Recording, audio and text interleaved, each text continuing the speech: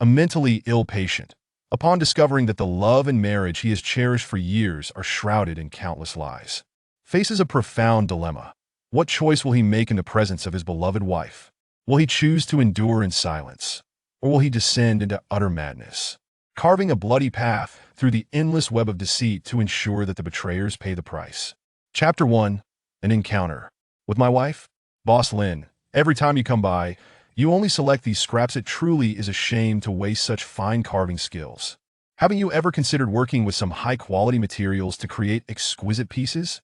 Even if finished jadeite is too expensive, you could always try your hand at cutting a few rough stones. Who knows, you might just uncover a valuable piece. As Boss Wu packed the selected scraps of various sizes along with some cushioning materials into a wooden box, he smiled at the young man before him.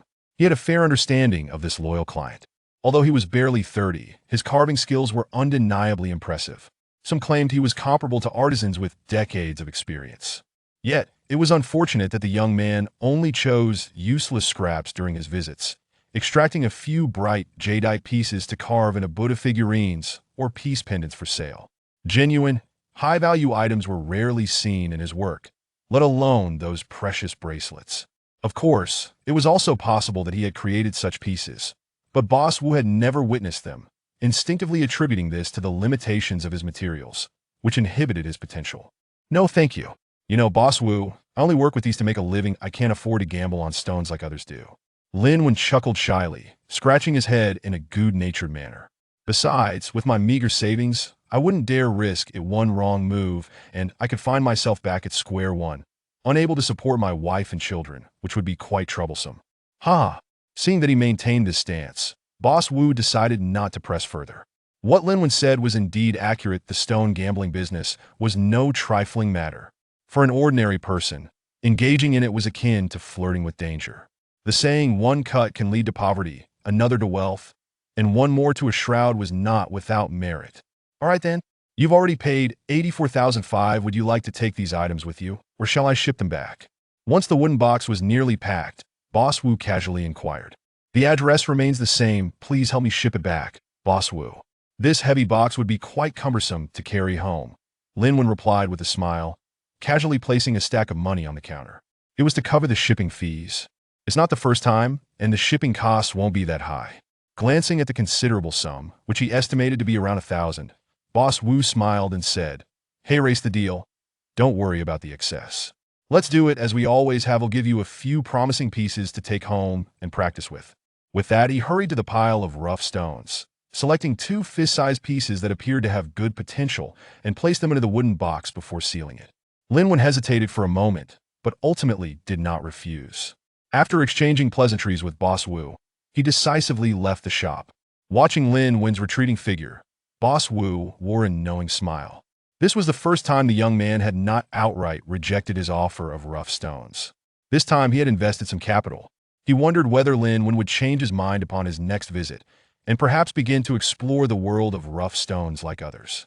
Truth be told, the amount Lin Wen had just pulled out was hardly sufficient to purchase 2 pieces of rough stones. Boss Wu's decision to do so was driven by his own considerations.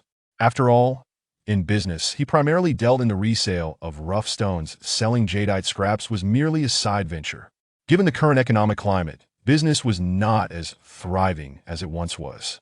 If he could entice a client to take an interest in stone gambling, the future profits would far surpass those from mere scraps. As for whether such actions might seem morally questionable, how many in this industry possess a conscience? Moreover, he was merely attempting to introduce Lin Wen to stone gambling, not coercing him at knife point.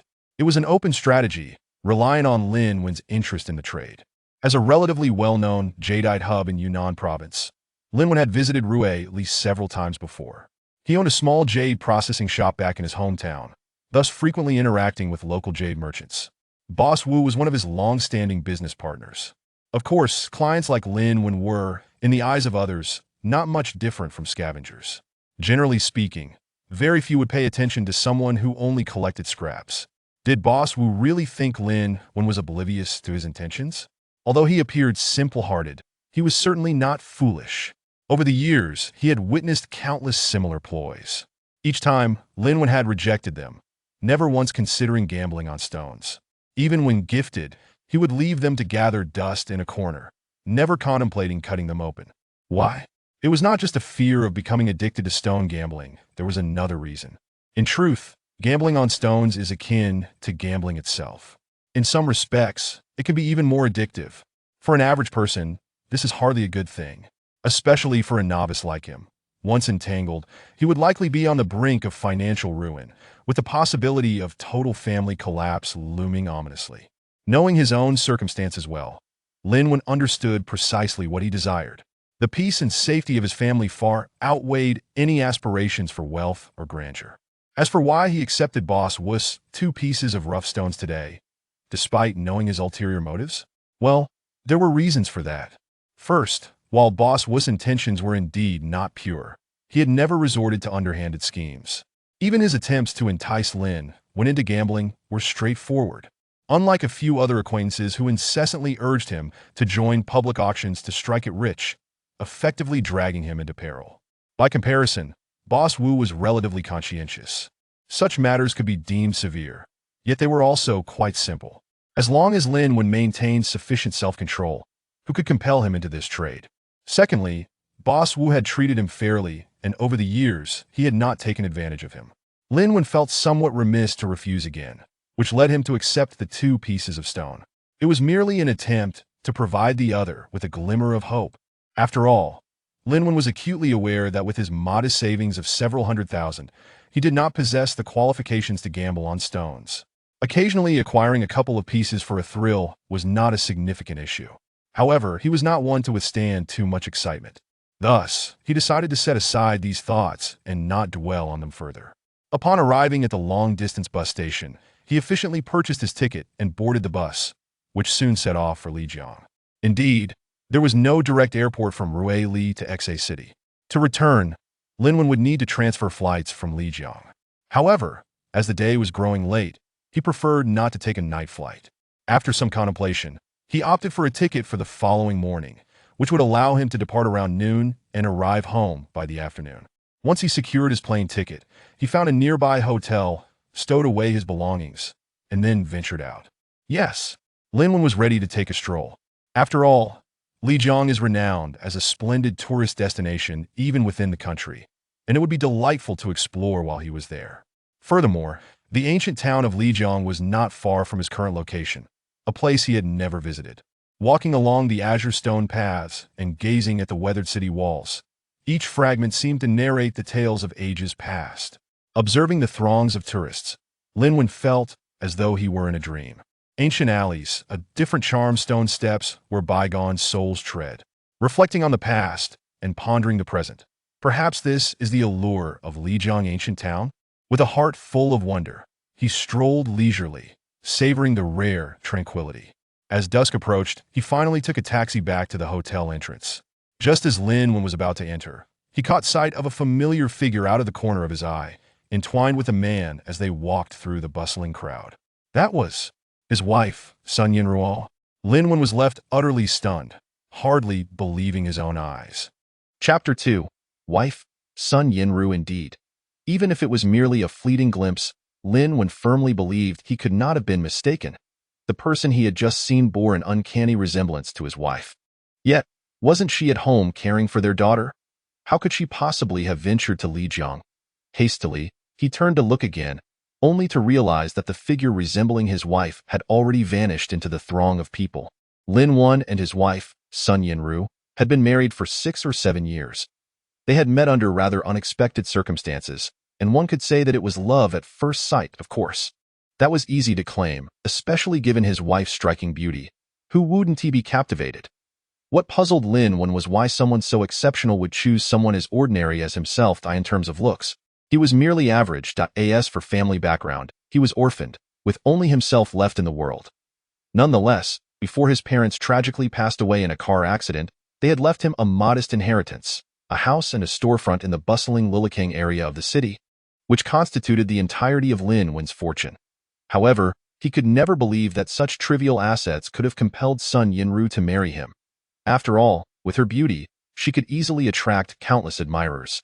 Graduating from Kyoto University and hailed as the campus belle, she was truly a gem of society. With her exceptional qualities, what kind of admirable man could she not find? It was utterly inconceivable that she would sacrifice herself for a mere storefront and house.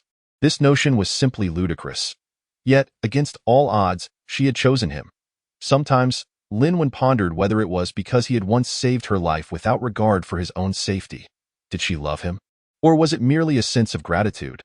Unfortunately, every time he broached the subject, his wife would merely smile and remain silent. Now, with their child nearing school age, Lin had long ceased to dwell on this matter. His wife had always stayed at home to care for their daughter, while he diligently managed his jade shop, commuting between home and work with unwavering punctuality. Aside from the occasional business trip to Yunnan province for supplies, the time he spent apart from his wife and daughter was minimal. Thus, the notion that Sun Yinru would abandon their young daughter to travel alone to Lijiang was something he could not fathom. With a bitter smile, he shook his head and promptly took out his phone. "Hello, darling." As soon as the call connected, Sun Yinru's voice came through, though Lin sensed a hint of tension in her tone. "What's wrong, my love?" he asked instinctively. "Nothing. I just had a mouse dart past me while I was cleaning, and it startled me," she replied quickly to be by the way. "Is there something you needed to call about?" It seemed she had sensed something, as she offered an explanation and then returned the question. "Nothing urgent. I just wanted to let you know that the goods have all been selected, and barring any unforeseen circumstances, I should be home by tomorrow. By the way, have you arranged everything regarding Nunu?" Scratching his nose, Lin pondered for a moment but decided against mentioning the striking resemblance he had encountered. As for Nunu, that was the affectionate name they gave to their precious daughter, Lin Xiaonu. The little one had just turned 7, having graduated from kindergarten, and it was time for her to officially start elementary school in the fall. With the summer vacation drawing to a close, Lin had reminded his wife to take care of the enrollment process before their trip to Yunnan. Now, as the school season approached, he wondered if she had completed the necessary arrangements. "Yes, everything is set. Yao Yun even helped pull some strings to get our daughter into the central primary school in the city upon hearing Lin Xiaonu's admission to the prestigious central primary school." Lin couldn't help but feel surprised. However, recalling his wife's friend Yao Yun, he felt reassured. Though he didn't know her too well, he could tell she was a formidable woman and a well-known affluent figure among men. When she spent money, it was as if she were a billionaire with no regard for cost. Reflecting on the 2 years his wife had known her, he realized that if he hadn't intervened, she would likely have accumulated a plethora of luxury items. Nothing comes without effort. This had always been Lin's guiding principle. Moreover, given his own circumstances, if his wife were to accept gifts from Yao Yun, he would be unable to reciprocate, which was why he had insisted she decline. Even if it meant displeasing Yao Yun, he remained steadfast. However, this time, Lin found himself at a loss for words. The matter concerned their child's education and future, so he felt compelled to acknowledge this favor. "All right. When the opportunity arises, I will repay Yao Yun for this kindness." Lin nodded, contemplating whether he should carve something exquisite from jade to present as a gift. If he put his heart into it, creating a masterpiece shouldn't be too difficult, though he wondered if she would appreciate it. Once the call ended, Lin hesitated for a moment, but ultimately decided against voicing his earlier doubts. "Perhaps I was mistaken." With a goofy smile, Lin scratched his head and stepped into the hotel. Little did he know that at the very moment he hung up the phone, a luxurious car speeding towards Yulong Snow Mountain suddenly made a sharp turn, heading straight for the airport in Ruelid. A night passed without incident, and the next afternoon, Lin finally boarded a flight back to the city. Upon arriving at the airport and hailing a cab to the Qingqing Garden community, he spotted his wife descending the stairs with a bag of trash. Yinru Lin beamed, waving to his beloved from a distance. Upon seeing her husband return, Sun Yinru's face lit up with joy. After tossing the trash into the bin, she quickly ran over to him, enveloping him in a warm embrace before cheerfully accepting his backpack, saying, "You've worked hard, darling." "Not at all. It's nothing strenuous. It's all for our family."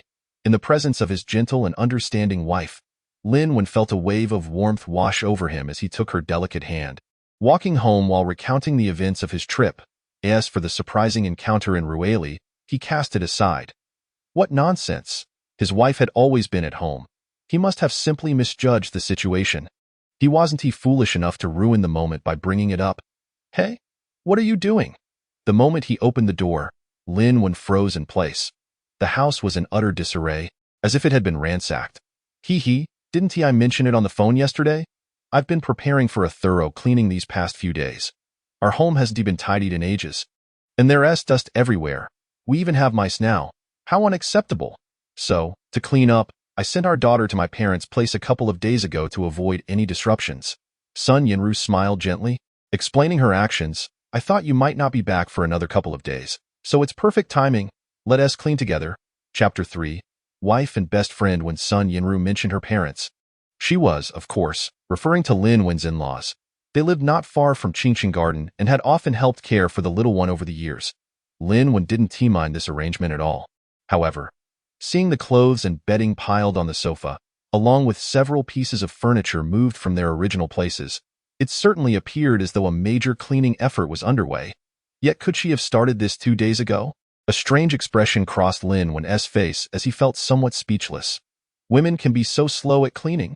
Yet such thoughts were fleeting and quickly dismissed as he focused on the task at hand. Thus, the couple began to tidy up together. By the time everything was in order, it was nearly dinner time. Feeling fatigued, they decided to dine out instead of cooking at home. Upon returning, Lin Wen noticed a hesitant expression on Sun Yinru's face, as if she wanted to discuss something. Darling, what is wrong? Is there something you'd like to tell me? Lin Wen looked at her with concern. Sensing that something was amiss, he had detected a change in her demeanor since they began cleaning. Initially, she appeared anxious, as if troubled by something, and spoke little, focusing solely on her work. Later on, she grew taciturn and seemed to be holding back her words, which only deepened Lin Wen's unease. To be honest, Lin Wen was not particularly astute. Neither his intelligence nor emotional awareness was remarkable. However, he possessed a keen eye and a sensitivity that surpassed most. He was adept at observing others' expressions, often catching subtle shifts in their emotions. Yet, he typically engaged in this self-amusement without mentioning it to anyone, fearing they might label him as peculiar. This behavior wasn't surprising, considering Lin Wen had been apprenticing in jade carving since he was 8. This craft demanded an acute sense of observation and precision. A lack of these qualities could lead to mistakes or even ruin a precious stone. After years of practice, he had cultivated a meticulous eye and a unique insight. Regrettably, he rarely had the opportunity to apply this special ability in his interactions with others to gain any advantage. Darling, seeing Lin Wen inquire, Sun Yinru hesitated for a moment before finally speaking. Darling, our Nunu is about to start elementary school. I anticipate having a lot of free time, so I'd like to find something to occupy myself with to stave off boredom. What do you think? As she spoke, her eyes sparkled with anticipation, eagerly awaiting his response. You want to work? Lin Wen was taken aback, his expression turning conflicted. But if you're working, who will pick up and drop off our daughter? After all, she will need someone to care for her when school starts and after classes. Besides, we don't lack for the little money you would earn. His point was straightforward. If his wife took a job, it would complicate the logistics of picking up their daughter from school. Even if she found work, how much could a newcomer possibly earn? It seemed more practical for her to continue managing the household as she had been, which was undoubtedly less taxing. While Lin Wen was genuinely concerned about their daughter's schooling, he also felt compassion for his wife and didn't want her to overexert herself. Although he might not be extraordinarily skilled, he earned enough to support the family, making it unnecessary for her to endure the strains of work. Darling, you're not opposed? To Lin Wen's surprise, Sun Yinru's focus shifted, her eyes brightening with excitement. Don't worry about our daughter. I'm not looking for a typical 9-to-5 job. I believe I can manage my time well without neglecting her care. If there are any scheduling conflicts, I can ask my parents to help with pickups and drop-offs. It's completely manageable. Just continue running your jade shop and don't worry about anything else. Her words flowed confidently, her eyes gleaming with happiness. Lin Wen, is that really the case? Yet he was at a loss for words, unsure how to counter her reasoning. Not working, then what will you do? After a long pause, Lin Wen finally managed to ask this question. It's Yao Yun. She wants to invite me to partner in a business. I plan to invest some of our savings to open a shop together, which means I want to have to adhere to a strict work schedule. Rest assured, darling, according to Yao Yun, once the shop is up and running, we'll have ample time for our own pursuits, and it won't interfere with taking care of the household. What kind of shop? Have you conducted any market research?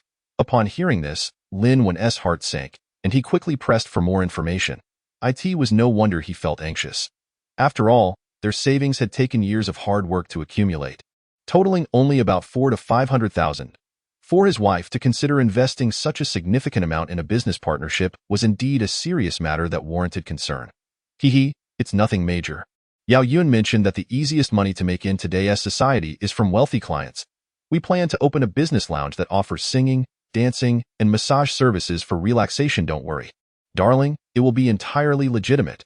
We will provide only standard services and won't engage in any illegal activities. Our focus will be on creating a comfortable, relaxing environment to attract more customers. Seeing her husband's supportive demeanor, Sun Yinru didn't hold back and shared her business plans candidly. A business lounge? 2 women running a business lounge? And singing? Are you sure that's appropriate? Lin Wen's expression twitched as he felt increasingly uneasy about the prospect of his wife venturing into such a realm. Chapter 4.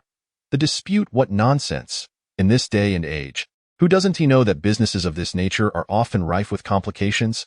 And as for being legitimate, let us not kid ourselves. Running a business like this is akin to women opening hair salons 30 years ago in GD. Even if the money is clean, few would believe it. His wife was inherently naive. He couldn't allow Yao Yun to lead her astray. I cannot approve of this. With a somber expression, Lin Wen spoke in a heavy tone. Why, darling, why won't you approve? Upon hearing his response, Sun Yinru became visibly agitated. It seemed only natural for her husband to support her entrepreneurial efforts, especially since it was for the benefit of the family.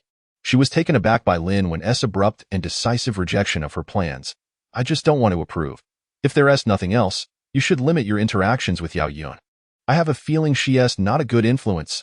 Lin Wen, who typically struggled to articulate his thoughts, found himself at a loss for words. He could only adopt a stubborn demeanor. How could he explain to Sun Yinru that he was uneasy about her entering such a chaotic industry, that it could lead to her being led astray? To be honest, while he was aware of certain realities, it was difficult to voice them.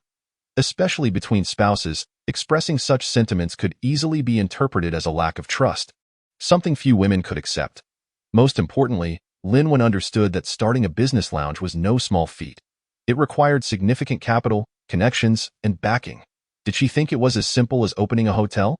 The family finances merely amount to several $100,000. Yet Yao Yun surprisingly agreed to grant his wife half of the shares. There is evidently something amiss. Regardless of your agreement, I have already made my decision. My sisters and I are set to establish this commercial club.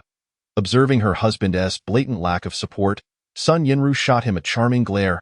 However, a flicker of guilt subtly shone in her eyes. This slight anomaly did not escape Lin Wen's notice. His heart jolted in response. Could it be?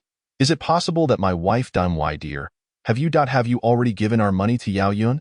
His tone wavered with uncertainty. Yes, I did. 500,000. Realizing her husband had figured it out, Sun Yinru lifted her alabaster neck, no longer intending to conceal the truth. Lin Wen felt a sudden wave of dizziness, speechless as he pointed at his wife. Go be honest. After years of marriage, his wife had always embodied the ideal homemaker, displaying little ambition in her daily demeanor. Lin Wen simply could not comprehend why. After only a year of interaction with Yao Yun, she had undergone such a drastic transformation. 500,000. That amount represented the hard-earned savings he had accrued over several years, now squandered in an instant. It must be said that Sun Yinru was quite ruthless. Despite his myriad grievances, Lin Wen found himself rendered utterly speechless. Gazing at his obstinate wife, he felt an urge to slap her, yet ultimately refrained. I will no longer concern myself. Let us see how you manage once that little sum is entirely deceived away.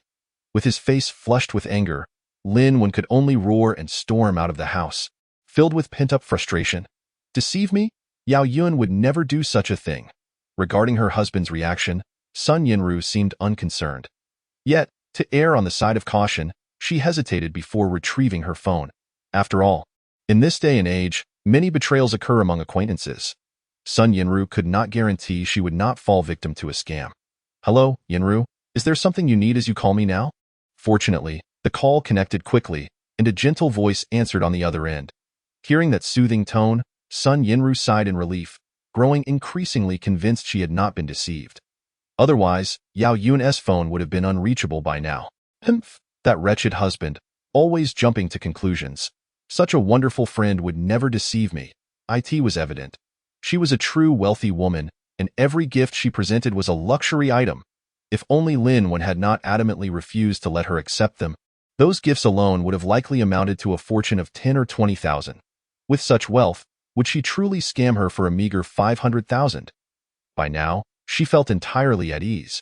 Yet simultaneously, dissatisfaction towards her husband began to brew within her, unbeknownst to even herself. Thus, she chose not to revisit the earlier topic, instead offering a casual excuse to chat with her friend Yao Yun for a few moments before ending the call to rest. As for her husband Lin Wen, in Sun Yinru's mind, he would have gone to the jade shop. A man like him hardly required her concern. Allowing each other space to cool off actually seemed quite beneficial. But just then, she heard Yao Yun's sudden voice on the line. By the way, Yinru, are you free right now? If you are, how about coming over to my place? It's rather late. Can't we discuss this tomorrow?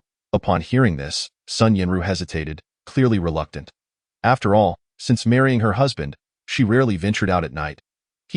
Of course, I have something to discuss if I'm inviting you over. I've contacted a significant client. If they are willing to invest, we could open our club 3 months ahead of schedule, don't you? The second boss. Want to meet them? Hurry up. Weren't you free just a few days ago? What's wrong? Just because your man is back, you're ready to revert to being a stay-at-home woman. Such a small-minded attitude is a taboo for a strong woman. On the other end of the line, Yao Yun's words, both flattering and provoking, caused Sun Yinru's cheeks to flush slightly. Indeed, she aspired to be a powerful woman. How could she allow herself to be constrained? Resolutely, she replied, All right. I'll come over right away. We can discuss matters when I arrive. After hanging up, as she changed her clothes and grabbed her bag to leave, a fleeting thought crossed her mind. Dear husband, I hope you want to return tonight. Lin Wen went to the jade shop. Clearly, he did not least at this hour. Around 8 or 9 in the evening, he was still wandering the streets. Once his troubled thoughts settled, Lin Wen discreetly retrieved his phone from his pocket and dialed a number. What on earth? The sun must be rising in the west today. Lin Fengzi, what prompted you to call me? Aren't you afraid your wife will think it's bad luck to associate with me again? Chapter 5. The eccentric childhood friend. The moment the call connected, a nonchalant voice greeted him, yet it was tinged with a hint of resentment. Come out for a drink? Lin Wen fell silent for a moment before responding decisively. All right, send me the address. The person on the other end paused, then promptly replied, Sure. After sending the address, Lin Wen hung up. The individual he had just contacted was Yun Tianshu, arguably his closest friend in the city of Xa. They were not only childhood friends but also classmates from elementary through high school. However, due to various circumstances, Lin Wen had not attended university, while Yun Tianshu had managed to secure admission to a prestigious institution. Consequently, as time passed, their contact dwindled. Lin Wen had initially believed that their paths would diverge significantly from that point onward, yet fate had other plans. Yun Tianshu eventually returned to Xa City. Indeed, logically speaking, a graduate from a prestigious university like Yun Tianshu would follow the trend of most graduates, seeking employment in a bustling city and becoming a 9-to-5 office worker. However, he did not. Instead, he made an outrageous decision that defied all expectations. Who would have imagined that Yun Tianshu would return to his hometown and apply to work at the Xa City funeral home as a cremator? You read that correctly. Who would dare to believe that a graduate from a renowned university would choose such a profession? It was rumored that his parents nearly suffered heart attacks upon hearing this news, becoming his first clients. Nevertheless, no one could sway Yun Tianshu's resolve. He firmly established himself in his hometown of Xa City. It must be said, while the job may sound macabre, the compensation was indeed generous. Not only were the wages and benefits significantly higher than those of fresh graduates, but the working hours were also remarkably flexible. Frankly, Lin Wen sometimes felt envious of the perks. In fortunate times, when no bodies were brought in, it was not uncommon to have 10 days to half a month off, and he still received his salary regularly. Since returning to Xa City, that guy frequently sought Lin Wen out for drinks and conversations.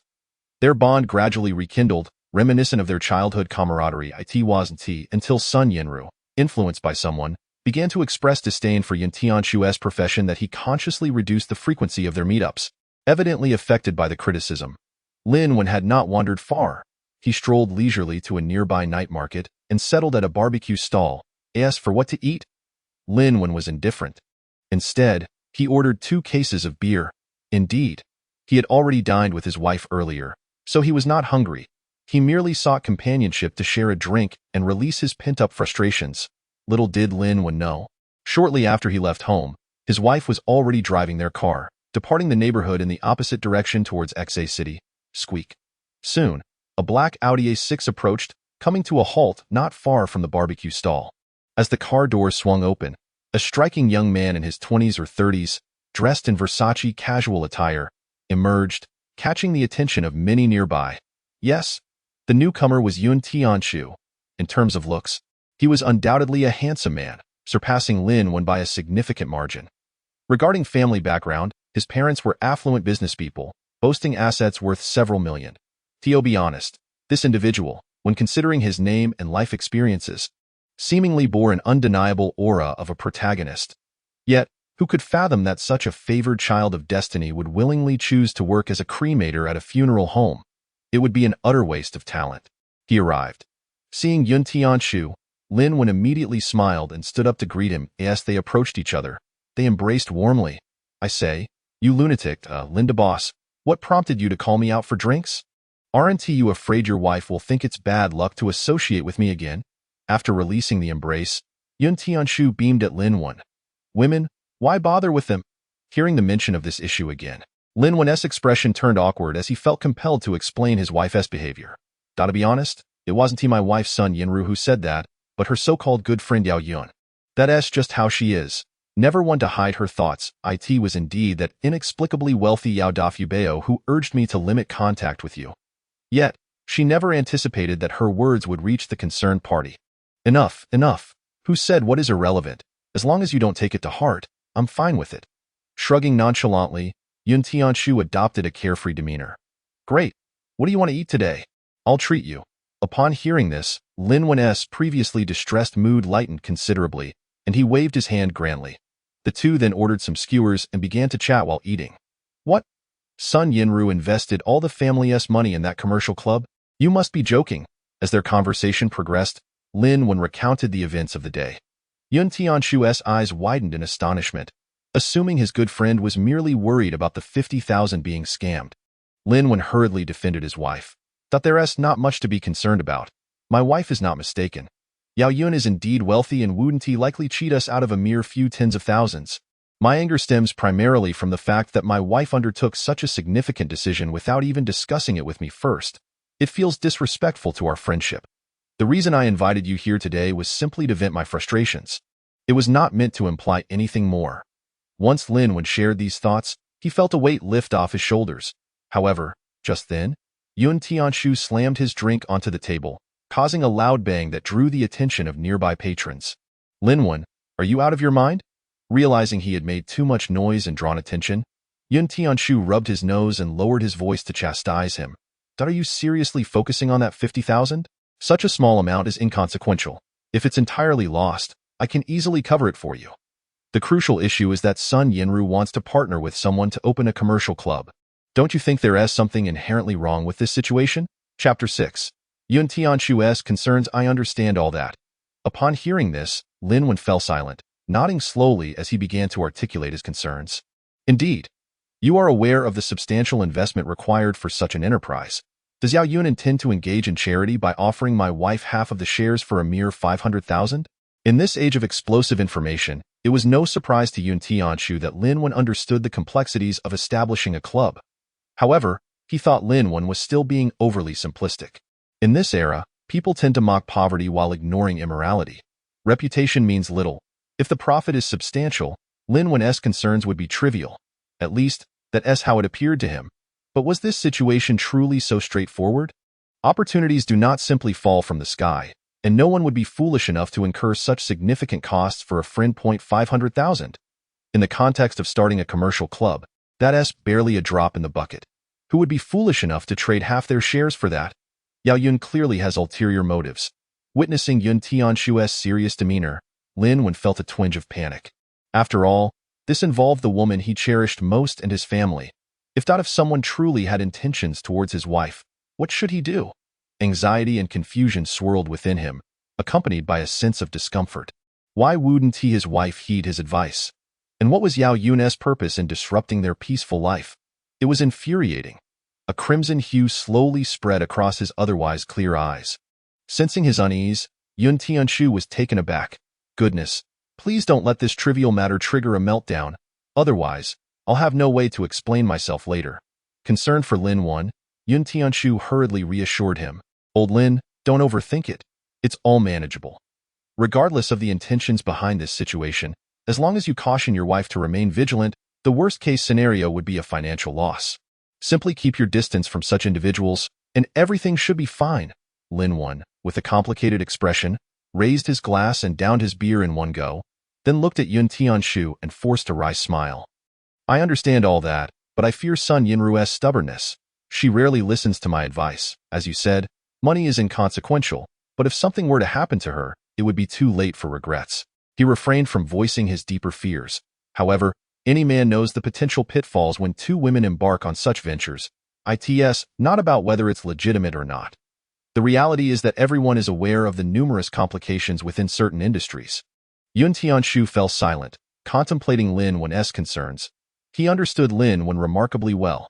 In fact, he might even comprehend Sun Yinru better than she understood herself. If this business venture were to ensnare Sun Yinru in a web of trouble, Lin Wan would never forgive her. Their small family would inevitably fall apart. While these thoughts weighed heavily on Yun Tianshu, what truly concerned him was the fate of little Lin Nuonuo. Furthermore, if Lin Wan's old issues resurfaced, it would be nearly impossible for him to explain the situation to her. The worry in Yun Tianshu's eyes deepened, yet he forced himself to maintain an air of indifference, stating, "You needn't worry about this. Your wife has always been virtuous. When she married you, she hadn't even dated anyone before. You can trust such a woman. Besides, do you think running a commercial club is a walk in the park? If things don't go smoothly, they will likely realize it's not as simple as they thought, and it will be just a fleeting whim between sisters. When they discover the reality, I believe they will behave more cautiously." To be honest, even Yun Tianshu himself was not fully convinced by his words. Just moments ago, he had expressed doubts about Yao Yun's intentions. Yet, now he was suggesting it was merely a playful venture between two women, leading to an internal conflict. While he felt discontented with himself, he pressed on. Lin Wan, though simple-minded, was not foolish. My good friend speaks in contradictions, and he certainly can discern that. However, realizing that this ultimately pertains to his own family matters, he refrains from further comment, quietly sipping his drink in solitude. As usual, neither of them is particularly fond of excessive drinking. Once he feels satisfied, Lin Wan rises to settle the bill. So, what's the plan? Head home, or shall we stop by your jade shop for a while? I can give you a ride. Yun Tianshu smiles as he approaches, casually resting a hand on Lin Wan's shoulder. Oh, come on. Lin Wan rolls his eyes at the remark, responding with irritation. I've got a wife waiting for me at home. What would I go to the jade shop for? You're quite the show-off, knowing full well we were coming here to drink yet insisting on driving. Be careful not to get pulled over for drunk driving on your way back, or Uncle Hat will have you locked up for a few days. Hey, I've already arranged for a designated driver. Yun Tianshu retorts with a grin, raising his phone. He glances into the distance and spots a young man on a bicycle approaching, declaring, "All right, my designated driver has arrived. I'm heading back now." He hesitates momentarily before turning back to Lin Wan, his expression turning serious as he advises, "Brother, remember what I said. No matter what happens, always take a moment to calm down. As for your wife and her friend, if you truly wish to act, then do so. If anything goes awry in this city, I'll find a way to help you out. And I trust that given your wife's feelings for you, you needn't worry overly much. She should know to avoid certain matters." After delivering this counsel, he gives Lin Wan's shoulder a few reassuring pats and departs with an air of significance. Watching the Audi drive away, Lin Wan remains silent for a while, filled with gratitude for his friend, yet also a profound sense of helplessness. When did Yun Tianshu learn to boast? When did I ever think of seeking his help in times of trouble? In this vast city, there are countless millionaires, and he, a mere rich second generation, dares to speak so boldly. He shakes his head with a wry smile and stumbles towards Chingcheng community, soon arriving at his doorstep. Gazing at the closed door, he takes a deep breath, preparing to lay bare his thoughts to his wife and discuss the investment club matter. He knocks gently, but after a long pause, there is no response. Chapter 7. Where has my wife gone? Anger Lin Wan stands there, momentarily stunned, unable to resist checking the time on his phone. It's 10:30. This isn't too late, is it? Could his wife have already fallen asleep and not heard his knocking? Filled with doubt, he rummages through his pockets, relieved to find he brought his keys, allowing him entry without concern. Cautiously, he unlocks the door, revealing a pitch-black interior. It seems his wife truly has fallen asleep. With no other option, he switches on the lights and heads toward the bedroom. Yes, Linwin has no intention of waking his wife. He can discuss today's events with her tomorrow. It's not too late. As for whether she agrees or not, it hardly matters at this point. Just as Yun Tianshu said, as long as his wife knows to protect herself, who could possibly force her down the wrong path in this society? After all, they have been married for 6 or 7 years. His wife, Sun Yinru, has tirelessly cared for their home. Now that she has a dream, who is he to stop her? With a gradually calming heart, Linwin switches on the bedroom light, but the scene that greets him renders him momentarily frozen. What is going on? The large bed is neatly made, the blankets perfectly folded, and there isn't a soul in sight. Where is his wife? He hadn't seen her leave when he departed. In a daze, Linwin hastily pulls out his phone and dials her number. Beep. But even more surprisingly, his wife's phone rings for an eternity, and no one answers. Linwin blinks, a sense of foreboding suddenly washing over him. Could it be that because of his earlier outburst, his wife, in a fit of anger, returned to her family home overnight? With that thought, he quickly dials his father-in-law, Sun Lishan. The call connects swiftly. Hello, Linwin, why are you calling so late? I thought Yinru said you were coming home today. Don't worry, we can take good care of the child here. Once school starts, your mother and I will bring her back to you. His father-in-law, who tends to be a bit loquacious, hardly allows Linwin to speak, rambling on happily about caring for his granddaughter. It's clear he is quite pleased with the arrangement. Yet, from the conversation, it seems his wife has not gone there at all. Furrowing his brow, Linwin feels increasingly anxious. That's fine. Please take care of Nunua for me. Without the time to inquire further, he dismisses his father-in-law and begins to ponder carefully. If Sun Yinru isn't answering her phone and hasn't returned to her family, then it seems there's only one possibility left. She must have gone to see her good friend, Yao Yun. But why, at such a late hour, would his wife go to see her? Could it be that after witnessing his anger, she has finally decided to reclaim her investment and distance herself from the establishment of the business club? If that's the case, that wouldn't be so bad.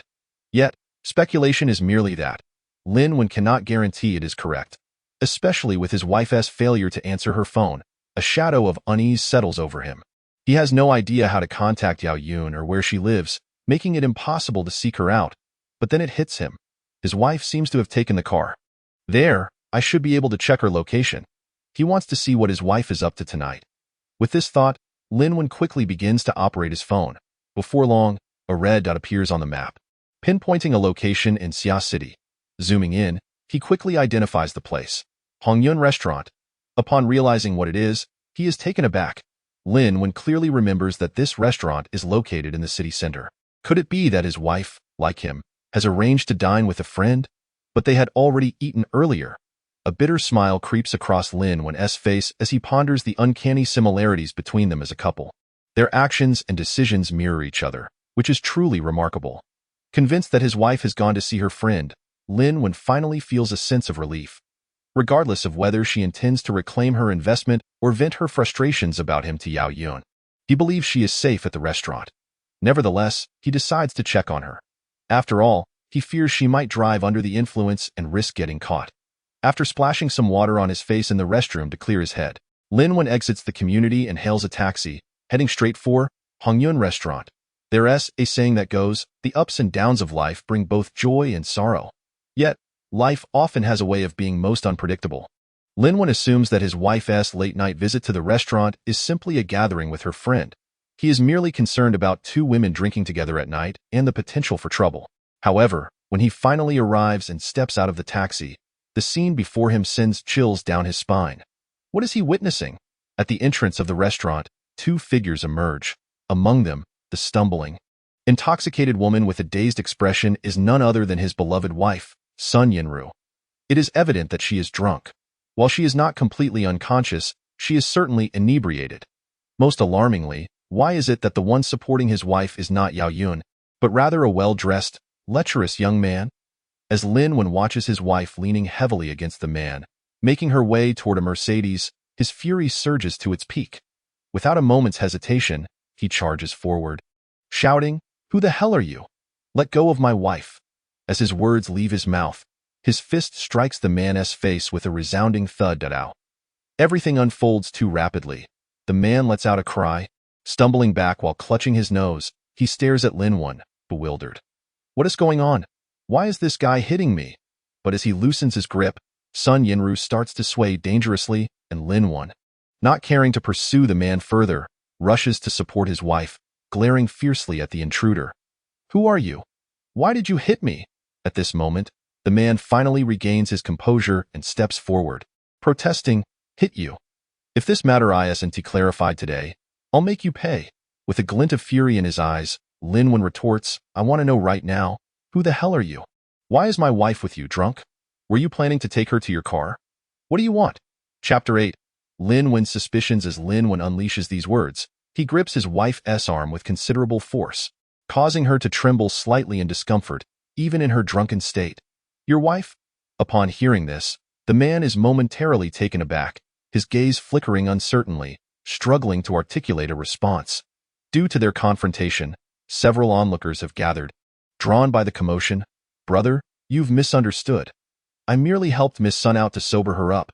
There are no ulterior motives.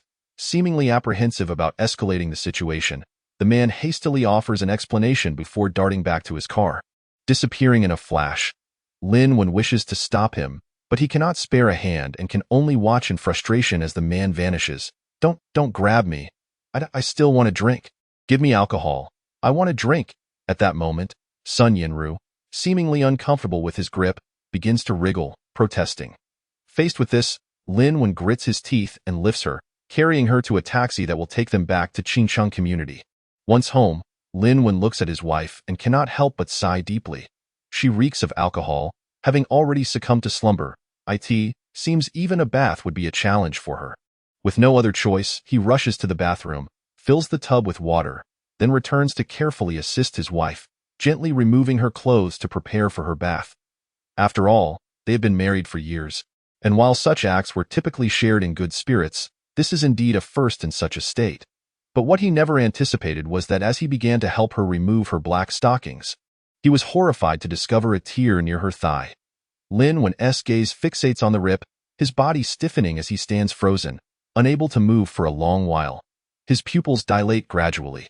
Lin Wen's eyes remain glued to the torn area of the stockings. Why would they be ripped in such a sensitive place?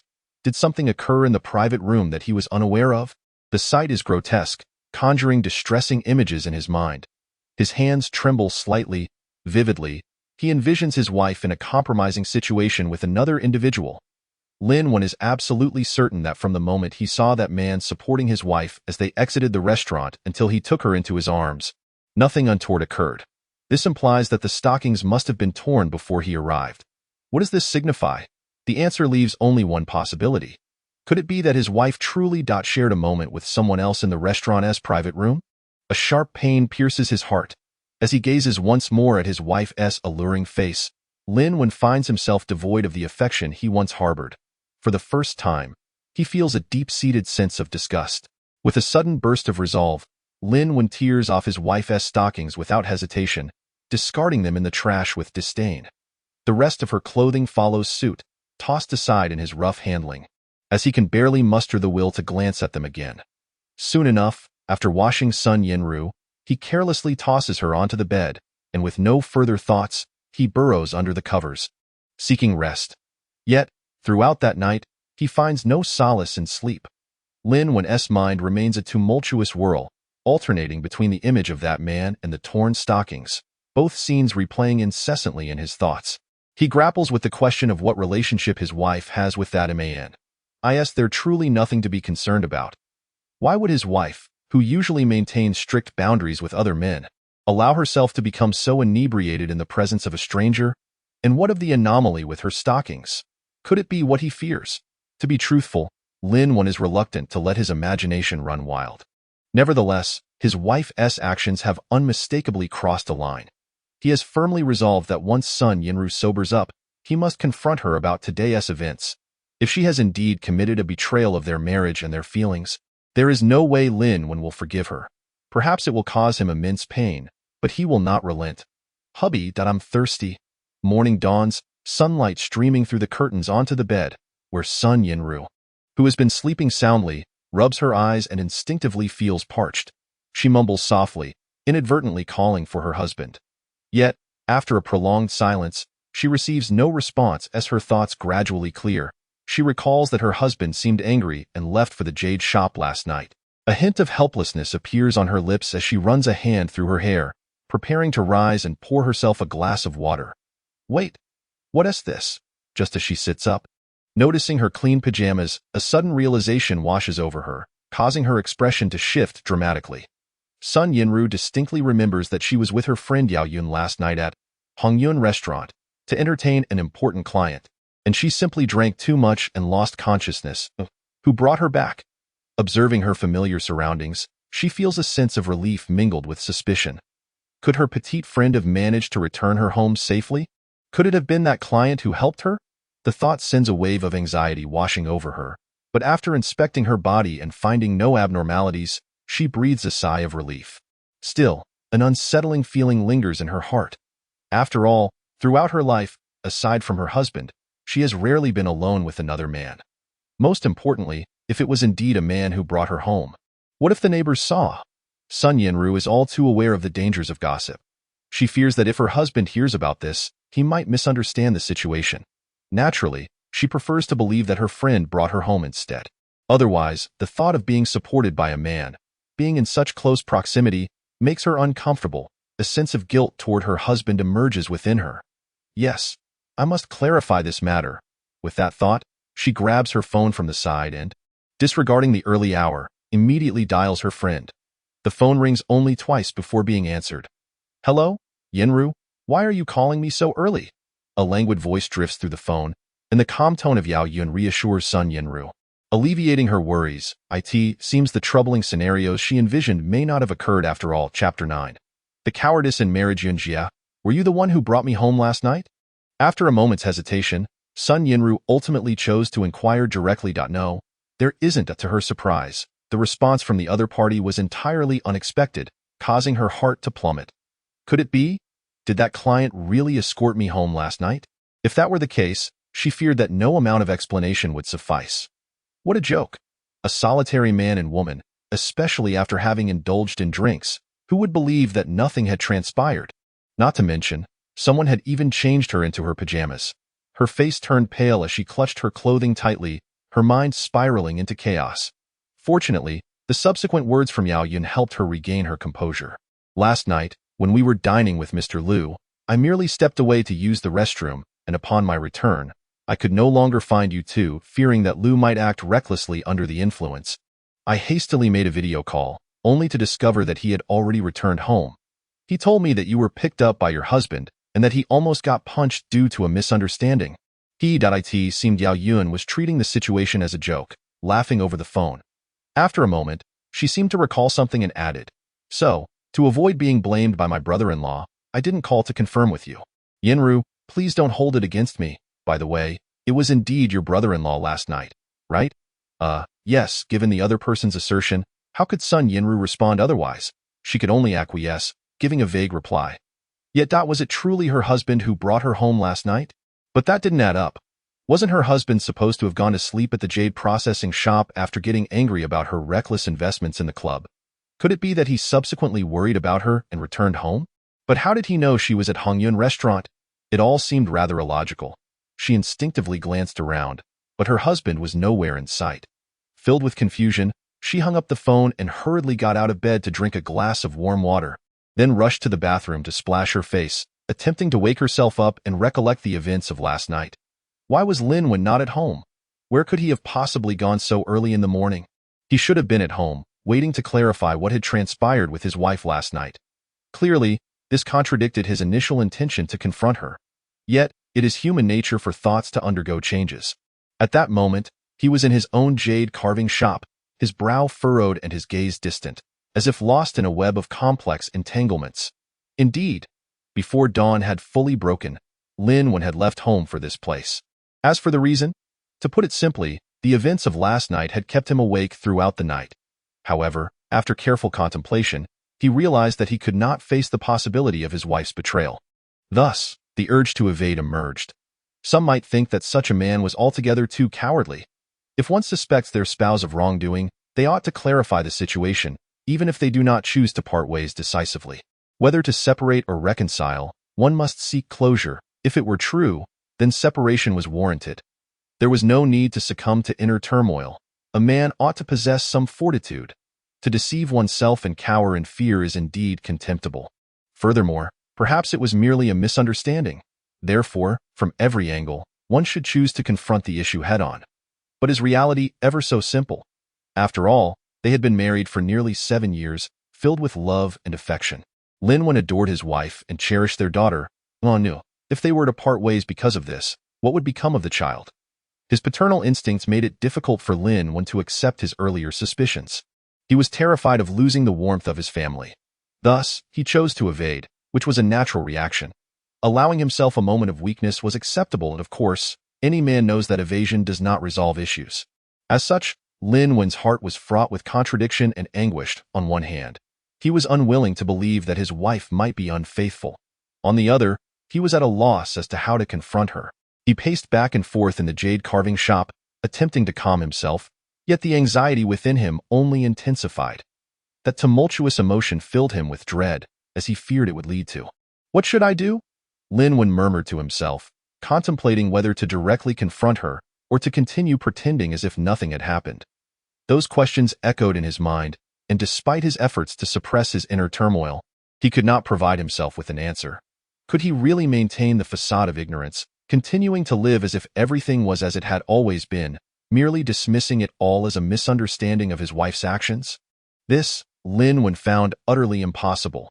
The moment he closed his eyes, the image of his wife nestled against another person, along with the scene involving the stockings, invaded his thoughts like a haunting specter, vividly reappearing.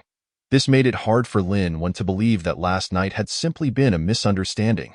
The discomfort and anxiety collided with the remnants of once beautiful memories, leaving him in a state of emotional turmoil. No matter. Ultimately, Lin gritted his teeth, stepping into the studio, taking a moment to steady his mind before picking up the unfinished jade piece to continue his carving. He needed to calm his spirit. Otherwise, he feared he might lose his sanity. It must be said, this approach proved remarkably effective. Despite the turmoil and complexities swirling within Lin, they gradually dissipated with each precise cut he made into the jade. Indeed, you read that correctly. In this age dominated by mechanized production, Lin's method of processing jade remained purely manual. This unique skill had been passed down to him when he serendipitously apprenticed under a master at the age of 8. According to legend, it was a technique that had been handed down since the Western Han Dynasty, particularly renowned for jade carving. Lin had a natural aptitude for this craft in less than a decade. He had nearly mastered his master's abilities. Although his parents had initially encouraged him to pursue this art primarily for health reasons, it ultimately equipped him with a means of livelihood. Perhaps this was the greatest legacy his parents had left him. In the blink of an eye, 3 days had passed. During these 3 days, not only had Lin not returned home, but his wife, Sun Yenru, had also seemingly vanished without a trace, not even making a single phone call. Chapter 10. Cutting Stone. An unexpected turn. This situation was quite understandable. After all, one partner suspected the other of infidelity, while the other feared confronting her husband about the events of that night, each thinking it best to let the other cool down first. Hello? Are you there? On this day, while Lin was engrossed in his carving, his phone suddenly rang. It was a call informing him that the materials he had purchased from Wyan had arrived.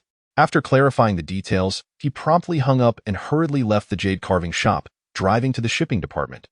The materials were rather heavy, weighing around 1 to 200 pounds. Once he returned with the items, Lin moved all of them into his studio. Perhaps some might not fully grasp the purpose of purchasing these scrap materials. Well, to explain, they could be referred to as offcuts, but more accurately, they were the leftover pieces after the prime sections had been sliced from the raw stone. While they were still jade, most were suitable only for crafting beads or simple talismans, and their quality in terms of texture and color was generally inferior.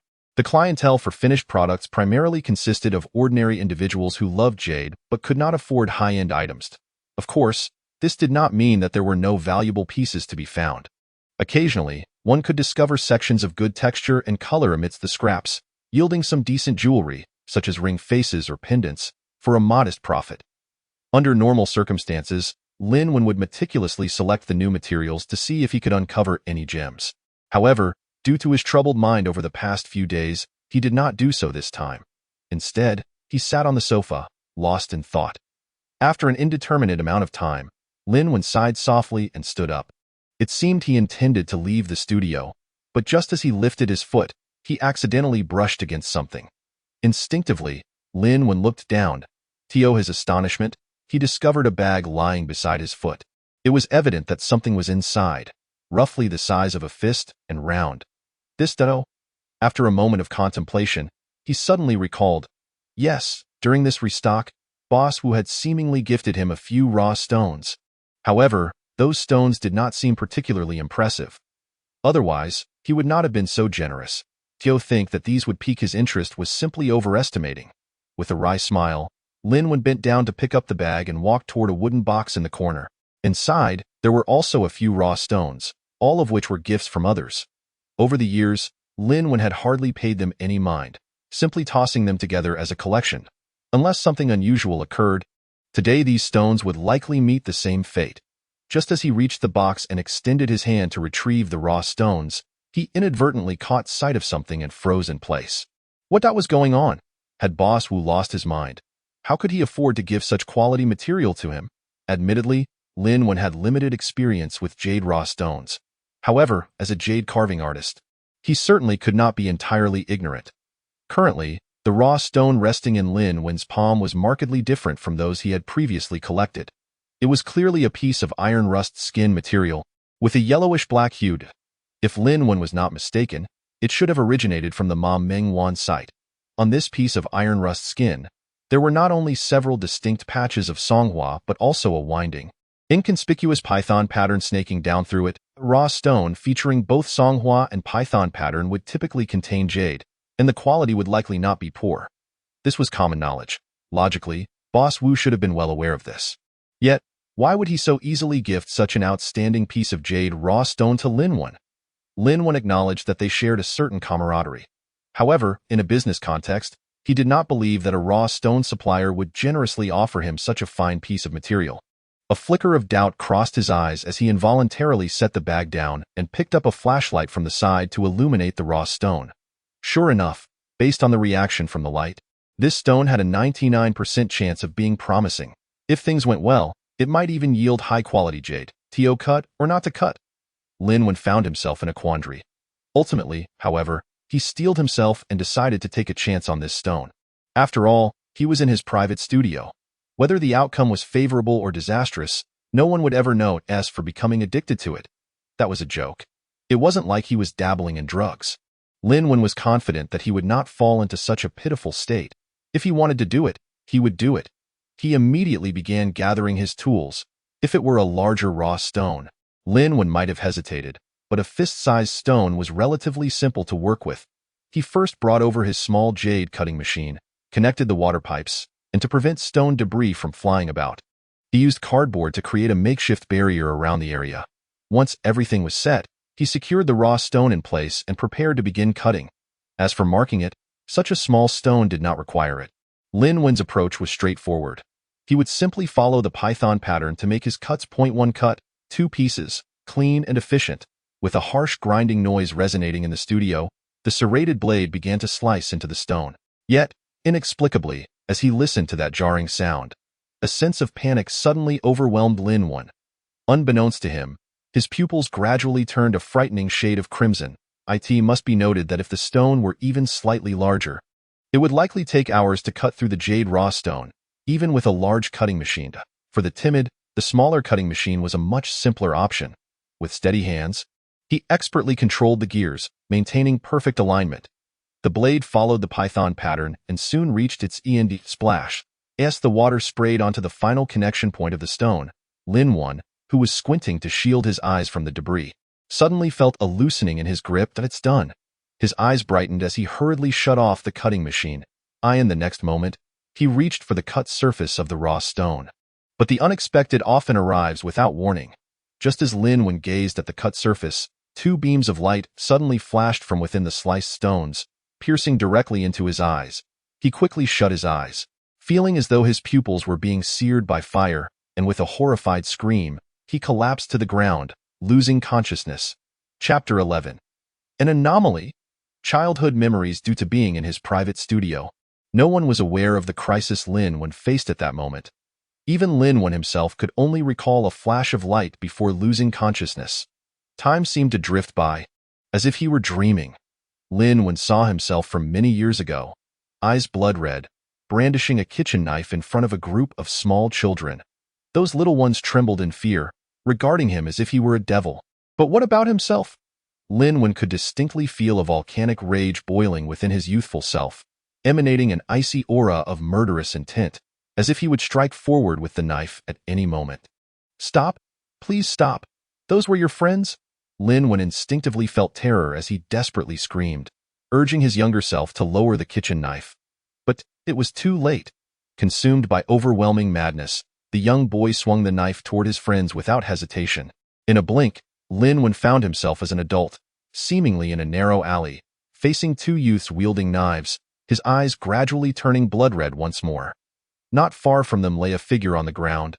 Seemingly unaware in this vivid scene, Lin Wen felt an uncontrollable rage, almost on the brink of madness. Mere seconds passed before he recklessly charged forward, a fruit knife appearing in his hand, stabbing toward the two attackers without a second thought. As for the weapons they swung at him, he didn't even spare them a glance. It was evident he was prepared to fight to the death. From a third-person perspective, Lin Wen watched this scene from the depths of his memory, his expression turning pale once more. With a shout, Lin Wen bolted upright from the ground. He was covered in sweat, his lips trembling slightly, and his eyes were filled with panic. The only difference from before was that his once blood-red pupils had returned to their normal state, as if everything that had just transpired had never occurred. How could this be? Those events, had I not forgotten them all? Lin Wen surveyed his familiar surroundings, gradually calming his emotions. With a bitter smile, he managed to stand up, his limbs feeling weak. Indeed, Lin Wen was not exaggerating. The surreal scenes he had just witnessed were all part of his own history. Yet, due to various coincidences, that madness had been suppressed, ultimately preventing any disastrous outcomes, especially that first memory fragment. It had terrified Lin Wen to his core. It was worth noting that those children were all his childhood friends, including Yun Tianshu. This is precisely why, upon their last meeting, the other party immediately referred to him as a madman. For indeed, in the earlier part of his life, he had partaken in many similar actions. Fortunately, the other seemed disinclined to frequently revisit the past, which allowed for a more ordinary manner of interaction in their daily exchanges. Lin Wen's expression was an enigmatic blend of laughter and tears. Can one truly believe that he had once wielded a knife against his closest companion? Yet, remarkably, Lin Wen had done just that. Had it not been for his father's timely intervention, he might have committed an act he would regret for the rest of his life. However, one cannot entirely blame him. After all, Lin Wen had always been somewhat of a lunatic since childhood. Indeed, you read that correctly. Although Lin Wen typically presents an impression of being taciturn, dull, and inarticulate, this is not a result of his inherent nature or a personality shaped by his upbringing, but rather a genuine consequence of his affliction. From a young age, Lin Wen exhibited behaviors that set him apart from other children. While his peers chattered and played, he often sat quietly in a corner, seemingly absorbed in his own world. Even during playtime, his words were few and far between. Initially, his parents attributed this to the natural variations in childhood development, thinking it a mere quirk of personality. However, as time passed, Lin Wen's reclusive tendencies became more pronounced, prompting concern from his parents. Consequently, they began to observe his every move, only to discover that he frequently spaced out, reacted sluggishly to his surroundings, and occasionally made peculiar gestures or uttered nonsensical phrases. As time progressed, his condition only worsened, failing to improve as his parents had hoped. On the contrary, with age, his behavior grew increasingly bizarre and incomprehensible. He even began to talk to himself, appearing as if conversing with another entity. At times, he would inexplicably burst into laughter. Amid the anxious scrutiny of his parents, a severe incident occurred when Lin Wen was 8 years old.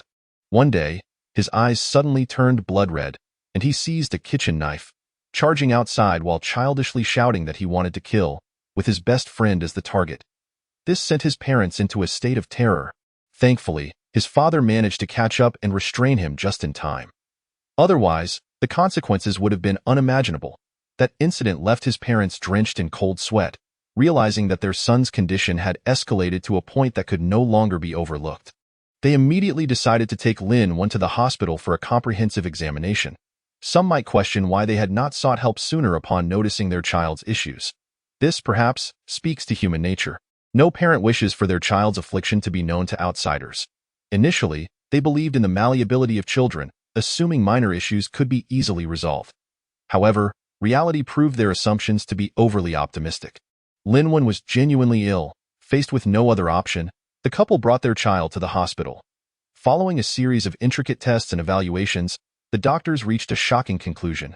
Their young son, Lin Wen, was afflicted with schizophrenia. To make matters worse, it was a congenital condition. The diagnosis struck Lin Wen's parents like a bolt from the blue. They could scarcely fathom that their 8-year-old son suffered from such a dreadful illness.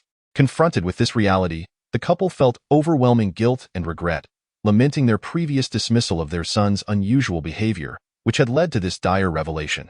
From that moment on, Lin Wen's family embarked on a protracted journey in search of medical treatment. They scoured for remedies, hoping to find a way to liberate their son from the clutches of his affliction. Chapter 12. The extraordinary jade of unmatched quality despite the myriad challenges faced during this period. They never lost hope, firmly believing that success would eventually come.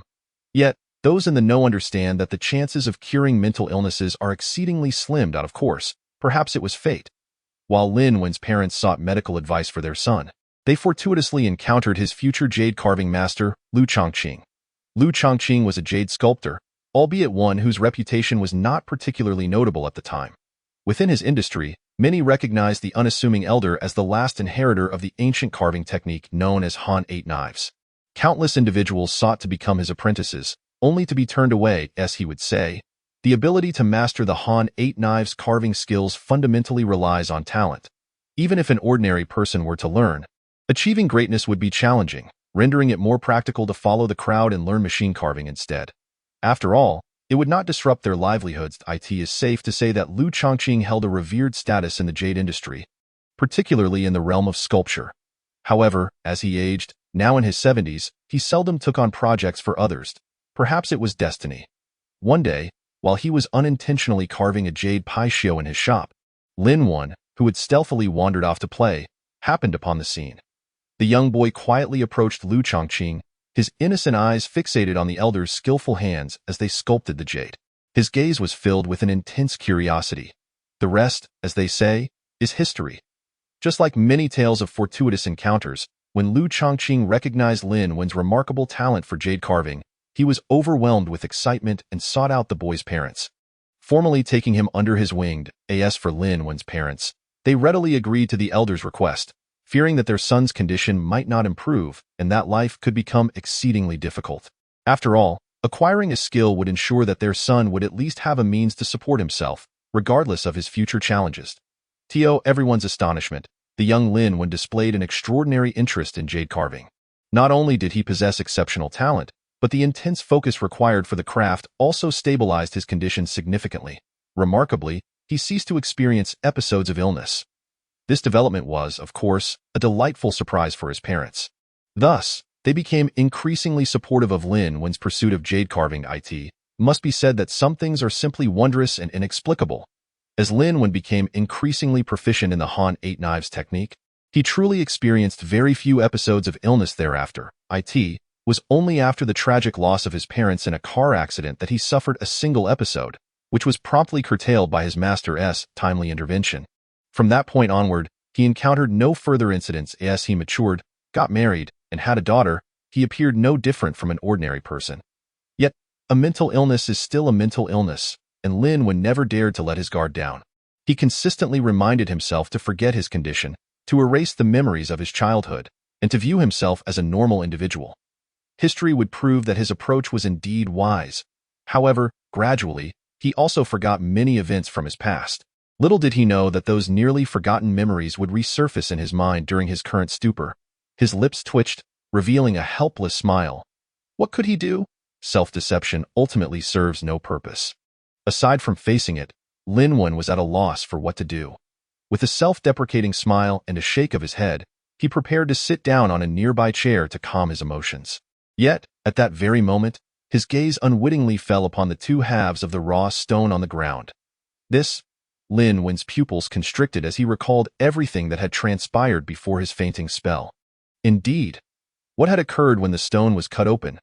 What was that light dot, and what connection did it have to his inexplicable fainting? With this thought, he disregarded the weakness that enveloped his body and hurriedly picked up the raw stone to examine it closely. His astonishment mounting. Ice jadeite? Skeptically, he reached out to touch it, feeling the smooth texture beneath his fingers, confirming that it was indeed solid and not the empty shell he had initially perceived. Yes, what lay before Lin Wen appeared to be merely two curved shells of raw stone. The jade within seemed to have been hollowed out, as if someone had scooped out the flesh of a watermelon, leaving it empty. At first glance, it seemed devoid of substance. Yet, upon touching it, one could discern that the jade was indeed present, albeit concealed. What did this signify? After years of carving jade, Lin Wen quickly pieced it all together. Jadeite is a type of hard jade. Its value hinges entirely on its texture and color. Among them, the best texture is the glass type, regarded as top-tier quality, and even in contemporary society, it remains exceedingly rare. And of course, Lin Wen had once heard from his master during casual conversation that an even higher-grade jadeite known as dragon stone had existed in the world. However, such claims were largely anecdotal, and in reality, no one had ever encountered or claimed to possess any of those legendary jadeite artifacts. Naturally, nowadays, even glass-type jadeite is a rarity in the market. The so-called glass type does not literally mean it resembles glass. Rather, it is named for its high transparency, which does not imply that one can see clearly from one side to the other. The use of the term glass merely indicates its elevated transparency. Nevertheless, whenever glass-type jadeite does appear on the market, it is met with fervent enthusiasm from jade enthusiasts. Once acquired, it is often kept as a treasure, seldom shown to others. To be honest, let alone that legendary level of jade, even glass-type jadeite is a mythical existence in Lin Wen's world. Yet now, it was merely a raw stone casually gifted by someone, which he had whimsically decided to dissect out of boredom. Little did he expect to witness the scene unfolding before him, leaving him utterly bewildered. Indeed, the two stones in Lin Wen's hands appeared as if they had been hollowed out, leaving only a thick shell with nothing visible. However, upon closer examination, it became evident that there was jade within, small, but undeniably real. What did this mean? It suggested that the seemingly inconspicuous raw stone in his possession had yielded a piece of jadeite of unprecedented quality. At least prior to this moment, he had never heard of anyone encountering such a remarkable specimen, one that evidently surpassed even the glass type. Chapter 13. A Dream Unfulfilled. The Dream Dragon Ring. A jadeite of such remarkable transparency, even a slight hint of color would render it a peerless treasure. Unfortunately, pure color always holds lesser value within the community, and even glass types cannot compare to high color and high feather. As for the piece of jadeite in Lin Wen's possession, it was challenging to assess, for its quality had reached an unimaginable level, akin to a pool of clear water, almost indistinguishable to the naked eye. Yet, despite this, it should not have left Lin Wen utterly confounded. The crux of the matter was, he discovered that whenever his palm made contact with the colorless, transparent jadeite, a cool, refreshing sensation would flow into his body, coursing through his meridians, ultimately dissipating in his brain. Accompanying this was a profound clarity that washed over his previously muddled thoughts, as if his mind were reborn, with both memory and cognitive abilities sharpening. This sudden miraculous phenomenon filled Lin Wen with joy. Could it be too fantastical? Might this piece of jadeite possess some amplifying effect on the human brain? Reflecting on the scene he had witnessed before losing consciousness, Lin Wen began to form a hypothesis. This mysterious jadeite might have a significant role in his life. Considering this possibility, he felt a surge of excitement. What if he kept this jadeite on him at all times, freeing himself from the fear of relapsing? After all, congenital schizophrenia is a condition arising from anomalies in certain brain regions, and as long as the patient remains in a lucid state, there would be no cause for concern regarding potential madness. Contemplating this possibility, Lin Wen's spirit surged. Without delay, he took both pieces of raw stone and began to study them. It was only then that he realized that the jadeite extracted from the raw stone, when combined, amounted to the size of an egg. While it was nearly invisible to the naked eye, careful observation revealed its presence. However, its clarity was akin to that of distilled water. If he could extract it, it would be just right to carve into 2 rings as for making egg faces or peace pendants. He decided against it. What Linwen desired was to craft it into a wearable piece of jewelry, ensuring it remained close to his body.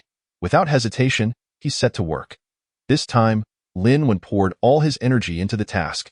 His palm knife danced as he employed the Han 8 knives technique, which he had mastered to perfection. Being a top-tier jade sculptor, he transformed the 2 pieces of colorless jadeite into men's rings in just half a day's time. Regarding the design of the rings, Linwen chose a double dragon playing with a pearl motif, with 2 dragons entwining around the finger, culminating in their heads forming a perfect circle at the ring face, both reaching toward the central pearl as if to devour it. The 2 rings, featuring 4 dragons, were carved with such lifelike detail that they resembled the legendary water dragons. Linwen tried them on his middle finger and instantly felt the cool sensations from both rings penetrating his mind. The chaotic feelings stemming from his congenital schizophrenia vanished without a trace. It worked. His heart soared with joy at the discovery of these precious jade rings. After a moment's thought, Linwen removed them and, using his carving knife, left his personal mark on the back of each ring for the first time. Dream unfulfilled, dreamer, upper Lin, lower she. Those unfulfilled, Lin as well. Jade knows its worth, dimming the dark to reveal the light. Linwen likely had no inkling that, a century later, these 2 dream dragon rings would become true treasures of rarity, comparable to many national treasures in the eyes of countless beholders. Furthermore, Linwen would elevate the ancient carving technique Han 8 knives, becoming a legendary master revered by many. Of course, this is merely a tale for the future, best left aside for now. Once again donning the jade rings, Linwen strolled to the window, gazing into the distance while savoring the 2 cool sensations within him, his thoughts swirling with emotion. Yet, he failed to notice that the moment the rings met the sunlight, the previously clear jadeite shimmered with a hint of gold. Threads of golden light began to weave into his consciousness. What to do? What to do? My husband has not returned for several days. I cannot continue like this. Am I to keep evading forever? In the Qingqing family community, Sun Yanrua, just returned home, looked around her empty house, feeling an overwhelming wave of loneliness. After several days of investigation, she had confirmed that her husband had indeed picked her up that night, although she still could not fathom how he had located her. The surveillance footage from Hongyun restaurant clearly indicated that the client with whom she had dined that evening had ulterior motives. Thankfully, her husband had arrived just in time. Otherwise, it was hard to say what her fate would have been. This left her filled with trepidation. Had that happened, how could she ever face Linwen again? Consequently, Sun Yanrua resolved to confide in her best friend, revealing the truth and expressing her intent to withdraw from the collaboration. After all, compared to her career, her family held far greater significance in her heart. If her family fell apart, what meaning would there be in earning vast wealth? Unfortunately, while Sun Yanrua was intelligent, she also bore considerable flaws in her character, such as the softness of the ear, easily swayed by others. Under the earnest guidance of her close friend Yao Yun, Sun Yanru ultimately changed her mind and resolved to embark on a significant endeavor. Of course, Sun Yanru was not naive. Although she agreed to continue collaborating with her friend on the business club, she firmly stated that she would never work with that previous client again. Unless there were exceptional circumstances, she would not accompany Yao Yun to social engagements anymore. Understanding that her friend had been frightened, Yao Yun could only acquiesce. With the business matters resolved, Sun Yanru now needed to consider how to give her husband Linwen an explanation. She paced back and forth in the room, struggling to devise a suitable plan. After a long while, Sun Yanru gritted her teeth and made up her mind to personally head to the store to clarify matters with her husband. However, before that, she needed to make a stop at her parents' house to bring her daughter home, who had not returned for several days. Given her husband's affection for their precious daughter, it seemed that, for the sake of their child, he would likely not hold a grudge about the minor incident that had occurred last time. With that thought in mind, she picked up her bag and keys from the side and headed for the door. Linwen was unaware that his wife was on her way to the jade carving shop with their daughter. At tea that moment, he was in his studio, absorbed in his sculpting work. The wooden tray beside him was already filled with a variety of jadeite pendants, Buddha figures, and cabochons. Chapter 14. Visitors to the shop. However, the pieces he was carving were markedly different from those available on the market. Each piece bore subtle cloud patterns, adding a touch of mystique to the otherwise mirror-like surfaces, making them appear crystal clear and exceptionally appealing. It must be said that Linwen was quite pleased. Ever since he took possession of those 2 jade rings yesterday, he had been pleasantly surprised to find that with his mind becoming increasingly clear, both his planning for the jade and the speed of his carving had improved significantly. Especially his carving skills, which had seemingly ascended to a level beyond that of a master, almost reaching the pinnacle of his mentor's prowess. With a carving knife in hand, he felt as if he were floating.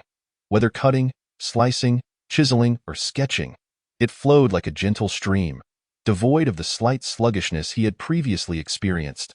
Frankly speaking, due to his past reclusiveness, Linwen had little interaction with other jade carvers and was unaware of the criteria by which contemporary artisans classified their skills. His self-assessment was based solely on the teachings of his mentor, leaving him uncertain of how it compared to the current standards. Just as Linwen was fully engrossed in jade carving, he was suddenly startled by a voice from outside. Hey, is the boss here? Is there anyone in the shop? This was a customer arriving? Roused from his reverie, Linwen instantly felt invigorated. Why did he carve jade? Wasn't it to sell and earn some extra money for the household? Although he was reluctant to set down his carving knife due to his passion, he nonetheless chose to rise and step outside. At this juncture, it is essential to introduce Linwen's shop. He named his jade carving establishment Wuxiazai, signifying a flawless white jade. The shop was approximately 80 square meters in size.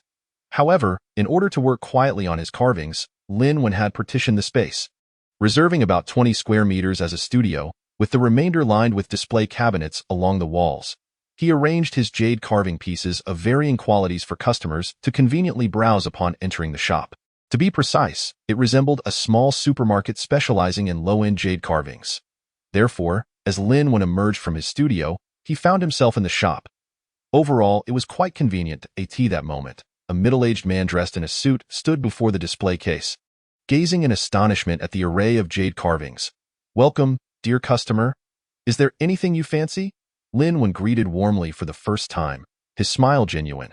Some might wonder if he had just opened the shop, given that he was so eagerly welcoming customers for the first time. This brings us to Linwen's original disposition, perhaps influenced by his illness or perhaps a habit formed since childhood. While he seemed to communicate effortlessly with family and friends, he became awkward and taciturn when interacting with strangers, akin to social anxiety.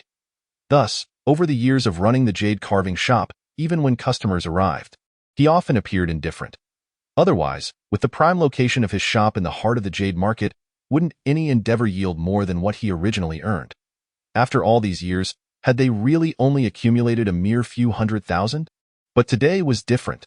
Thanks to the miraculous jade he obtained yesterday, not only had Linwen's mind become clearer, but his thoughts also flowed more freely, significantly enhancing his ability to articulate. Now, upon encountering a stranger, he instinctively understood the importance of engaging with customers, no longer as taciturn as before. Of course, Linwen had yet to recognize his own transformation. He instinctively guided the middle-aged man to the shelves, beginning to introduce the items. While the jade items in the shop were not numerous in classification, each piece had been hand-carved by Linwen himself, and despite the inferior quality of the materials compared to machine-carved works found in similar shops, he took great pride in his craftsmanship. This was the pride of a jade carver. They often valued the artistry over the intrinsic worth of the items. It's evident that you poured your heart into these carvings, boss. Unfortunately, the materials are rather subpar, making it difficult to sell them at a high price. The middle-aged man was currently toying with a jade paixio, which, in terms of material, could only be classified as low-grade. The only highlight of the piece was a small patch of bright green, which Linwen had cleverly incorporated as the eyes during the design process, thus transforming an otherwise unremarkable trinket into something vibrant and lifelike. After examining it for a while, the middle-aged man finally set down the paixio and picked up a nearby Maitreya Buddha, only to shake his head and sigh. This Maitreya Buddha is exquisite. The craftsmanship is certainly at a masterful level, yet the material is regrettably poor. If it were made from glutinous jade, its value would be significantly higher. Glutinous jade? Upon hearing this, Linwen couldn't help but roll his eyes inwardly. If his shop truly had such quality pieces, they would have long been sold, leaving no opportunity for him to choose. What a pity. It's clear that your carving skills are impressive. Each piece seems to be infused with a soul. In the eyes of connoisseurs, it would be considered priceless. Yet, in today's society, everyone is overly pragmatic. The inferior materials are the most significant drawback of your works. After surveying the items on the shelves, the middle-aged man couldn't help but express his regret. His heart truly felt a sense of loss. Indeed, he was genuinely disappointed. The craftsmanship of the jade pieces before him was impeccable, reaching top-tier standards. But the issue lay with the jade materials in this shop, which were simply unsatisfactory. Although he appreciated the artistry of these carvings, presenting such jade pieces as gifts for his esteemed elder would undoubtedly invite ridicule from his siblings. Exactly. This middle-aged man had specifically traveled to Xa City, drawn by its historical significance as an ancient capital, hoping to find a gift that would please his elder and express his filial piety. After all, the elderly gentleman had always had a fondness for antiques and jade. Yet, after searching for several days, he realized that in this era, finding a genuine antique in the jade market was no easy feat. In the vast street, nearly 90% of the items were either replicas or mere crafts. Chapter 15. Dream Dragon Ring. Of course, with his wealth, acquiring a valuable antique was not difficult. However, that was not the middle-aged man's pursuit. He merely wished to unearth a hidden gem, which he believed would bring great joy to his elder. Unfortunately, achieving that wish seemed impossible at present. Thus, he settled for a quality piece of jade to take home as a gift for his elder. Yet, as he searched, he discovered that the majority of the jade items displayed in shops were machine-carved, with very few hand-carved pieces available. Even if some materials were commendable, the carved items were lackluster, failing to meet the middle-aged man's discerning eye.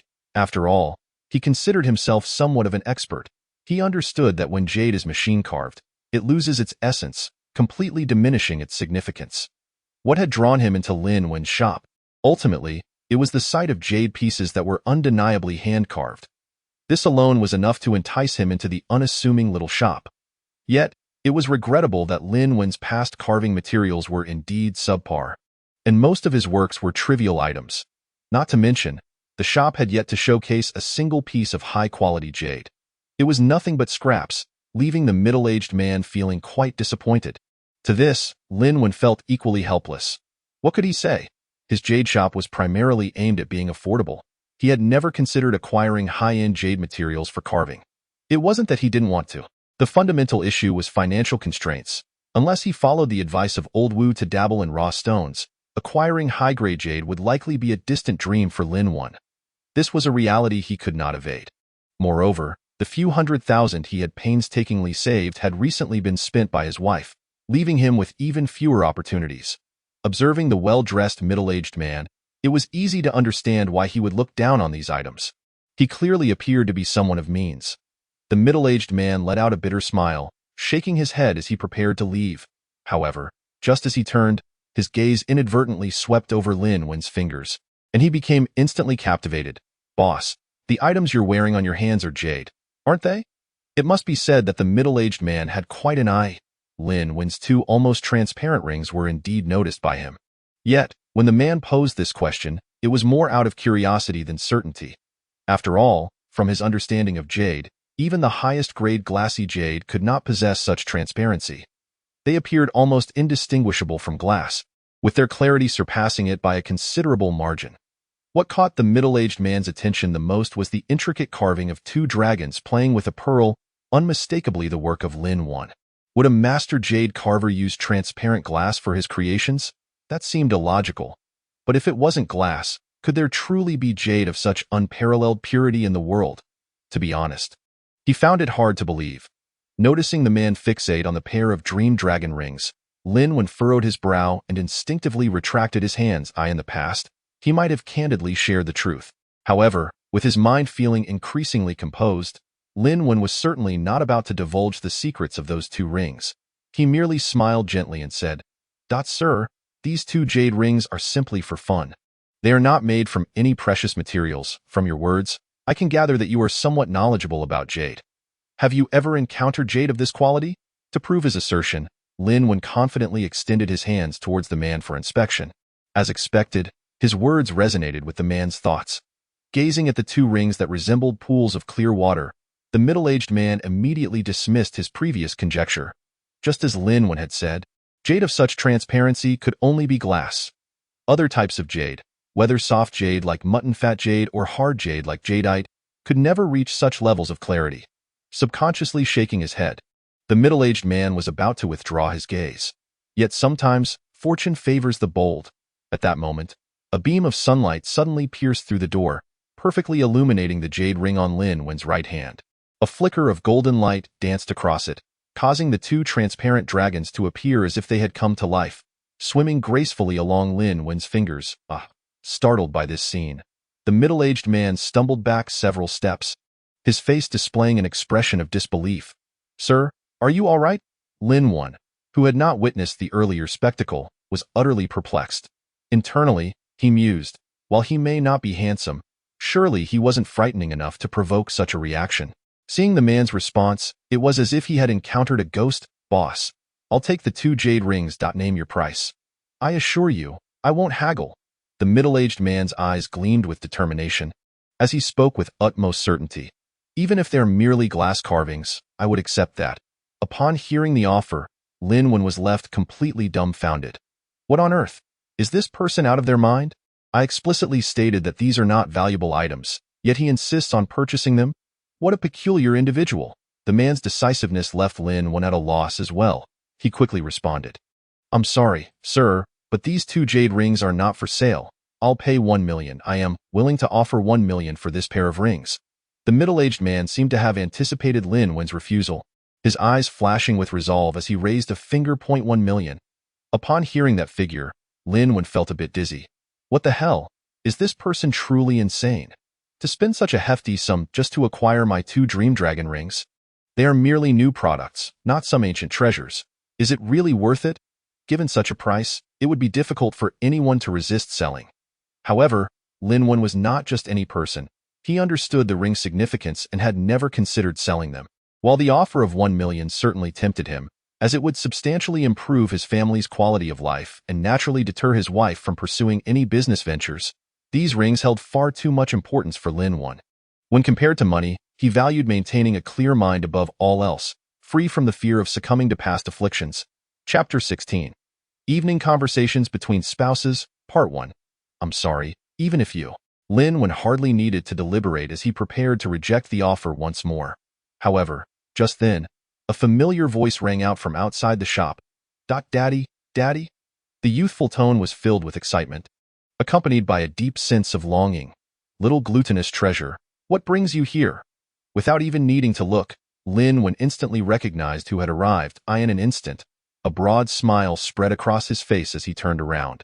It had been nearly half a month since he had last seen his beloved daughter, and he had missed her dearly.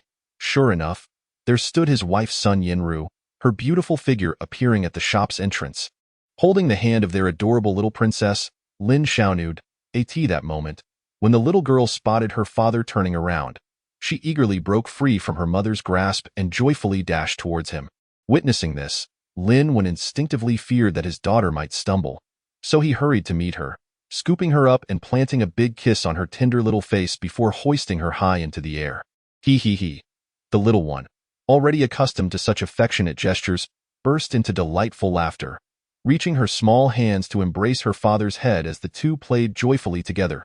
In this moment, it seems as though the entire world has been reduced to just a father and daughter, oblivious to anyone else, their eyes reflecting only the existence of one another.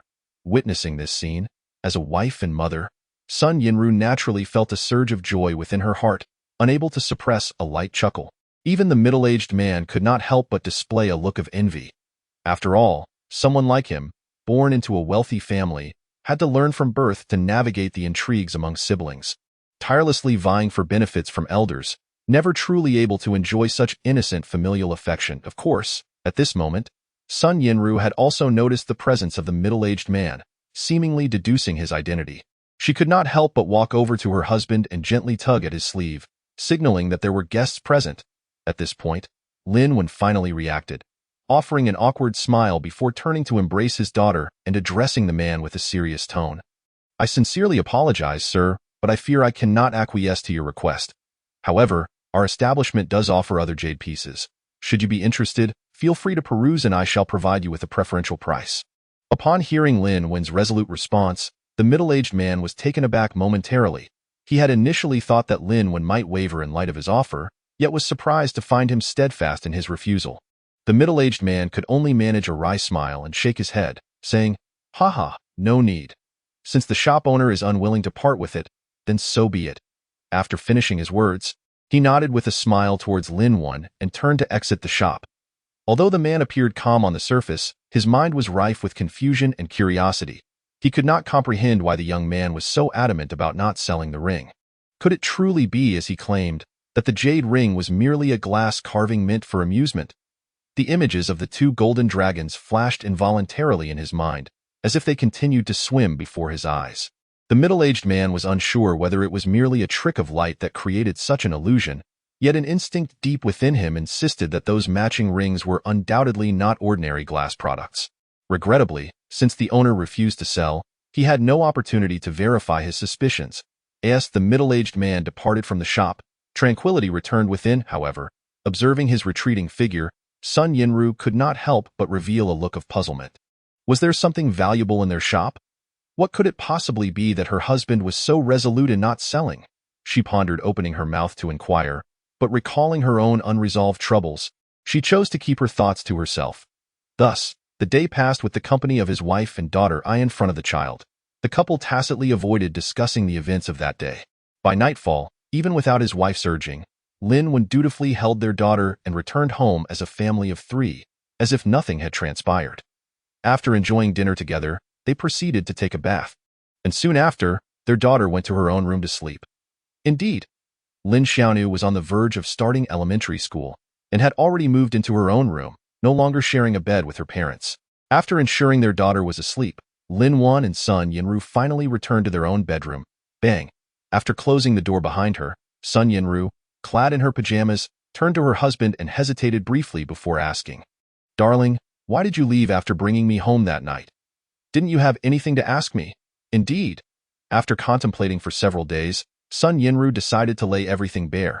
She understood all too well that such matters would inevitably become more complicated the longer they were deferred.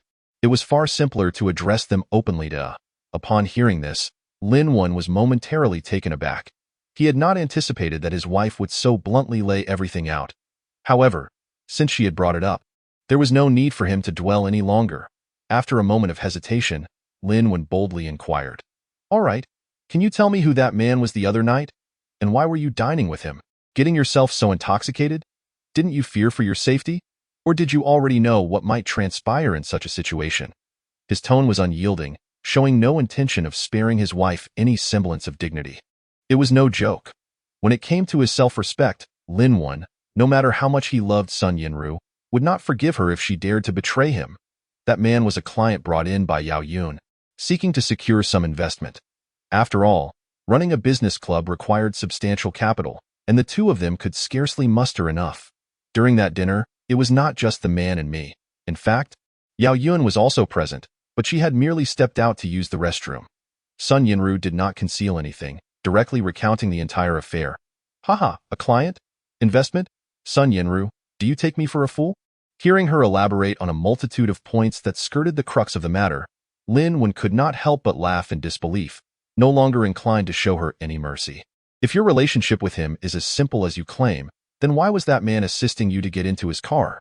Don't tell me he merely intended to take you home. I'm not blind. I can clearly see what that man wanted. Keep in mind, at that moment, your stockings were even torn. I just want to know what transpired during the meal in the private room. By the way, didn't you mention that Yao Yun had given you half of the shares? Was there really a need to seek additional investment? Are you trying to pull a fast one on me? After all, you just said that the two of us could not come up with the funds. What is the point of deceiving me all along?" As he reached the end of his tirade, he raised his voice in anger. Chapter 17. A night of conversation between husband and wife, Part 2. With a cold smile, Lin Wen unleashed the doubts that had been festering within him. His gaze towards his wife became increasingly frigid. Upon hearing this, Sun Yinru was left speechless. Her stockings were torn. Crucially, her husband had seen it. It seemed she had not even realized that so many unforeseen events had transpired last time. Why had her close friend Yao Yun never mentioned any of this? Most importantly, it appeared she had inadvertently let slip the truth, and now found herself in a predicament. "Darling, please listen to me." Sun Yinru, who had thought she was prepared, now felt her heart race at her husband's inquiries. That man truly was a client Yao Yun brought in for investment. It was my first time meeting him. As for the torn stockings, it was likely an accident caused by catching on something sharp. I didn't even notice it at the time. Things are not as you imagine, my dear. Regarding the need for additional investment for the club, it's because Yao Yun's funds were tied up in other ventures, and she simply could not access them at the moment. Straining to maintain her composure amidst the chaos within, Sun Yinru hurriedly attempted to explain. However, the more she spoke, the more convoluted her narrative became, until she herself was left unsure of what she was saying, a hint of despair rising in her once bright eyes. Haha, do you truly believe this? Sun Yinru? What woman goes out at night wearing black stockings? Furthermore, that man was already preparing to take you away. You can't expect me to believe that Yao Yun was also present at the scene. And what do you mean by Yao Yun's money being inaccessible? If you had already divided the shares, it is evident that a contract must have been signed. In such circumstances, seeking additional investments would imply giving away your shares or hers to others. Are you perhaps engaged in some sort of beauty scheme, intending to pull a fast one? And you? Are you the one executing this scheme? With an unusually clear mind, Lin Wen found himself increasingly convinced that something was amiss. Damn it, this matter was serious. Without caring to spare his wife's feelings, he tore the facade away and spoke plainly. Upon hearing this, Sun Yinru's expression shifted dramatically, unable to fathom how her husband could think such things of her. How could it be that after years of marriage, they lacked even this basic trust? To be honest, had this been any other time, she would have unhesitatingly caused a scene, determined to clear her name before her husband. Yet, given the multitude of unexpected events that had transpired, anyone would have their doubts, and her husband's anger seemed entirely reasonable. At this moment, Sun Yinru was acutely aware that it was no longer about proving her innocence. Rather, she had to demonstrate her integrity to her husband. Otherwise, he would completely lose trust in her. Moreover, she had to provide a flawless explanation to mend the rift that had formed between them. If not, restoring their family's previous happiness would become an arduous task. Stifling the grievance within her heart, she could only stammer her explanation. Darling, at this point, I no longer intend to hide anything from you.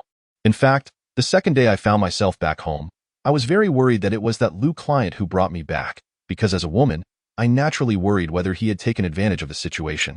So I called Yao Yun to confront her, and together we checked the surveillance footage from Hongyun restaurant, only to discover that you had already gone there. That client indeed had ulterior motives and was preparing to take me away. Thankfully, you arrived in time to prevent him from doing anything to me. Therefore, I have discussed with Yao Yun that we will no longer collaborate with him, nor will we seek any other investors. Yao Yun assured me that her funds will soon be available, and there is no need to let anyone else take advantage of the situation. As for how the stockings got torn, it was probably just an accident. I can assure you that neither in the private room, nor when he was helping me did I allow him to get too close. Sun Yinru spoke fervently, her gaze towards her husband clear and sincere. However, Lin Wen merely smiled. A bitter expression crossed his face as he looked at his wife with confusion. That have you not considered giving up on collaborating with Yao Yun and abandoning this club idea? I have long told you that running a business club is not suitable for two women. Why won't you listen? In such a chaotic environment, what woman can remain unscathed? Why should I trust you? Do you truly believe that if you were to encounter danger, I would always be there in time? Sun Yinru, must you wait until something happens before you regret it? Indeed, Lin Wen truly could not comprehend. Whether it was his wife's desire to run a business or to work, he would not stand in her way. Yet he could not fathom why she was so engrossed in this venture with Yao Yun. Suddenly, he felt as though his wife had become a stranger in her eyes. It seemed that this obsession had eclipsed their home, overshadowing her love for him and their daughter. Yao Yun is my best friend. She would never harm me. She also said that if the club truly was as chaotic as everyone suggested, why hasn't the law intervened? Only those with a guilty conscience see dirt in everything. Furthermore, if the club can be established, the profits will be substantial. If luck permits, we could recoup our investment of 500,000 in just a month. This is an opportunity for wealth, and I do not wish to miss it. 2 years. If we can endure for 2 years, then we can achieve financial freedom for our family, and afterward, I can simply step away. As her husband continued to express his disapproval of her collaboration with her friend, Sun Yinru grew increasingly displeased. Her brows furrowed, and in a defiant tone, she declared. However, within her words, there was a hint of concession, as she inadvertently set a 2-year deadline. Observing his wife in this manner, Lin felt a surge of helplessness. Did he not know if running a club was profitable? 2 years. Haha, who could guarantee what unforeseen events might unfold during that time? If the pursuit of wealth ultimately led to the loss of their happy family, he wondered if his wife would regret it then. He could see that Sun Yinru had been thoroughly deceived by Yao Yun. Even after the recent events, she still failed to perceive the dangers involved. Taking a deep breath, Lin attempted to calm himself. He understood that arguing with his wife may not be the best way to resolve their issues. Yet he found it incomprehensible that his normally gentle wife was so stubbornly placing her trust in Yao Yun. Chapter 18. A Night of Conversation Between Husband and Wife. Part 3. Yinru, let us not act in haste. While Yao Yun may have her reasons, we must also consider the reality of our situation. Opening a club requires significant investment and effort, and this is still an unfamiliar territory for you. Fraught with risks, we have established a family now. We cannot focus solely on apparent benefits while overlooking potential issues. Lin spoke as calmly as he could, gradually articulating. At this point, I do not wish to say anything further. I only need you to answer one question. If your answer satisfies me, I will no longer interfere in your decisions moving forward. As he uttered these words, he appeared calm, devoid of the earlier anger that had resulted in their heated confrontation. But this tranquility was merely a facade. Only Lin knew how much pent-up rage simmered within him. No one could predict the crisis that would erupt when that fury finally reached its breaking point. Really? Upon hearing this, Sun Yinru was instantly filled with joy, eagerly responding. Whatever question you have, darling, I will certainly provide you with a satisfactory answer. Yet as she spoke, she sensed that something was off with her husband. After all, they had been married for so many years, and she had never seen him speak so extensively, with such clarity, almost as if he were unearthing her hidden truths. He seemed like a different person. Even during their last quarrel, he had only exchanged a few angry words before storming out. This time, however, he was being so persistent. Tisk, tsk, tsk. Today her husband was not only articulate but also appeared to think so clearly. How strange. It was simply too strange. However, this thought barely flickered through her mind, and Sun Yinru did not delve deeper into her suspicions. What she wanted to know most was what her husband was going to ask her. Fixating her gaze on her wife's eyes, Lin took a moment before slowly asking. Just as you previously stated, if launching a business club requires seeking investors, then how is it that you, who invested merely 50,000, are entitled to half the shares? Isn't Yao Yun wealthy? Don't the two of you share a close bond? If she were to invest her own funds and grant you a larger share, I would certainly admire your friendship. But considering the contradictions in your narrative, do you believe that such a possibility exists? With a mind increasingly sharp, Lin incisively identified the crux of the matter. Did I not say earlier? Hearing her husband mention this, Sun Yinru intended to explain again. However, Lin raised his hand to halt her. I understand.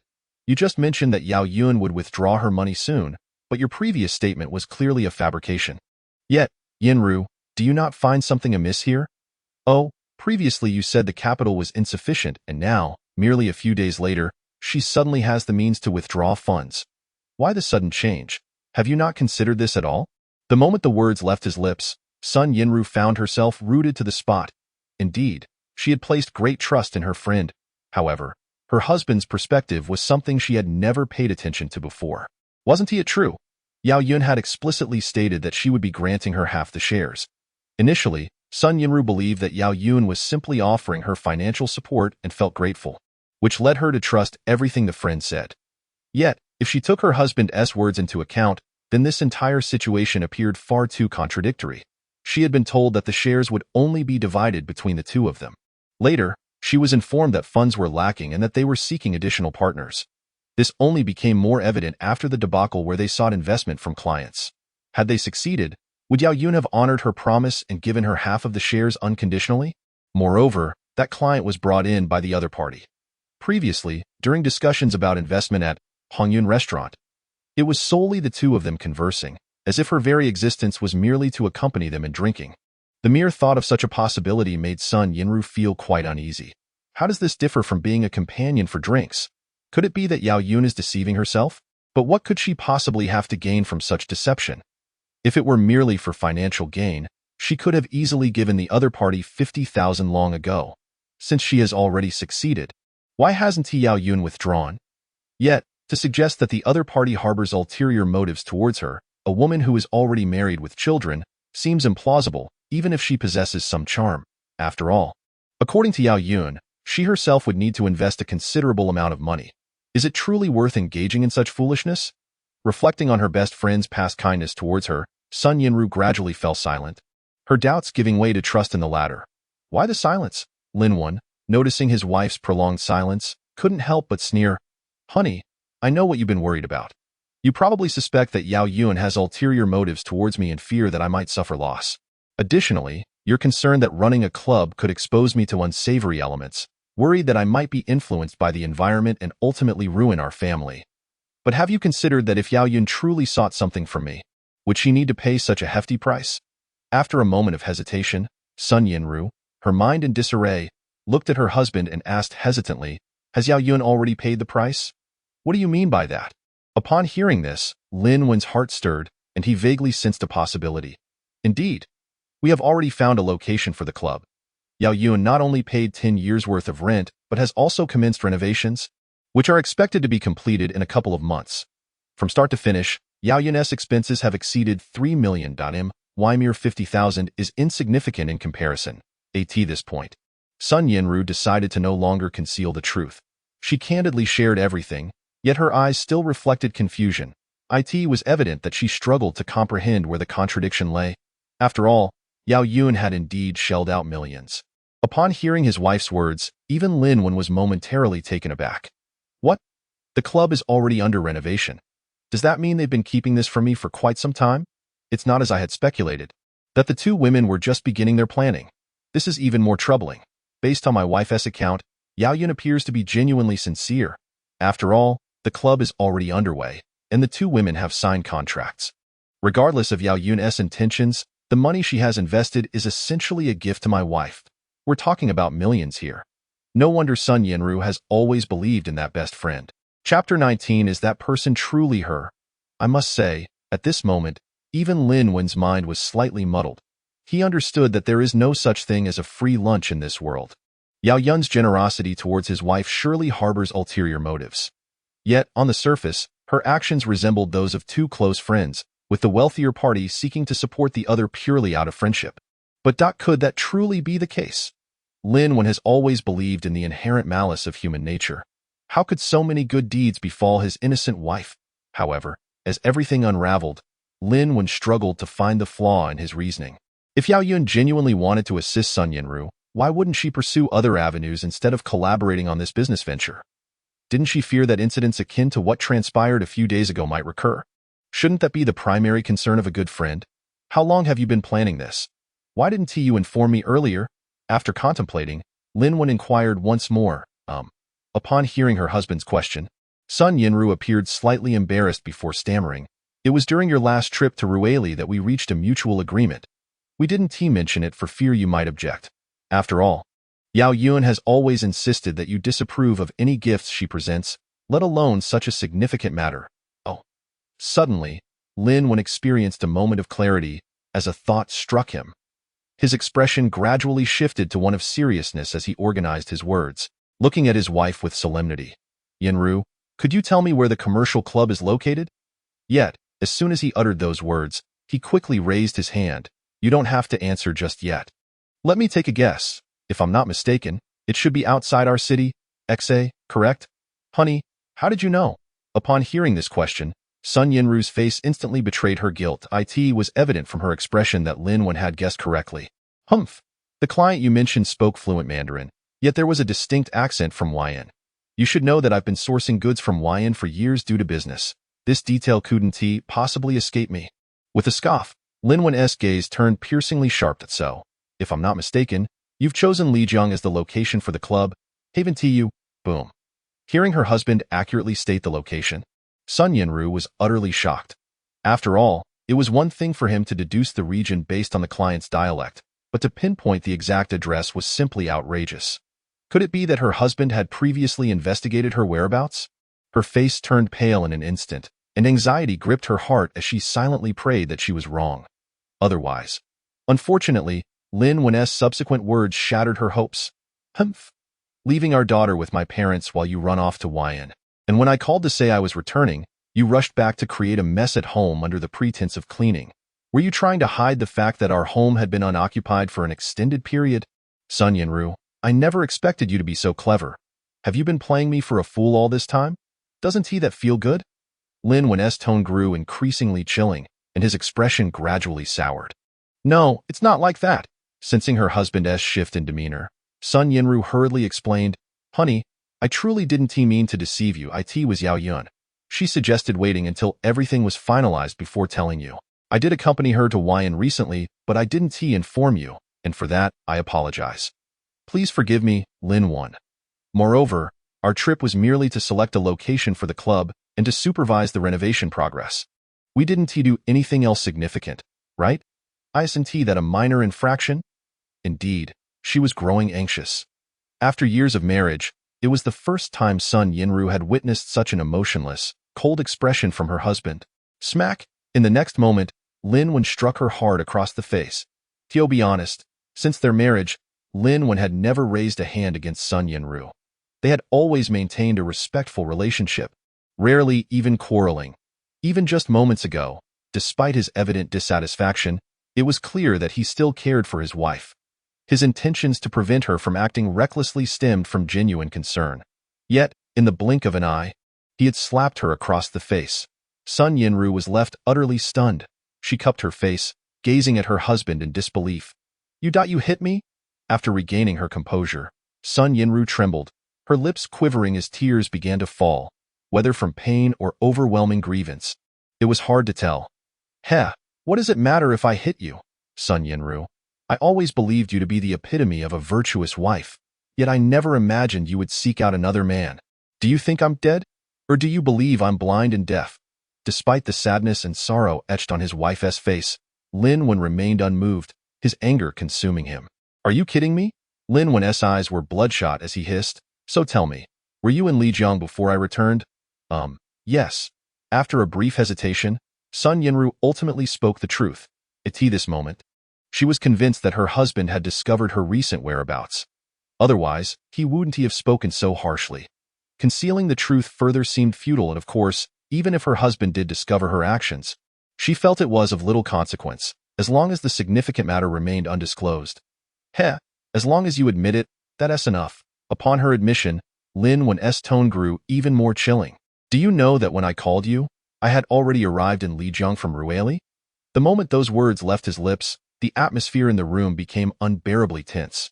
Chapter 20. How intimate were those old classmates? Lin Wen's expression darkened ominously, his eyes fixated on his wife, flickering with furious embers.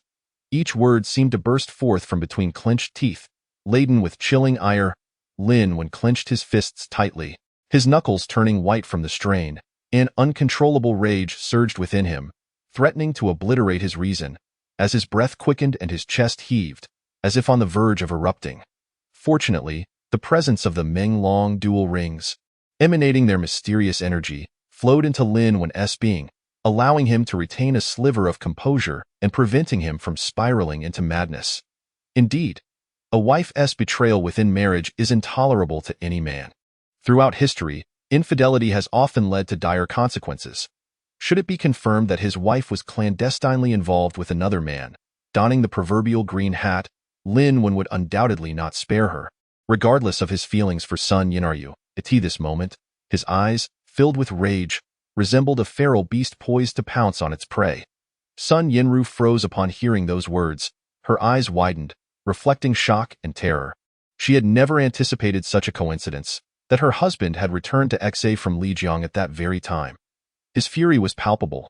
Could it be? This sudden revelation left Sun Yinru at a loss. After a long pause, she finally stammered, Honey, you were in Lijiang. Then why didn't you tell me? Panic surged within her as she vaguely grasped the reason behind her husband's terrifying demeanor. Sun Yinru silently prayed that her intuition was wrong. Otherwise, escaping this situation unscathed would be nearly impossible. Tell you, if I had informed you, would I have witnessed you entwined with another man, strolling hand in hand through the bustling streets? Had I spoken up, would you have confessed your presence in Lijiang at that moment? Sun Yinru, you truly are something. During the day, you casually strolled through the streets with another man, thinking that being far from home meant no one would notice. I foolishly believed I had misseen, but looking back, I deserved to be deceived, believing that you loved only me all these years. Lin Wen's face contorted with rage intermingled with sorrow as he gazed at his wife, whose expression radiated desolation and heartbreak, leaving no trace of the love that once flourished between them. Yes, not like that. Honey, that I didn't tea. I truly didn't tea. All these years, I've loved only you, never anyone else. Please believe me, I have never betrayed you. Feeling the sorrow emanating from Lin Wen, Sun Yinru began to panic. She sensed that something was slipping away from her grasp. Ignoring the pain on her face, she rushed forward, clutching her husband, desperately shaking her head, signaling that she had never loved another. Truth be told, neither Sun Yinru nor Lin Wen had anticipated this outcome. They initially thought today would be the perfect opportunity to clear the air and discuss that day's events. Yet, as the conversation unfolded, Lin Wen discovered the flaw and confirmed that the woman he had seen in Lijiang was indeed his wife. This meant she had genuinely been with another man, wandering together in the renowned city of romance, Lijiang. How utterly romantic! Lin Wen felt a piercing pain in his heart, as if he were on the brink of insanity, in contrast to Sun Yinru's fixation on establishing the club. It was her betrayal that he found most unbearable. You love me? Heh, do you even believe that, Sun Yinru? Lin Wen gave a bitter smile, yet ultimately refrained from raising his voice. After all, their daughter was nearby, and no matter the conflict between adults, he wished to shield the child from harm. I truly love you, honey. That person, he was merely someone I happened upon. We just strolled around and had a meal together, nothing more. In fact, I intended to take him to the club's location since he was also an acquaintance. I merely wanted to reel in a potential client. There were no ulterior motives, by the way. Honey, I can tell you that the site for the club is near Yulong Snow Mountain. When I received your call, I was on my way there, but then I turned back towards the airport to return in time to accompany you. I swear.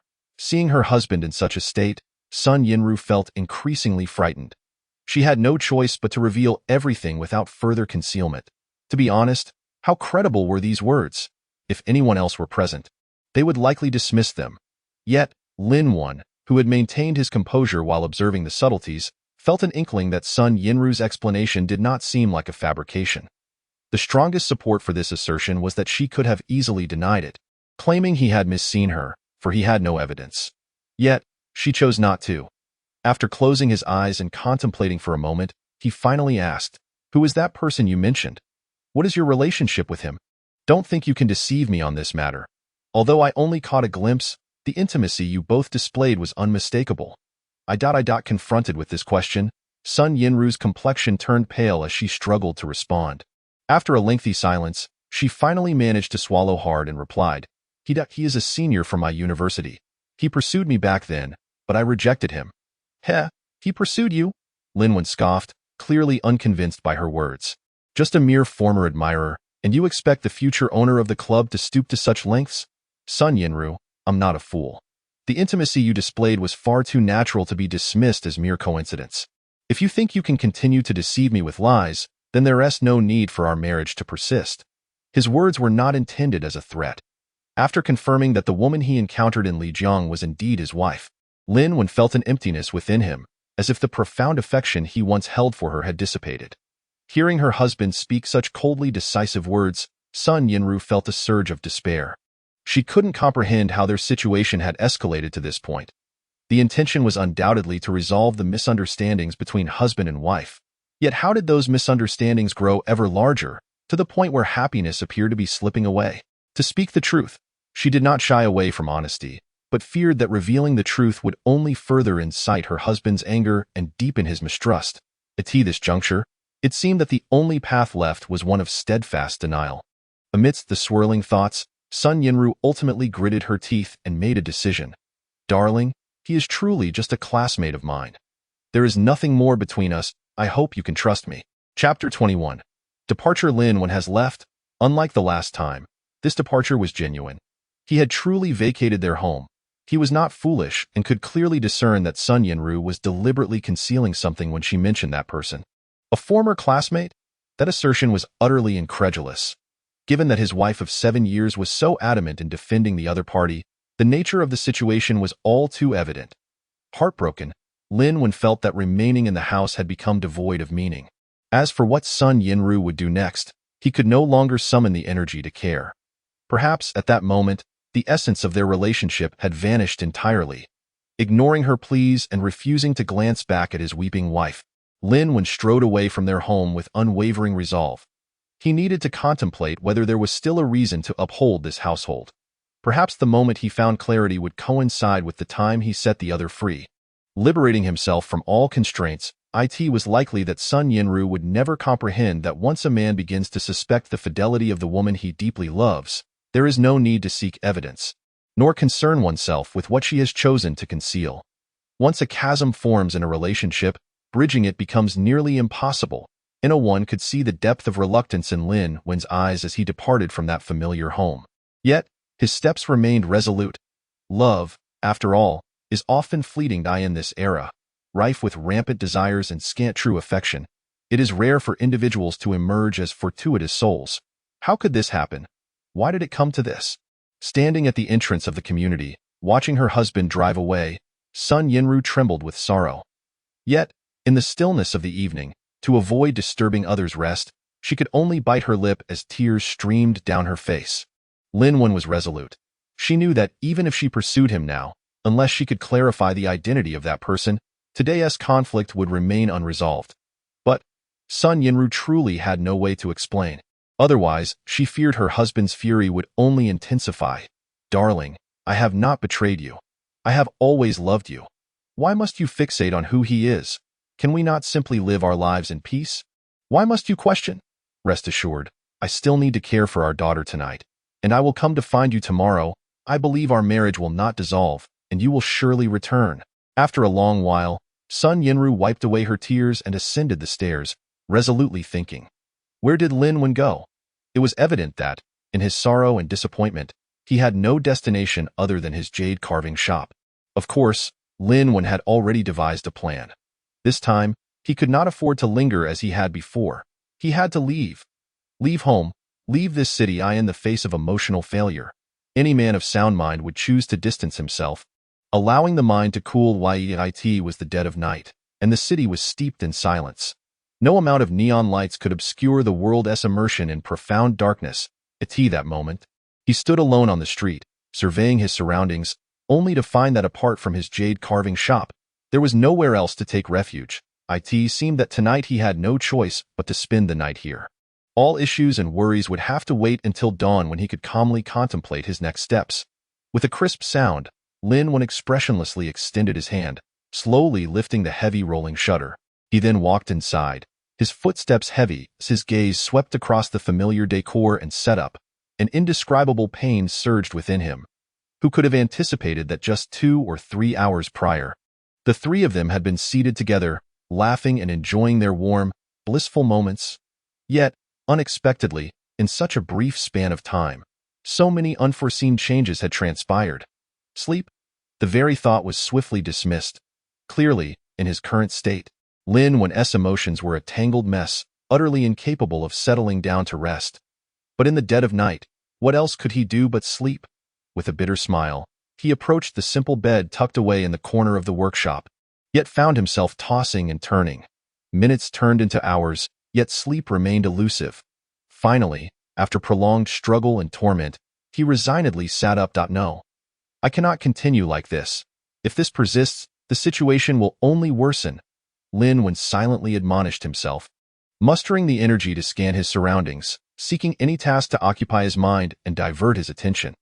Initially, he intended to utilize some scrap materials to create additional jade carvings. After all, in a state of complete focus, he could more easily avoid the chaotic thoughts swirling in his mind. However, as Lin Wen glanced over a pile of jade rough stones, the sight of the 2 dream dragon rings in his hand ignited a sudden impulse within him. These rough stones were mostly gifts from familiar clients during his sourcing trips to Rueli, but they had all underperformed.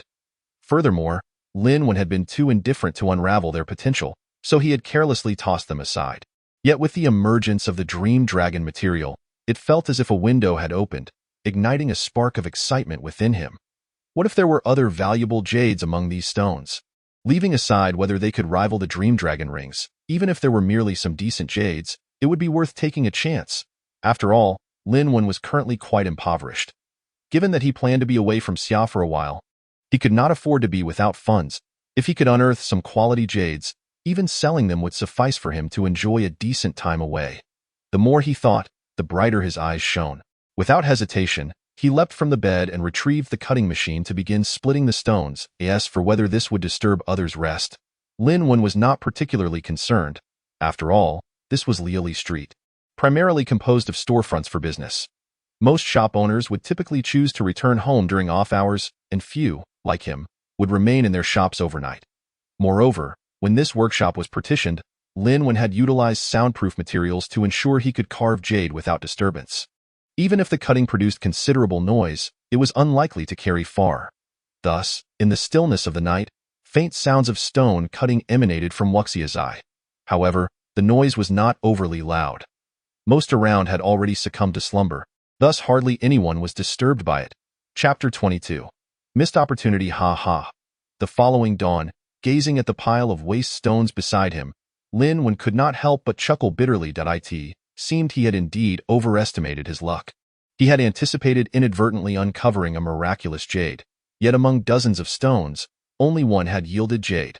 Nonetheless, it was fortunate. Holding in his hand a pigeon egg-sized piece of rose quartz, Lin Wen felt somewhat satisfied. After all, the rough material had cost him nothing. Cutting it had essentially been a windfall. Although this jade was of ordinary quality and color, fetching a few thousand should not be an issue. It would certainly alleviate his immediate financial woes. Stretching languidly, Lin Wen gazed out at the brightening sky, and gradually, a heaviness returned to his heart. Was he truly leaving today? To be honest, he missed his daughter dearly.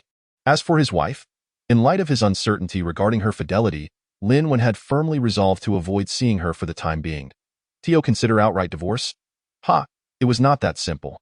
Regardless of the years they had shared as a couple or the bond with their daughter, making such a decision was, for now, nearly impossible. Faintly, he recalled his master's words. If one day your emotions cannot be expressed in words, just look up at the sky. It is vast enough to embrace all your sorrow and grievances. Back then, he had dismissed the sentiment, oblivious to the profound wisdom gleaned from a lifetime of experience. Master, it has been nearly 10 years since you departed. Are you well over there? Reflecting on past memories, Lin Wen gazed skyward, his eyes moistening. Indeed, since the tragic accident that claimed his parents, only his master had shown genuine care for him. Yet, he had not anticipated that his master would leave this world so soon. In this vast expanse, it felt as though he had lost his place. With a resolute breath, Lin Wen pulled open the rolling door. At that moment, the entirety of Liali Street was bustling with shops opening for the day. Taking in the lively scene before him and glancing once more at the distant horizon, the weight on his heart lightened considerably. Indeed, what was there to be suppressed? Life is but a fleeting few decades. It is unnecessary to burden oneself excessively. If one wishes to cry, then cry. If one wishes to laugh, then laugh. Who knows? Tomorrow may herald a new beginning. Lin boss, why are you opening so early today? Have you had breakfast yet? Why not try my freshly steamed buns? Today, I have your favorite sauerkraut filling. A familiar, warm voice struck Lin Wen like a bolt from the blue. Instinctively, he turned his head in the direction of the sound, only to see the owner of the breakfast shop across the street standing at the door, a radiant smile on his face. Enthusiastically waving, it seemed he was inviting Lin Wen over. This street, known as Liali Street, was not merely an assortment of antique and jade shops. While the storefronts displayed a dazzling array of valuable antiques and jade, most people's primary concern remained the basic need for sustenance. Consequently, numerous small eateries had sprung up, becoming the preferred dining spots for local shop owners. Though these establishments were modest in size and decor, they boasted unique merits. At the very least, patrons could trust the quality of the ingredients. After all, apart from Lin Wen, who among them was not worth at least $1 million? Even billionaires would find it difficult to count themselves on two hands. The choice of dining establishments was dictated by health and hygiene rather than decor. The aroma wafting from the bun shop was irresistible, stirring Lin Wen's appetite.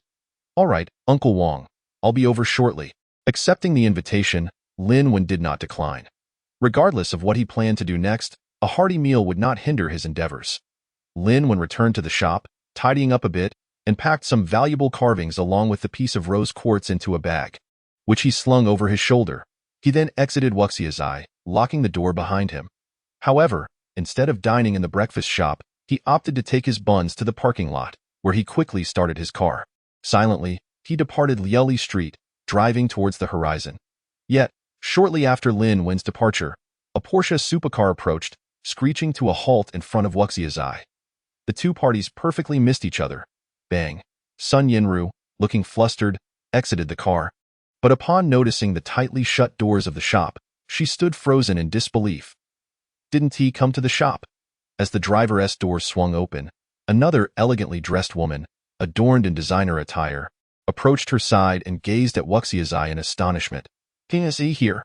Sun Yinru's voice trembled with a hint of tears, her body quaking. She never anticipated that her husband would take such drastic measures, leaving no trace of his whereabouts. What should she do? How could she proceed? Perhaps she should call him. Yes, a phone call. With that thought, Sun Yinru scrambled to retrieve her phone. Unfortunately, upon dialing his number, she discovered that his phone was switched off, rendering her unable to reach him. Why? Why would he turn off his phone? At that moment, Sun Yinru completely broke down, crouching on the ground and sobbing uncontrollably. "Yinru, don't panic. I believe that given your bond with Lin Wen, he wouldn't so easily abandon you. Moreover, there's little nuonuo to consider. You needn't fear he won't return. I think your brother-in-law is just feeling down and has gone somewhere to clear his mind. He wouldn't leave you and your daughter behind." Having learned of the events from the previous night, Yao Yun could only bend down to comfort her, patting her shoulder. By the way, Yinru, I'm quite curious. When we visited Jade-Dragon Snow Mountain last time, you disappeared for an entire day. Who was that person you met? If possible, wouldn't it be better to tell your brother-in-law the truth? Is there really a need for all this secrecy? In such circumstances, which man wouldn't he think too much?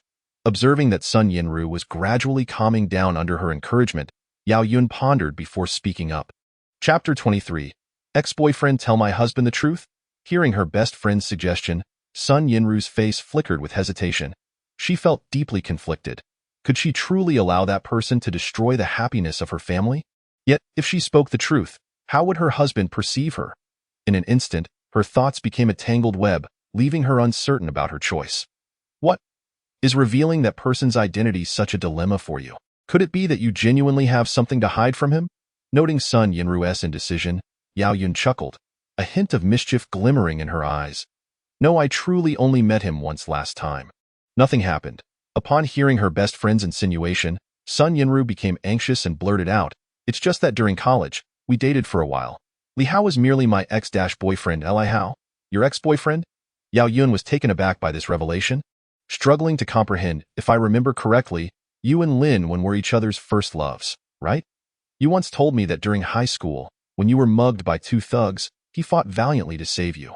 And it was out of gratitude that you unconsciously fell for him, leading you to marry him right after college. When did you have a relationship with someone named Li Hao?" Yao Yun's words held truth. Given their close friendship, Sun Yinru had shared many intimate details of her past with her. Thus, Yao Yun knew as much about her as Lin Wen did, if not more. Nevertheless, the fact remained that Sun Yinru had claimed Lin Wen was her first love and husband. And yet now, she revealed the existence of an ex-boyfriend. This revelation piqued even Yao Yun's curiosity. What kind of society was this? It seemed there was nothing wrong with having dated someone in the past. So why keep it hidden? However, after so many years, why does Sun Yinru insist on concealing the truth that she and her husband are not each other's first love? I realized that in a moment of excitement, I accidentally revealed the truth, causing Sun Yinru's delicate face to turn pale, her eyes filled with regret. She instinctively glanced around, relieved to find that the streets were empty in the early morning. Although the appearance of two beautiful women drew some curious glances, no one approached them. Thus, there was no concern that their conversation would be overheard. "Let's get in the car first." After a brief silence, Sun Yinru sighed softly, pulling her best friend into the Porsche. Once the door was shut, she turned to Yao Yun, her expression quite serious as she said, "Sister Yun, since you know about this matter today, could you promise me not to tell anyone else? Especially my husband. He must not find out about this. Otherwise, we might really end up getting a divorce." "Why? Just because you had a former boyfriend? Surely not. Could it be that Lin Wan is that kind of narrow-minded man? Perceiving her tension, Yao Yun raised an eyebrow and scoffed. She then proceeded to criticize Lin Wan, her disdain for him evident in her words. What a joke. The feudal society is long gone. In this day and age, as women's status gradually rises, which woman doesn't live freely before marriage? It's their freedom and a right granted by the state. Honestly, as long as they maintain their boundaries after marriage and have children for their husbands, that's already quite commendable. Does anyone still dare to belittle their wives for not being original goods? Trying to bind women with outdated notions? I must say, women like her, from the new era, cannot stand men who are both inept and nitpick about women's faults. Observing her best friend, who wore a proud and somewhat indignant expression, Sun Yinru found her suddenly unfamiliar. She, too, was a modern woman who genuinely advocated for gender equality. Yet, she felt a twinge of disgust regarding the prevalent online notion of the martial artist fairy, even though she belonged to the same gender. Indeed, she had had a boyfriend, but it was not as if she had indulged in everything as her friend suggested. At the very least, she had never advocated for cohabitation before marriage. In other words, even though she had a former boyfriend, her youthful romance had only involved holding hands and kissing. They had never gone further. It was precisely due to her steadfastness that Li Hao chose to leave back then. But why? In her best friend's eyes, did it seem as though she had lived with her ex-boyfriend as if they had shared a bed? Ridiculous. Was she that kind of person? Sun Yinru felt a mix of amusement and exasperation as she interrupted Yao Yun's incessant tirade, her face displaying a sense of helplessness as she explained. Sister Yun, please don't say anymore, and my relationship with Li Hao is merely a pure romance. We never engaged in anything inappropriate. The reason I fear my husband finding out is partly due to his somewhat feudal mindset, which cannot accept a love that lacks purity, but more so because I feel guilty.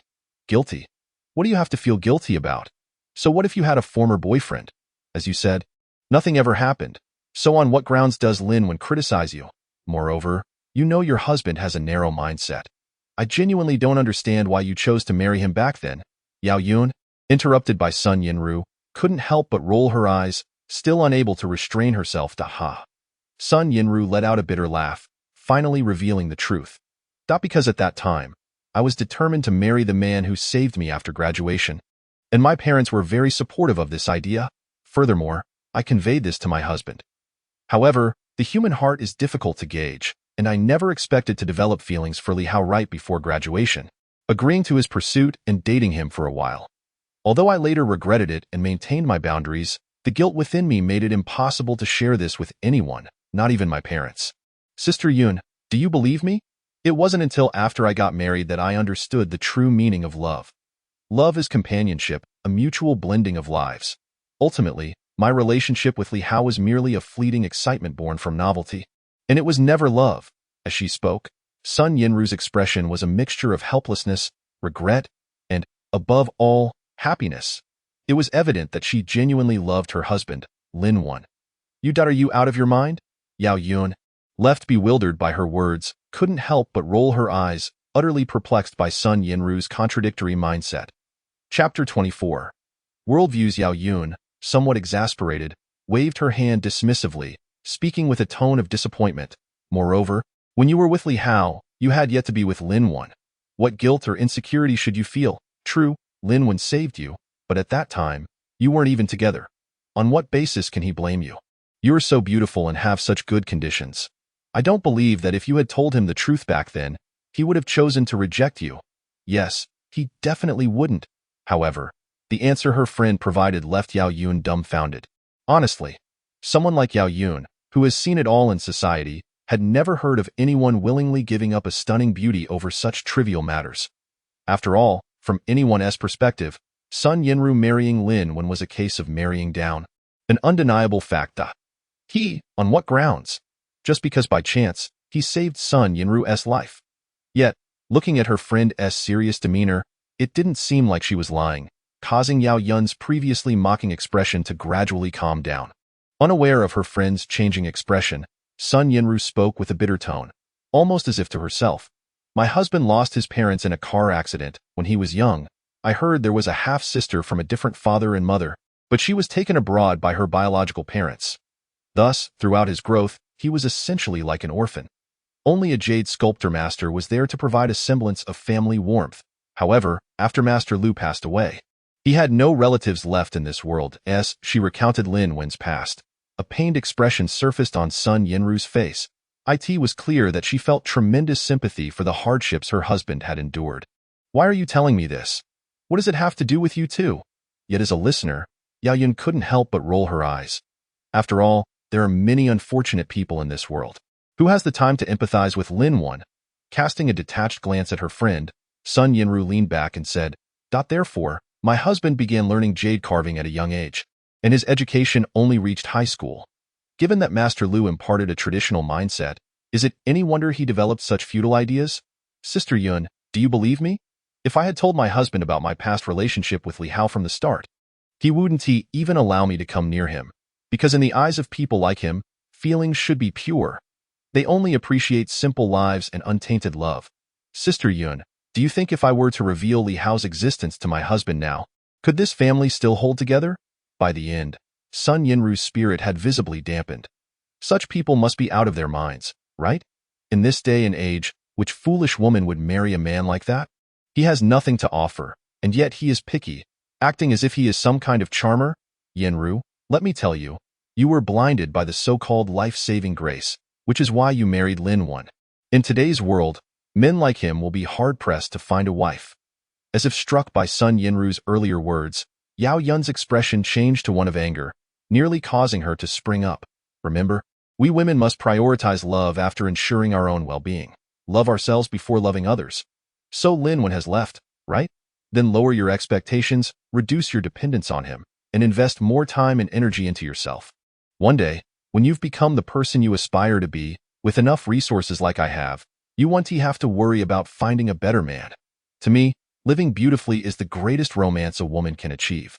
Let's go. Today, I'll show you how I lived. As for Lin Wen, why should you care if he comes home or not? Sun Yinru opened her mouth, wanting to say something but hesitating. Although she felt that Yao Yun's words held some validity, she still wished to refute her friend. After all, everyone has their own perspectives and values. Sun Yinru understood that she could never be easily swayed by such seemingly persuasive yet brainwashing rhetoric. Women ought to take care of themselves, but if one only thinks of oneself in everything, their future life will inevitably be a mess. In fact, in Sun Yinru's eyes, men like her husband, though troublesome, possess a crucial strength. Once they genuinely fall in love with someone, they will wholeheartedly dedicate all their emotions and be willing to spend a lifetime proving that profound and sincere love. Isn't this the beautiful vision that every woman yearns for in her journey through life? To walk hand in hand with the one they love through storms, experiencing the passage of time together, witnessing the unwavering love between them until they grow old together. Compared to a selfish way of living, Sun Yinru believes that such pure and enduring love is what truly captivates and enchants women. Yet before she could articulate her thoughts, Yao Yun had already started the car, speeding toward the city center. Lin Wen, of course, remained blissfully unaware of the scene unfolding at the storefront. He was also oblivious to his wife's early morning visit to find him.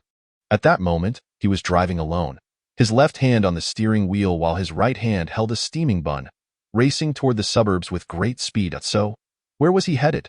And why was he in such a hurry? It turns out that before leaving the city, Lin Wen had already planned to meet up with his good friend. Although he intended to take a break and relax, it did not mean he could completely set aside his worries for his beloved daughter. Nuon Yuo no one could predict what unexpected situations might arise in the future. What if something occurred that even his wife couldn't handle? Therefore, having someone to help look after their precious daughter would be ideal. Undoubtedly, among all the people in the city, besides his wife's family, Lin Wen trusted Yun Tianshu the most. Their friendship was incredibly deep, a true bond of kindred spirits. Moreover, Yun Tianshu was quite fond of little Nuo. Thus, in a critical moment, asking Sun Yinru to seek help from Yun Tianshu would be a wise choice. As for why he was going to the suburbs to find him, was that even a question? Seriously, would someone working in a funeral home live in the city? Lin Wen knew very well that due to his son's profession, Yun's parents had firmly decided that as long as he didn't resign, they would never let him return home. Chapter 25. Her? Thus, in a rather unfortunate turn of events, Yun Tianshu could only temporarily reside in the company dormitory, at present. The only thing that indicated his identity as a rich second generation was the luxury car beside him. Soon, The car arrived at a dilapidated community. This neighborhood was not large, nor was it a high-rise building. It comprised only a few dozen two-story houses, mostly inhabited by employees of the funeral home in the city. After finding a place to park, Linwen took out his phone. Dialing Yun Tianshu's number, it was quickly answered. What the hell? I said. Why are you calling me so early in the morning? Is that not a disturbance to my sweet dreams? I'm already at your neighborhood. Come down. I need to talk to you, buddy. Linwen grinned, promptly stating the matter. Indeed, it was only around 6 or 7 in the morning. Calling someone at this hour could indeed be seen as a disturbance. Besides, he knew that Yun Tianshu was known for having a bad temper in the mornings, so it was already quite a feat that he could speak to him civilly. Wait a moment. Sensing something was off, Yun Tianshu said something before hanging up. Just a few minutes later, he rushed over, slightly disheveled, a worried expression on his face as he asked, Old Lin, why did you come to find me so early? Seeing his good friend arrive without even washing up, Linwen felt a warmth in his heart. Temporarily setting aside his inner turmoil, he stepped forward and hugged him, then beamed as he said, It's nothing major. I just wanted to inform you that I'm going on a trip. Just that. As Yun Tianshu looked at him with suspicion, Linwen nodded decisively. After all, matters between him and his wife were family affairs.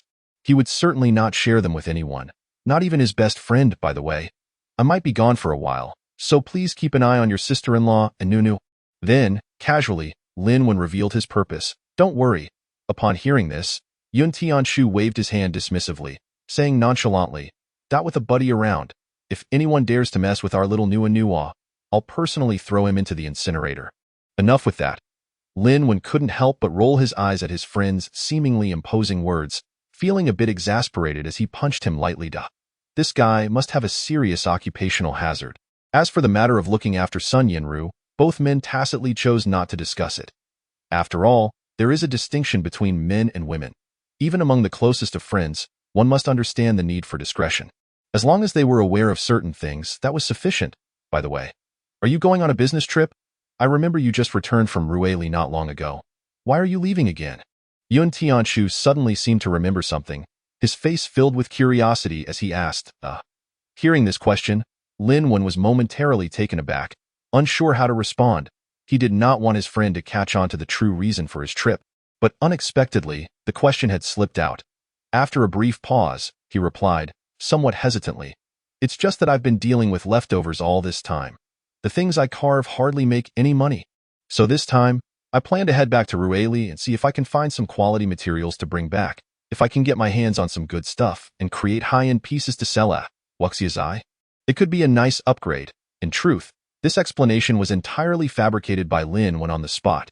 It was merely an excuse to deflect Yun Tianshu's curiosity, preventing any unnecessary suspicion.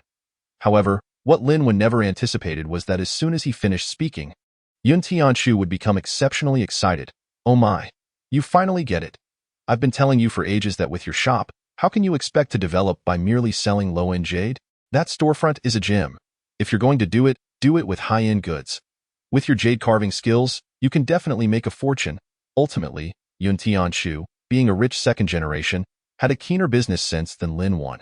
However, this guy had always been too stubborn and content with his situation, never considering the idea of expanding his business. Although Lin Wan didn't understand why he suddenly changed his mind. Seeing his brother filled with ambition genuinely delighted Yun Tianshu. Yes. Rubbing the back of his head, Lin Wan could only awkwardly smile in agreement. However, although I merely mentioned it offhandedly moments ago, I must admit that I had not truly considered where to go next. It wouldn't be out of the question to revisit the vicinity of Yunnan province.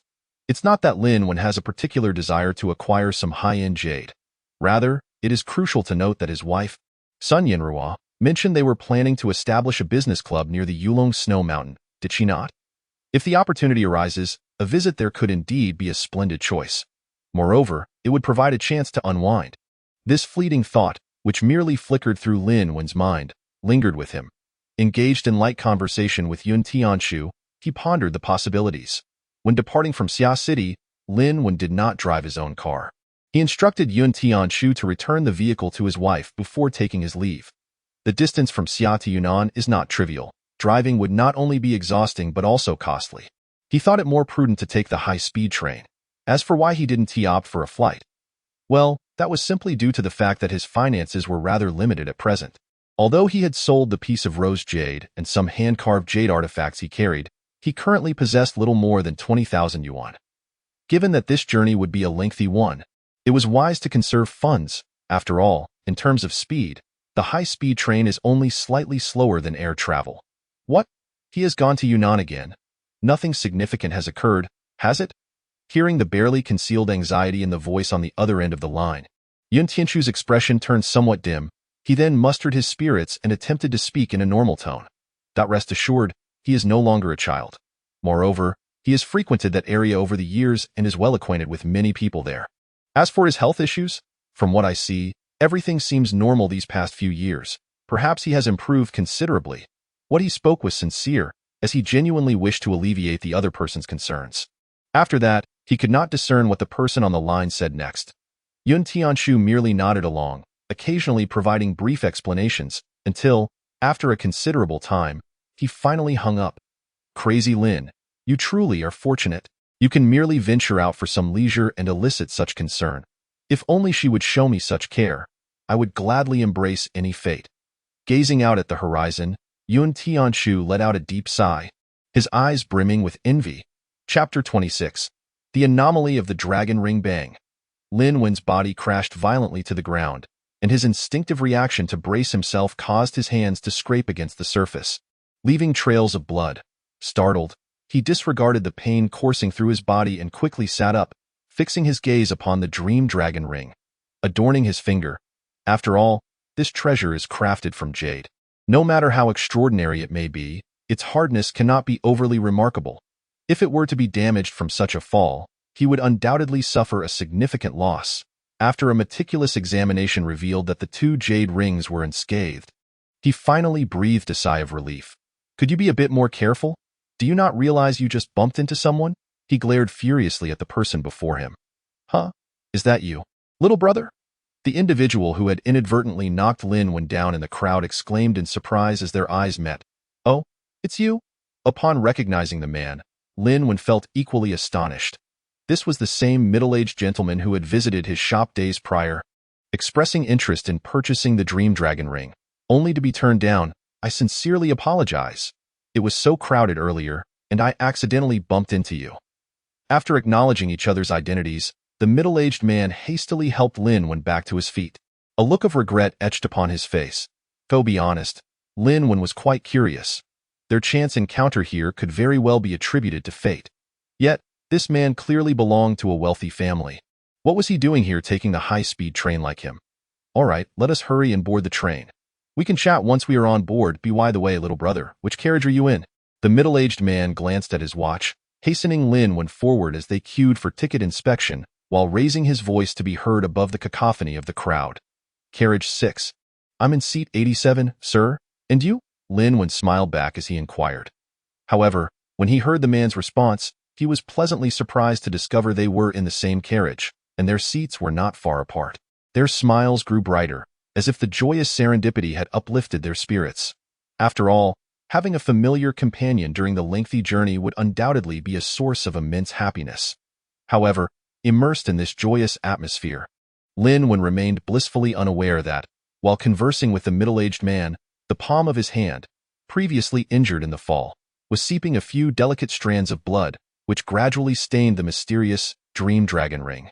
Although the amount of blood was minimal, upon making contact with the smooth jade surface, it seemed to be drawn in by some invisible force, eerily permeating the transparent ring. Blood, could it truly merge with jade? If anyone were to witness such a phenomenon, they would undoubtedly be left in utter shock. Yet, in reality, it was happening in an instant. The once pristine and clear Dream Dragon Rings began to undergo a remarkable transformation. They slowly, gradually became increasingly translucent, gradually presenting a peculiar state. Those jade rings appeared to meld entirely into Lin Wen's fingers, becoming increasingly indistinct. Whereas previously one could still discern their presence with the naked eye, at this moment they had seemingly vanished completely. Isn't that marvelous? Indeed, it is astonishing. However, Lin Wen remained oblivious to this remarkable occurrence until he boarded the high-speed train and re-engaged with the middle-aged man, who then pointed it out. Oh, Lin boss, You didn't wear those 2 dragon rings this time? The middle-aged man observed Lin Wen's bare fingers, a hint of disappointment evident in his expression. Upon seeing the man again, he felt joy. Though the delight of meeting a familiar face was present, it was overshadowed by the middle-aged man's desire to uncover the truth behind Lin Wen's rings. After all, the magnificent golden dragons he had witnessed previously had left an indelible impression on his mind, perpetually resurfacing in his memories. Their regal and mysterious forms, along with the shimmering brilliance of their scales, were far from mere illusions. Anyone who laid eyes upon them would feel an overwhelming sense of awe and be unable to forget them. Where are they? Lin Wen instinctively raised his right hand, but when his gaze fell upon his middle finger, he was momentarily stunned. Where the ring should have been was now an empty expanse, devoid of anything. Why rings? His eyes widened in disbelief as he stared at the emptiness of his fingers, a wave of intense anxiety crashing over him. Realizing the gravity of the situation, Lin Wen hurriedly lifted his left hand. But upon inspection, his pupils constricted in shock. They were gone as well? He desperately wished the rings were still there, but reality dealt him another merciless blow. The dream dragon ring on his left hand had also inexplicably vanished without a trace. How could this happen? Just moments ago, when he fell, he had clearly seen the 2 dream dragon rings on his fingers. Now, how could they? Lin Wen's heart sank like a stone, plummeting into an abyss. He could not accept this outcome. After all, those 2 jade rings were far more than mere trinkets to him. They were intertwined with his fate and future. If they were truly lost, who could guarantee the state of his health? Recalling the events of his childhood, Lin Wen became utterly panicked. Cold sweat streamed down his forehead as his hands began to tremble involuntarily. Just as he was about to rummage through his pockets and backpack, hoping to find that he had merely misplaced them, a sudden realization froze him in place. Wait, something is amiss. If the rings were lost, how could he still sense the cool aura emanating from his hand? Gradually merging into his consciousness, as Lin Wen regained clarity, he instinctively touched the spot on his middle finger, only to be astonished to discover it was not empty at all. The 2 jade rings remained securely on his fingers. They simply were invisible. But how could this be? Lin boss, what's wrong with you? Did you hide those 2 jade rings, unwilling to wear them? The middle-aged man, perplexed by Lin Wen's fluctuating expressions, could not help but inquire after a prolonged silence. There was no other option. Those 2 rings seemed to possess an enchantment, continually tugging at his heart. If he could not admire them closely, the middle-aged man would feel an insatiable sense of regret. Chapter 27. Persuasion? Life insights. No, not at all. Lin Wen, snapping back to reality, exhibited a fleeting look of unease as he stammered. I mentioned before that they aren't worth much. I carelessly left them at home when I set out. This was a subconscious response, as he was reluctant to let the other person discern the extent of his astonishment. The dream dragon rings could actually turn invisible. The key point was that Lin Wen seemed to sense that he could will them to reappear if he so desired. Moreover, it appeared that these 2 extraordinary jade rings harbored even more potential, waiting for him to explore. Go be truthful. Lin Wen found it perplexing how the 2 rings, which he had painstakingly carved himself, had become so extraordinary, akin to a magical artifact from a novel. In truth, he understood clearly that the true marvel lay not within the rings themselves, but in the extraordinary jade from which they were crafted. Otherwise, no matter how skilled his carving, they would ultimately remain ordinary objects. Thus, knowing that the dream dragon rings were becoming increasingly remarkable, Lin Wen was naturally determined to keep their existence a secret from others. It was evident, upon hearing Lin Wen's words, the middle-aged man displayed his disappointment. By the way, my friend, where are you headed? After contemplating for a moment, Lin Wen deliberately shifted the topic to, my father is turning 90 next month, and I am searching for a fine antique as a birthday gift. I've scoured many cities without success. Eventually, I decided to find a good piece of jade and commission someone to carve a gift, but I haven't encountered anything suitable yet. Clearly, the middle-aged man had no intention of concealing his motives. After a moment's thought, he continued, my name is Shin Tianqing, a native of Kyoto. Since we are acquainted now, feel free to call me Brother Shun. Very well, Brother Shin. My name is Lin Wen. Please, no need for formalities, just call me by my name.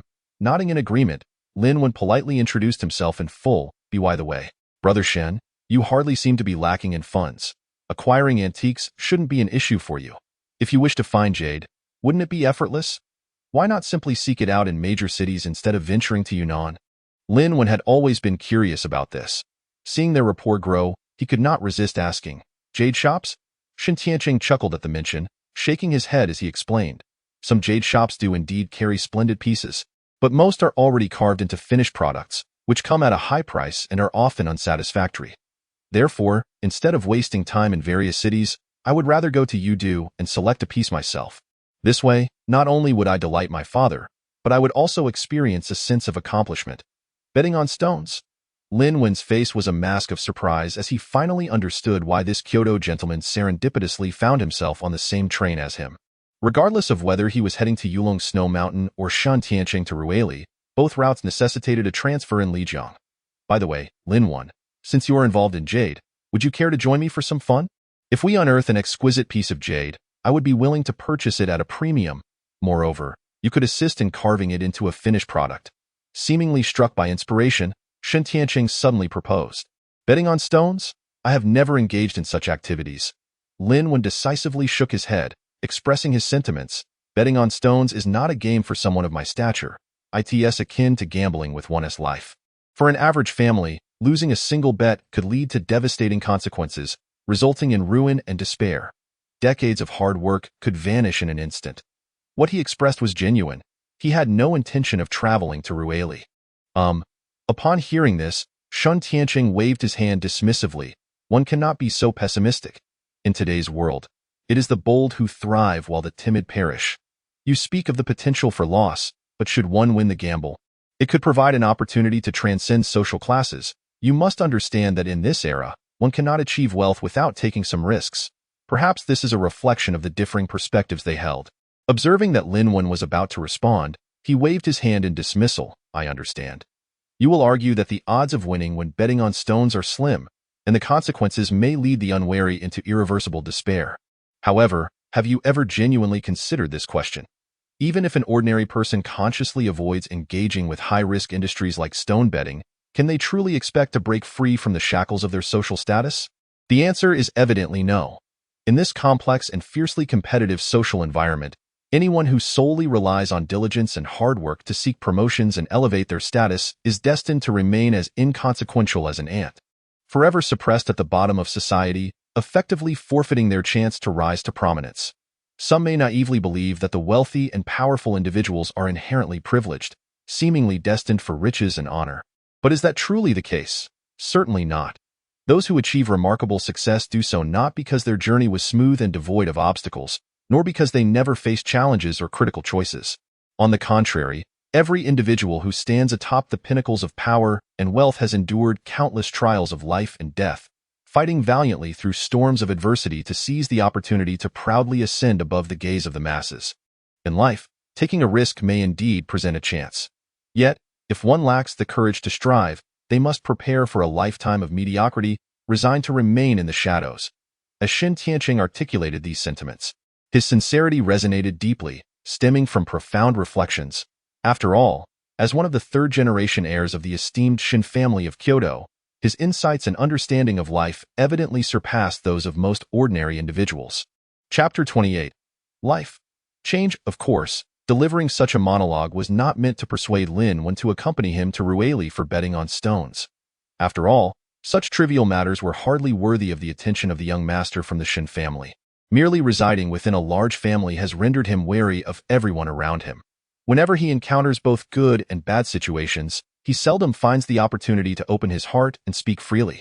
Today, having fortuitously met a stranger with no ties to Kyoto, Shen Tianqing finally expressed his views on life, perhaps as a means of venting his feelings. Lin Wen, upon hearing the heartfelt words of his companion, couldn't help but fall into deep contemplation. Perhaps the other party was right. Living life with such extreme caution, devoid of any spirit of adventure, makes this existence rather dreary. Moreover, even with a stable and secure life, who can guarantee that one will attain the life they desire? For instance, if he possessed sufficient wealth, would his wife still insist on venturing out to establish a business club with Yao Yun? If that incident had not transpired, would his once happy family have undergone such drastic changes? No, certainly not. Well, Brother Shen, perhaps you have a point. As for going to Ruili to gamble on stones, It's not that I do not wish to accompany you. The crux of the matter is that I can't play with just 1 or 2 tens of thousands of yuan on me. Rubbing his nose, Lin Wen ultimately resolved to decline the offer tactfully. After all, despite the reasonableness of Shan Tianqing's arguments, it was quite challenging to alter Lin Wen's risk-averse nature in a short span. However, upon hearing Lin Wen's words, Shan Tianqing's eyes lit up. It seemed that this young man was not as insistent as before. What is there to fear about lacking money? As long as brother Lin Wen has his eye on a stone, we can simply team up. Regardless of whether we manage to acquire a top-quality jadeite this time, it can be considered a learning experience. Spending a little money is a trivial matter. With a grand gesture, he exuded an air of nonchalance, as if the substantial sums of tens of thousands or hundreds of thousands were of no consequence. In truth, it would be unfair to entirely blame Shan Tianqing for his eagerness to bring Lin Wen along. Although he possessed considerable expertise and unique insights into antique appraisal, he was utterly inexperienced in the realm of stone gambling. Previously, he had intended to rely on his luck to test the waters, and if that proved fruitless, he would simply purchase top-quality jadeite that others had already cut. Little did he anticipate encountering the familiar Lin Wen along the way. In Shan Tianqing's mind, since Lin Wen was adept at the ancient art of jade carving, he must surely be well-versed in the stone gambling trade as well. If he could successfully persuade Lin Wen to remain by his side, not only would he benefit from Lin Wen's professional knowledge to enhance his chances of obtaining exquisite jadeite, but he would also have a reliable partner to tackle any potential issues that may arise. After all, Rueli is adjacent to Myanmar, and since he had not brought a bodyguard this time, he was concerned about encountering unforeseen circumstances. Furthermore, he had heard that the stone gambling industry was fraught with numerous unknown risks. One could easily fall victim to deception. Having an extra person around would certainly be advantageous. Hearing this, Lin Wen couldn't help but chuckle bitterly. He truly hadn't anticipated that Shan Tianqing would take the conversation to such lengths. If he continued to decline, he would genuinely feel embarrassed. After some contemplation, he could only silently nod in agreement. At worst, he could visit Jade Dragon's Snow Mountain after returning from Rueli. It would only delay matters for a while. Perhaps, as Shan Tianqing suggested, since he had nothing pressing on his agenda, it would be worthwhile to witness the world of stone gambling. Of course, Lin Wen was unaware that Shan Tianqing mistakenly regarded him as an expert. Intending to seek his assistance in selecting materials, had he known, he would undoubtedly have declined to accompany him. For he was, after all, merely an outsider.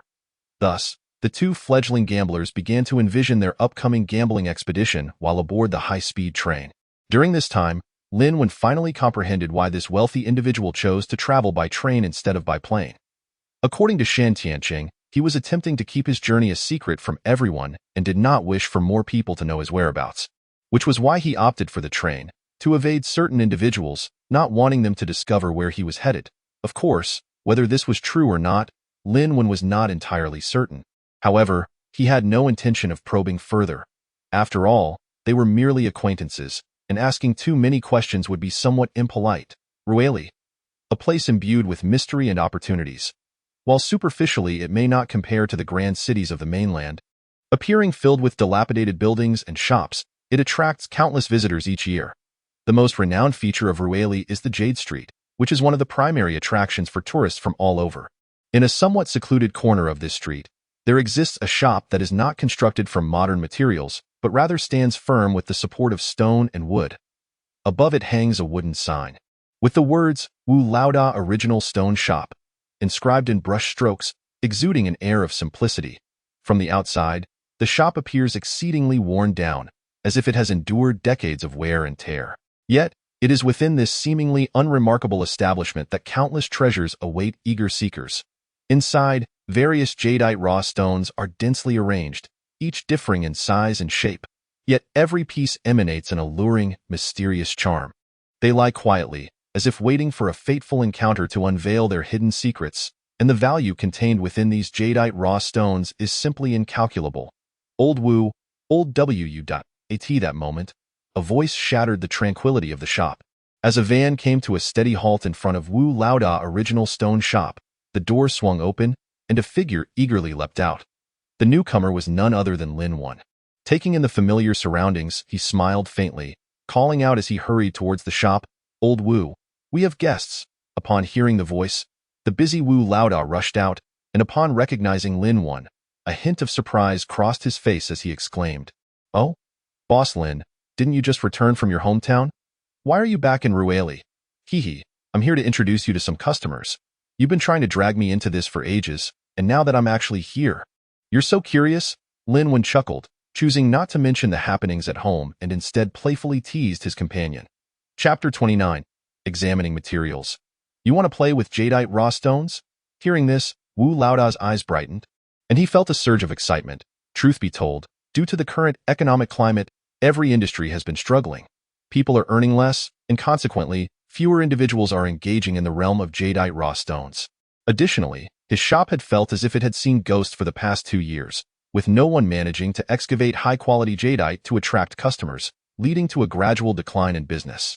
If it weren't for these circumstances, he would never have considered enticing Lin Wen, a mere buyer of scrap materials, into the world of stone gambling. By the way, let me introduce you.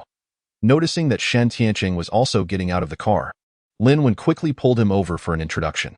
But this is Mr. Xian, visiting from Kyoto. Unlike me, he isn't a poor wretch. Old Wu, if you have any good materials, feel free to show them to Brother Shen. Seeing that Lin Wen had indeed introduced a promising client, Wu Laoda's eyes shone, and he immediately patted his chest, saying, "Rest assured. Since it's Boss Lin who referred him, we certainly won't hold anything back. Please wait here. I'll fetch you some fine materials to examine." After expressing his gratitude towards Lin Wen with a glance, he hurried inside. Why did Lin Wen bring Shen Tianqing here upon arriving in Rueli? To be honest, it was quite intentional.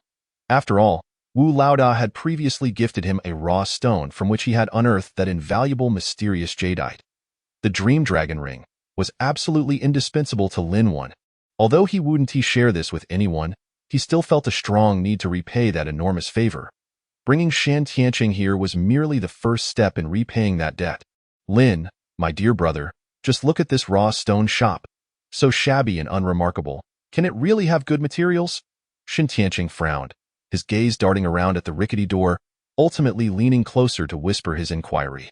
After all, it was his first time in Rueli, and everything here seemed utterly foreign to him. Brother Shen, you're indeed an outsider.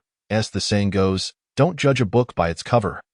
Just because old Wu's shop appears old and dilapidated doesn't mean it should be underestimated. To my knowledge, the raw stones displayed on the floor alone are worth over 100 million. So, their strength is quite formidable. Moreover, old Wu mentioned to me before that there are good materials here. I believe he wouldn't deceive us, right? After all, I've known him for several years. If he were to swindle us, he'd lose all face. Lin Wen reassured Shen Tianqing with a smile, patting him on the shoulder. "All right then, I'll be relying on you to help me examine the stones." Clearly, Shen Tianqing had a great deal of trust in him. He nodded and casually remarked, "Me? You want me to help you examine the stones?" Lin Wen was taken aback, incredulously pointing at himself that of course. "I know nothing about gambling on stones. You're the one who deals with jade, so you must have a better understanding than I do," Shen Tianqing asserted confidently. "You?" Lin Wen was left speechless. He distinctly remembered Shen Tianqing claiming to be quite knowledgeable about antiques. Generally, experts in antiques possess a certain understanding of jade as well, so throughout their journey, Lin Wen assumed that Shen Tianqing had some expertise in stone gambling. However, now he was admitting his utter ignorance and expecting Lin Wen to assist him in examining the stones. Where was the logic in that? With a grimace, Lin Wen contemplated revealing that he too was merely a novice, but upon seeing the trusting expression on Shen Tianqing's face, he hesitated and ultimately remained silent. Forget it. I know a little, so I can at least help him choose a couple of pieces. As for whether we can cut out exquisite jadeite, well, does it really matter to me? After all, Shen Tianqing had previously mentioned that failing is not a big deal. Thus, the two remained in an awkward silence until Wu Laoda approached, carrying a wooden box, which jolted them back to reality. "Brother Lin, today I've brought out the best materials I have. Come quickly and take a look." With a loud thud, he placed the wooden box on the ground. He'll be honest, Wu Laoda was not exaggerating this time. Each piece of raw stone within the box had been meticulously selected, with most possessing a considerable probability of yielding decent quality jadeite. It's worth noting that if an ordinary customer had come to the shop, he would never have been willing to display such treasures. However, the two individuals standing before him were not ordinary clients. They were fresh faces in the stone gambling world, potential long-term customers, If he couldn't capture their interest right from the start, how could he hope to cultivate their loyalty in the future? Consequently, Wu Laoda was all in as for the raw stones laid out on the floor. He had no intention of even introducing them, hastily revealing his trump card in hopes of securing these two as stable clients. Of course, these stones were indeed rare finds. As a seasoned raw stone merchant, Wu Laoda had principles when conducting business. Naturally, good raw stones would not be sold at a random price. The price would remain fair, and profit would be earned accordingly. Wu Laoda was acutely aware of this. All right then, upon seeing roughly a dozen or 20 fist-sized raw stones in the box, the two novices immediately gathered around. Hey, don't you have flashlights? Are you sure you can tell the good from the bad just by looking? Noticing that the two were about to handle the materials directly, Wu Laoda was taken aback. Only then did he realize that Lin Wan and his companion from Kyoto were complete novices. However, novices could be a good thing. It was often easier for newcomers to appreciate the thrill of stone gambling. After reminding them, he dashed to the back and returned with 2 incandescent flashlights, handing one to each of them while subtly guiding them on how to examine the raw stones. Of course, this was merely basic theoretical knowledge. For instance, how to assess the skin color, how to examine the mottling, transparency, and texture. Chapter 30. Ability Transformation. According to what you just said, Wu Laoda, this stone has thin skin and good quality. Could it be from the Pakong site? Xin Tianqing asked curiously, holding up a black stone to the light. Pakong stone? Upon hearing this, Wu Laoda was taken aback, eyeing the stone with suspicion. What kind of joke is this? The black sandstones from the Pakong site are considered top tier among jadeite raw stones, known for their thin skin and excellent quality. They were depleted years ago. Would I still have any here? Did he really think he was foolish enough to present such exquisite stones for sale? Mr. Shun, you must have misjudged this one. There aren't many Pakong stones left on the market today. This stone has a rough shell. It should be new material from the gray card site. However, in terms of transparency, it could yield some decent jadeite. Why don't you take this one to practice cutting? Wu Laoda suggested, his tone laced with subtle temptation. New variety? Xin Tianqing shook his head and turned to Lin Wan, seemingly wanting to ask something. However, upon looking over, he found Lin Wan staring blankly at a dull-looking raw stone. Lin, what's wrong with you? He couldn't help but inquire, curiosity piqued. Snapped back to reality, Lin Wan lifted his gaze to Xin Tianqing, still wearing a look of bewilderment as he replied, Brother Shun, what did you say? Although he appeared calm, who could fathom the shock surging within him at that moment? It was only now that he realized, with the aid of the Dream Dragon Rings, he had acquired an astonishing ability. Indeed, just moments ago, Lin Wan would never have anticipated that the instant he grasped a piece of jadeite raw stone, a surge of golden light would illuminate his mind.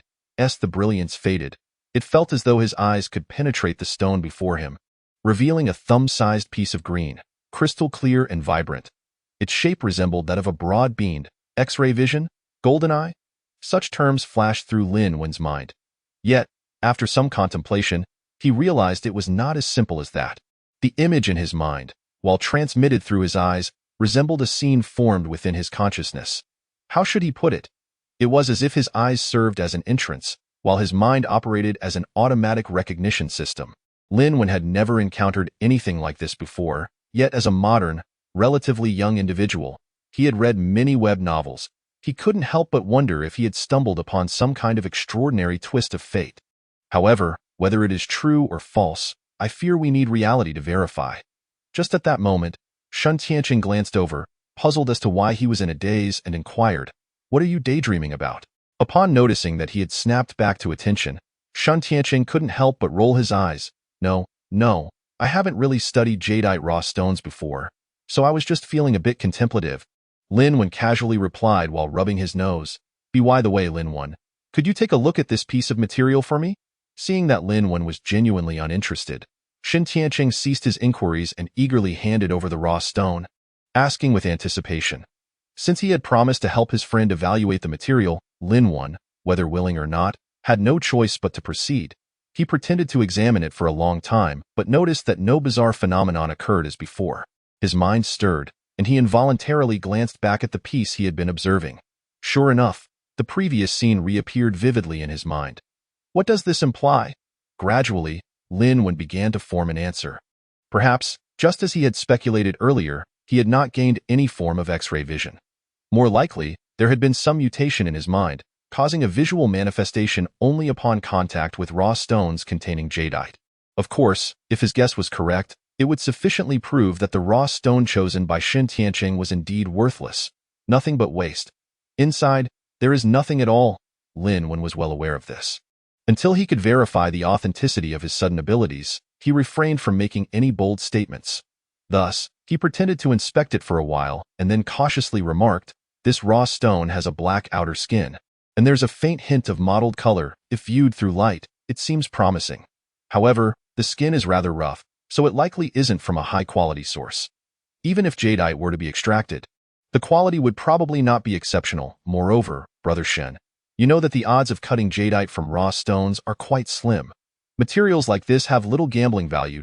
As he spoke, he handed the raw stone back, smiling. "On the contrary, I feel this piece has potential.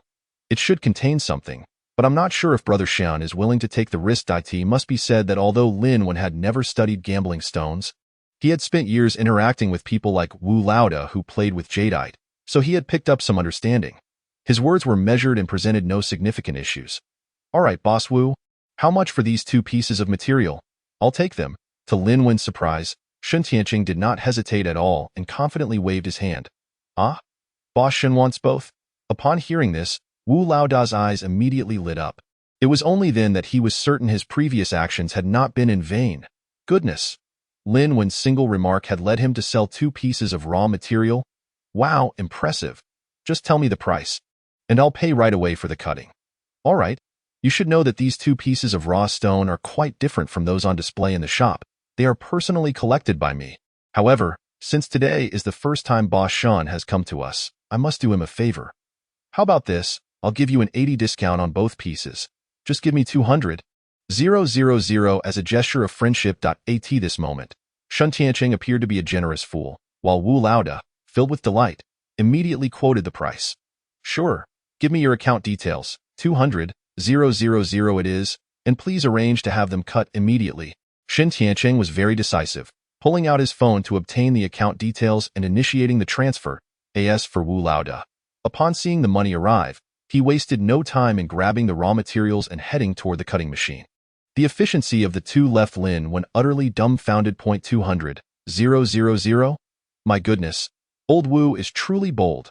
2 pieces of fist-sized gambling materials, with not a single opening in sight, and they dared to ask for 200,000?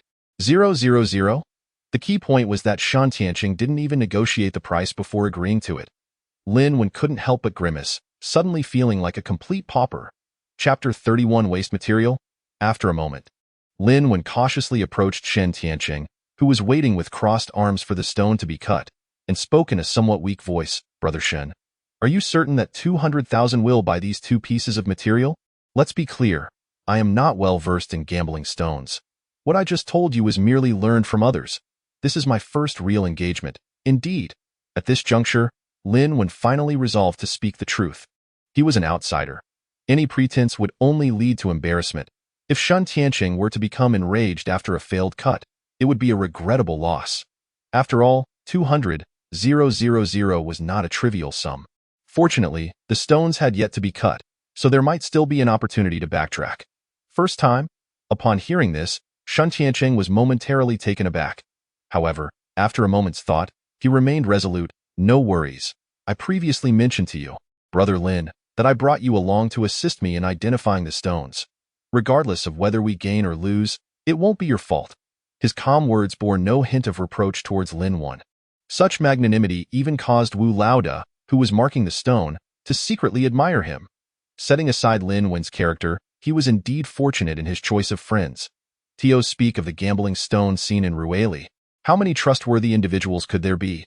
Among all the players in the jade industry, he might be the only one with a semblance of conscience left. Over the years, he had conducted transactions with Lin Wen fairly and without malice. Had it been anyone else, Wu Laoda could guarantee that someone would have already schemed to exploit this naive person.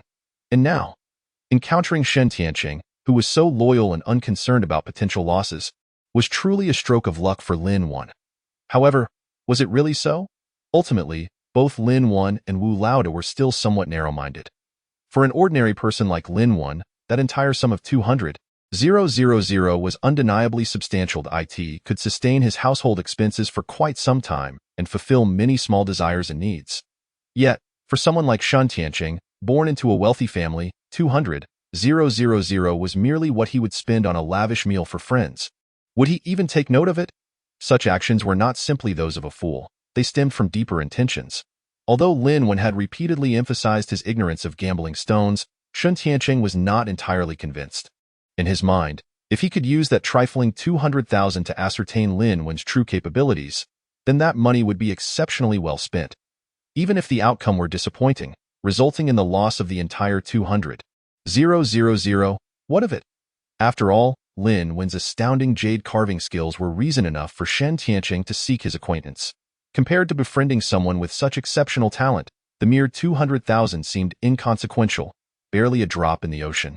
Of course, if the other party also excelled in gambling stones, that would be even better. At this moment, Lin Wan remained oblivious to Shen Tianqing's thoughts, feeling immensely grateful for his generosity. He increasingly believed that forming a friendship with such a person was indeed a wise decision. As Lin Wan and Shen Tianqing exchanged excited glances, Wu Lao finally secured the piece of raw material chosen by Shen Tianqing in the cutting machine. With the press of a button, the machine whirred to life. The material was not large. It would likely be ready in half an hour. Gentlemen, why don't you step aside for a cup of tea? Wu Lao suggested with a beaming smile. Guiding Lin Wan and Shen Tianqing to a nearby area, he then retrieved a tea set, and the three engaged in light-hearted conversation over tea. Approximately half an hour later, under the tense gazes of Lin Wan and Shen Tianqing, Wu Lao finally lifted the iron box's lid and presented the halved raw material. I'm truly sorry. This stone has collapsed. After rinsing it, he couldn't help but chuckle bitterly, shrugging at the two. So it collapsed? That means 100,000 is gone. This first-time experience left Lin Wan with mixed feelings. After all, in his eyes, 100,000 was an amount he would need to earn over half a year. And now it had vanished in just half an hour. No wonder so many said one cut could bring wealth or poverty. This was far too thrilling. No worries, Boss Wu, please cut the other piece as well. After examining the two pieces of stone, Shen Tianqing's expression remained unchanged as he casually tossed the first piece aside and remarked nonchalantly. However, the gaze he directed at Lin Wan took on a somewhat peculiar quality. If he recalled correctly, this guy had not held much hope for the previous raw stone, which meant he had been correct. What about the piece Lin Wan had deemed promising? Shen Tianqing was now eager to see what the second stone would yield. If it were indeed profitable, would it suggest that Lin Wan was merely playing the fool, attempting to pull one over on him? Yet, upon this realization, Lin Wan felt a wave of guilt wash over him, instinctively shifting his gaze elsewhere. Just as he turned his head, his eyes inadvertently landed on a brick used to prop up a table in the corner, and he froze in place. What on earth was going on? Wasn't that just a stone brick? With a sudden idea, he cautiously approached the table. Seeing nothing else on top, Lin Wan crouched down, pulled out the brick, and found something to prop it up before standing and scrutinizing it closely. Heh, Lin boss, what are you up to? That piece is just leftover waste from someone else's cut. Are you really interested? Not far away, Wu Lao was preparing to mark the other raw material while turning to Lin Wan with a smile. Leftover waste? Lin Wan's heart stirred as he carefully examined it, indeed noticing that two sides bore signs of having been cut. Clearly, it was just waste material. After pondering for a moment, he turned around and smiled. I'm quite curious about how jadeite raw stones could be cut so neatly. It looks just like a piece of blue brick. By the way, I find this piece rather intriguing. Perhaps Boss Wu could tell me how much you would sell it for. You want this piece? Upon hearing this, Wu Lao's interest was piqued. He immediately set down the raw material in his hand and walked over to examine the brick closely. After all, in this line of work, the greatest fear is making a mistake. Even with waste material, it's always wise to be cautious. However, after examining it from all angles, Wu Lao couldn't discern anything notable. This piece appeared to be from the Hongsha skin of the Damakan quarry, roughly a foot long and about the thickness of a palm. Two sides had already been cut, and the cut surfaces were filled with fog and cotton. With no hint of green visible, definitely waste material by all accounts. Chapter 32 Rising Value. Speaking honestly, if this broken stone could yield jadeite, that would indeed be a miracle. With a wry smile, Wu Lao shook his head and tossed it back to Lin Wan. Forget it. If you want to play with this waste material, Go ahead. There's no need for money. After saying that, he prepared to return to marking the remaining raw stone. No way. I've heard that in the gambling stone business, it's all about the exchange of money for goods. If you don't want money, what if it actually yields jadeite later? Who would it belong to? However, Linwen was insistent, determined to pay the other party. All right then, Lin boss, you decide how much you want to give. Consider it my fee for helping you cut the stone. Wu Laoda had nothing more to say. After all, Linwen was right. There were rules in the gambling stone industry. He had already been polite, and if the other party insisted on paying, he could only accept. Okay, Linwen nodded, rummaging through his belongings and finding about 1,000 in cash. After counting, he set aside the change and tossed 1,000 onto the table, saying, "Here, I'll keep a bit for transportation. This 1,000 cash is for the stone. 1,000? That's a bit much, Lin. Do you realize that in the market? 1,000 can buy a piece with an opening?" Wu Laoda chuckled, teasing Lin when point one is willing to pay while the other is willing to accept. If I believe this material is worth 1,000, then it is worth 1,000, and I hope if something good comes out of it, Boss Wu won't feel regret. Lin replied with a smile, not taking it too seriously. Rest assured, those of us in this business understand the rules. Even if you buy a piece for $1, if it turns out to be imperial green, no one would dare to go back on their word. Otherwise, they wouldn't be able to survive in Rueli. Wu Laoda was somewhat skeptical of Linwen's statement. He then turned away and continued marking the raw stone. Hey, Boss Wu, don't mark it like that. Just then, Linwen accidentally saw that the other party was preparing to cut the piece he had previously selected directly in half, and he immediately grew anxious. What are you talking about? If what I saw earlier was true, then the jadeite should only be in the middle of this raw material. If you cut it in the way you marked, it'll be split right down the middle. The jadeite is already small, and if cut in half, it will become even smaller. Wouldn't that mean Shen Tianqing would incur a significant loss? After all, he spent 200,000. Though Linwen wasn't sure if what lay within could allow the other party to break even, it was not right to proceed recklessly. Hastily, he handed the brick to Shen Tianqing to hold, hurriedly stepped forward, and pointed decisively to a spot, saying, "If you're going to cut, do it here. If there really is jadeite inside, perhaps it can be preserved better." Facing Linwen's insistence, Wu Laoda looked down at the fist-sized raw material, feeling utterly speechless. Did this guy truly have confidence that this piece contained something? After all, he had misjudged the previous raw stone. Besides, with such small materials, who wouldn't just slice it cleanly in half? The goal was simplicity, yet, since the other party had requested it, he couldn't refuse. Thus, he nodded and marked the line again as Linwen directed, then secured it in the cutting machine. Throughout this process, Shen Tianqing remained a silent observer, occasionally glancing at the rectangular waste material in his hand, revealing a contemplative expression. With a whirring sound, the cutting blade swiftly penetrated the raw material. After closing the iron box, Wu Laoda clapped his hands and chuckled. Whether Boss Shun can break even today hinges on this piece. Heh. Shen Tianqing merely smiled at the remark, his expression betraying no tension at this point. Wu Laoda finally understood. This gentleman from the capital probably wasn't lacking in funds. It was just a pity that the previous stone had collapsed. If things went awry again, he might lose a significant client. Now he sincerely hoped the second piece would yield something worthwhile. If it did, the other party might even buy more. Time passed swiftly, and in just over 20 minutes, the fist-sized raw material was cut open. With a hint of nervousness, Wu Laoda opened the machine and retrieved the two halves of the stone, washing some water over the cut surfaces. Upon seeing the first piece, which was covered in a grayish mist and cotton, he felt his heart sink, sensing an ominous sign. Could it be that this one had also collapsed? Wash that piece too. I think I see some green. Unexpectedly, just then, Shen Tianqing suddenly became excited. Upon hearing this, Wu Laoda perked up and hurriedly followed the instruction, grabbing the hose to wash away the stone dust. At the moment when the rough stone was thoroughly washed, a dazzling green light suddenly flashed into the eyes of the onlookers, the vibrant emerald hue blinding several of them. Goodness, it truly is jade.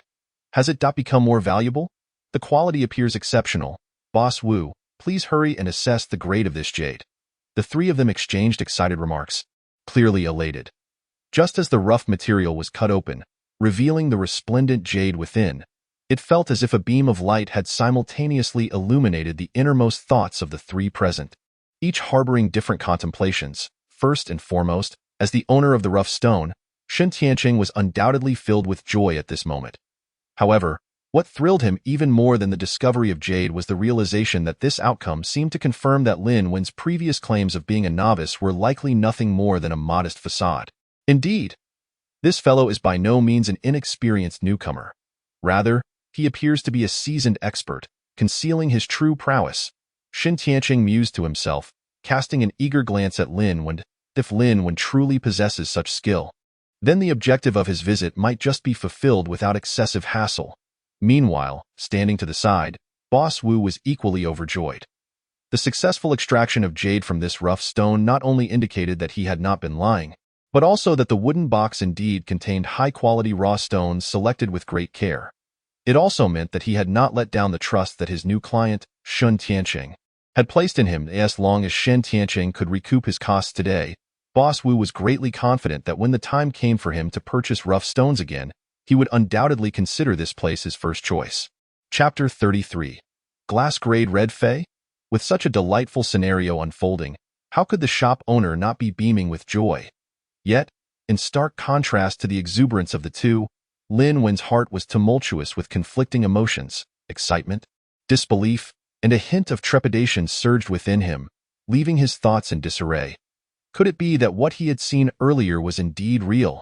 He felt bewildered, unable to comprehend why such astonishing phenomena would manifest in the tangible world. Could he truly see through the stone to the jade within? Was the adage, "even gods cannot discern a mere inch of jade," rendered absurd? A refreshing sensation emanated from the two concealed dream dragon rings, finally bringing him some clarity. Soon enough, Lin Wen accepted this bizarre reality. "Boss Wu, how much could this little jade piece be worth? Let's keep cutting and see if we can help Brother Shun break even." A smile crept onto Lin Wen's face as he encouraged. After all, the only jade revealed so far was merely a speck, and it was evident that much more remained hidden. Lin Wen was eager to discover if the jade, once fully unearthed, would indeed be as small as a thumb. TSK, TSK, TSK. Even if only this little piece could be extracted, it could easily fetch 70 to 80,000 just as a ring face. In response to Lin Wen's urging, Boss Wu nodded, but still offered a fair assessment of the jade's quality. Indeed, the jade that has emerged possesses the quality of high ice type, with a vibrant green hue already at the level of Xinjiang green. In today's market, a ring face of this caliber would easily be worth tens of thousands. This is not mere exaggeration. Clearly, should this jade be larger and fashioned into an ornament, Shen Tianqing could easily reclaim his 200,000 and even earn a profit. However, it's still too early to draw conclusions. We must ascertain whether the jade's color has penetrated deeply and how large it truly is once fully revealed. When the entire piece was finally brought to light, Boss Wu was left disappointed. The jade extracted from the rough stone was hardly larger than a thumb, and the miracle he had envisioned had not materialized. Holding the jade up to the sunlight, he couldn't help but exclaim, "This material indeed possesses the quality of high ice type, coupled with the Xinjiang green hue. Its overall quality is exceptional and not something one sees often in the market. Fortunately, there isn't a single crack. Regrettably, it is still a bit small. I fear it can only be fashioned into a pendant, though recuperating the investment should not pose too much of a problem." Shaking his head in mild disappointment, he handed the jade to Shen Tianqing, a wry smile crossing his face as he said, "I apologize, Boss Shen, for not allowing you to strike it rich today. However, if you trust my judgment, perhaps you could select 2 more pieces. You might just uncover some exquisite jade." He earnestly attempted to sell his raw stones, his face brimming with hope. After all, affluent clients like Shen Tianqing, who could treat 20,000 as mere pocket change, were rare in these economically trying times. Not wanting to rush, Shen Tianqing observed the jade worth 200,000 in his hand, contemplating something. After a lengthy pause, he turned to Lin Wen, or more precisely, to the rough stone he had purchased for 1,000, and with a serious expression, spoke. "Brother Lin, are you not planning to cut this piece of rough stone?" The inquiry was quite unexpected and left both Boss Wu and Lin Wen momentarily stunned. Boss Wu quickly regained his composure, but Lin Wen appeared somewhat flustered, hesitating as he seemed reluctant to cut the rough stone in his possession. After all, he had originally intended to wait until he returned to Xa City to use his small cutting machine. He never anticipated that Shen Tianqing would bring it up. "Go ahead and cut it. If it yields good jade, then my brother can take it," And you can also assist in crafting something for my father. Sensing Lin Wen's hesitation, Shen Tianqing fanned the flames further. With the conversation progressing to this point, even Boss Wu, who was typically oblivious, began to sense that something was amiss. What was going on? Could it be that this seemingly worthless stone truly contained some remarkable jade? This was impossible, right? It must be said. He was utterly bewildered, but convincing Boss Wu that this rough stone contained exceptional jade was virtually impossible. In truth, Lin Wen was equally taken aback. He could not fathom why Shen Tianqing had focused his attention on him. The rough stone in his hand was indeed extraordinary, yet he believed he should be the only one aware of its potential. Logically, the other party should not have been interested in a stone that had already been cut twice with no visible signs of value. Right? Indeed, Lin Wen had always been cautious, adhering to the principle of not revealing his wealth. Hence, he had planned to wait until he was alone to cut it open. But now that Shen Tianqing had brought it up, Lin Wen thought for a moment and reluctantly agreed. All right then. Saying this, he handed the brick-like rough stone to Boss Wu. No need to cut this piece. Just give it a quick polish. Boss Wu was not surprised by Lin Wen's request. After all, the stone had already been cut twice, and if it truly contained something valuable, it was likely close to the surface. A hard cut could potentially damage the jade inside. However, from Boss Wu's perspective, it was exceedingly unlikely that any jade could be extracted from such a seemingly worthless rough stone. Yet since the customer had made a request, he could not prevent Lin Wen from proceeding. Thus, he took the rough stone and moved it to the polishing machine, securing it in place before starting the machine. With a roar, the grinding wheel began to gradually wear down the rough material. Unlike the previous cutting, Boss Wu did not cover the machine, instead watching intently, fearful of missing any significant developments. Just half a minute later, he let out a startled exclamation. No way, there really is something good. As his voice echoed, he quickly shut off the machine. Both Shen Tianqing and Lin Wen hurried over upon hearing this. In a way. No way. No way, he plunged the stone into the water, and as the jade surface emerged, Boss Wu was nearly driven to madness. This is glass-grade red fei? A piece of discarded stone actually yielded glass-grade top-quality red fei. How is that possible? Chapter 34. The Divine Hand, a beautiful jade picture red fei? To Shen Tianqing, an outsider to this world, it was all quite baffling. Isn't jade always green? What on earth is red fei? Regardless, he had clearly heard the term glass-grade.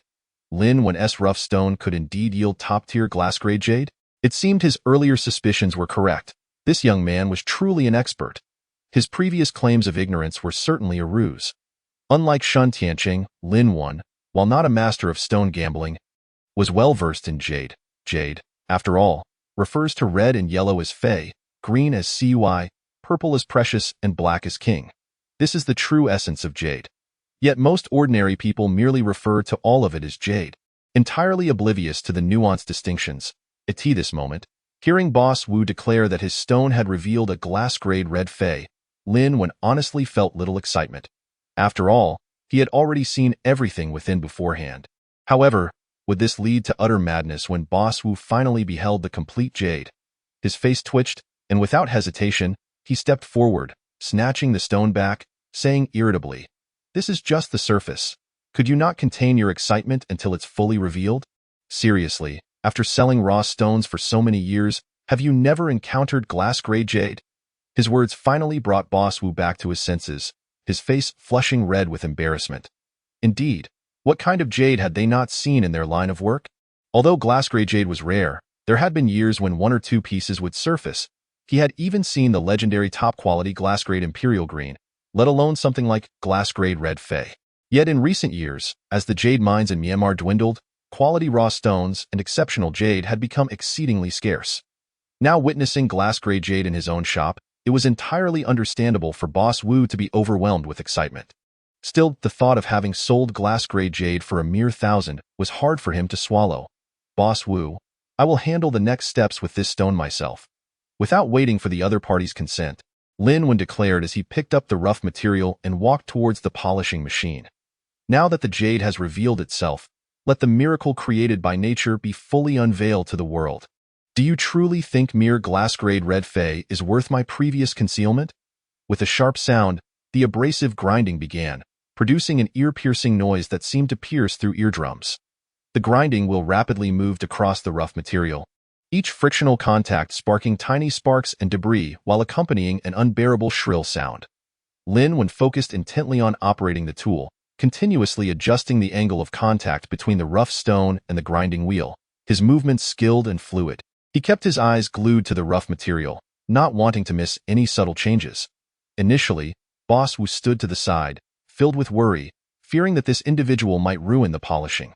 However, as time passed and he observed Lin Wen's adept and methodical polishing, Boss Wu's anxious heart gradually settled. After all, Lin Wen was a jade craftsman, so it was only natural for him to be capable of such tasks. Yet Boss Wu found it peculiar that Lin Wen's every adjustment of the rough stone's angle seemed oddly deliberate, instilling a sense of unease in the seasoned expert's heart. Boss Wu couldn't help but furrow his brow, wondering privately, what on earth is he trying to achieve by polishing this rough material? It seemed rather strange. From his professional perspective, Lin Wen's current operation did not resemble standard polishing, but rather appeared as if he were shaping the rough material according to the form of a brick. The rough stone was becoming increasingly neat and orderly under Lin Wen's hands, gradually taking on a square shape, with each edge straight and every corner forming a precise right angle. At first glance, it looked as if it had been meticulously measured and cut with a ruler. Such a unique polishing method left those observing utterly perplexed. This polishing process was not brief. After a solid 3 hours, Lin Wen finally turned off the machine, his face weary. Both Shan Tianqing and Boss Wu, who had been sipping tea off to the side, quickly rose and hurried over. With a splash, as Lin Wen rinsed the jade in water, an astonishing sight materialized before their eyes. What on earth? What is this? Boss Wu stood there, utterly dumbfounded, unable to believe his own eyes. Not only him, but even Shan Tianqing gasped in astonishment upon seeing the object in Lin Wen's hands. Brother Lin Wen, is this the jade from the rough material? After a moment's pause, he stammered out, Yes, isn't this the raw stone we just uncovered? Lin Wen shrugged and couldn't help but steal a glance. The raw material had now been completely revealed as jade, however. The previously seen glass-grade red fei did not occupy a significant portion of the piece. Truth be told, this jade did not possess ample areas worthy of being called exceptional. Much of it could only be considered average. In fact, in many places, there were still cracks and inclusions present. One would assume that such a piece of jade, even with some top-quality red fei, would suffer a substantial depreciation in value. Yet in reality, to Shan Tianqing and Boss Wu, it appeared as a priceless treasure. Its worth could easily be described as incalculable. Jade, like a beautiful woman, becomes unattractive if too much is added or taken away. A phoenix stopped rising from the ashes. Moreover, it seemed to be a natural creation. Boss Wu couldn't tear his gaze away, his body trembling as he mumbled to himself, staring at the jade in Lin Wen's hands. Truthfully, he felt a surge of impulse. He had to possess this jade, no matter the cost. Fortunately, at the crucial moment, the last shreds of rationality, like an impenetrable fortress, successfully held back the overwhelming urge within him. Boss Wu's eyes widened as he gazed at the jade before him, his gaze mesmerized and fervent, seemingly drawn into an inescapable trance. It was beautiful, truly beautiful. The faint glow and luster emanating from the jade were simply breathtaking. It resembled a brilliant pearl bestowed by the heavens, or perhaps a masterpiece intricately crafted by nature itself. Divine. It truly was magnificent. This was no longer mere jade. It was a work of art born from nature's unparalleled craftsmanship, captivating all who beheld it. Chapter 35. Phoenix Rebirth. The slate-gray skin tightly encased the surroundings, resembling an exquisite frame that perfectly encapsulated the breathtaking scene within, and the internal patterns were nothing short of astonishing. Clearly, it was a remarkable image meticulously crafted by the hand of heaven.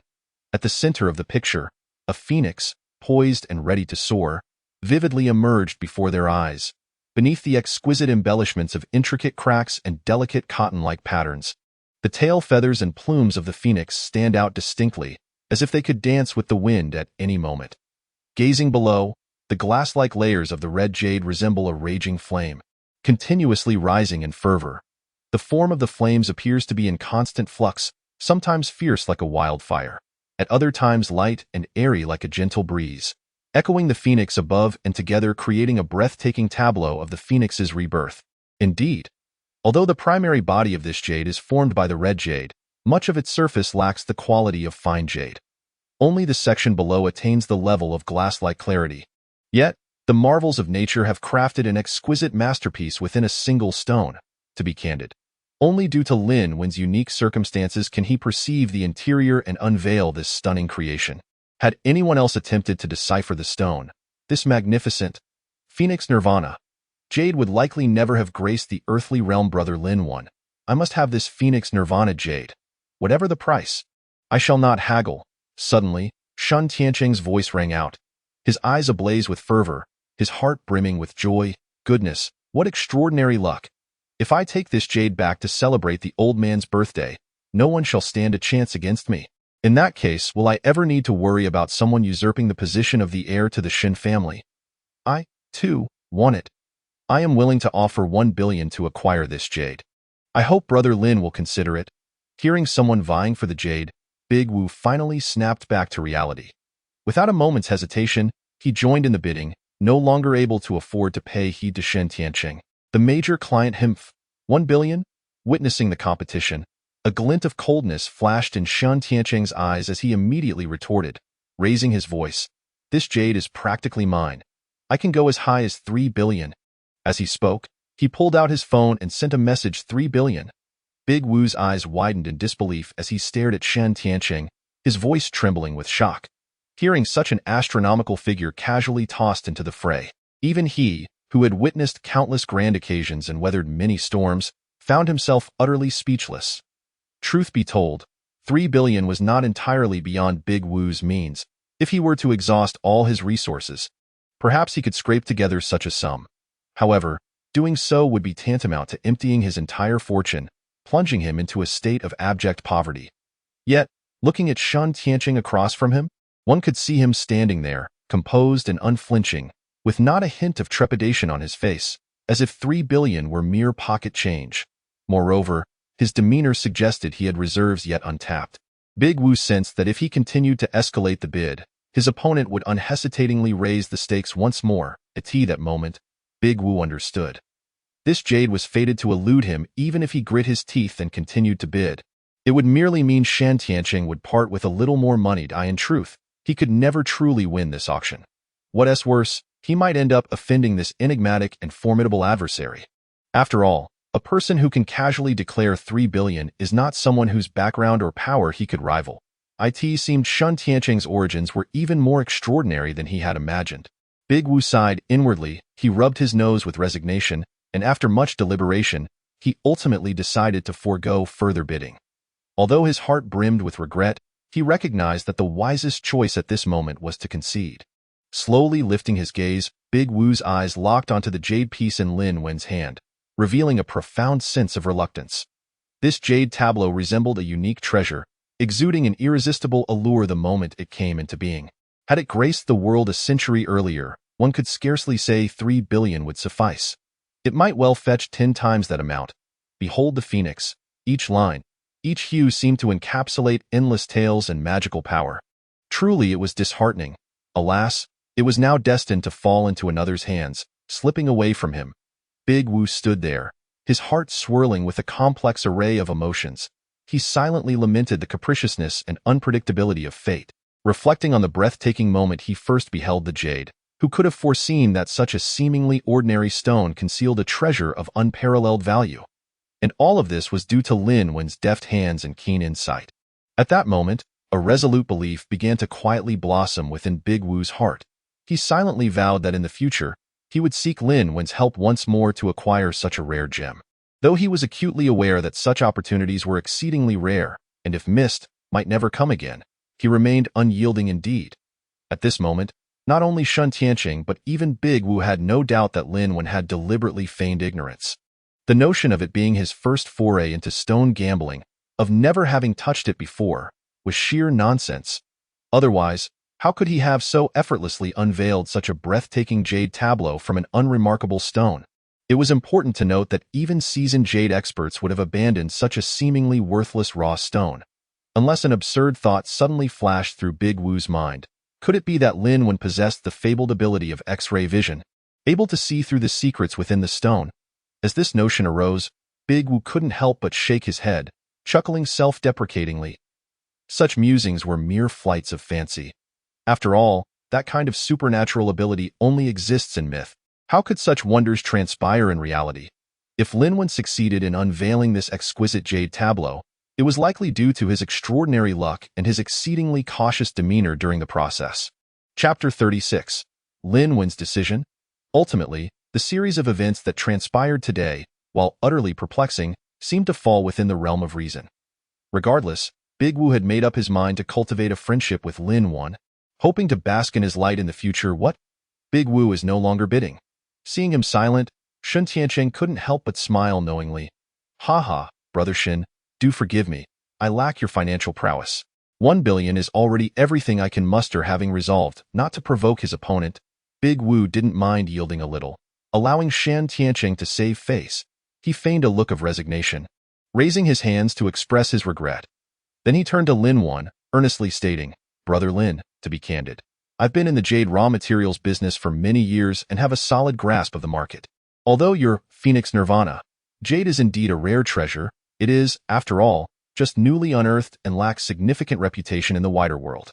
Excluding the influence of time on the item, in terms of intrinsic value, even with glass-like clarity, it would not reach 10 million, however. This naturally formed jade tableau is exceedingly rare, and Brother Shen's offer of 3 billion is not an insignificant sum. After saying this, he promptly fell silent. His meaning was clear. He merely expressed his suggestion. The item's value was evident, and whether to sell or not depended on the other party's thoughts. 0.33 billion. Despite the fierce bidding between the two, Linwen had not heard a word of their discourse. At that moment, the phrase 3 billion echoed incessantly in his mind. Goodness! The Phoenix tableau he had unveiled was worth such an astronomical price? This was something he had never anticipated. Indeed, Linwen was an ordinary man.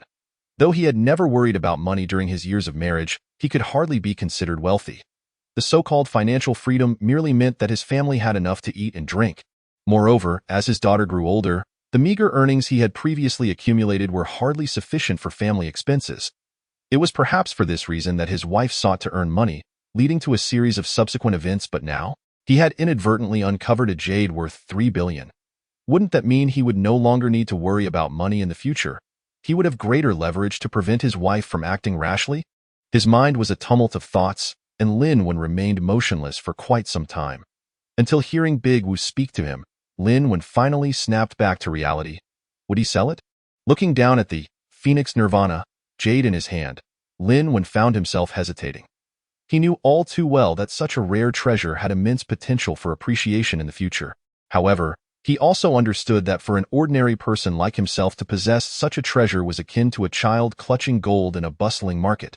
Should someone set their sights on him, it would undoubtedly bring unimaginable trouble to himself or his family. With a silent sigh, Linwen promptly extended the jade toward Shen Tiancheng, forcing a smile as he said, Brother Shen, since I previously promised to sell you something good if I found it, this piece now belongs to you.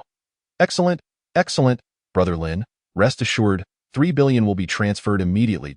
By the way, would you prefer cash or a bank transfer? Either works for me. Witnessing this scene, Shen Tiancheng hurriedly accepted the jade, cradling it with excitement as he spoke. It seemed as if 3 billion were as trivial as $30, readily at his disposal. Upon hearing the question, Linwen hesitated. 0.3 billion. How should he handle it? He understood perfectly that with just a word, he would instantly become a super-rich individual with 3 billion in cash flow. As for whether Shen Tiancheng could produce such a sum, Linwen had never worried about that. However, every time he thought of the complications between himself and his wife, Sun Yinru, Linwen's mind grew remarkably clear. At that moment, he was almost convinced that his wife had deceived him. Regardless of whether she had a special relationship with that Li Hao, the image of them strolling together in Lijiang remained vivid in his mind. Linwen was now utterly certain that Sun Yinru's feelings for that man named Li Hao were far from merely those of old classmates' deception, without a doubt, constituted a profound betrayal. To illustrate, if Sun Yinru had indeed betrayed their love and marriage, then upon returning to Xa City, the inevitable outcome would be divorce. Linwen knew full well that he could not tolerate such treachery. At this crucial juncture, he felt no need to harbor excessive pity for the woman who might soon part ways with him. If she were to gain too much advantage at this critical moment, it would be an immense injustice to himself. Thus, under no circumstances would he allow that to transpire. Yes, indeed. If Lin Wen accepted this entire 3 billion now, then when he and his wife proceeded with their divorce, whether he was willing or not, he would have to unconditionally share half of his assets with her. This was the law of the land, not something anyone could alter at will.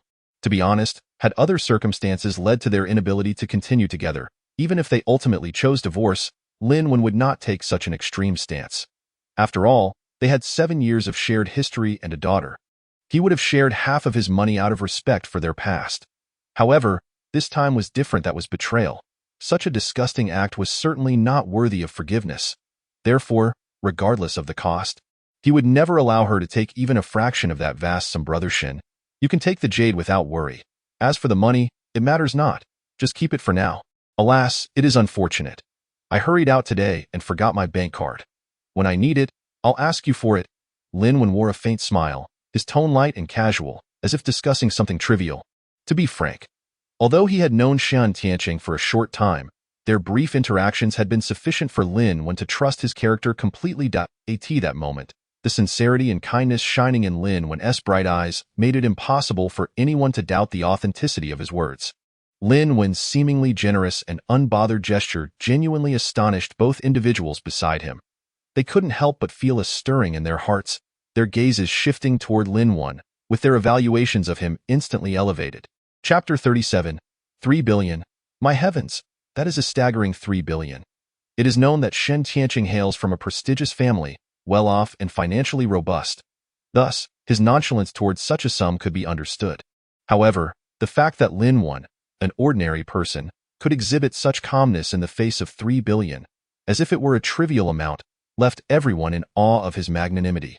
Well, Shen Tianqing chuckled heartily. He gazed into Lin Wen's eyes, filled with admiration and warmth. Truthfully, through this time spent observing and understanding Lin Wen, especially witnessing his extraordinary stone gambling skills, Shen Tianqing knew that a person of such remarkable talent would indeed find 3 billion to be a trifling matter. Nonetheless, even so, receiving such unreserved trust from someone he was not intimately acquainted with warmed Shen Tianqing's heart. At that moment, he silently resolved to cherish this rare friendship and regard Lin Wen as a true confidant. Just then, while the three of them chatted and admired the Phoenix Nirvana, the sound of brakes echoed from outside the shop. Big Wu glanced warily outside, only to see a convoy of luxury Mercedes-Benz vehicles arriving, parking outside his raw stone shop. It appeared to be about 10 or so. Compared to those luxurious cars, the van Lin Wen and the others had rented earlier seemed woefully inadequate. Shin boss, Lin Xiaodi, everyone be cautious. With a flicker of his eyes, Big Wu's unease deepened. He hastily warned the two and gestured to Shen Tianqing, urging him to quickly hide the Phoenix Nirvana. There was no other choice. After all, Ruili, being adjacent to Myanmar, had a somewhat chaotic security situation compared to other cities in the country. Particularly in the jade business, unexpected incidents were not uncommon. Given the current circumstances, Big Wu sensed something was amiss. A convoy of luxury cars arriving in such a remote area could only mean they were after them. Bang, bang, bang. As he had feared, after the convoy came to a halt, over 20 burly men clad in black suits and sunglasses descended, each exuding an intimidating aura, unmistakably top-tier bodyguards. At that moment, Big Wu's anxiety soared. He racked his brain, trying to recall when he had ever crossed paths with such influential figures, who would come accompanied by such a large entourage. Could it be that they were here to deal with him, a mere nobody? Just when he was in a frenzy of anxiety, he saw Shen Tianqing step forward and pat him on the shoulder, apologetically stating, "Apologies, Big Wu, no need to panic. They are all my people, your people." Upon hearing this, Big Wu was taken aback. He looked at the more than 20 bodyguards approaching with respect, then back at Shen Tianqing, and suddenly, it dawned on him. How strange it had seemed before, observing Shen Tianqing's unblinking demeanor as he effortlessly produced 300 million, it was evident that the other party's lineage was far beyond that of an ordinary affluent family. Such a formidable presence could hardly be expected to share a bread van with Lin Wen. It seems that prior to this, he must have deliberately concealed his identity for some reason. Now, it appeared he no longer wished to maintain this facade, likely prompted by the sudden emergence of the Phoenix Nirvana jade painting. After all, this item is a veritable treasure of the ages. Any rational individual would undoubtedly have prepared in advance to safeguard it with utmost care. as anticipated. When the bodyguards approached, they lined up respectfully and bowed their heads in deference to Shun Tianqing. "Have you brought the item?" Shun Tianqing inquired, his tone remaining calm and indifferent. "Yes, Mr. Shun." A man, seemingly the head of the bodyguards, quickly placed a coated suitcase on the ground and bent down cautiously to unlock it. The suitcase, though compact, appeared to be robust. A metal chain was welded to it, the other end firmly secured to the wrist of the head bodyguard. Not wasting any time, Shun Tianqing carefully placed the jade inside, personally adjusted the code, and then gently closed the suitcase. Click! With a soft sound, the Phoenix Nirvana painting was hidden away less than an hour after its unveiling. You five must ensure the absolute safety of this item on your return, and there must be no stops along the way. As for the others, they should remain by my side for now. After organizing everything, Shun Tianqing exhaled in relief and proceeded with his arrangements. Understood, boss. The head bodyguard, his expression grave, stood up and waved his hand, signaling for 4 others to join him as they swiftly departed in 2 Mercedes vehicles. They are leaving just like that? Watching the cars speed away, Wu Laoda stood frozen, his gaze lingering long after they had vanished from sight. As the vehicles gradually disappeared at the horizon, an indescribable emptiness surged within him, leaving him with a profound sense of void. It felt as though something immensely significant had been forcibly extracted from his very being. He understood better than anyone that the Jade Phoenix Nirvana painting, sculpted by nature's own hand and deemed a treasure of unrivaled quality, was perhaps something he would never encounter again in this lifetime. Contemplating this, Wu Laoda's heart sank, filled with boundless regret and sorrow. Meanwhile, once all matters had been satisfactorily arranged, Shun Tianqing finally turned his attention to Lin Wen. A gentle smile graced his typically composed features. "Lin, my dear brother, are you truly certain about leaving those 300 million with me for now?" His words conveyed a newfound closeness in response to Shun Tianqing's inquiry. Lin Wen merely smiled lightly and waved his hand dismissively, stating, "No rush, after all. We will be staying in Yan for a while longer, won't we?" His tone was relaxed and nonchalant, as if this matter held no weight for him whatsoever. Shun Tianqing did not oppose Lin Wen's response. Though their mission to Yan had been successfully accomplished, it did not necessitate an immediate return to Kyoto. Furthermore, with the old master's birthday still some time away, he was eager to seize the opportunity to deepen his friendship with the extraordinary Lin Wen. Thus, the two exchanged knowing smiles. Chapter 38. Misfortune diverted. No. Suddenly, Wu Laoda, who had been lost in thought, sprang to his feet. He looked at Lin Wen with a look of grievance, exclaiming, "Lin, today I have suffered a tremendous loss. You've struck it rich today, so you must support me more, or my heart will ache." A tremendous loss, indeed. Selling a priceless treasure for a mere 1,000 yuan. Wu Laoda's restraint in not losing his mind was a testament to his character. The implication of his plea was clear. He wanted Lin Wen to purchase more raw stones to recoup his losses. Yet, Shun Tianqing's next remark instantly deflated his spirits. "Heh, do you really dare sell those stones to Lin? Aren't you afraid he'll pick them clean of all the good materials?" Wu Laoda fell silent, contemplating the array of jade raw stones in his shop, envisioning a scenario where Lin Wen selected all the quality stones, leaving behind only the dross.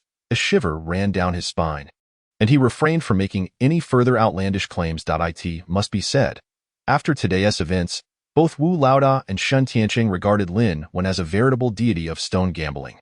It was as if there were no raw stone he could not see through. By the way, Lin, since you possess such discerning eyes, why not accompany me to a place?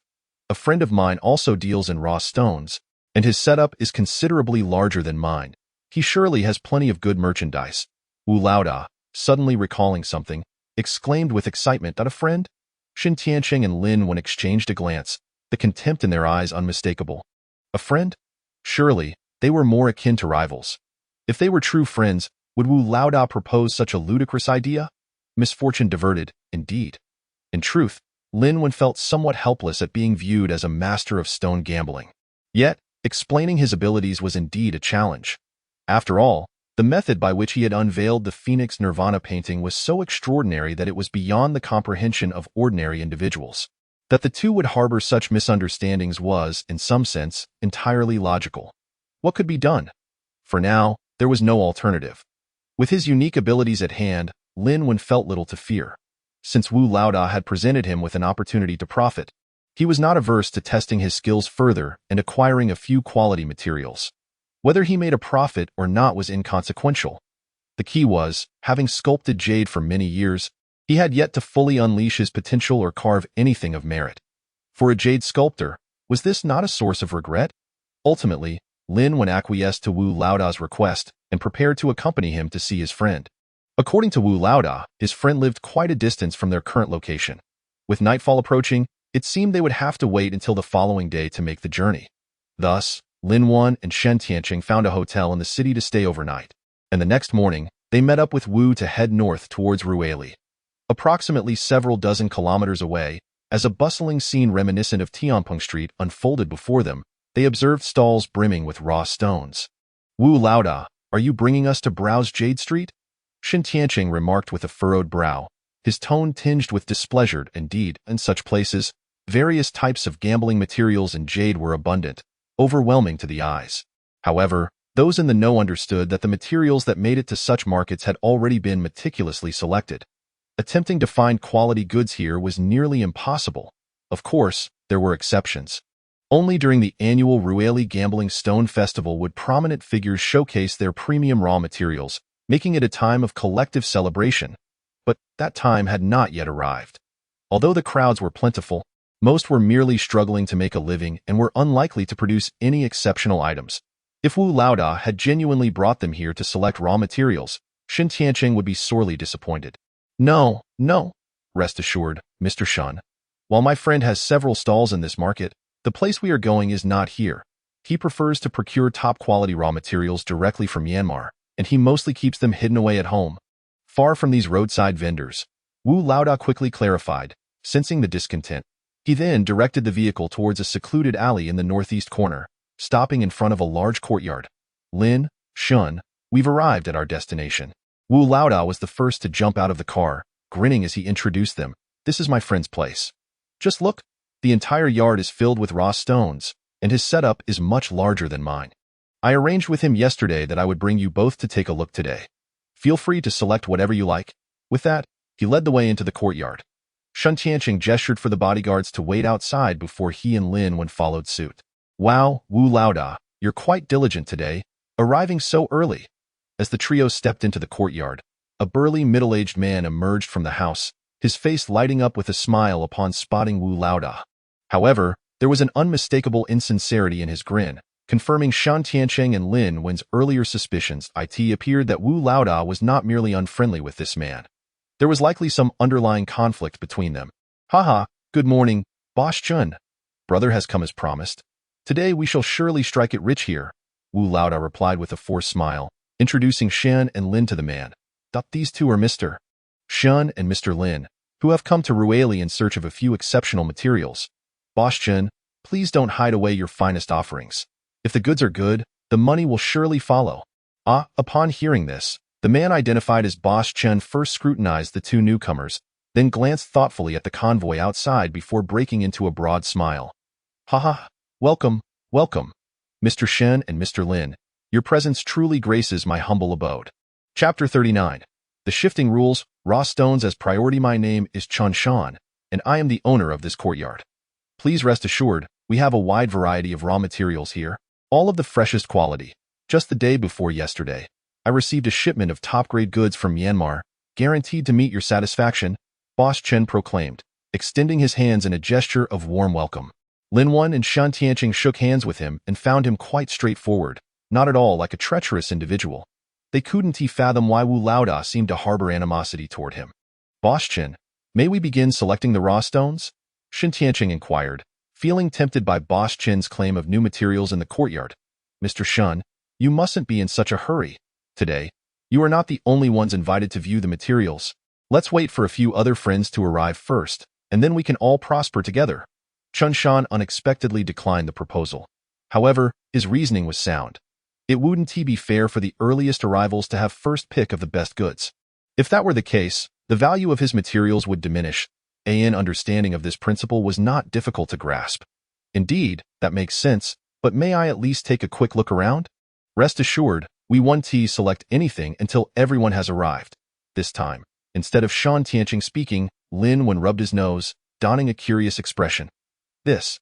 Chan Shan hesitated for a moment, but ultimately relented.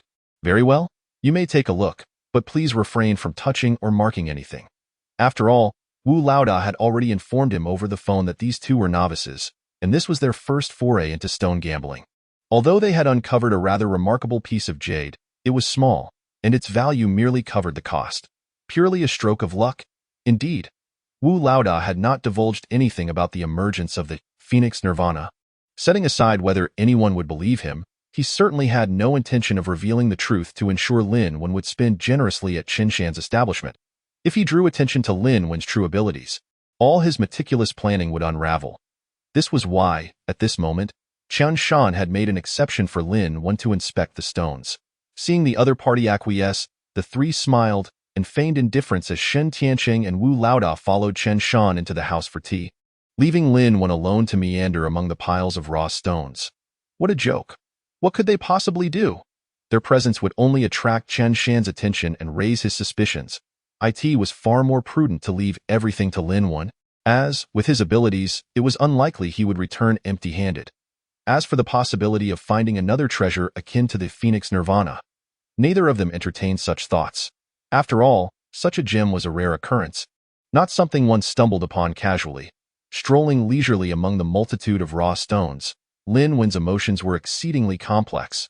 It was only now that he finally understood that his previous ability to see through objects seemed to possess certain limitations. It was not as he had initially believed. He could not simply see whether jade was present within any raw stone at will. First and foremost, distance mattered. Through his recent attempts, Lin Wen discovered that he needed to be within 3 to 5 meters of the stone to see through it. Beyond that range, his mind registered no reactions whatsoever. Furthermore, it seemed that he could only perceive the inner workings of stones containing jade. If they were merely ordinary stones, he would sense nothing amiss. Interestingly, the quality of the jade appeared to correlate with the clarity of his mental imagery. The better the jade, the clearer the internal view. In contrast, inferior stones appeared rather vague.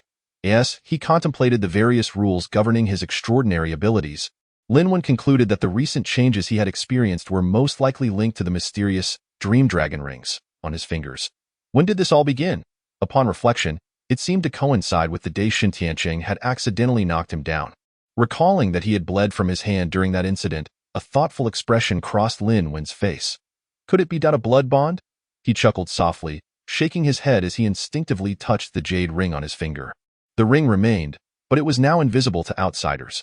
Regardless, this is not the time for such musings. Since I am here, I might as well focus on these raw materials. Lin Wen's gaze shifted to the heaps of raw stones before him. As Boss Chun had indicated, the quality of the materials in the courtyard was indeed commendable. Within a mere 10 minutes, he had already spotted no fewer than 7 or 8 pieces that contained top-quality jade. Unfortunately, there were simply too many stones to inspect thoroughly in such a short time. However, he was more than willing to reserve some high-quality materials in advance, courtesy of his unique abilities. Thus, he began to scrutinize the stones with even greater diligence. Time flowed by slowly, and approximately half an hour later, several vehicles arrived outside the courtyard. As the doors swung open, 5 or 6 individuals disembarked, 4 of whom were clearly bodyguards. As for the other 2 individuals, one was a middle-aged man sporting glasses, accompanied by an elderly gentleman whose hair had turned gray yet still exuded a vibrant energy. Ha ha ha, has Boss Wang finally arrived? Welcome, welcome. Upon seeing this, Chun Shan inside the room immediately greeted them with a beaming smile and led the group into the courtyard. I said, Boss Chin, what is the situation here? Why are there already people inspecting the raw materials? This simply won't do. We all came here specifically for the newly arrived rough stones. Just as he stepped inside, the bespectacled man in his 50s furrowed his brows and remarked toward the nearby Lin Wen, his tone laden with discontent. Anyone could tell that if a batch of new goods was prematurely selected by someone else, its value would inevitably diminish significantly. Selling it at a high price would become quite challenging. No, Boss Wang has misunderstood.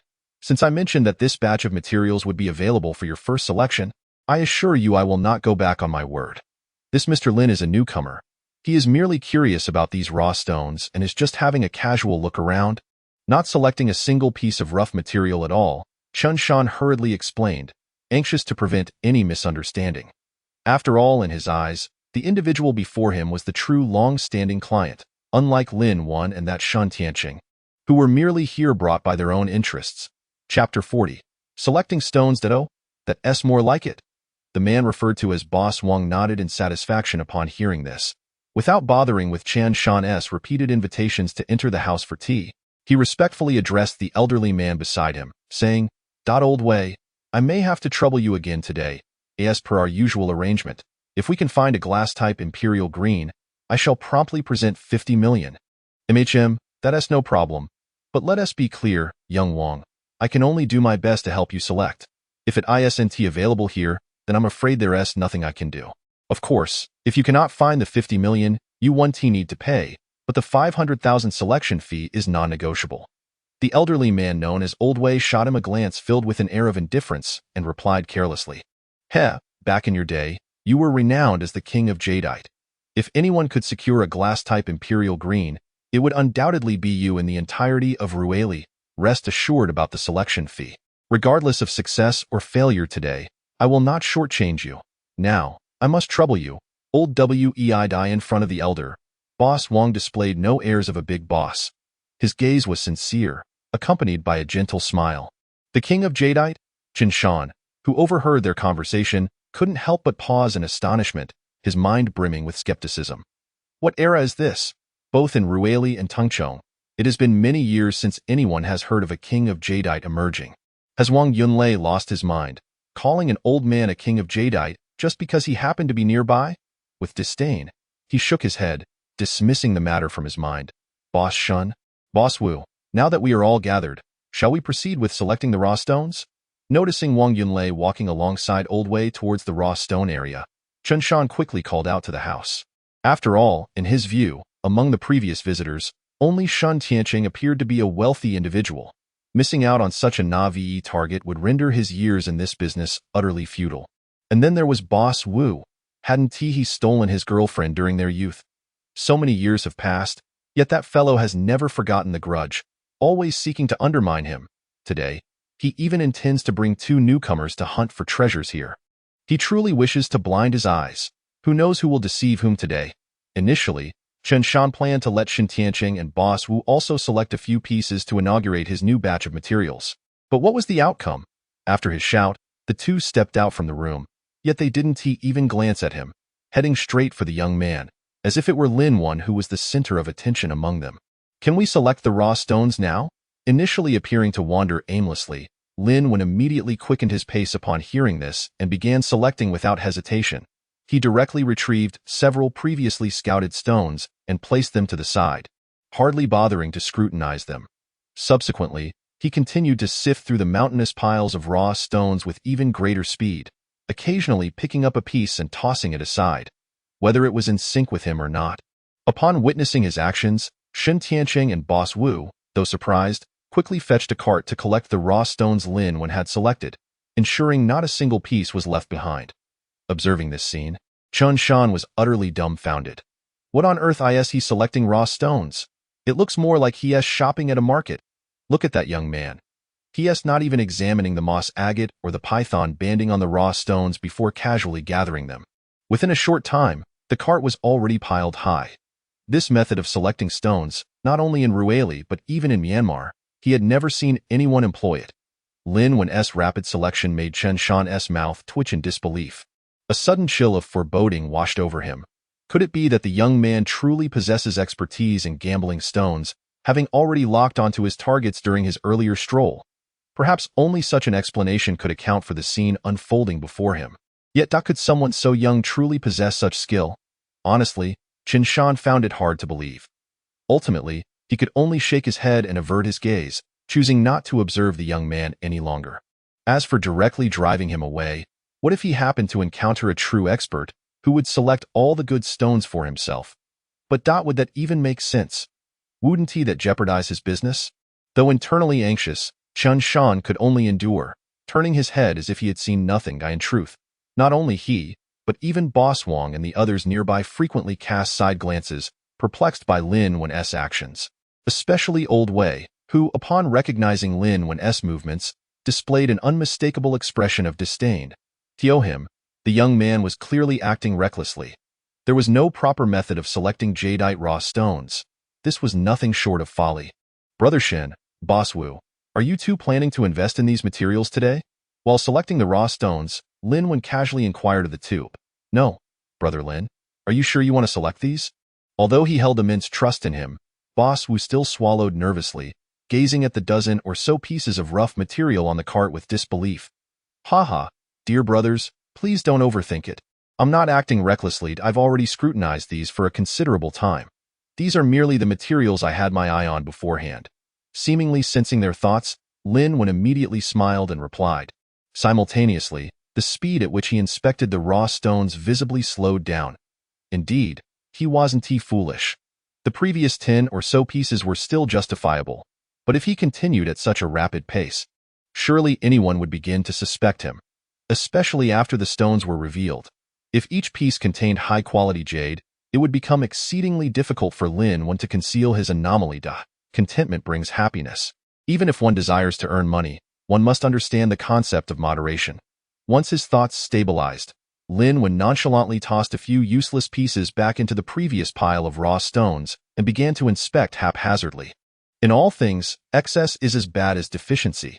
Judging by the rough materials he had chosen, it was likely he would effortlessly make several tens of millions today.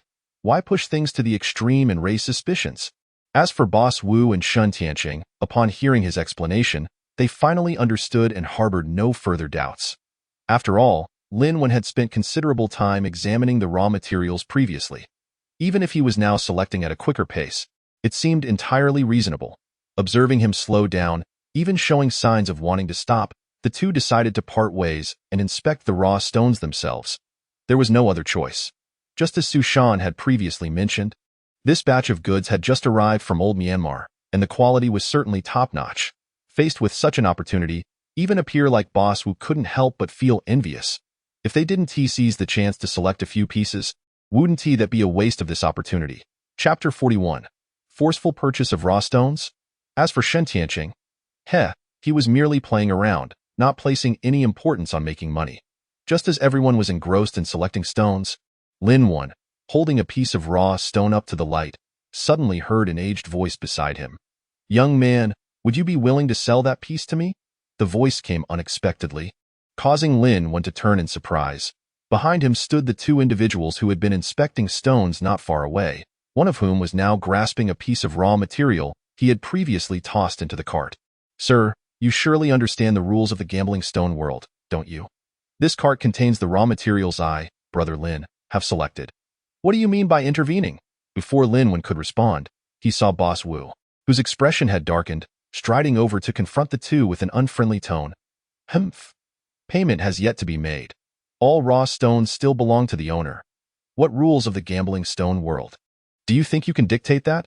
Faced with such accusations, the elder's expression shifted several times before he leaned in to whisper a few words to Boss Wang beside him. Upon hearing this, Boss Wang's demeanor changed immediately. He stepped forward with an air of arrogance, declaring, Since Old Wei has expressed interest in this piece, it must undoubtedly belong to us today. Do you truly believe that merely tossing it into the cart makes it yours? To put it bluntly, in this day and age, whoever pays the most owns the item, not who saw it first. After speaking, he gestured to the stone yard owner, Su Shan, to come over. As soon as Su Shan approached, sensing a dispute brewing, he hurried over. Just as he reached them, Boss Wang seized him and said, Su Shan, we want the piece in Old Wei's hand. Name your price. Are you still not ashamed? I've already stated that this is the raw material Brother Lin selected, and you're trying to rob it midway? Su Shan warned, his voice laced with anger as he chastised the other party for breaking the rules. Boss Wang, you is the owner of the stone yard. Chan Shan felt utterly speechless. This was not the first time Wang Yunlei had come to sift through goods here. How could he commit such a breach of rules today? Looking at the raw stone in Old Wei's hand, it seemed to be of the Muna quarry.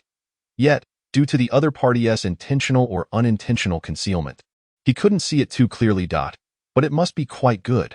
Otherwise, Wang Yunlei wouldn't be so invested. Even so, they had no right to arbitrarily intervene and forcibly seize what others had selected. 1 million. I can pay 1 million for this entire gambling stone. Boss Chen interjected, the so-called rules are merely contingent on whether the benefits are sufficient. I believe that with enough incentives, no rule is too great to break. This stone, young man, although it has been placed on the cart, has yet to be paid for, indicating that your transaction is not yet complete. I can take it now and pay cash. What is the issue with that? Contrary to Chen Shan's expectations, Wang Yunlei remained unwaveringly assertive, showing no intention of relinquishing the stone. Besides, I'll offer 2 million. Now I'm offering 2 million for this piece. As for who among you two receives the money?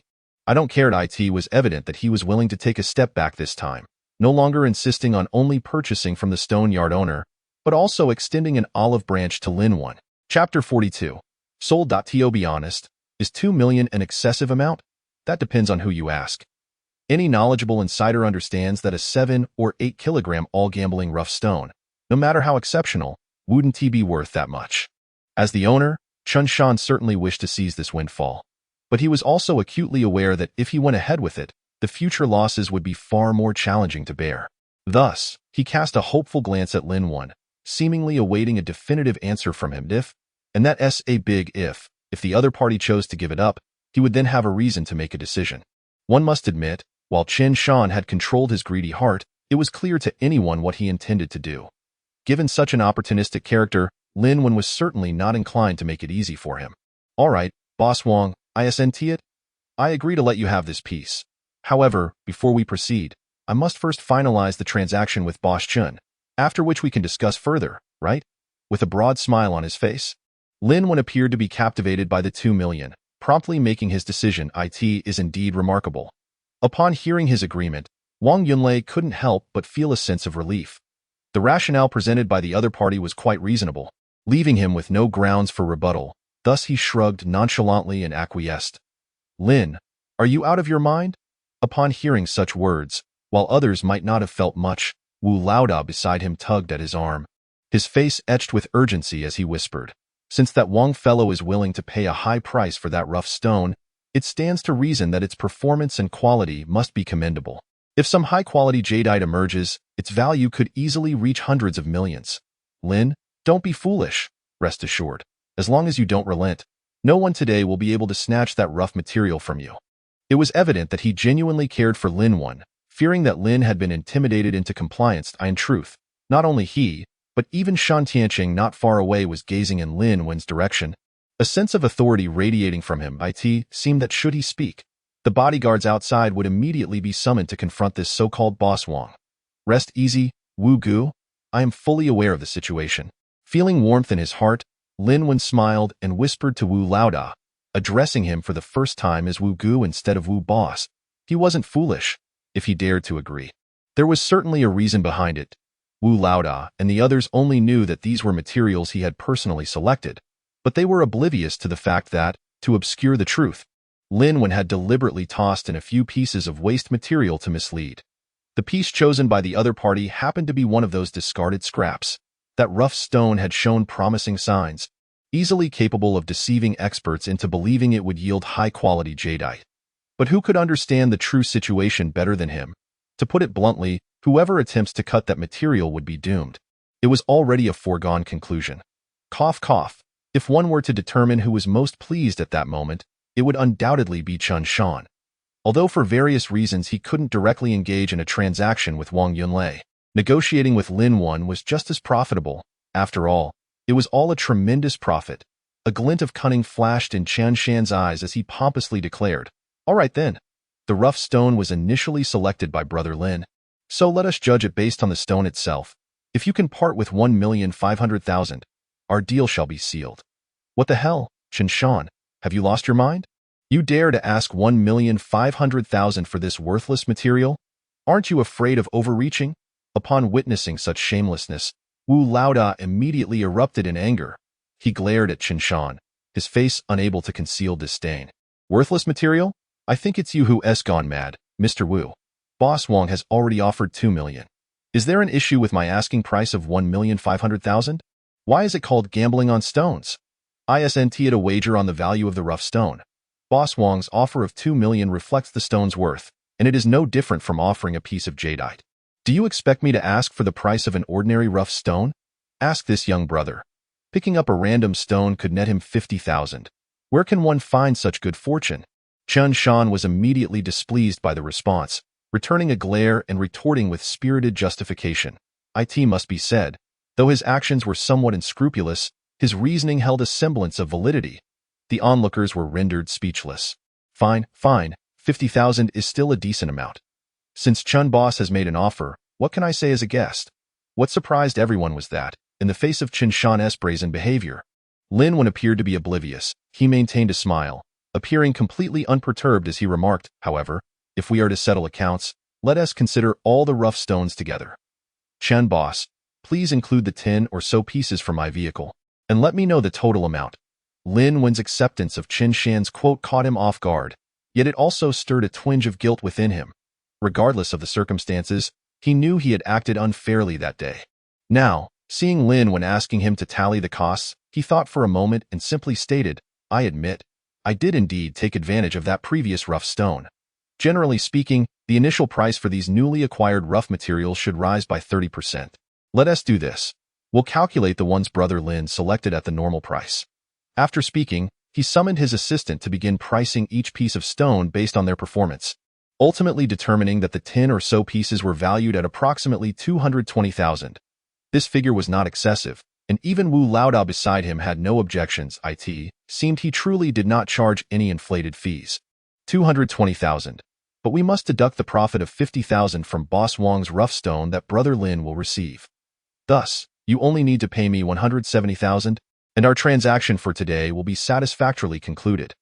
Chen Shan spoke while diligently tapping away at his calculator, taking quite some time before finally confirming and announcing the final price. Upon hearing this figure, Lin Wen nodded without a hint of hesitation, signaling his agreement. He then turned to the side where Shan Tianqing stood, giving him a look that was unmistakable. Brother, it's your turn to step up and pay.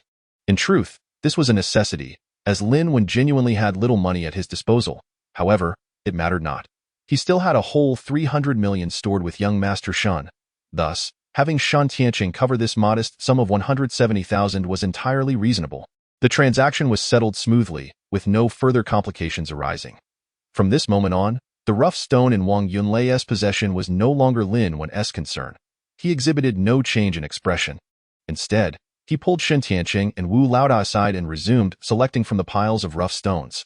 However, he occasionally cast glances towards Chen Shan and Wang Yunlei. Lin, do you think it's possible that the previous piece of rough stone could yield jadeite worth far beyond 2 million?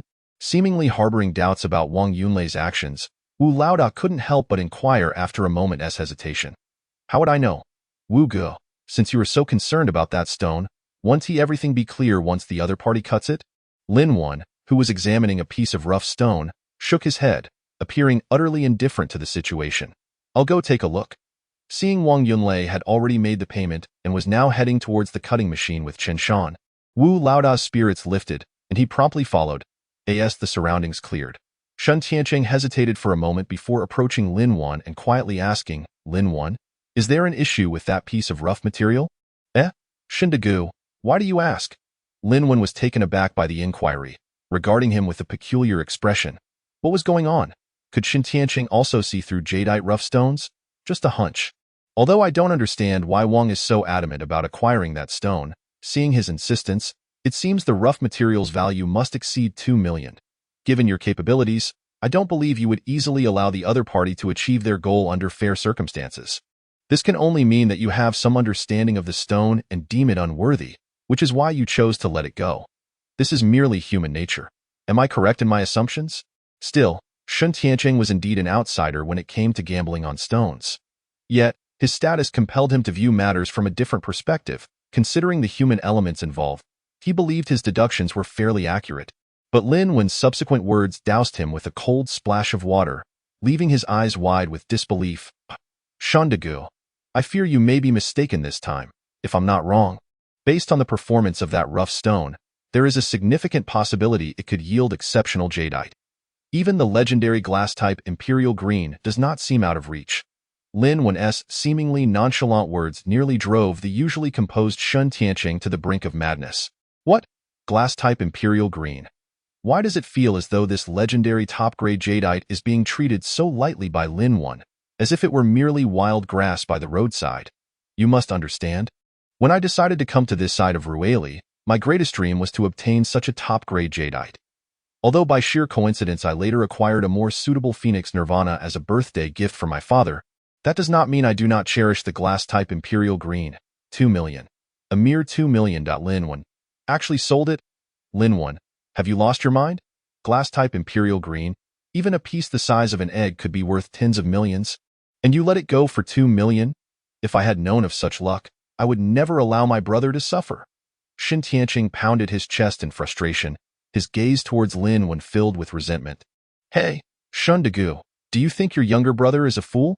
Lin when shot him a glance, exasperated.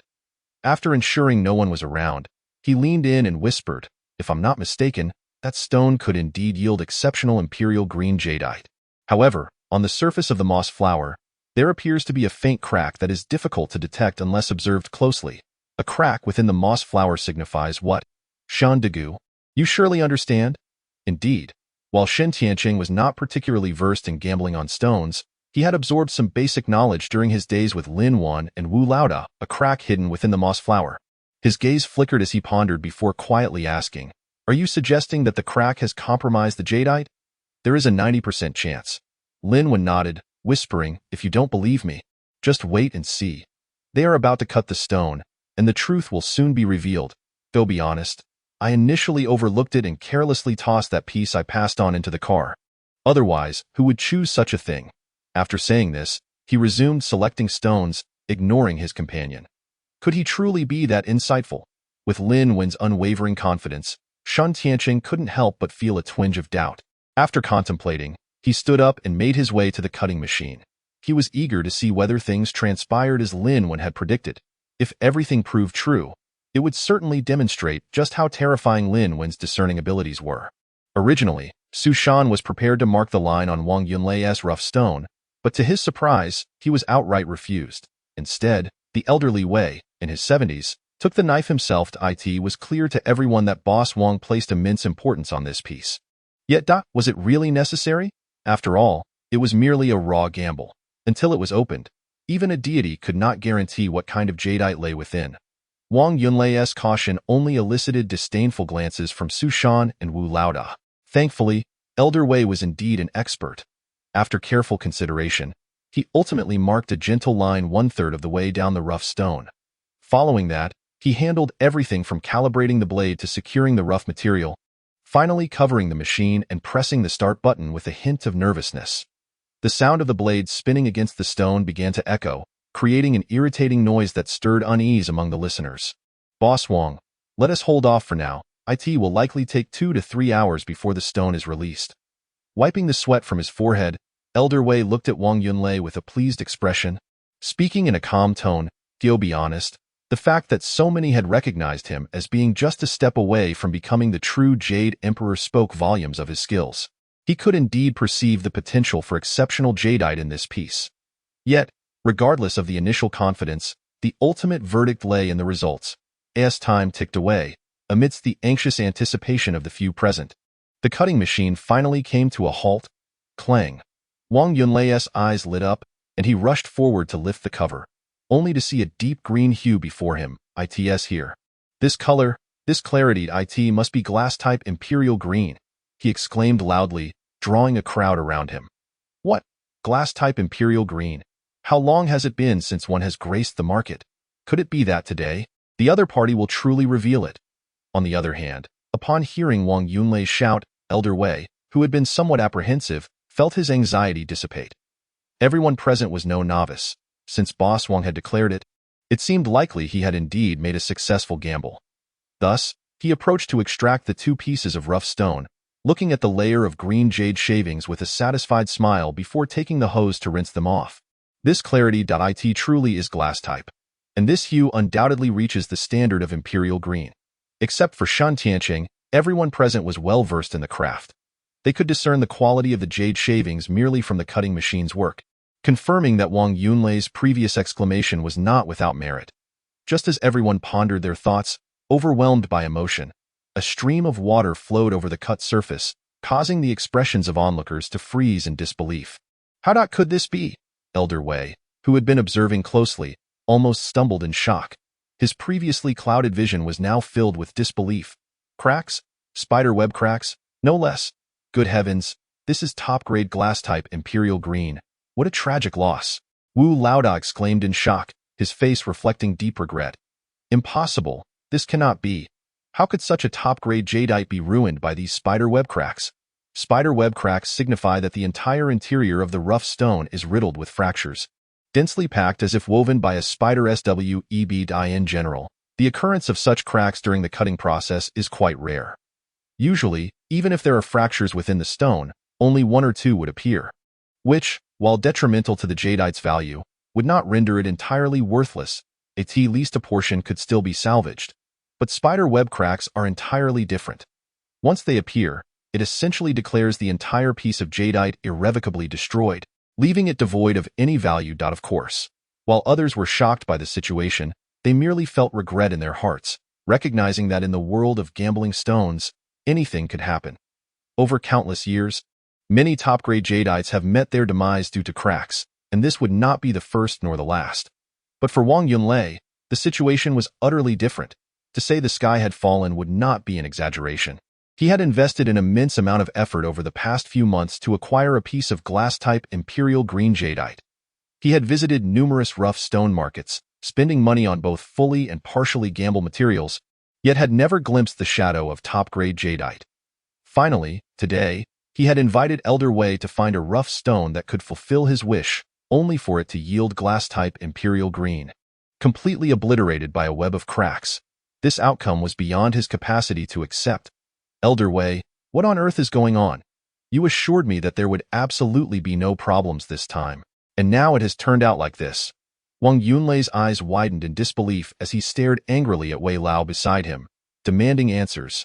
His previously calm face had morphed into one of utter displeasure, as if shrouded by a dark cloud.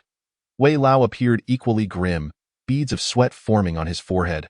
Flustered, he fumbled with the two stones in his hands, responding with a hint of uncertainty. I truly believe there wouldn't be any significant issues. After all, based on the surface of the skin, this material should yield exceptional jade. It was confirmed that it had indeed produced a glass-type Imperial Green. But who could have anticipated the presence of spider cracks within? He sighed heavily, regret and self-reproach evident in his eyes. It seemed he had spoken too confidently. Now, he had ultimately ruined everything. Just as a heavy silence enveloped the crowd, Wei Lao suddenly exclaimed as if he had made a groundbreaking discovery. Wait, something's amiss. It appears there is a hidden crack within this pine flower. Having inspected it with exceptional care this time, he finally pinpointed the key issue. Upon hearing this, Wang Yunlei hurriedly leaned in for a closer look. Indeed, nestled within the pale green pine flower was a subtle crack, which both had previously overlooked. The existence of a crack within the pine flower that led to fissures in the jade seemed entirely plausible. However, no one would have guessed it would be spider cracks at this juncture. Who could be blamed? Wei Lao certainly bore some responsibility, but he had examined the raw stone himself, just as Wang Yunlei had, and neither had noticed that crack. Wang Yunlei's face twitched, resigning himself to his misfortune. Yet, an unexpected thought flickered in the back of his mind. Was it possible that the young man surnamed Lin, who had so readily agreed to sell the raw stone to him, was already aware that it would turn out poorly? His gaze instinctively drifted toward Lin when in the distance. Honestly, it was hard to believe that such a young man possessed such skill.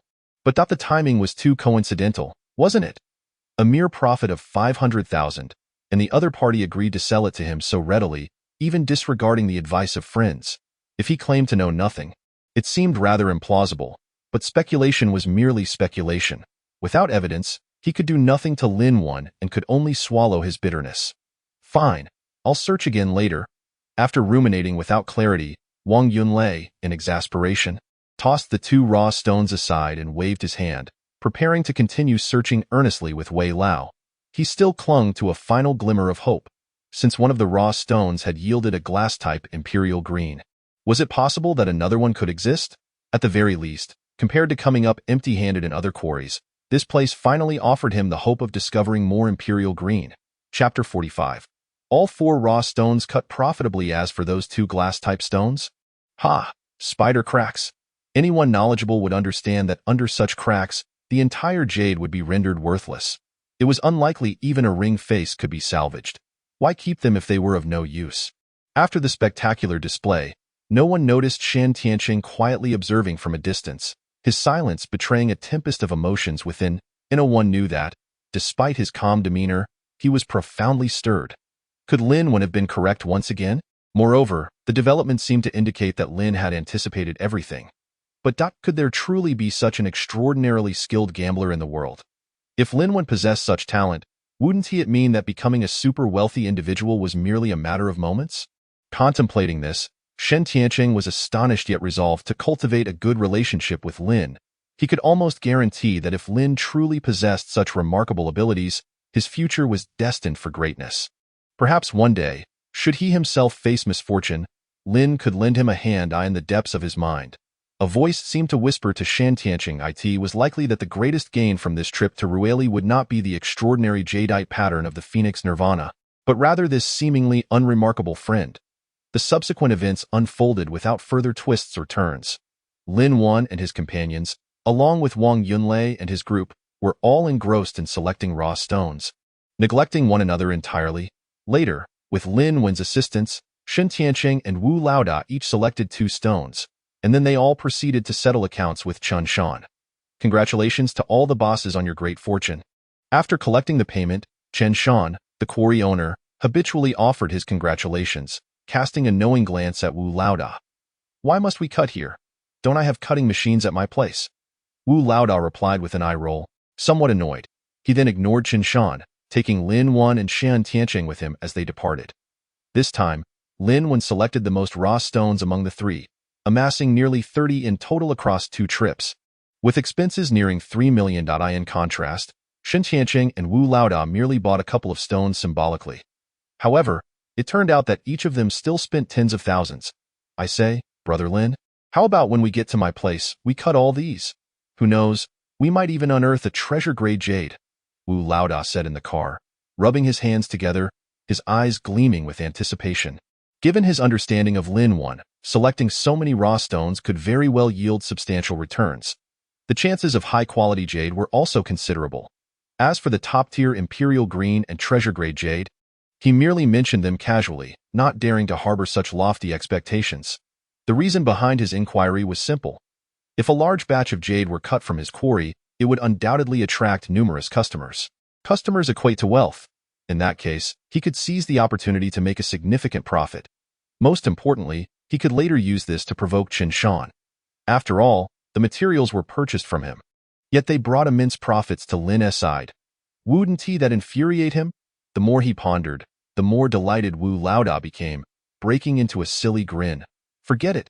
If you want to cut stones, you and Xinge can do yours. I'm preparing to ship mine back. I'll take my time cutting them in my shop back home. Besides, Xinge and I are about to leave Rueli anyway. We don't have the time to waste.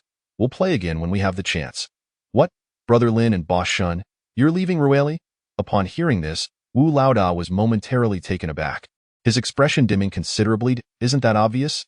We can't just stay here indefinitely, right? Besides, I still have matters to attend to at Yulong Snow Mountain, Lin Wen replied, rolling his eyes.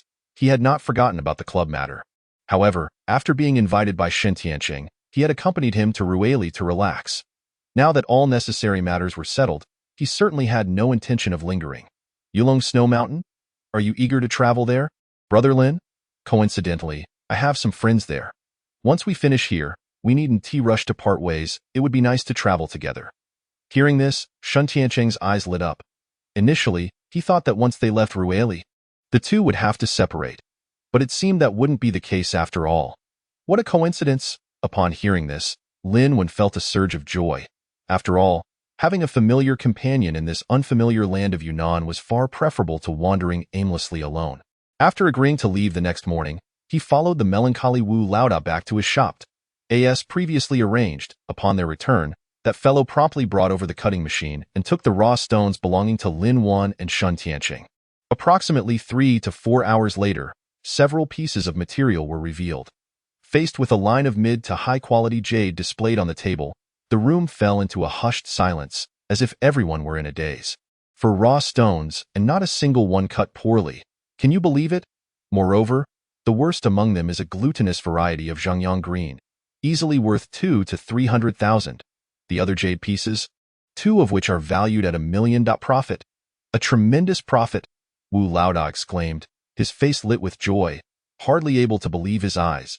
He never anticipated that simply having Lin Wen assist with selecting raw stones would lead to such a windfall. It was as if Lin possessed the Midas touch. Brother Lin, what about your raw stones? Can I cut 2 of them? I'm truly curious to see what quality of jade you've selected.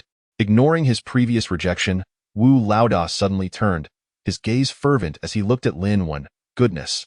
The stones you helped me select have yielded such tremendous results. What about the ones you meticulously chose? At that moment, it wasn't just Wu Laoda who felt this way. Even Shan Tianqing couldn't help but feel excited. He genuinely wanted to know what surprises Lin Wen's selected stones would bring. Seemingly prepared, Lin Wen did not refuse this time. He smiled slightly, retrieved 2 raw stones from the trunk of a car, and handed them directly to Wu Laoda. Here, I don't have any extras. Take these 2 and cut them. Chapter 46. Lin Wen's transformation. To be honest, at this moment, both Wu Laoda and Shan Tianqing firmly believed in Lin Wen's remarkable stone gambling abilities. After all, his previous successes were evident, showcasing his exceptional talent in this field. Therefore, when he actually produced 2 stones, they treated them as treasures as they approached the cutting machine. Carefully marking the lines, they earnestly began cutting. Unfortunately, the outcome was entirely unexpected for both of them. About an hour later, gazing at the 4 cut raw stones before them, they exchanged a long, silent glance. It wasn't that they had been ruined. One of the stones had indeed yielded a significant profit, revealing a substantial piece of high-ice peony jade, likely worth several $100,000. However, the other was a pure black chicken stone, devoid of anything but darkness. In other words, that one had truly been a complete failure. Logically speaking, if 2 raw stones yielded 1 good result, it would still be considered profitable. However, this was Lin Wen, the renowned stone gambling expert, who had only managed such modest results. At least, it fell short of Wu Laoda's and Shan Tianqing's expectations. Given that Lin Wen was willing to present those 2 raw stones for cutting, shouldn't it have left everyone in awe? Yet, this outcome felt disappointingly ordinary. The greater the anticipation, the deeper the disappointment. Forcing down his feelings of discontent, Wu Laoda managed a strained smile. Not bad. This piece of peony jade is already considered high quality. Based on the price Brother Lin bought it for, it has multiplied several times. What a profit. Indeed, quite nice. Lin Wen casually took the 2 stones, feigning delight. Yet internally, he was secretly elated. Fortunately, he had been prepared. With this, the 2 before him might not dwell too much on the matter. From their previous reactions, it was clear they held a deep reverence for his stone gambling skills. This made Lin feel anxious, fearing that one day his secret would be exposed, revealing his unique abilities.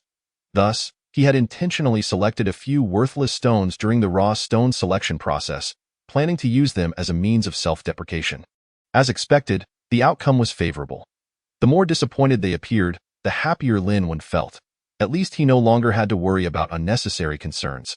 It was likely only he knew the true value of the 30 or so raw stones he had selected, which represented a staggering fortune. However, he had no intention of divulging this to anyone else. While he certainly wished to remain low-key, more importantly, he aimed to maintain his original way of life until he had thoroughly investigated certain matters. What exactly was he investigating? Isn't it obvious?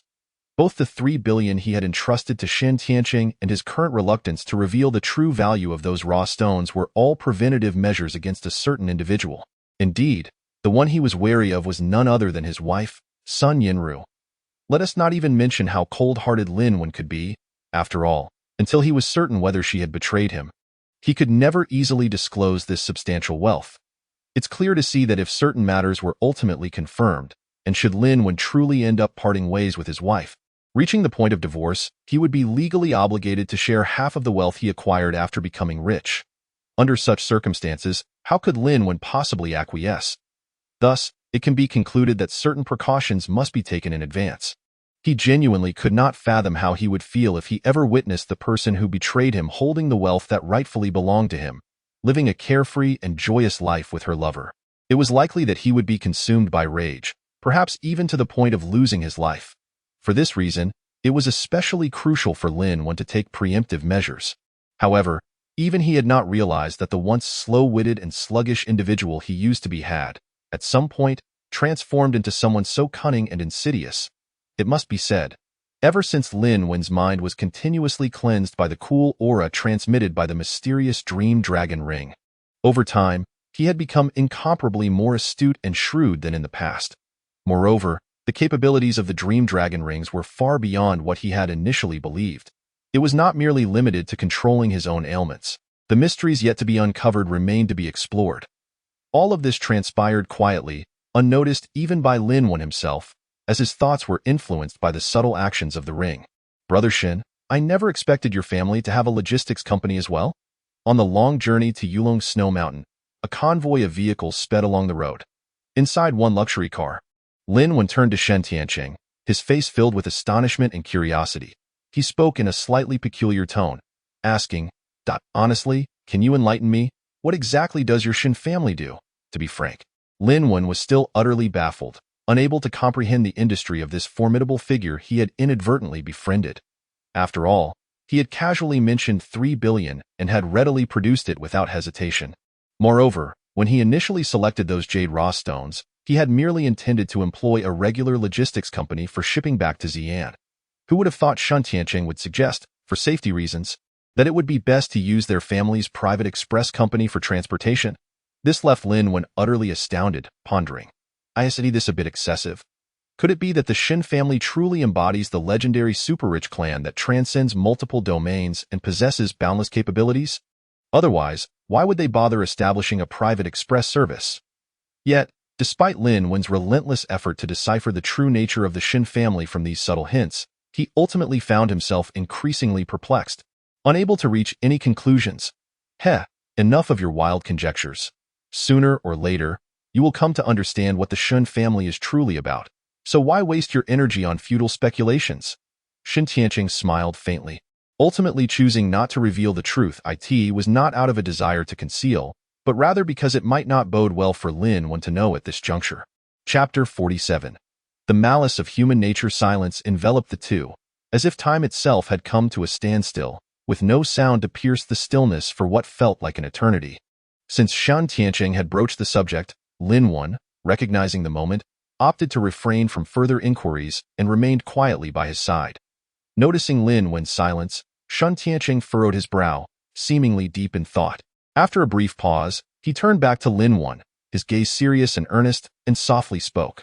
By the current trajectory of our journey, barring any unforeseen circumstances, we are likely to reach Yulong Snow Mountain by tomorrow afternoon. I have several friends who have already made the necessary arrangements for us, and at that time, I will ensure you have the opportunity to meet them properly. At this point, Shen Tianqing hesitated, a faint smile gracing his lips as he added with heartfelt sincerity, Brother Lin, allow me to offer you a word of caution. In today's society, connections are of paramount importance. Take this instance for example. Were it not for my brother's considerable influence, I dare say we might still be struggling to exit Rueli. What does that mean? Lin Wen was momentarily taken aback, clearly struggling to comprehend Shen Tianqing's words. Was it merely a matter of purchasing some raw stones in Rueli? He had frequented the area for years without incident. Everything was above board, legitimate and lawful. Seeing Lin Wen's continued confusion, Shen Tianqing could not help but let out a cold laugh. I must say, brother, your naivety is quite remarkable. Do you truly believe that Old Wu harbors no intentions regarding that precious Phoenix Nirvana diagram? I assure you, it is only because you sold it to me that he refrained from acting recklessly, recognizing my brother's standing. Trust me, if you were the sole person cutting such treasures in Rueli, not only would Old Wu likely not let you leave his raw stone shop unscathed, even the mere whisper of your exploits could land you in dire straits. That's impossible. I've known Old Wu for several years. I've sourced most of my materials from him and found him to be quite amiable. Lin Wen shook his head vehemently, evidently unconvinced. This just goes to show how much you lack worldly experience. Lin Wen, the hearts of men can be treacherous. Everyone strives for their own gain in this world. Just consider, that is a treasure worth billions. How much more could Old Wu's amassed wealth possibly amount to? If committing an unlawful act could double his assets, do you really think he would shy away from such a risk? Seeing Lin Wen remain unconvinced, Shen Tianqing could not suppress a mocking laugh. This time, Lin Wen found himself at a loss for words, succumbing once more to silence. Empathy. If he were in old Wu's position, would he not also be tempted by such a priceless treasure? The answer was, in fact, glaringly obvious. After all, how many individuals in this world could so casually place billions in another's hands? In truth, I share this not to paint old Wu as a villain. My aim is to enlighten you on the reality that, under the lure of substantial profit, even the most trusted individuals may betray you. This is human nature, and indeed, it is the most vulnerable aspect of our character.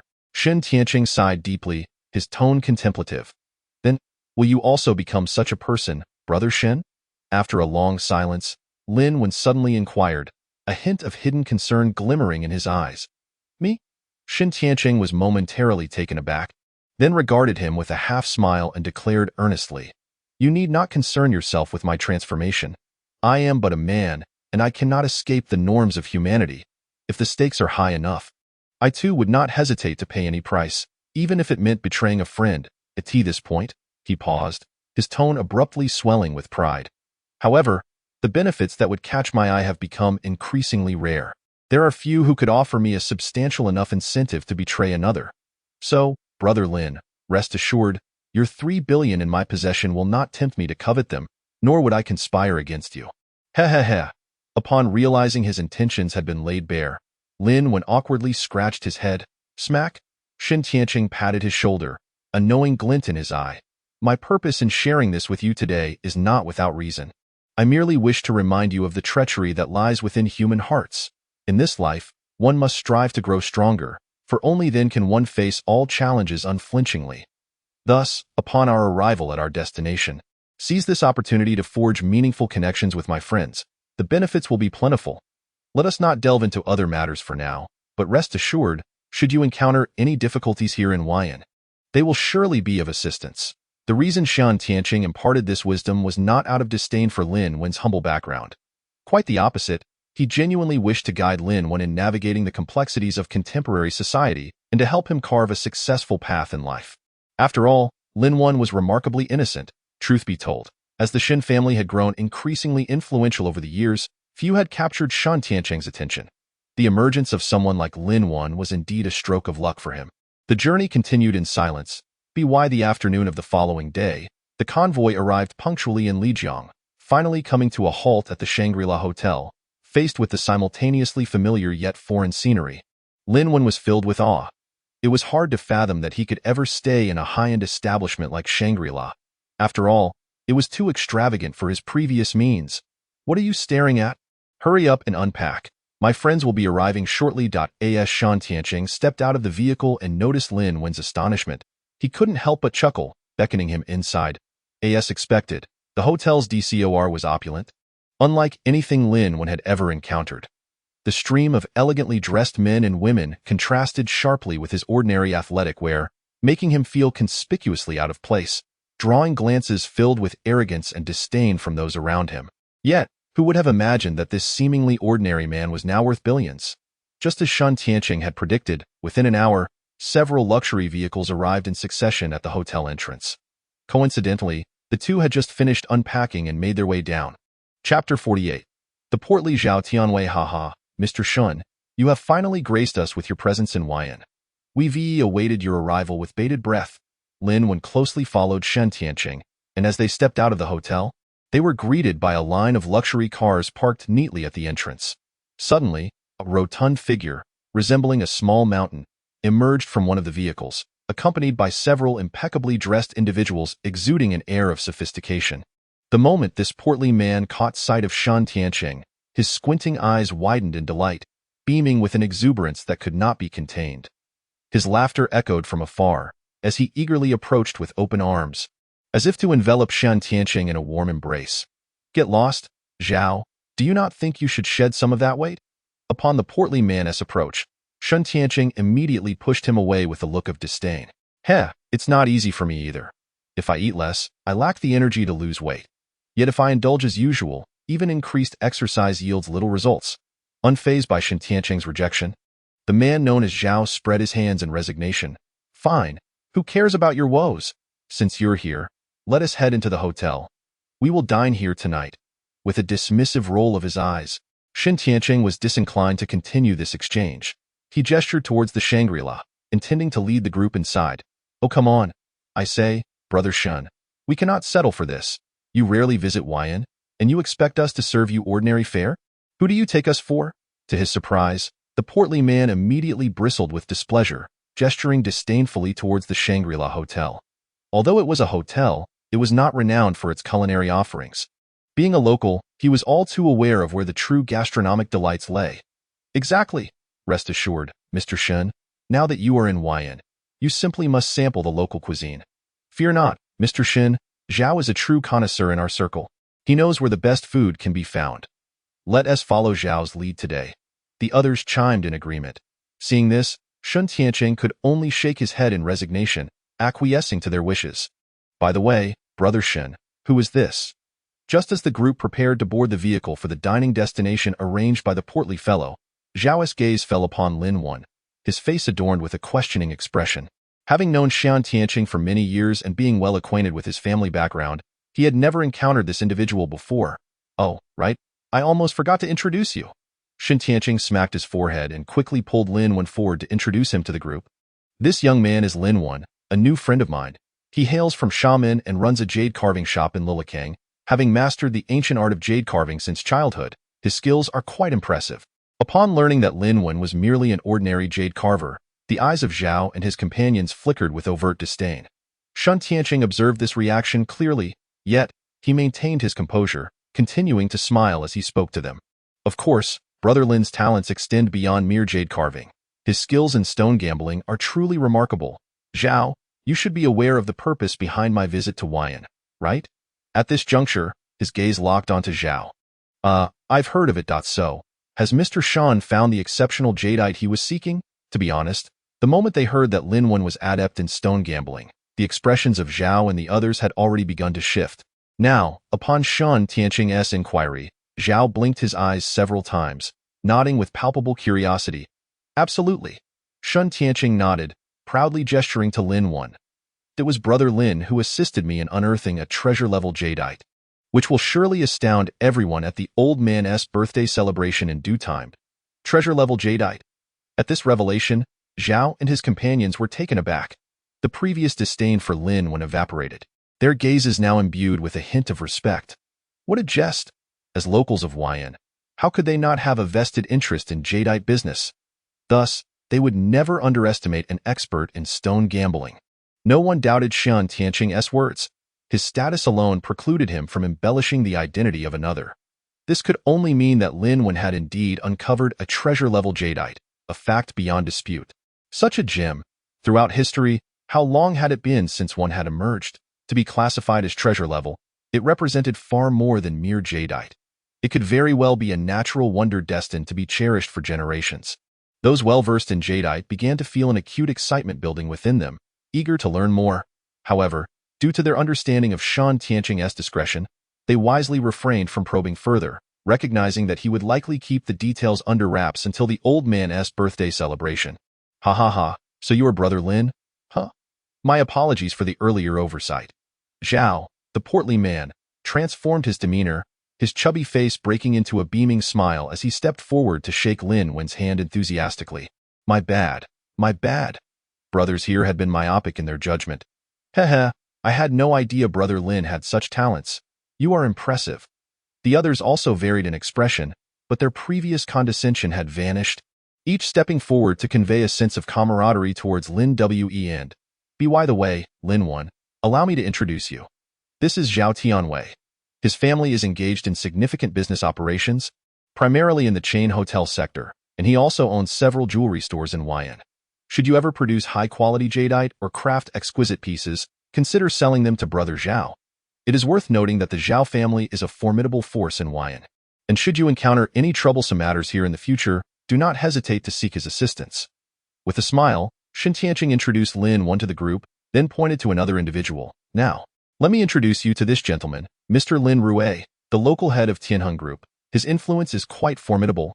Then, his gaze shifted to another person nearby. "And this is Mr. Qian, a notable figure, the president of the Jin Dafu jewelry chain in the southern region. Thriving in his endeavors." Chapter 49. An invitation. The jadeite auction. Thus, Shun Tianqing continued introducing Lin Wan to each individual present. With each introduction, Lin Wen gained a deeper understanding of the remarkable individuals before him.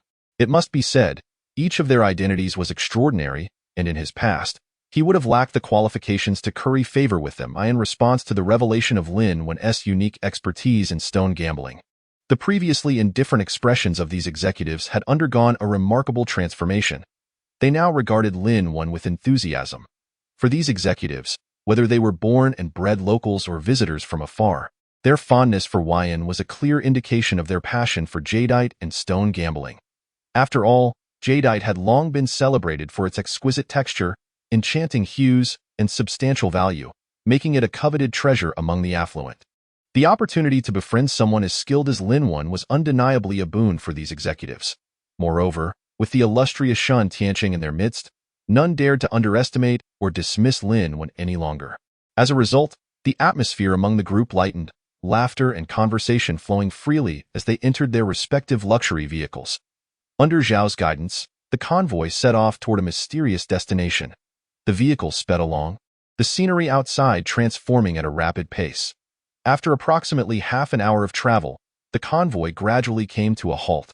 When everyone disembarked, they were greeted by the sight of a breathtaking garden. Gazing from afar, one can behold an ancient, elegantly crafted plaque suspended high above the grand gate, inscribed with 3 robust characters, Qinchun Garden. Qinchun Garden? Is this not a private garden? Could it be that there is also some culinary delight to be found here? Shen Tianqing, with a look of astonishment, turned to Zhao Fadi and inquired curiously. That's merely a misconception held by outsiders.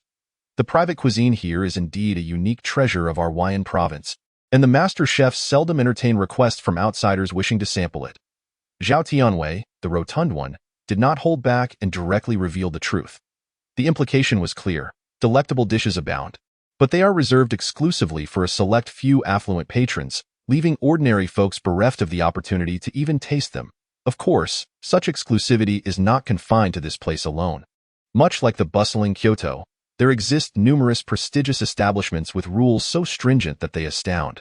These venues are akin to mystical sanctuaries hidden within the urban chaos, exuding an aura of opulence and allure, realms seldom graced by the common man's presence. Therefore, for the worldly Shen Tianqing, this garden elicited little more than fleeting interest. At length, under Zhao Fadi's enthusiastic guidance, the group traversed a corridor adorned in golden splendor and arrived at a lavish private room. This chamber was spacious and resplendent, with exquisite decor and comfortable furnishings that unmistakably conveyed an air of nobility. Most notably, it boasted a private kitchen, where an exclusive chef awaited their arrival. Once everyone settled in, Zhao Fadi adeptly directed the master chef in preparing the dishes. Soon, the kitchen resonated with the delightful clatter of pots and pans, akin to a splendid symphony coming to life. Seizing the moment while awaiting the dishes, the group began to engage in leisurely conversation. Their topics ranged from mundane life matters to the tempestuous tides of commerce, covering an array of subjects that fostered a relaxed and joyful atmosphere. Perhaps at this juncture, one might wonder, since a reservation for the room and meals had already been secured, why go to the trouble of having the food freshly prepared? Wouldn't they find it bothersome? In truth, the situation was quite the opposite. For these affluent individuals, dining was not merely a means to satiate hunger. It embodied a pursuit of quality and enjoyment among the elite.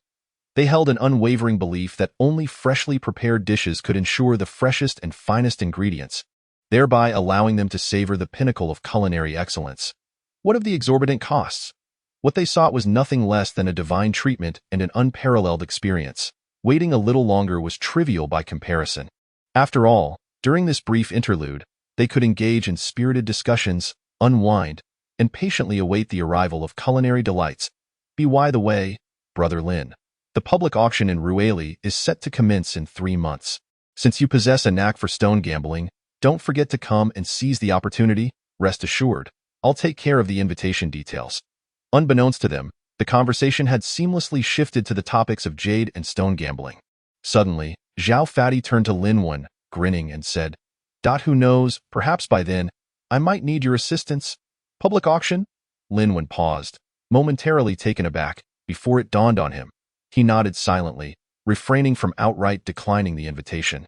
After all, he too was curious to witness the legendary jade auction and its grandeur. Thus, when the food and drinks were served, The group began toasting one another. Even Lin Wen found himself downing several glasses. Amidst the clinking of cups, a sudden urge to relieve himself overtook him. Initially, he considered using the restroom within the private room, but seeing the others indulging heartily, he hesitated and ultimately decided to venture to the public restroom instead. After all, a little fresh air might help clear his head. Truth be told, the local private cuisine in Wyan was indeed authentic. At least in Lin Wen's opinion, it surpassed any culinary experience he had previously encountered, which explained its popularity with Zhao Fati.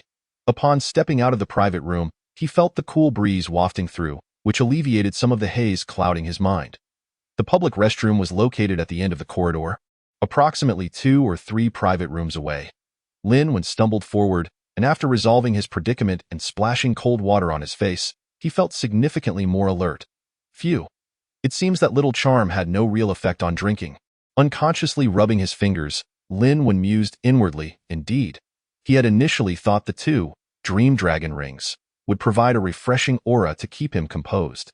Even while drinking, he believed he would remain largely unaffected. Yet reality proved his assumptions to be overly naive.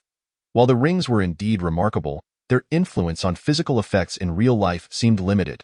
With a wry smile and a shake of his head, Lin Wen prepared to return to the private room. Chapter 50. The voice of his wife? A misunderstanding? Just then, Lin Wen unexpectedly caught a faint yet familiar melodic laughter emanating from another private room not far away.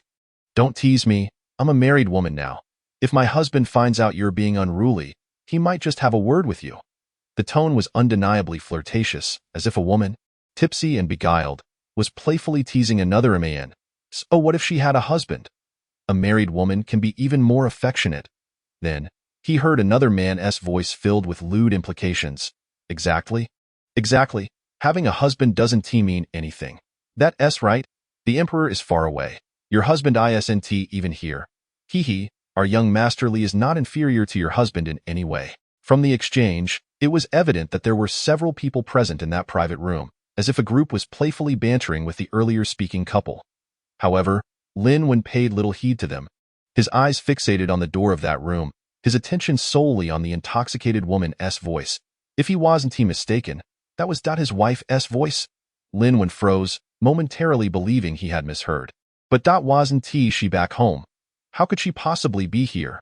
Yet the laughter continued unabated, and at that moment, he clearly recognized Sun Yinrua's voice coming from the nearby private room.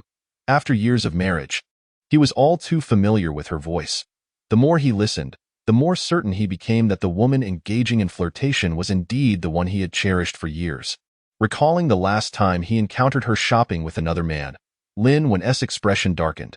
An inferno of rage surged from within. Without a second thought, he strode purposefully toward that private room. Hey, Lin Wen, why are you still here?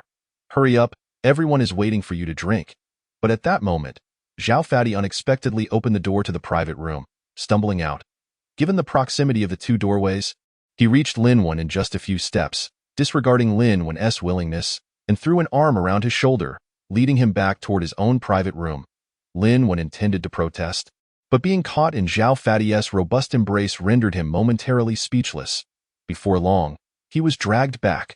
Unbeknownst to him, it felt as though, with Zhao Fati's call of Lin Wen, brother, the laughter from the other room abruptly ceased. Following that, a cacophony of hurried footsteps echoed. Flushing with embarrassment, it was only then that Lin Wen regretted his lack of strength.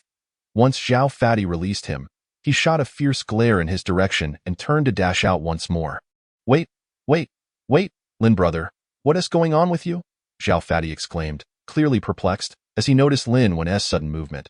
Seeing that, even Shen Tianqing was taken aback and quickly spoke up. Brother Shen, I might have encountered someone I know here. Let me check it out, my apologies. Lin Wen might not have cared about others, but with Shen Tianqing speaking up, he felt he had no choice but to pause, expressing his apologies. Lin brother's acquaintance? I must meet them. To Lin Wen's surprise, upon hearing this, Shen Tianqing's eyes lit up, and after instructing Zhao Fati and the others to wait, he eagerly pulled Lin Wen along, striding toward the exit. Feeling utterly exasperated, Lin Wen could only comply. Truth be told, while he appreciated Shen Tianqing's kindness and sincerity, the closeness occasionally felt unsettling. After all, Could a prominent heir readily trust others so easily? Wasn't he that rather naive? Yet such thoughts flitted through his mind before he dismissed them. Lin Wen, is your acquaintance in this room? After several minutes of stammering, the two, unsteadily stumbling, finally arrived at the door of the private room where Lin Wen had heard the voices. Shen Tianqing turned to inquire, and upon receiving a nod, he promptly knocked on the door. Knock, knock, as the knocks echoed, the door to the private room swung open. Ha ha, apologies, brother. My friend just heard a familiar voice in this room, so we came to check and offer a toast. A middle-aged man opened the door, and without hesitation, Shen Tianqing raised his glass of red wine, smiling. Who are you? We're just a few friends dining here. There's no one you know. Perhaps you misheard? The man frowned, his tone distinctly displeased. Well, if there are no acquaintances, wouldn't it be evident once we enter? Shen Tianqing, appearing tipsy, disregarded the man's objections and pushed his way inside. As for Lin Wen, naturally, he followed closely behind. However, upon seeing the situation within, his brow furrowed. Inside the room, there were indeed 2 men and 3 women dining and laughing, clearly startled by the abrupt intrusion. Their expressions a mix of surprise. None of these people were familiar to him. Realizing the mix-up, he quickly pulled Shen Tianqing behind him, apologizing earnestly. I'm truly sorry, everyone, I must have misheard. I thought I had a friend in this room. A misunderstanding, simply a misunderstanding. I apologize for interrupting your enjoyment. With a slight bow to express his contrition, he then dragged Shen Tianqing out. Left behind were several bewildered pairs of eyes staring at one another. What is going on, brother? I genuinely thought you had a friend here and planned to toast them. Why did you get it wrong? Still grumbling as Lin Wen pulled him away, Shen Tianqing continued to murmur in disbelief. Seeing the strange looks from Zhao Fatty and the others at the table, Lin Wen felt increasingly awkward. Thus, he could only explain that I must have misheard. There were no acquaintances in there, just unfamiliar faces dining together. Nonsense. No, there weren't 6 people. There were 8. To Lin Wen's astonishment, upon hearing his explanation, Zhao Fatty and the others seemed unfazed, while Shen Tianqing, still following closely behind, began to shout animatedly. Who said there were 6 people in that room? I saw very clearly. There were 8 sets of tableware. There should have been 8 people dining together. Though his tongue was slightly thickened, his words still carried a hint of clarity. Upon hearing this, while the others might not have thought much of it, Lin Wen's body jolted, and he stood frozen in place. What? 8 sets of tableware? Hadn't he noticed that when he entered? Could it be truly? As a realization struck him, his expression turned grave once more, and disregarding any further conversation with the others, he pivoted and dashed toward the exit of the private room. Bang! This time, Lin Wen acted without hesitation, arriving at the private room and forcefully kicking the door open. Sir, is there something you need? But what left him in despair was the sight before him. Only 2 or 3 waitstaff were clearing the table, and the previous occupants had vanished without a trace. His fists clenched tightly, he paid no heed to the waitstaff's inquiry, his eyes burning with rage, the remorse on his face unmistakable. He understood now. Earlier, he had likely been deceived. There might have truly been his wife in that private room. Yet in his panic, he had failed to observe closely. It wasn't he that Lin Wen was being paranoid. The facts were evident. How long had it been since he and Shen Tianqing left? Certainly no more than 5 minutes. In such a brief span, an entire room full of people had disappeared. Who would believe there was no trickery involved? What is going on? Lin brother, what's wrong? Due to Lin Wen's erratic behavior, Shen Tianqing, Zhao Fatty, and the others instinctively followed him, bewildered by the empty room before them. Only Shen Tianqing bore a thoughtful expression. Zhao, could you do me a favor? Suddenly, Lin Wen turned earnestly to Zhao Fatty. If you need anything, just ask. I'll do my best to help. Though uncertain of Lin Wen's intentions, Zhao Fatty readily agreed. I want to check the surveillance footage here to see who just left. Lin Wen stated his intention outright. Unfortunately, disappointment washed over him. Upon hearing this, Zhao Fatty appeared taken aback before shaking his head.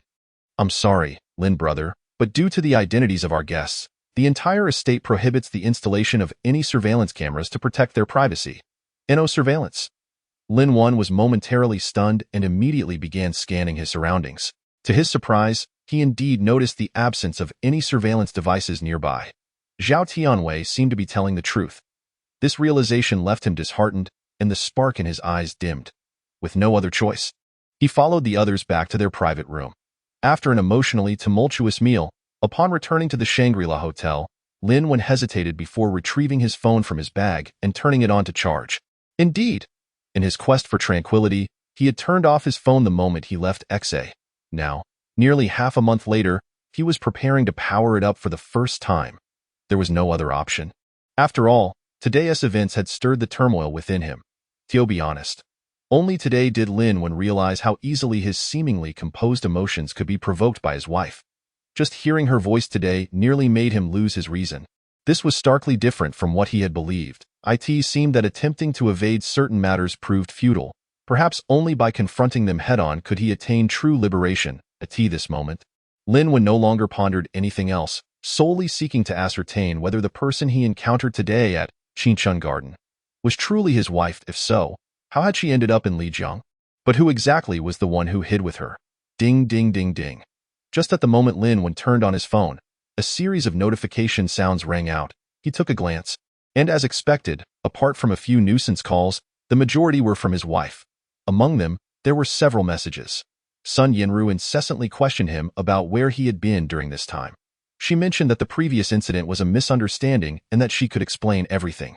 However, upon checking the dates, whether it was calls or messages, they were mostly from the first few days after his departure, i.e. the subsequent 7 or 8 days. There had been very little contact from his wife. A complex expression flashed across Lin Wen's face as he sighed and put down his phone. After a long moment of contemplation, he finally picked up his phone and dialed a number. Beep, beep. The phone rang twice before someone on the other end picked up.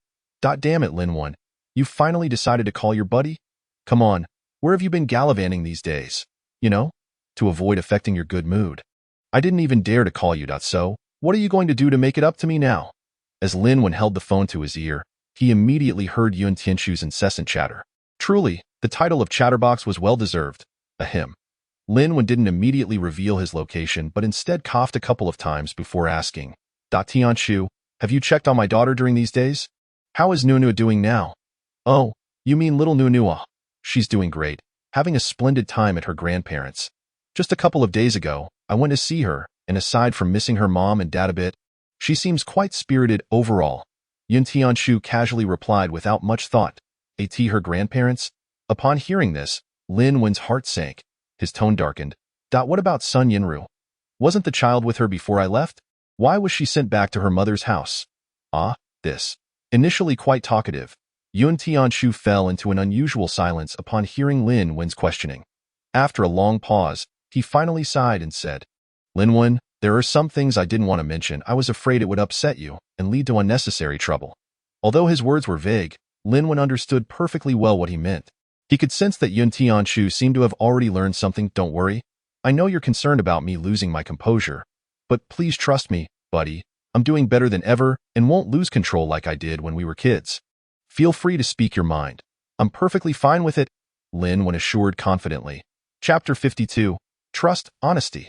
Seeing that Lin Wen was willing to open up, Yun Tianshu obviously breathed a sigh of relief. After a slight hesitation, he said, According to the information I gathered, after the day you left XA, Sun Yinru returned the child to her mother's house and seemed to have gone off somewhere with her friend Yao Yun. Normally, this wouldn't be an issue. After all, when a couple has conflicts, it's natural for one to seek some space to clear their mind. However, since you mentioned those things before, I've been quite curious about Yao Yun. So I asked a few friends to help investigate, and it turns out that woman might not be so simple. You investigated Yao Yun. Quickly, tell me what you found out. Upon hearing this, Lin Wen's eyes immediately lit up. To be honest, he had long wanted to pursue this matter. After all, if that woman hadn't interfered in his and Sun Yinru's life, they likely wouldn't have reached this point. Unfortunately, back then, he lacked the connections and resources to do so, even if he had the will. But Yun Tianshu was different. Although his parents had restricted him financially, he was still somewhat well known in the wealthy circles of XA City. He had plenty of acquaintances who could help. Investigating someone shouldn't be too difficult. Buddy, don't get too excited.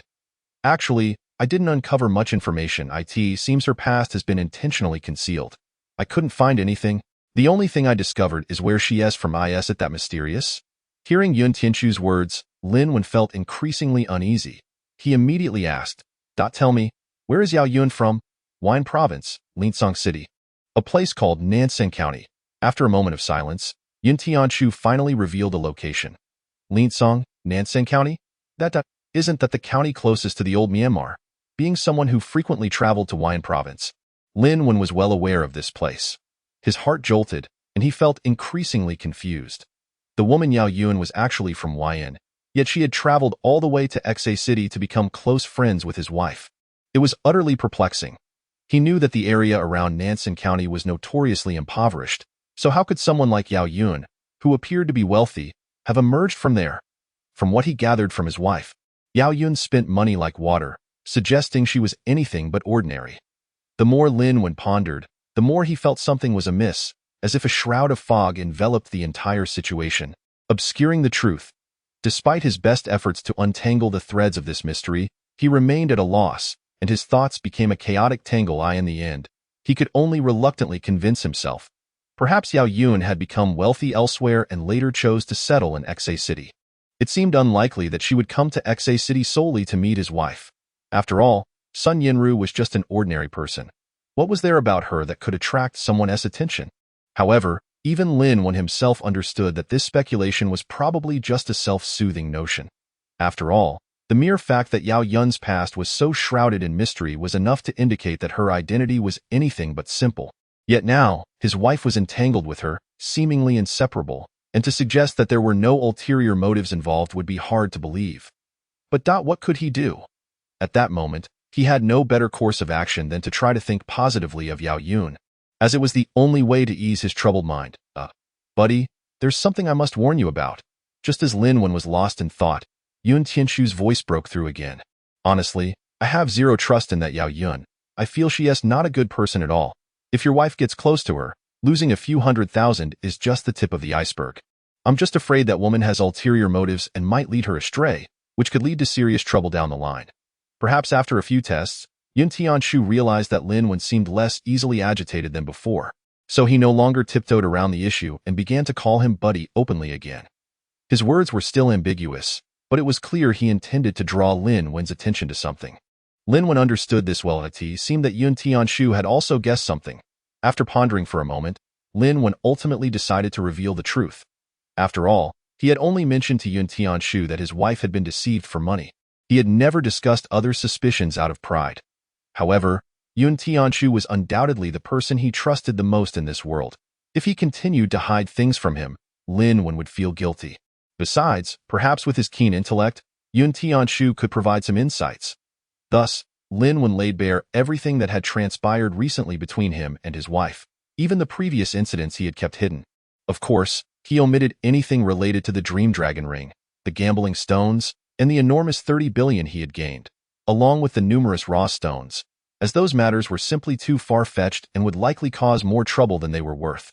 Moreover, he feared that if Yun Tianchu discovered those details, he would only worry more about him. What? Sun Yinru actually went on a date with another man not long ago, and in Lijiang Ancient City? Lin Wen, do you really believe her when she says that Li Hao is just an old classmate? Just to be clear, I don't believe it. Upon hearing Lin Wen's account, Yun Tianchu exploded with anger. His tone was fierce as he said, Lijiang, that godforsaken place, who doesn't know it's a hotbed for extramarital affairs? She must have some ulterior motive with that man. If you want to uncover the truth, you better find that person. Damn it, Sun Yinru seems gentle and virtuous on the surface, a model wife. But who would have thought she could be so reckless? Truly, appearances can be deceiving. Trust me, you definitely encountered Sun Yinru at that Jinchun Yuan place. But you were too careless and she slipped away. Chapter 53. The brothers' fury. To be honest, if there had been outsiders present, they would have found Yun Tianchu's outburst utterly baffling. After all, none of this had anything to do with him. It was just as a friend that he spoke so passionately. But Lin Wen knew that this brother genuinely cared for him. Ever since childhood, he had never allowed anyone to bully him. Although that was merely a promise made when he was young, Lin Wen understood that Yun Tianchu had firmly etched himself in his memory. Lin Wen, wait for me, I'm coming over tomorrow. Let us thoroughly investigate what Sun Yinru is really up to. And that old classmate, just wait and see what I do to him. The furious voice of his good friend echoed through the phone, but Lin Wen's vexation gradually subsided. Hearing that Yun Tianchu was coming over, he couldn't help but chuckle, stopping him. Alright, you don't need to rush over here. Tomorrow I'll check out that club they mentioned. If I truly discover that Sun Yinru is in Lijiang, it will only prove that our fate has run its course. He spoke in the most mundane tone. Yet the words shocked deeply. Even Yun Tianshu on the other end fell silent for a moment. What? Are you saying that if you confirm Sun Yinru really went to Lijiang, you're ready to divorce her? You don't even need any evidence? To be honest, Lin Wen's resolute stance made Yun Tianshu doubt whether Lin Wen had ever loved her at all. If you truly loved Sun Yinru, how could you utter such a definitive statement? After a long pause, Yun Tianshu finally replied, his tone uncertain. Heh, do I really need any evidence? Love is inherently exclusive.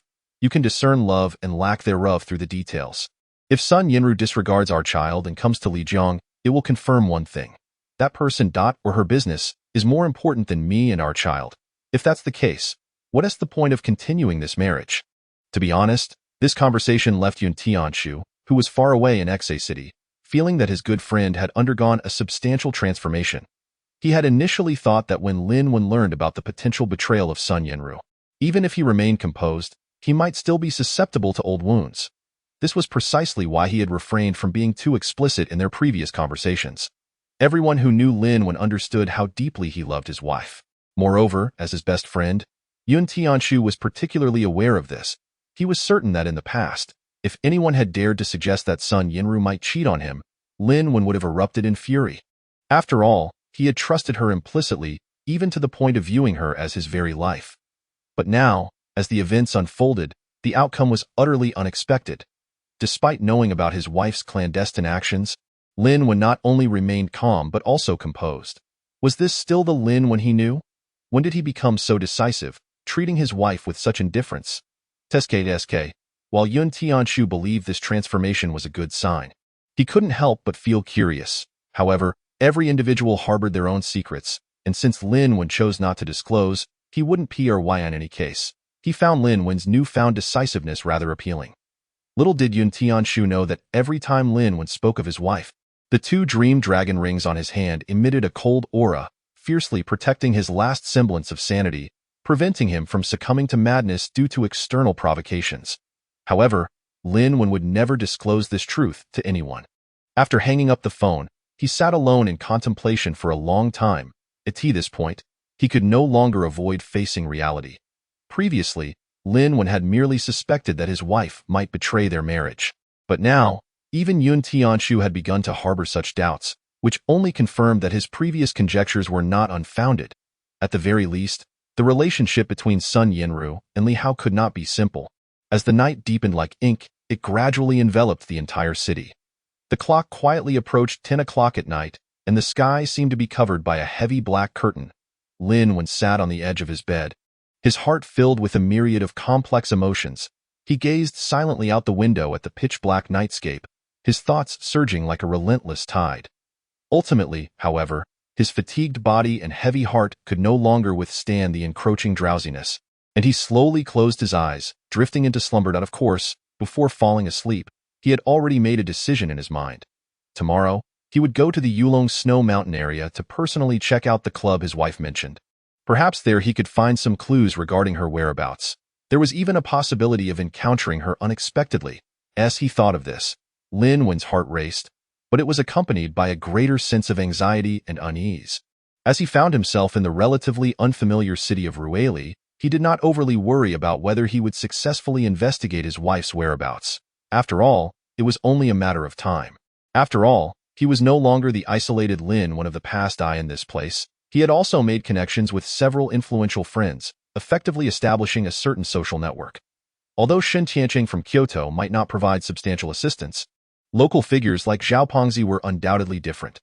Lin Wen firmly believed that as long as those few were willing to lend a helping hand, resolving the current predicament would not pose a significant issue. With this conviction, he gradually slipped into the realm of dreams.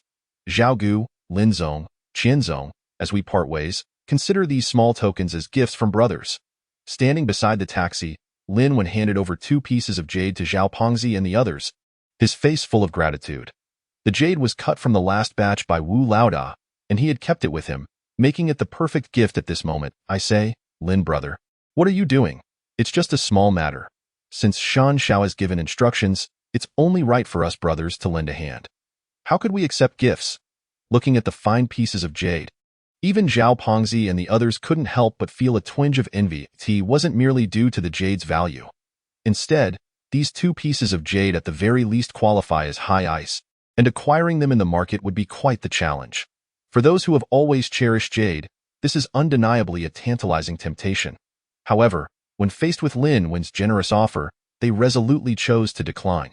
The reason is quite simple. Their mission to assist Lin Wen in investigating those matters was entrusted to them by Shan Tianqing before his departure. In this sense, it implies that the heir of the Shen family owes them a favor. To be frank, compared to the favors owed by the Shen family, which hold far greater value, accepting the jade would merely translate their previous efforts into personal gain.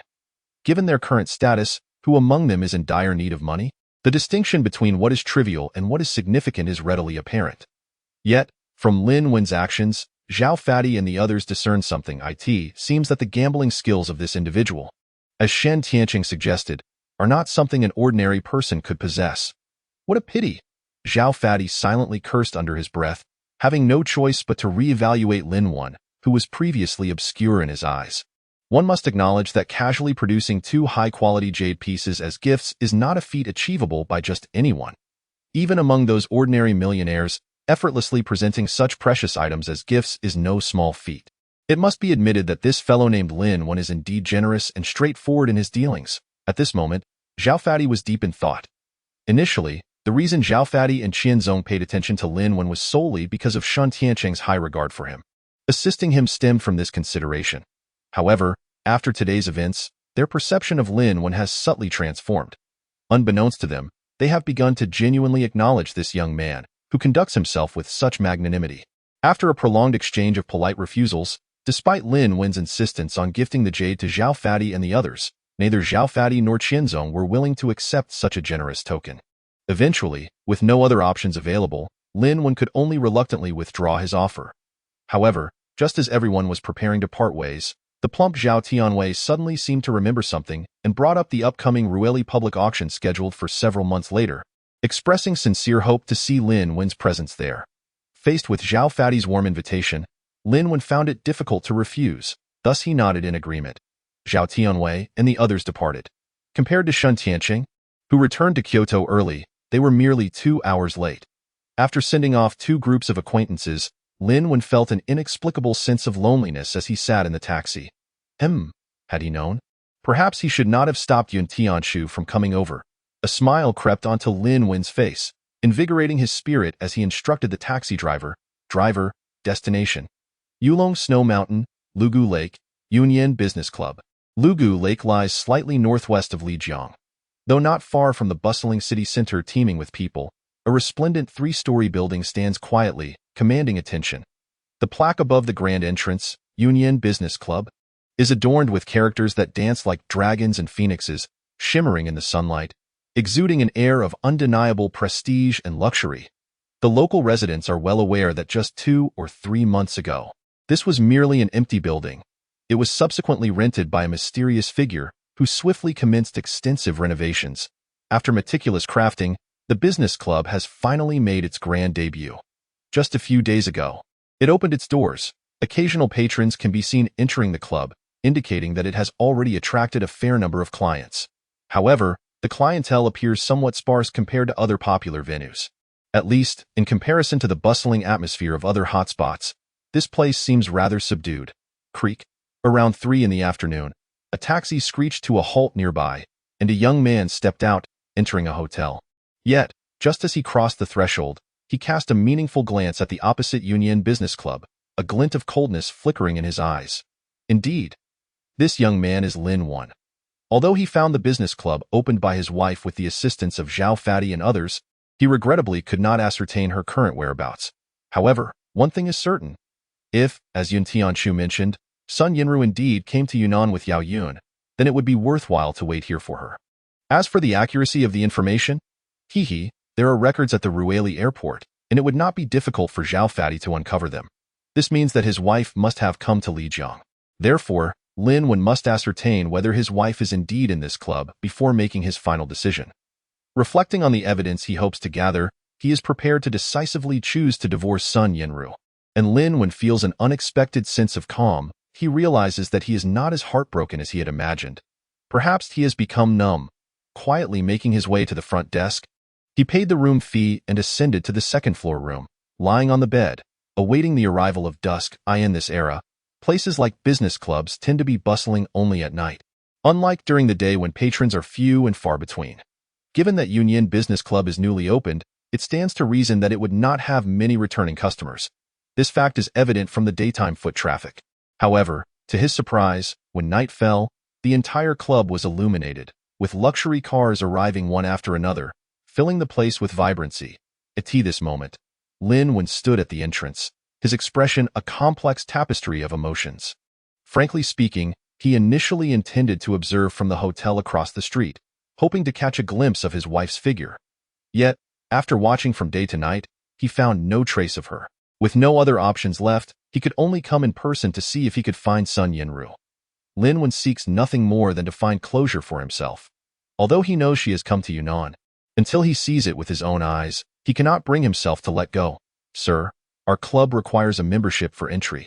Moments later, just as Lin Wen was about to step inside, he was suddenly stopped by the security guard at the entrance. The guard scrutinized Lin Wen for a moment, his tone somewhat disdainful. It is understandable. At this point, Lin Wen was dressed in casual attire worth no more than 200 yuan, hardly fitting the image of a wealthy individual. The most basic condition for entering the Union Business Club is a consumption of 100,000 yuan to become a basic member. How could an ordinary person like Lin Wen simply waltz in? Fortunately, Lin Wen was not without preparation before arriving. He discreetly pulled out a membership card from his pocket, silently presenting it to the guard. The membership card belonged to Zhao Fadi, as a local bigwig. Zhao Tianwei would certainly strive to ensure everything was perfect for Lin Wen's request. Obtaining a membership card, which merely costs 100,000 yuan, was easily accomplished. I apologize, sir. I made a mistake just now. Please, do come in. After confirming that the membership card was valid, the guard, despite still feeling puzzled by Lin Wen's ordinary attire, could only return the card respectfully, cautiously gesturing for him to enter without further obstruction. As Lin Wen stepped into the club, taking in the opulent decor around him, his unease grew.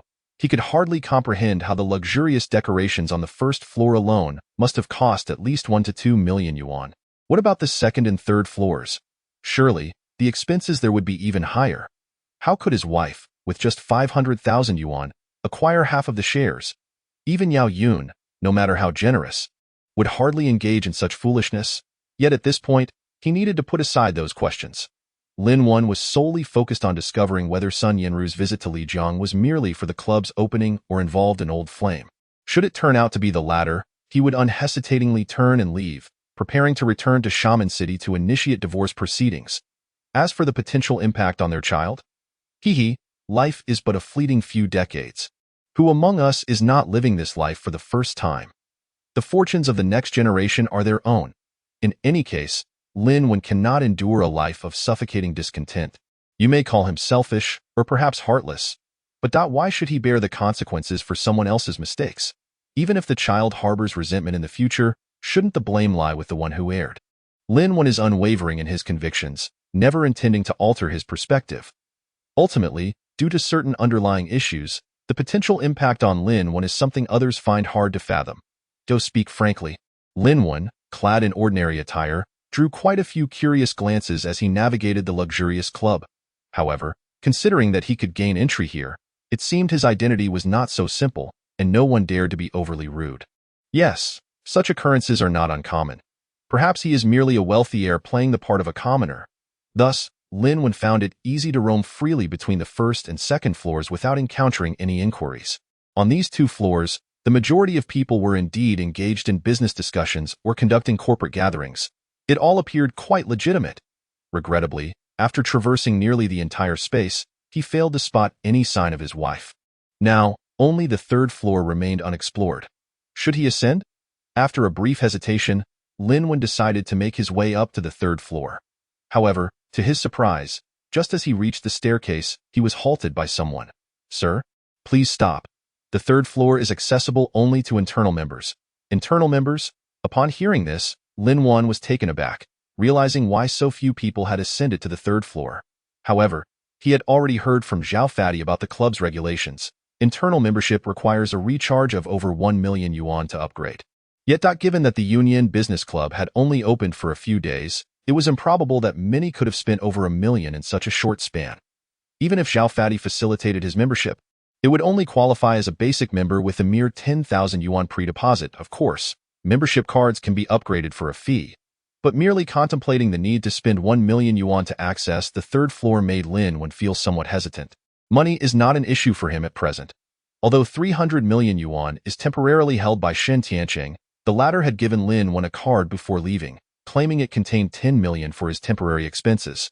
After pondering for a while, Lin Wen gritted his teeth and retrieved that card, handing it to the guard with a calm demeanor, saying, "Please upgrade me to an internal member as quickly as possible." Seeing this, the guard was momentarily stunned, then joyfully accepted the bank card, repeatedly nodding and bowing as he said, "Certainly, sir, please wait a moment. I'll take care of it right away." With that, he dashed toward the counter. Observing this scene, Lin Wen's gaze began to deepen. This so-called business club is nothing more than a money-grabbing scheme. Just today, he had seen dozens of clients coming into the club. If all were counted as basic members, the revenue for the day would easily amount to several million. Moreover, he had noticed a few individuals already heading to the third floor. This implies that there were indeed some internal members. Calculating this, it seems the Union Business Club could easily rake in several million, if not close to 10 million, purely a tool for amassing wealth. And what about his wife? With an investment of 500,000 yuan, how could she possibly hold 50% of the shares? Hee, what a joke. Does that mean that even after deducting various taxes and fees, Sun Yinru could earn over 1 million in just these few days? A trace of mockery flickered in Lin Wen's eyes, and at this moment, his trust in his wife diminished further. He had a nagging feeling that throughout this ordeal, Sun Yinru had been deceiving him. It seems his decision was correct. Perhaps parting ways with such a woman sooner rather than later is the wisest choice. The membership card upgrade was completed swiftly, within 10 minutes. Now, when the guard looked at Lin Wen again, his expression had changed. Filled with respect and admiration, the guard appeared notably deferential, lacking the arrogance he had previously displayed. "Another internal member has been processed? To be honest, this situation seems to far exceed our original intentions for establishing the club." In a secret office, a woman's light laughter echoed. "Who knows?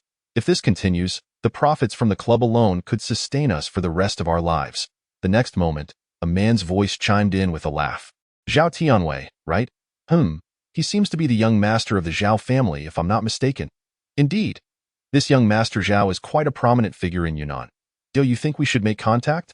Perhaps he could bring us some benefits. Don't act recklessly. Individuals from such esteemed families are not ones we can engage with. One misstep could expose certain secrets. Just treat him as a regular guest and let him enjoy himself in the club." All right. Chapter 56. Is this a legitimate club? In the mysterious room, a male and female voice conversed in hushed tones, clearly avoiding discussing certain topics openly. As Lin Wen began his ascent to the third floor, the surrounding noise gradually diminished due to the design of the space. The higher he climbed, the quieter it became. At this moment, Lin Wen walked slowly up the stairs, unaware that his earlier request for assistance from Zhao Fati had inadvertently concealed his true identity at this crucial juncture. It is worth noting, had his identity been revealed during the membership upgrade, even with money, he may not have gained access to the third floor.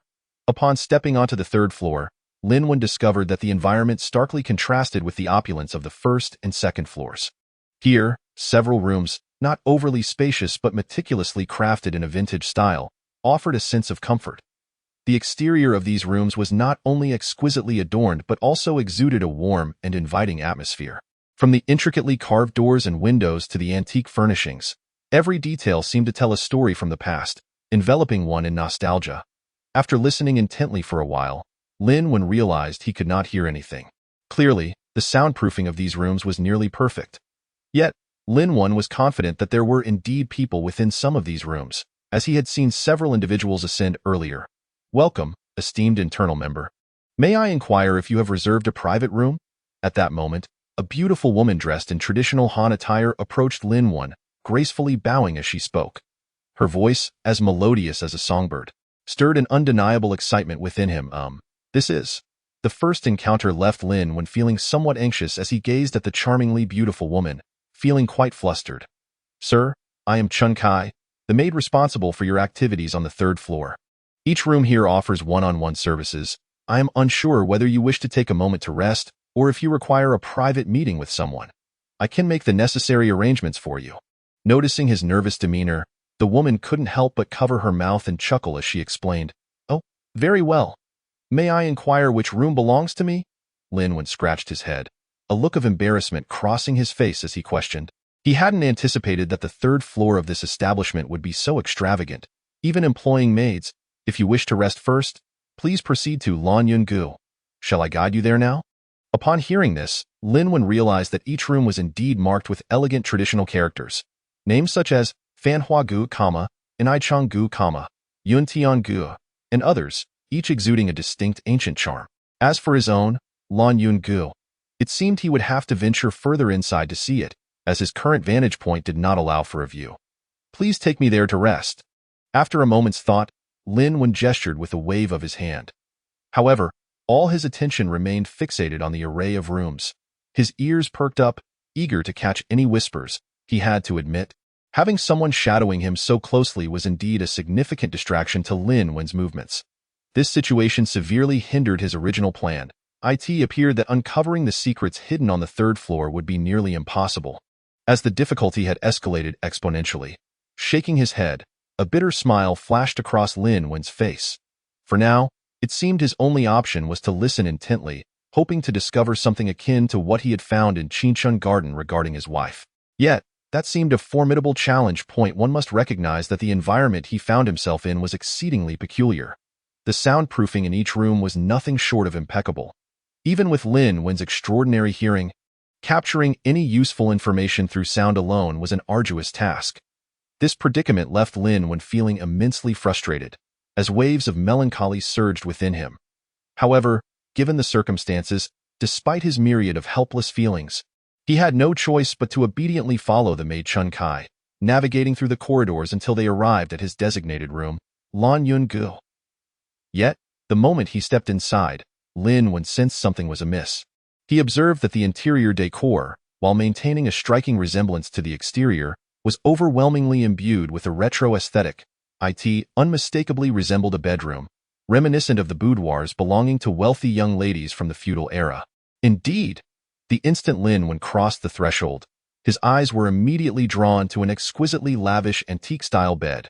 The intricate carvings on the bed were nothing short of breathtaking, evoking the grandeur of ancient emperor's chambers. Plush silks adorned the bed, embellished with intricate embroidery featuring elaborate and resplendent patterns. Beside the bed stood a pair of ornate nightstands, their surfaces adorned with vividly carved floral and fauna motifs, creating a dreamlike ambience that transported one back to ancient times. Confronted with such an overtly provocative arrangement, Linwen could no longer feign ignorance regarding its intended purpose. True to his suspicions, he suddenly turned to find Chun Kai before a dressing mirror, preparing to shed her hanfu dye in that instant. Linwen's mind buzzed with confusion, utterly at a loss for how to respond. "What the? I merely sought a moment of rest," he thought. Yet, witnessing her demeanor, could it be that they offered companionship services as well? Did they not comprehend the legality of such actions? Initially, Linwen had been somewhat bewildered by the situation. However, recalling that his wife was also involved with this establishment, a wave of anger surged within him. His frustration eclipsed any earlier doubts he had entertained. At that moment, Linwen felt a profound sense of disappointment towards Sun Yinru.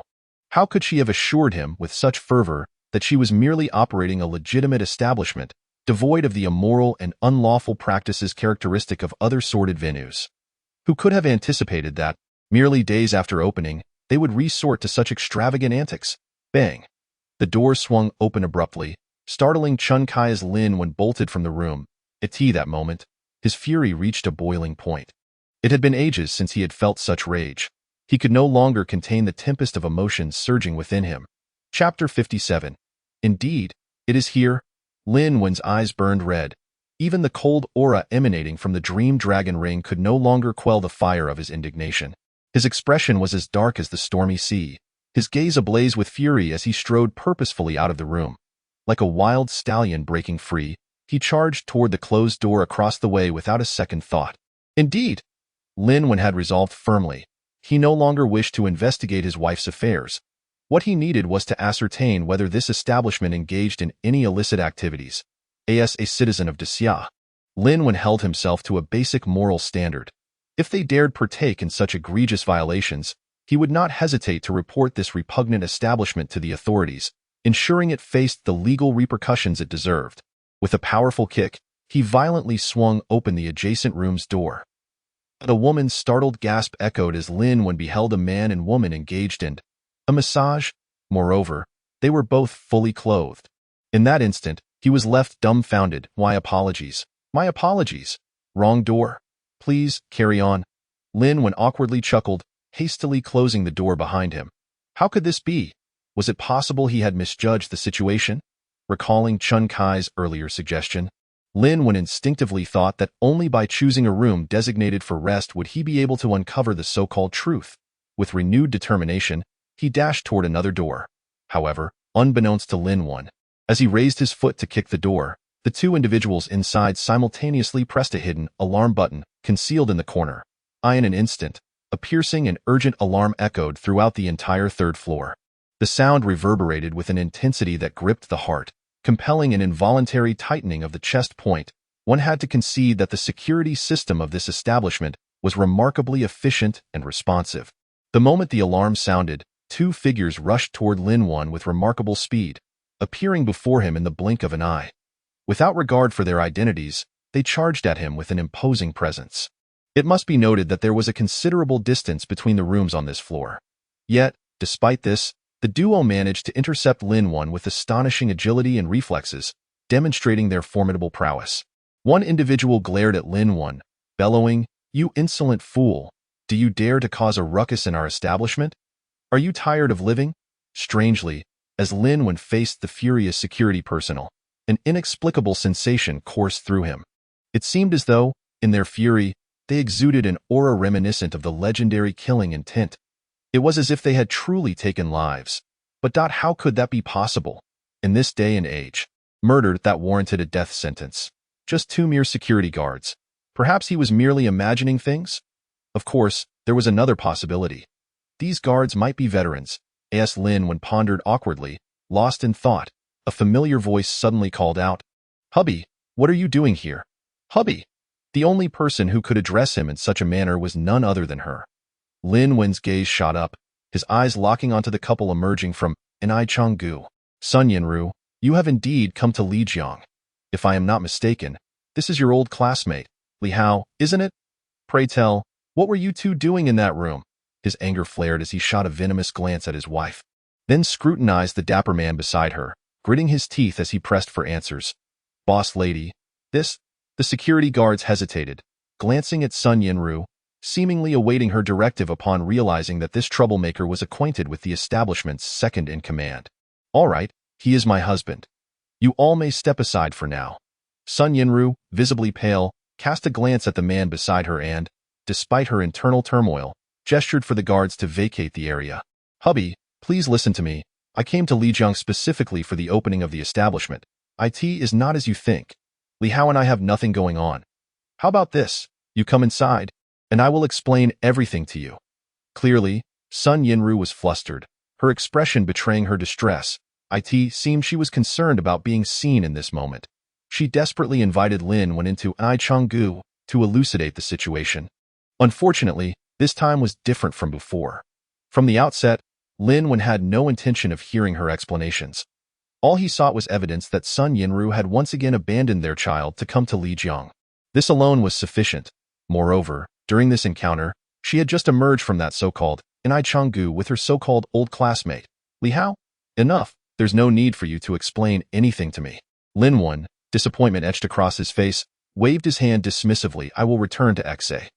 Whenever you choose to come back, we can head to the Civil Affairs Bureau and finalize our divorce.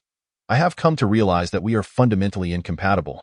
I have no desire to know what you have been doing behind my back, nor do I wish to engage in incessant speculation. Such a life of excessive introspection has never been what I desired. Without waiting for her to respond, he turned his expressionless face toward the staircase, departing under the astonished gaze of Sun Yinru. Divorce? My husband wants to divorce me. How could this be? Why would he want to divorce me? She murmured, lost in a daze. Things shouldn't have turned out this way. I merely wish to earn some extra money for our family. Is that such a crime? No, I am not in the wrong. My husband has simply misunderstood me. With tears welling in her eyes, Sun Yinru felt the weight of her plight. Yinru, was that man truly your husband? He doesn't seem so remarkable.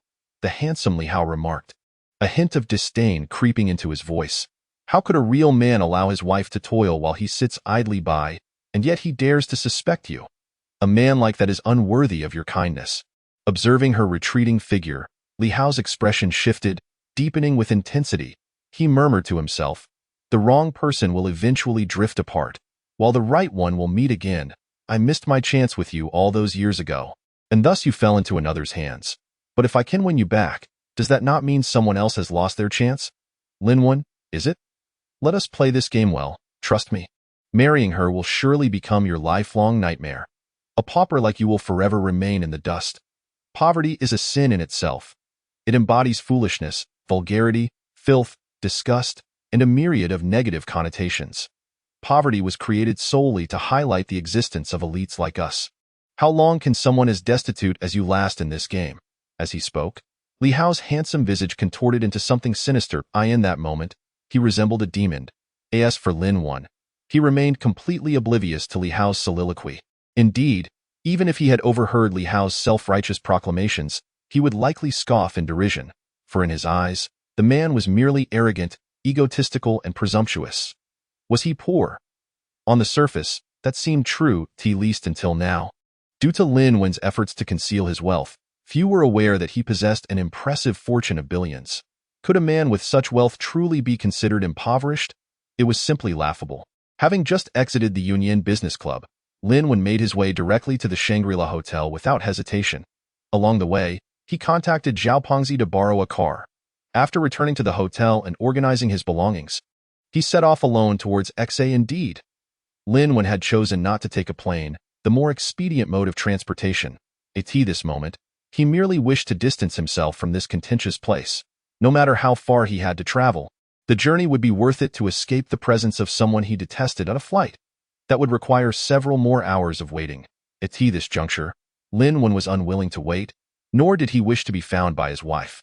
As he had previously stated, once certain matters were confirmed, it signified the end of their relationship and marriage. Why prolong the entanglement? Perhaps some might question why Lin Wen's actions appeared so sudden, even lacking in logical coherence. That was precisely the point. For Lin Wen himself had yet to realize that, as the influence of the Dream Dragon Ring intensified, it seemed to be altering his very character and mental state. While he remained lucid, his thoughts and actions carried an undercurrent of madness. However, this change was still subtle enough that he had yet to recognize it. Whether this transformation was for better or worse, only time would tell. Nothing? How could there be nothing? Sun Yinru's eyes widened in disbelief as she murmured to herself.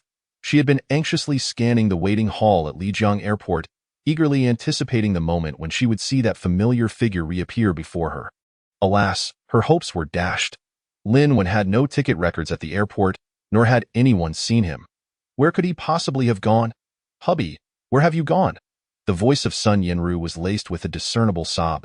Her hands clenched tightly into fists, nails nearly embedding themselves into her palms. She had been searching and inquiring among the staff here for what felt like an eternity, yet she remained utterly clueless about her husband's whereabouts.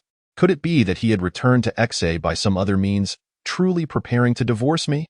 This terrifying thought, once it took root in her mind, surged forth like wild grass, plunging Sun Yinru's heart into a chilling abyss. She could hardly believe that the man who once swore eternal love to her could act with such resolute finality. Yet, upon reflection, perhaps it was only natural. After all, he had left home previously under the suspicion of her infidelity. And now, confronted with today's events, it seemed plausible that he could become despondent in an instant. But that she was innocent.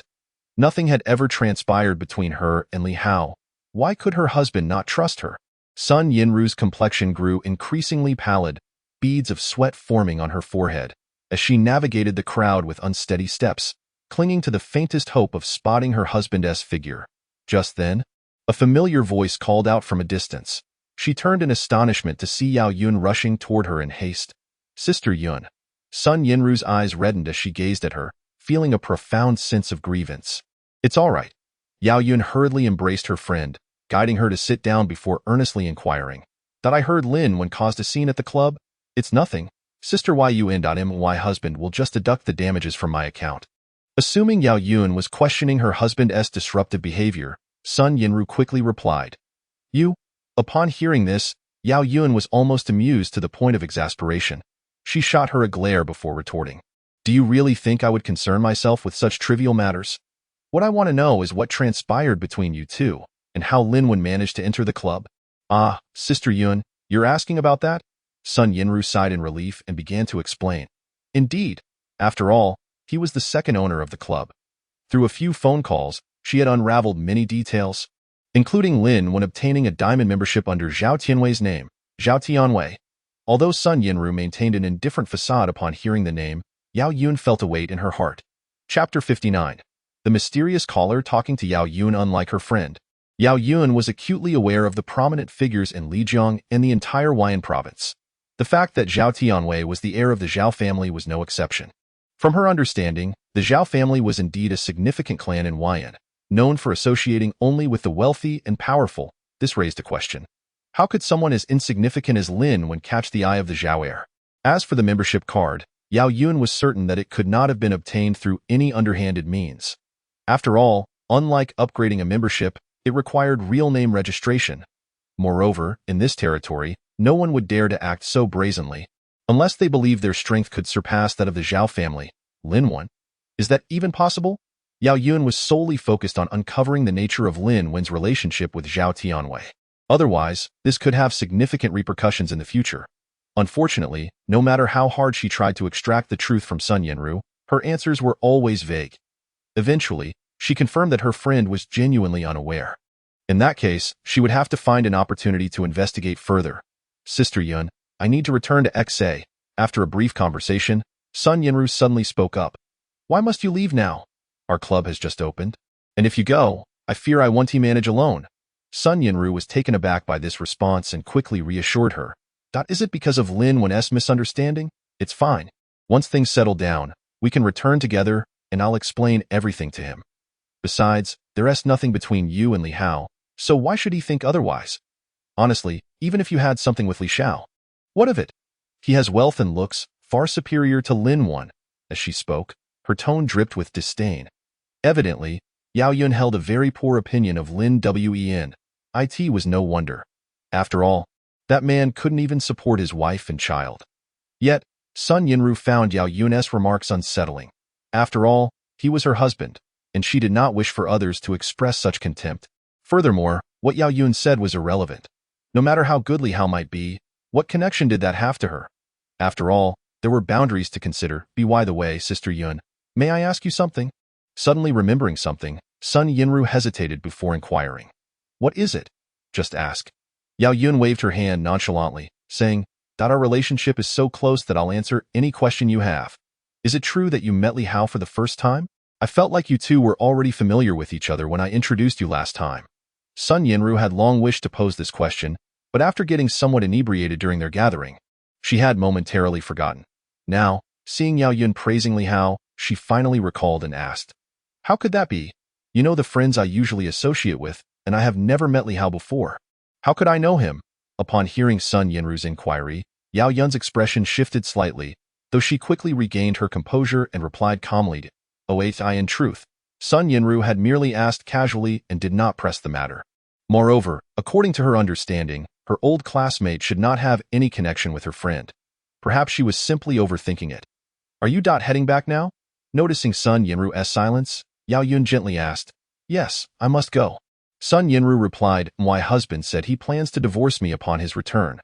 While I wish to earn more money, I also do not wish to ruin my family, with a bitter smile. Sun Yinru's eyes, however, radiated determination. Very well then, at this point, Yao Yun had little inclination to dwell on those issues. Nodding, she hurried to the ticket counter to purchase a plane ticket for Sun Yinru, handing it to her as she said, You should return first. After I finish some matters here, I will also head back to XA, and we can gather as sisters then. All right, I'll take my leave. Glancing at the time, it was almost time for boarding. and without a moment's hesitation or a backward glance, Sun Yinru resolutely made her way to the airport. As time slipped by, approximately half an hour later, under Yao Yun's penetrating gaze, she witnessed Sun Yinru's plane take off. Only then did she slowly retrieve her phone from her pocket, skillfully dialing a mysterious number. As the call connected, Yao Yun's voice turned somber and grave. Hello, she has left. A faint sound of breathing came from the other end, followed by a steady voice. I heard Lin Wen intends to return to file for divorce with her.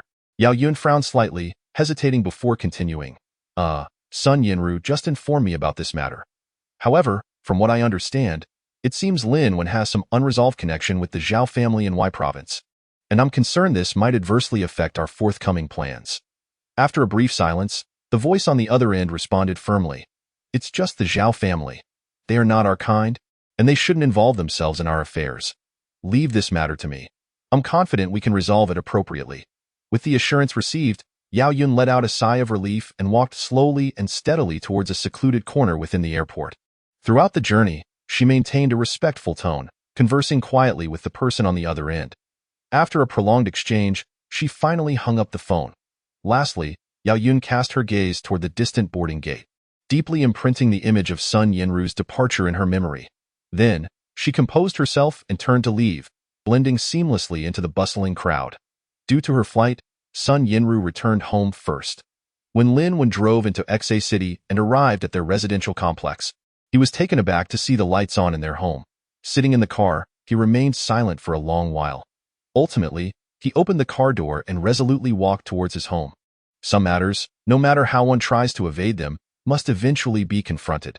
Perhaps today was the appropriate moment to calmly discuss the topic of divorce with his wife. Chapter 60. I haven't done anything. With a crisp sound, Lin Wen slowly retrieved an old key from his pocket, carefully inserting it into the lock and turning it gently. As the door lock emitted a soft sound, the door creaked open. The instant the door swung ajar, Lin Wen's gaze fell upon the familiar dining table within. There sat his wife, Sun Yinru, quietly and motionless, resembling a statue. On the table were neatly arranged dishes, each one of his favorites. At that moment, upon realizing her husband had returned, Sun Yinru's previously vacant expression transformed into one of overwhelming delight.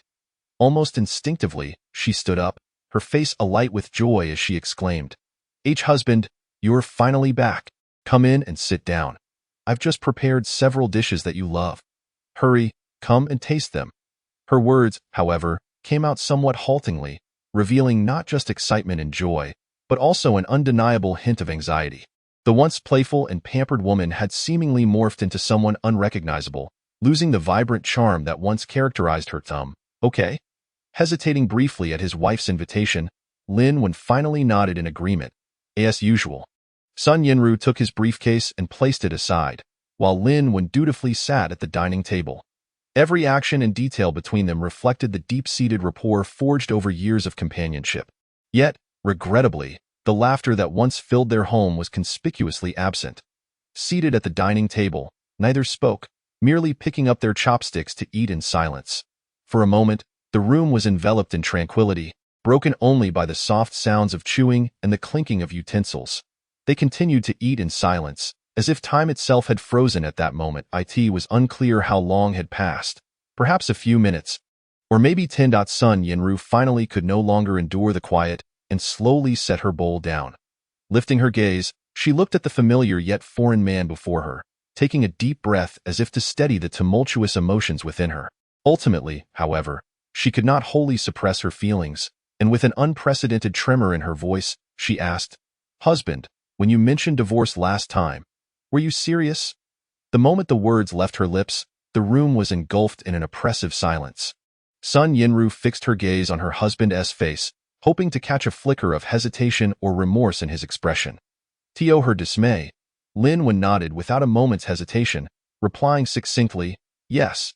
His demeanor remained unchanged. Sun Yinru's heart sank like a stone, as if gripped tightly by an unseen hand. She could hardly fathom that her once devoted husband would respond so decisively. Yet, she resisted the urge to believe this was reality, holding back tears as she pressed on. Is it just because of Li Hao?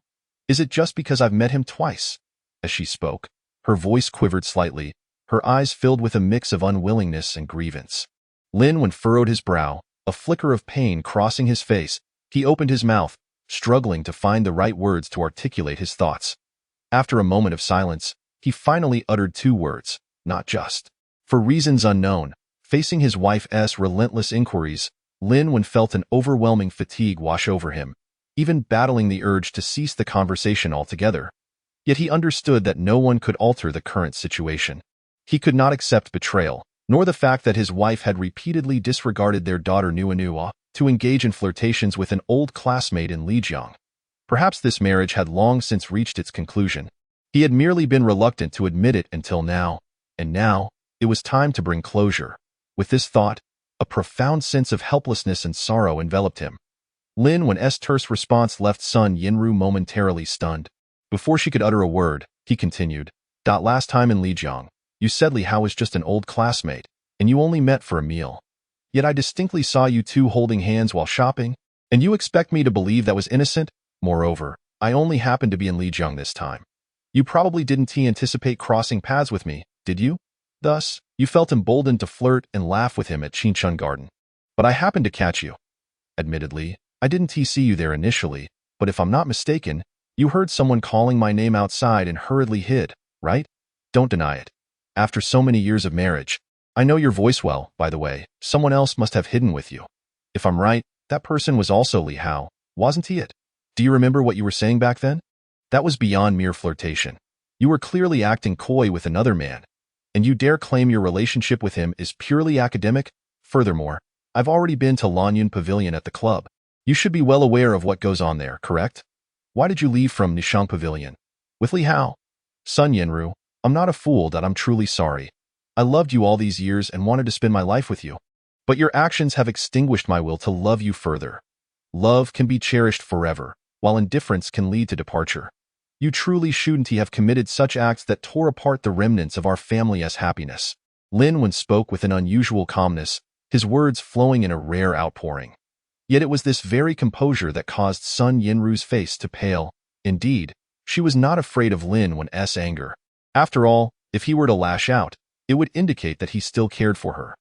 Once she provided a satisfactory explanation, her husband might relent, and perhaps their lives could return to tranquility.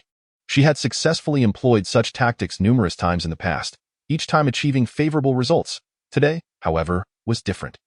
Lin Wen's calm demeanor at this moment instilled a profound sense of fear and chill in Sun Yinru, even more so than the words he had just uttered.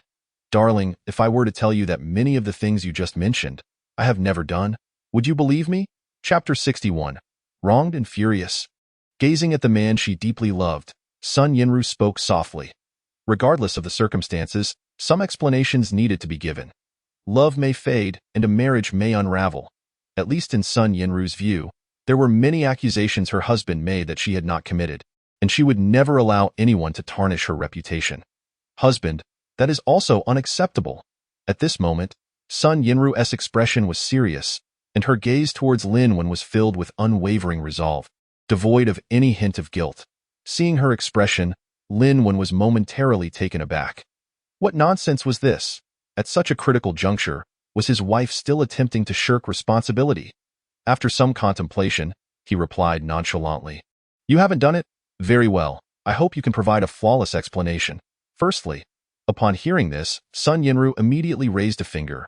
Last time, you mentioned seeing me with Li Hao and Lijiang, and I do not deny that.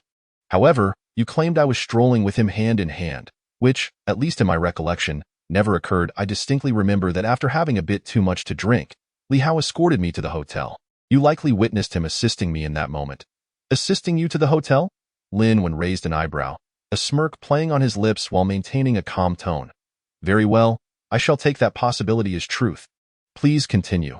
Sun Yinru felt a wave of frustration wash over her, her gaze towards her husband filled with melancholy. What did he mean by take it as truth?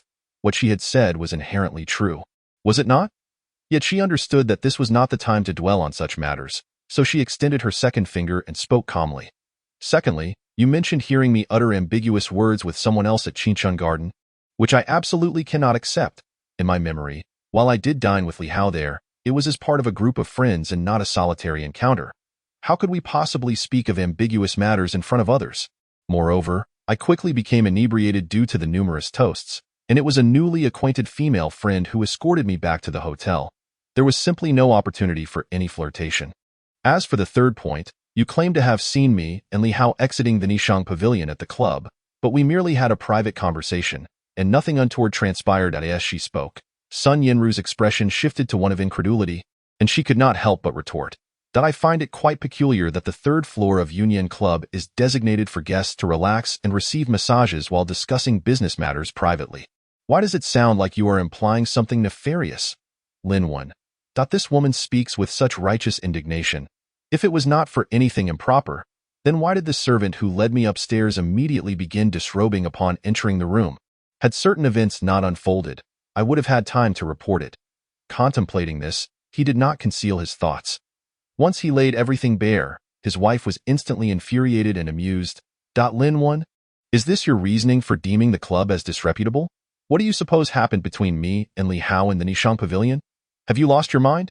The servant disrobing was merely due to the inconvenience of wearing hanfu.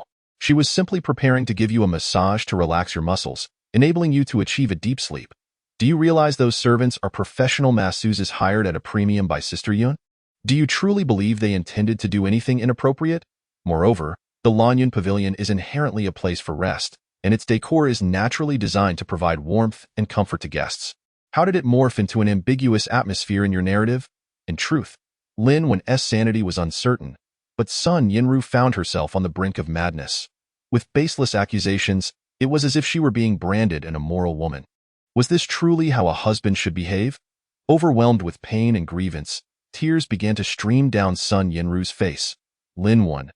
Could it be that what my wife said is indeed true? Perhaps, at the very least, the explanation provided regarding the club was somewhat reasonable.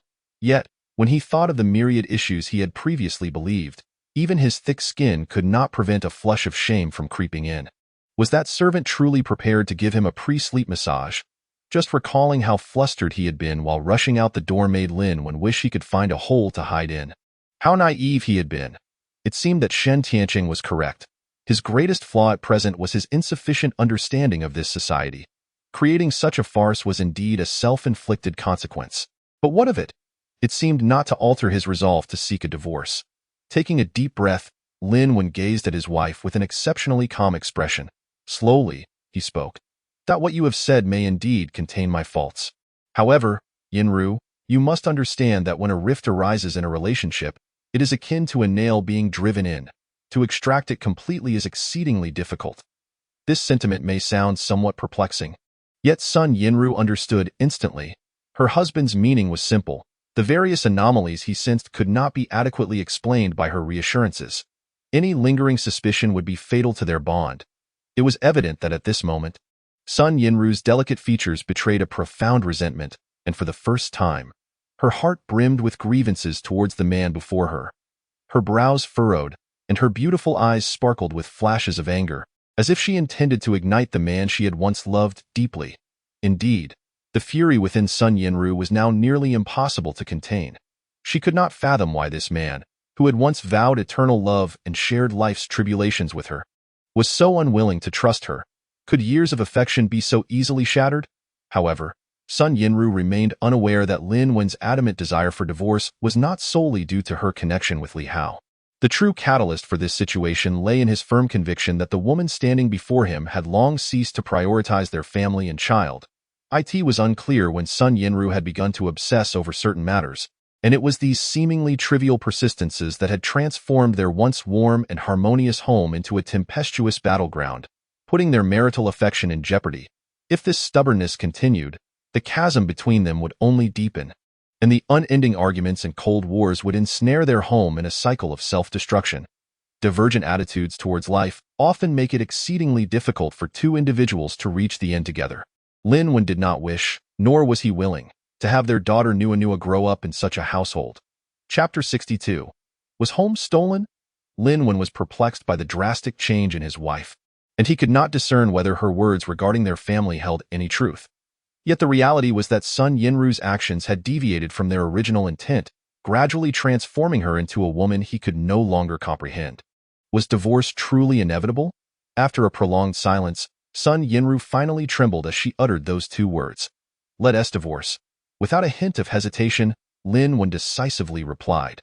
But I do not wish to divorce. Husband, after all these years of knowing and loving each other, why can you not trust me? She continued, moreover. Our daughter is about to enter the 1st grade this year. If we truly divorce, the impact on the child will be profound. You cannot possibly be unaware of this. Sun Yinru attempted to use her final argument to salvage their marriage. However, she was entirely oblivious to the fact that the more she insisted, the more resolute Lin Wen became in his decision to separate. The reason was simple. Throughout the entire ordeal, Sun Yinru had never once mentioned relinquishing her career to focus on caring for their daughter at home. Had she made such a choice, Lin Wen would have unhesitatingly retracted his divorce proposal, even offering everything he possessed to ensure their family became more complete. Indeed, this was his final opportunity for her. Yet, it seemed that in Sun Yinru's heart, her so-called career still took precedence over family, daughter, and even him. Thus, Lin Wen had completely lost hope. He slowly rose, tidying the dishes and washing them at the sink. Once everything was in order, he walked to his bag, retrieved a divorce agreement he had printed on the way, and placed it on the table before leaving the house without a backward glance. The agreement had been printed on a whim, and he had not exchanged a single word with his wife from start to finish. I will not divorce. I have done nothing wrong. Why should I be the one to initiate a divorce? Husband, one day you will understand that everything I do is for you and our daughter, for our family.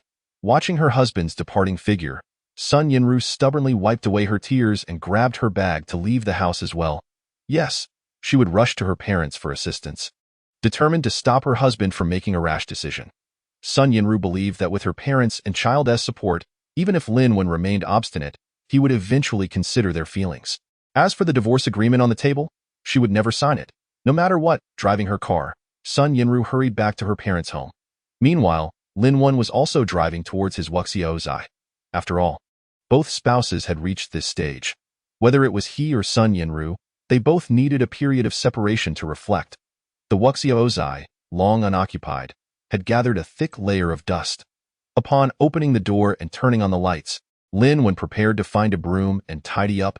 However, as he stepped into the room, his pupils involuntarily constricted, fixating on the door to his studio. Had someone entered his shop during his absence? Gazing at the faint footprints in the dust on the floor, even a fool could deduce that someone had indeed entered while he was away. Those footprints were unmistakably recent. Yet, the keys had always been with Lin Wen. Who could have entered? Most crucially, his gaze shifted to the window, his expression turning cold.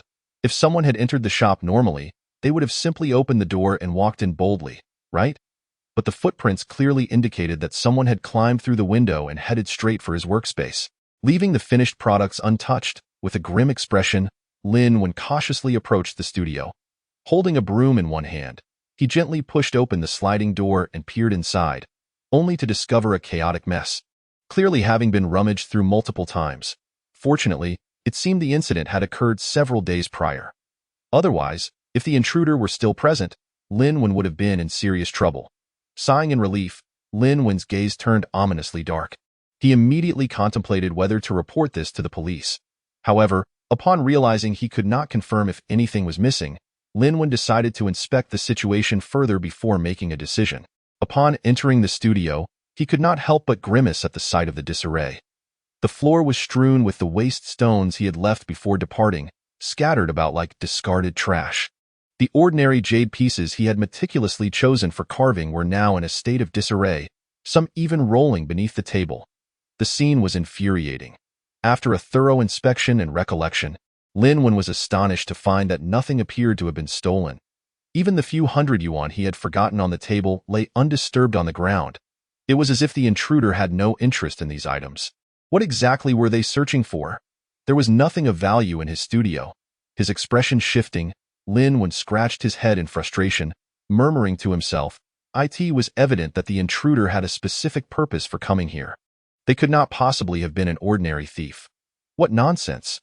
If they were a typical burglar, they would have surely taken many of the finished jade products from his shop, let alone the cash on the ground. Although the amount was not substantial, it could still be worth thousands. Thieves do not leave empty-handed. This has been a rule since time immemorial. Would anyone so easily forfeit items valued at several thousand? Yet the intruder had indeed left empty-handed after rummaging through everything. To assert that the intruder had no purpose would be something Lin Wen would never believe. His eyes clouded with confusion, Lin Wen fell into deep contemplation. Regardless of who it was, as long as nothing was missing, that was sufficient. After pondering for a long time without finding any leads, he could only shake his head and temporarily set the matter aside. As for reporting it to the police, he decided against it. After all, he had not lost anything, and given that so many days had passed, what would the police do even if they arrived? Rather than waste public resources, it was better to let it go. Chapter 63. Mother-in-law's call. At this moment, the night was deep and silent, the clock hands quietly indicating midnight. After much effort and considerable exertion, Lin Wen finally had everything in his home orderly. He was utterly exhausted, his back drenched in sweat, and his forehead beaded with small droplets. Lin Wen sighed in relief, placing the mop down and collapsing into a chair to rest for a moment. Once he regained his breath, he dragged his weary feet toward the bathroom. Turning on the shower, warm water cascaded down, providing a comforting and relaxing sensation. After showering, Lin Wen donned loose pajamas and flopped onto his bed, surrendering to sweet slumber, in a hazy state between wakefulness and sleep. A strange and shocking scene suddenly unfolded in Lin Wen's dreams. In the ethereal sky, two colossal golden dragons soared and twisted in the air. With their powerful physiques and commanding presence, they radiated dazzling golden light. The brilliance was so intense that Lin Wen instinctively squinted his eyes. Yet even so, the golden glow stung his eyes, causing tears to involuntarily flow. Roar, roar. The deafening roars of the dragons echoed through the heavens, reminiscent of ancient deities emanating immense pressure. Lin Wen felt his body grow heavier, as if a mountain were pressing down upon him. Helplessly, he could only widen his mouth, staring with bulging eyes, contorting his face as he struggled to endure this sudden torment. But in the next moment, accompanied by the roar, the two golden dragons transformed into two dazzling beams of light, hurtling towards Lin Wen's eyes at lightning speed. Startled awake, Lin Wen sat up in bed, gasping for breath, cold sweat beading on his forehead, his face still etched with fear. After scanning his surroundings and realizing he was still in his familiar room, he let out a sigh of relief, understanding that the heart-stopping scene was merely a dream. However, the vividness of the dream left him unsettled, and even upon waking, he found it difficult to calm his racing heart. Is it dawn already? Once his emotions settled, he finally noticed that the outside world had brightened considerably. I'm utterly astonished that I have slept soundly until dawn. It has been far too long since I have enjoyed such a remarkable quality of sleep. Indeed, it is quite delightful. Wiping the sweat from my forehead, Lin Wen couldn't help but chuckle at the absurdity of it all. Who would have thought that a mere dream could evoke such a fright and lead to this predicament? Never mind. Encountering such an embarrassing reality is something I must keep to myself.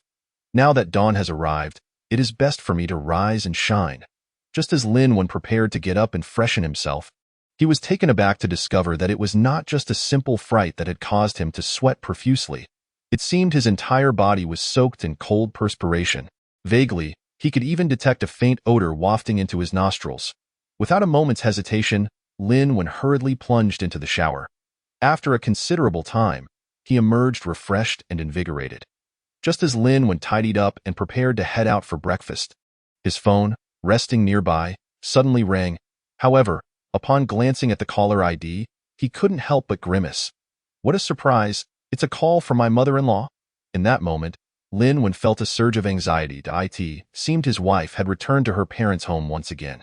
Unless she had divulged her intention to divorce him, it was unlikely for his in-laws to call him this early. Sighing deeply, Lin Wen found himself grappling with complex emotions.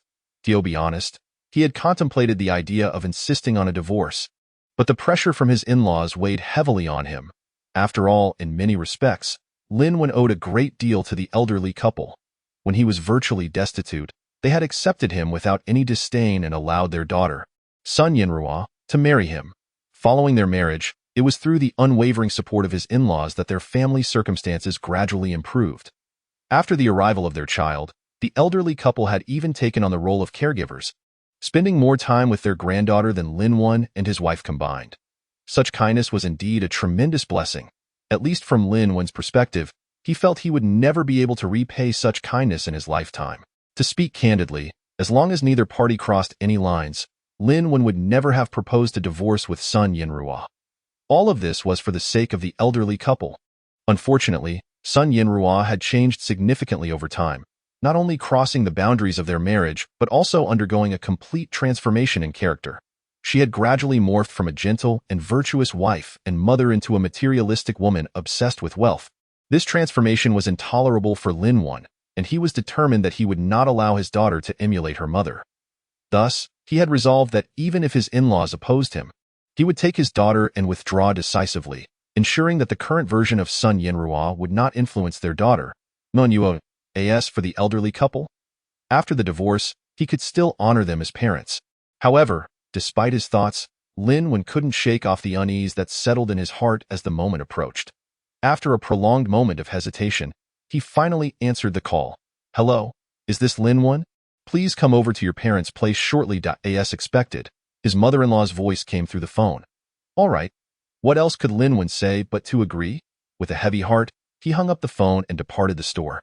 Driving towards the suburbs, indeed. His in-laws resided in the outskirts, only about 10 kilometers from the city. Soon enough, Lin Wen arrived at a 3-story house in the suburbs. "Daddy, Daddy." Just as he stepped out of the car, a small figure dashed out from the house, joyfully calling out while running towards him. "Oh, Nua, my darling." Upon seeing his daughter, whom he hadn't seen in quite some time, Lin Wen's face broke into a smile. He immediately crouched down to scoop her up, lifting her high with a look of pure adoration in his eyes. "Daddy, I missed you so much." Her sweet, melodious voice rang in Lin Wen's ears, akin to a celestial melody. After being gently embraced, the little one, like a jubilant bird, planted a fervent kiss on her father's cheek. That innocent, affectionate kiss warmed Lin Wen's heart like a gentle spring breeze. The little darling clung tightly to her father's neck, resembling an octopus, unwilling to let go. Chapter 64. Not leaving? Lin Wen could distinctly sense the profound reliance emanating from his daughter's petite frame. That reliance felt like an invisible force, binding their hearts together. At that moment, a surge of warmth filled Lin Wen's heart. This warmth rose from deep within, spreading throughout his entire being, enveloping him in a sense of happiness and contentment.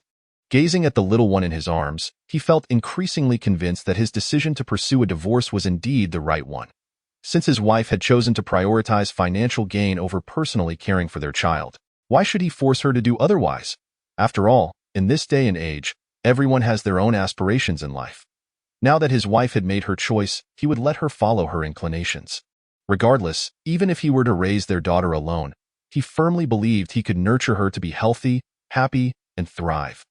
"Lin Wen, you've arrived?" At that moment, his in-laws appeared, having stepped out of the house.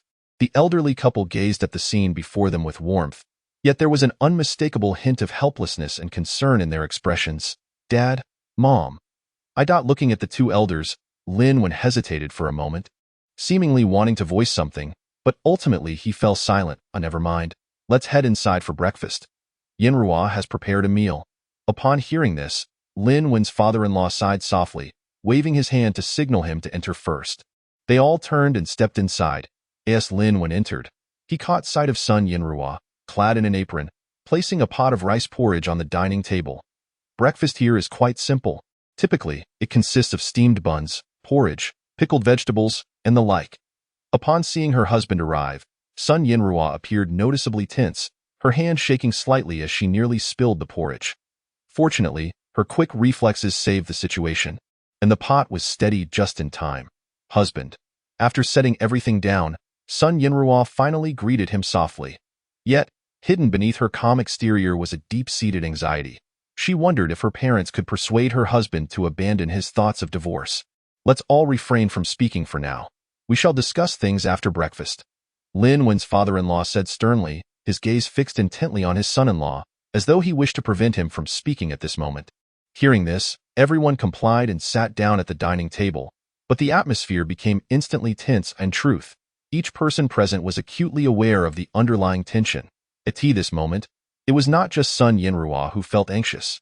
As parents, her father and mother were equally engulfed in a whirlwind of emotions. They could hardly fathom how their precious daughter and son-in-law, who had once lived a peaceful and happy life, suddenly found themselves confronted with the weighty issue of divorce. Although their daughter had shared some of the reasons with them previously, the two elders, with their years of experience, sensed that the situation couldn't possibly be as simple as it appeared. Thus, as they gathered around the dining table, it was an opportune moment for everyone to calm down, gather their thoughts, and formulate their words, so they could approach this thorny issue with clarity and rationality. "Daddy, I want to eat steamed buns." Fortunately, as their daughter Nua spoke up, the atmosphere lightened considerably. Lin smiled gently, tending to his daughter's breakfast while occasionally exchanging light banter with his in-laws, as if everything had returned to normal.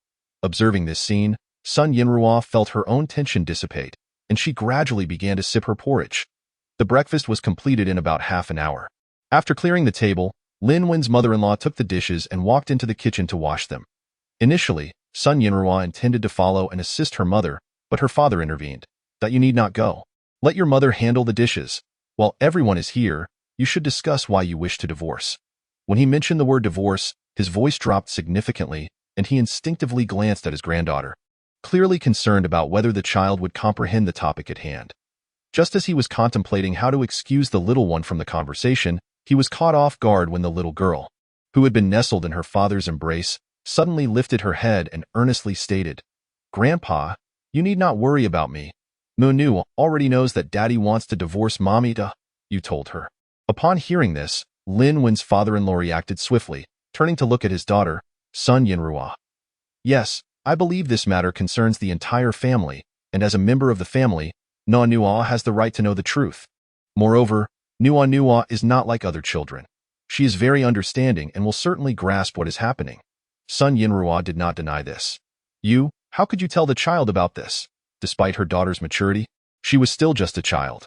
Was it wise to risk instilling a sense of fear in her? To be honest, Lin's father-in-law appeared genuinely upset. "Grandpa, I'm really fine, and I believe that Daddy and Mommy won't get divorced. Nua is so adorable. How could they bear to leave me?" In an unexpected turn, Nua wrapped her arms around Lin's neck, her innocent voice chiming in. Caught off guard by his daughter's question, Lin found himself at a loss for words. Truth be told, he never anticipated that his wife would be so drastic. Instead of addressing her parents directly, she had chosen to manipulate their daughter instead. This was clearly an attempt to sway him through the little girl. His lips twitched as Lin felt utterly speechless. But what could he say? Faced with his daughter's hopeful expression, he could only reluctantly respond with a non-committal as if to affirm her belief. I knew Daddy is the best. Daddy loves Nunu so much. How could he want to leave Nunu and Mommy?" Upon receiving his nod, the little one clapped her hands joyfully, her expression brimming with pride as she looked at her grandfather. Lin and his father-in-law exchanged glances, both regarding Sun Yinrua. As expected, with her daughter's earnestness, the tension on her face had transformed into a radiant smile. The previous anxiety had evidently eased considerably. If only matters were truly that simple. Women, after all, are often so self-assured, believing that a child could influence such significant decisions. Chapter 65. The father-in-law's interrogation. "My dear, since we have just finished breakfast, why don't you take Nunu for a stroll to digest? The dishes can wait to be washed later." Lin's father-in-law furrowed his brow, an expression of hesitation flickering across his face. But soon he seemed to solidify his determination, turning to call out toward the kitchen in a louder voice. Following this, he subtly pressed his hand against his chest, as if indicating he had overeaten during breakfast. Clearly, this was for the child's benefit. "Yay, Nunu, I can go play with Grandma," the little one exclaimed with glee. "Humph, that little white dog from next door dared to scare me last time, but today Daddy is here, so I'm not afraid at all." Upon hearing she could play with her grandmother, Nunu instantly perked up with excitement. No longer the clingy child attached to Lin. She transformed into a whirlwind of energy. Dashing towards the kitchen in no time, she emerged joyfully holding her grandmother's hand, bounding towards the door, a picture of innocence and exuberance. After all, she was still a naive child. No matter how clever or perceptive Nunu was, she could only understand so much, even if her mother, Sun Yinrua, had given her countless warnings beforehand. The little white she mentioned is the neighbor's dog. Noticing his son-in-law's worried expression, Lin's father-in-law quickly explained. Then, adopting a serious demeanor befitting his age and authority, he looked at the young couple and stated, "That all right." When Yinrua returned yesterday, she appeared utterly distraught. tears brimming in her eyes. She kept repeating that you insisted on divorcing her. Yet no matter how your mother and I pressed her, she refused to disclose the underlying reasons. Now that you are here, Lin Wen, you should clarify the situation for me. As he spoke, Lin Wen's father-in-law lightly tapped his fingers on the table. His furrowed brow revealed a rare seriousness. To be frank, at that moment, Lin Wen's father-in-law felt a twinge of dissatisfaction towards his son-in-law. After all, Yanruo was his precious daughter, whom he had nurtured and cherished since childhood. Years ago, when Lin Wen was destitute and had nothing to offer, Yanruo had unconditionally chosen to stand by his side, enduring the trials and tribulations together, ultimately giving birth to a delightful little girl. Even without monumental contributions, their shared journey through thick and thin should have earned Lin Wen some credit, right? Yet now, it seemed that this young man was suddenly seeking a divorce without offering a proper explanation. Was that reasonable? Fortunately, Lin Wen's father-in-law had a relatively favorable opinion of him. Deep down, he could not quite believe that Lin Wen was the type to be heartless and ungrateful. Thus, despite his dissatisfaction, the elder man chose to suppress his anger, wanting to hear Lin Wen's side of the story first. Hearing his father-in-law's words, Lin Wen felt a pang of surprise. After returning last night, Sun Yanruo had not confided in her parents at all. Instead, she had chosen to manipulate their daughter, Nonuo. What was she thinking? Sensing Lin Wen's gaze, Sun Yanruo, for the first time, appeared somewhat embarrassed, turning her head to avoid making eye contact. It was evident she had handed all the difficult questions to him. Should he be honest with his father-in-law and reveal his suspicions about his wife's possible infidelity with her old classmate, Li Hao? Lin Wen was not foolish enough to divulge such information. After all, he still lacked concrete evidence. If he were to reveal this, it was likely that his father-in-law would turn against him first. What a joke. Over the years, anyone who knew Sun Yanruo would describe her as gentle and virtuous, a rare gem of a woman. Would such a woman really betray her marriage? Not to mention Lin Wen himself. Had it not been for a few chance encounters, he would probably have never believed it either. What about discussing her partnership in running a brothel and stating that Sun Yanruo was neglecting her family and daughter? That would be incredibly difficult to articulate. After all, theoretically, there was nothing wrong with her pursuing her ambition. Women, after all, have every right to strive to be strong and earn a good living for their families. As for the matter of child-rearing, who decreed that children must be raised solely by their mothers? Lin Wen felt a wave of confusion, suddenly experiencing a sensation akin to shooting himself in the foot. He realized that in his relentless pursuit of divorce, he had inadvertently overlooked many critical aspects. Father-in-law and mother-in-law will undoubtedly feel pressured by this matter. While Lin Wen anticipated this, he never expected his wife to choose to evade responsibility, pushing the need for explanation onto him.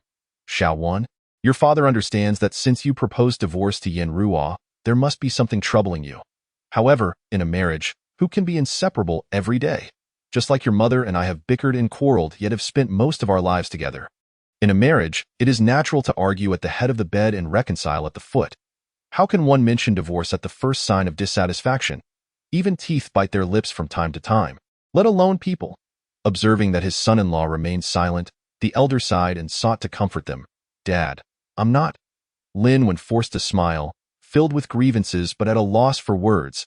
If the issue were truly trivial as suggested, he would never even consider divorce. Yet, how could he find peace with Sun Yanruo's recent actions? To put it mildly, she would often offer explanations. Nevertheless, Lin Wen questioned his own heart and realized he had lost faith in her. But how could he articulate this to his father-in-law? After much contemplation, a thought suddenly struck him. Lin Wen's heart leaped with joy, and he boldly asked his father-in-law, Dad, do you remember Yanruo had an old classmate named Li Hao during her university days? Husband, why are you bringing him up to Dad? Before Zhao's father could respond, Sun Yanruo's expression shifted, and she reproached him in a somewhat anxious tone. Unfortunately, Lin Wen did not glance at her but remained fixated on his father-in-law. Li Hao? You mean that guy who used to cling to Yanruo in college, claiming to be her boyfriend? Zhao's father furrowed his brows, taking a while to recollect who Li Hao was. However, he failed to notice that once these words left his mouth, his daughter's previously composed demeanor turned ashen. Chapter 66. A vow. A plea. Clinging to his wife? Claiming to be her boyfriend? Lin Wen was momentarily taken aback, then glanced at Sun Yanruo with a bemused smile. If his memory served him right, in all the years of marriage, she had never once mentioned this to him. Clearly, it had been deeply concealed.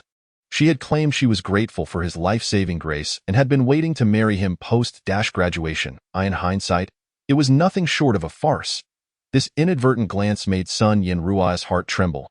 Indeed, she had not even shared the matter of Li Hao with her parents. However, when it came to family, how could one completely conceal certain matters? Thus, when her parents discovered Li Hao's existence, she could only hastily fabricate an excuse to divert their attention, without revealing the fact of their romantic involvement. Little did she anticipate that the bullet fired years ago would today find its mark on her forehead. It's over. This matter can no longer be concealed. Sun Yanrua felt her legs weaken, collapsing into a chair, her face pale. Daughter, what is the matter? What is wrong with Li Hao? He was just your classmate, right? You never agreed to his pursuit, so it shouldn't he affect your marriage. Should it? Seeing this scene, Zhao's father was even more perplexed and asked, bewildered. Ha ha. Lin Wen chuckled, but his smile was laced with bitterness. He could sense that his wife's relationship with Li Hao was certainly not ordinary. Far beyond mere classmates. Reflecting on past events, he chose to share selectively what had transpired recently. Lin Wen's intention was to provide an account to his father-in-law and mother-in-law, as he believed that if he wanted a divorce, he owed them an explanation. Otherwise, achieving this goal would be nearly impossible. Moreover, he was already feeling morose about certain matters, and now knowing his wife had an unclear relationship with Li Hao during their school days was unbearable. Yanrua, is everything Xiaowen said true? Do you still have contact with Li Hao and have met him privately more than once? Also, what exactly are you and Yao Yun doing with that business club? After hearing his son-in-law's account, Zhao's father's face darkened. He turned to his daughter, disbelief etched on his face. When did his obedient daughter become so audacious? It was not wrong to strive for wealth, but why not engage in legitimate business instead of pursuing a dubious club? Did she not fear the repercussions? Most importantly, which man could tolerate his wife being ambiguous with another man? Let alone Lin Wen. Even if it were anyone else, they would likely find it intolerable. No wonder he insisted on divorce. Dad. It's not like that. Things aren't as he perceives. Overwhelmed, Sun Yanrua's tears flowed freely, and she raised 3 fingers to the heavens, vowing, if I ever engage in such unethical behavior, may I be struck by a car and suffer endlessly. Witnessing her father's doubt, Sun Yanrua could no longer bear it. She had no choice but to swear an oath. However, oaths are a matter of personal belief. At least Zhao's father was willing to believe his daughter. Seeing his daughter pushed to this extent, he hesitated and turned to his son-in-law, calmly stating, Xiaowen, do you believe your father? Dad, what do you mean by that? You and Mom have treated me so well over the years. Of course, I believe you both. Caught off guard by this unexpected question, Lin Wen instinctively replied. Good. Zhao's father's face immediately lit up with satisfaction. Then he grew serious, saying, a father knows his daughter best. Although her previous actions were indeed reckless, I am certain that she would never dare to misbehave within marriage. If you truly don't trust her, I hope you can believe me for once and refrain from mentioning divorce for now. After all, it was fate that brought you two together. You saved her once when you were young, and Yanrua fell in love with you out of gratitude. The bond between you two has stood the test of time. It would be a pity to part ways over this matter. It's not easy for 2 people to come together, especially when you have a child. Therefore, for the sake of your father, I hope you can give her and your family another chance. If this girl dares to act indiscriminately again, I swear I will not stop you from divorcing. As a father, Zhao's plea on behalf of his daughter did not surprise Lin Wen in the slightest. After all, blood is thicker than water, and the power of familial bonds is immeasurable. Moreover, the sincerity of Sun Yanrua's vow seemed genuine, not a fade to Lin Wen, who had known her for years. Could it be that his previous perception of her as an unworthy woman was merely a misunderstanding? To be honest, even though Lin Wen had firmly resolved to divorce Sun Yanrua, he felt a flicker of hesitation now. Of course, this did not imply he harbored any lingering feelings for her. The real reason for his indecision was that if even his father-in-law could set aside his pride to plead with him, refusing would seem excessively cold-hearted and unyielding. Yet, on the other hand, Lin Wen couldn't help but feel concerned. If he easily acquiesced to the situation, could Sun Yanrua truly serve as a good example for their daughter in her current state? After all, raising an excellent child in this day and age is immensely challenging, fraught with difficulties, while corrupting a child is alarmingly easy. This was precisely what Lin Wen feared most.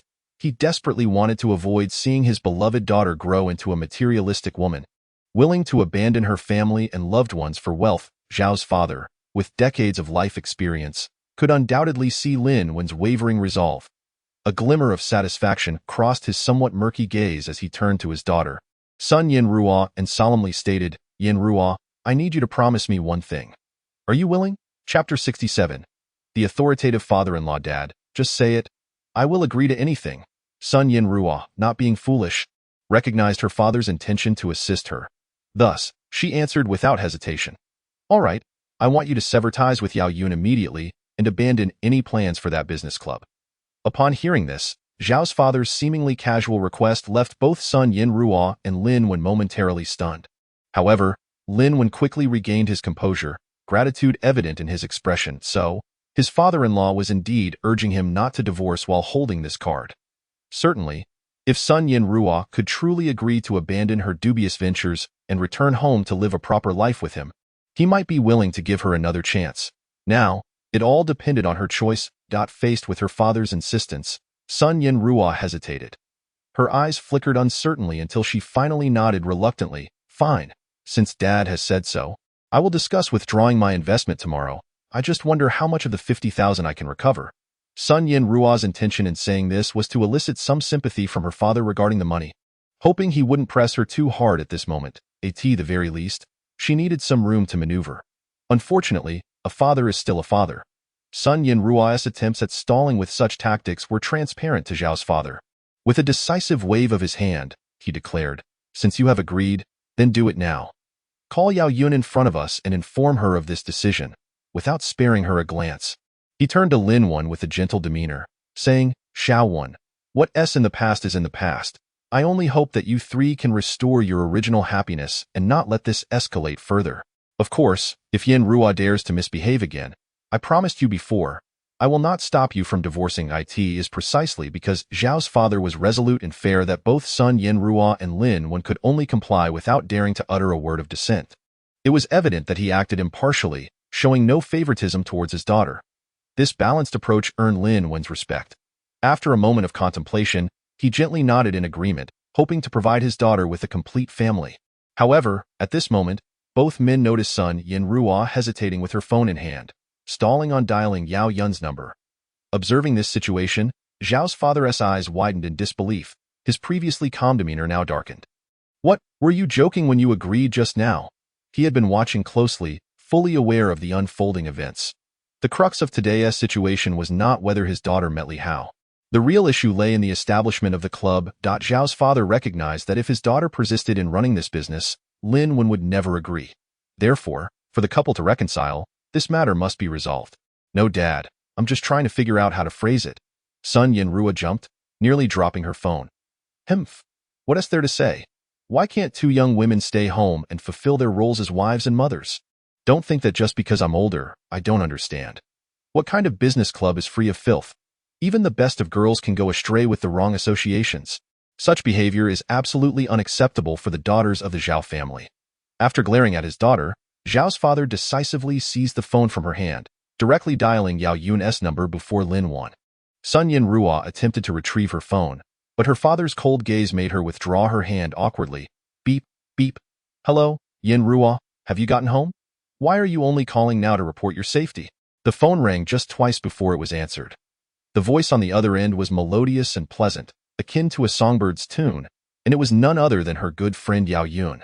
At this moment, Sun Yinruo anxiously awaited the moment her father would pass the phone to her, as such matters were best discussed between friends. However, to her utter astonishment, her father bluntly addressed the other end. "Hello? Yao Yun? This is her father speaking. I need to inform you that my daughter has decided to withdraw from the business club you both started together, so please let me know when you can handle the formalities." The straightforward nature of the older generation was evident in Zhao's father, who believed in being direct and forthright after living half a lifetime. He felt that expressing his thoughts did not require beating around the bush. However, his words left Yao Yun utterly bemused. "What? Sun Yinruo is withdrawing?" Although the club had just opened, the profits were substantial. Who in their right mind would make such a decision? But upon considering the counterpart's identity, She began to suspect something. After a moment of thought, Yao Yun responded, "Oh, is this really you, uncle? Wait, what do you mean by that? Are you certain this is what Yin Ruo wants you to say? If you truly intend to proceed, she must communicate this herself. Even if you are her father, you cannot represent her in this matter." Clearly, she was reluctant to accept this unexpected news and used this as an excuse for the time being. "Humph, why not? I'm her father. I have the final say in this matter. Furthermore, my daughter has already agreed not to continue with this, and no matter what you say, it won't change her mind. Do you not understand how important a young lady's reputation is? Running a business club is not a trivial matter." Zhao's father, irritated, raised his voice. "Do you even know what you're doing? For the sake of a few coins, you're willing to risk your family's well-being. I cannot comprehend how young women like you can be so reckless. Can't you just stay home and fulfill your roles as wives and mothers? Is your family so destitute that you must venture into such endeavors?" Chapter 68. A father's warning. Zhao's father was indeed furious. He spared no words in criticizing Yao Yun, revealing his intense dissatisfaction. It was precisely this woman who led his daughter astray, nearly causing a rift in their family. What kind of absurd business club is this? Did they not fear tarnishing their reputation? The older generation is most wary of this. "Uncle, your statement is fundamentally flawed. It reflects remnants of feudal ideology. What is wrong with us women? Are we incapable of achieving success? The nation has long advocated for gender equality. Why should we be constrained to the domestic sphere, solely responsible for supporting our husbands and raising children?" It was as if the old man had struck a nerve. On the other end of the line, Yao Yun immediately erupted in anger. "This is an era of female awakening. We need not sacrifice our pursuits and happiness for anyone. Uncle, I cannot fathom why, in this new society, you still cling to such antiquated notions. However, I dare say, should you persist in this manner, you are jeopardizing Yin Ruo's lifelong happiness. Is that truly worth it?" After Yao Yun passionately articulated her grievances, she ultimately issued a rather impolite warning to the old man. "I ruined my daughter?"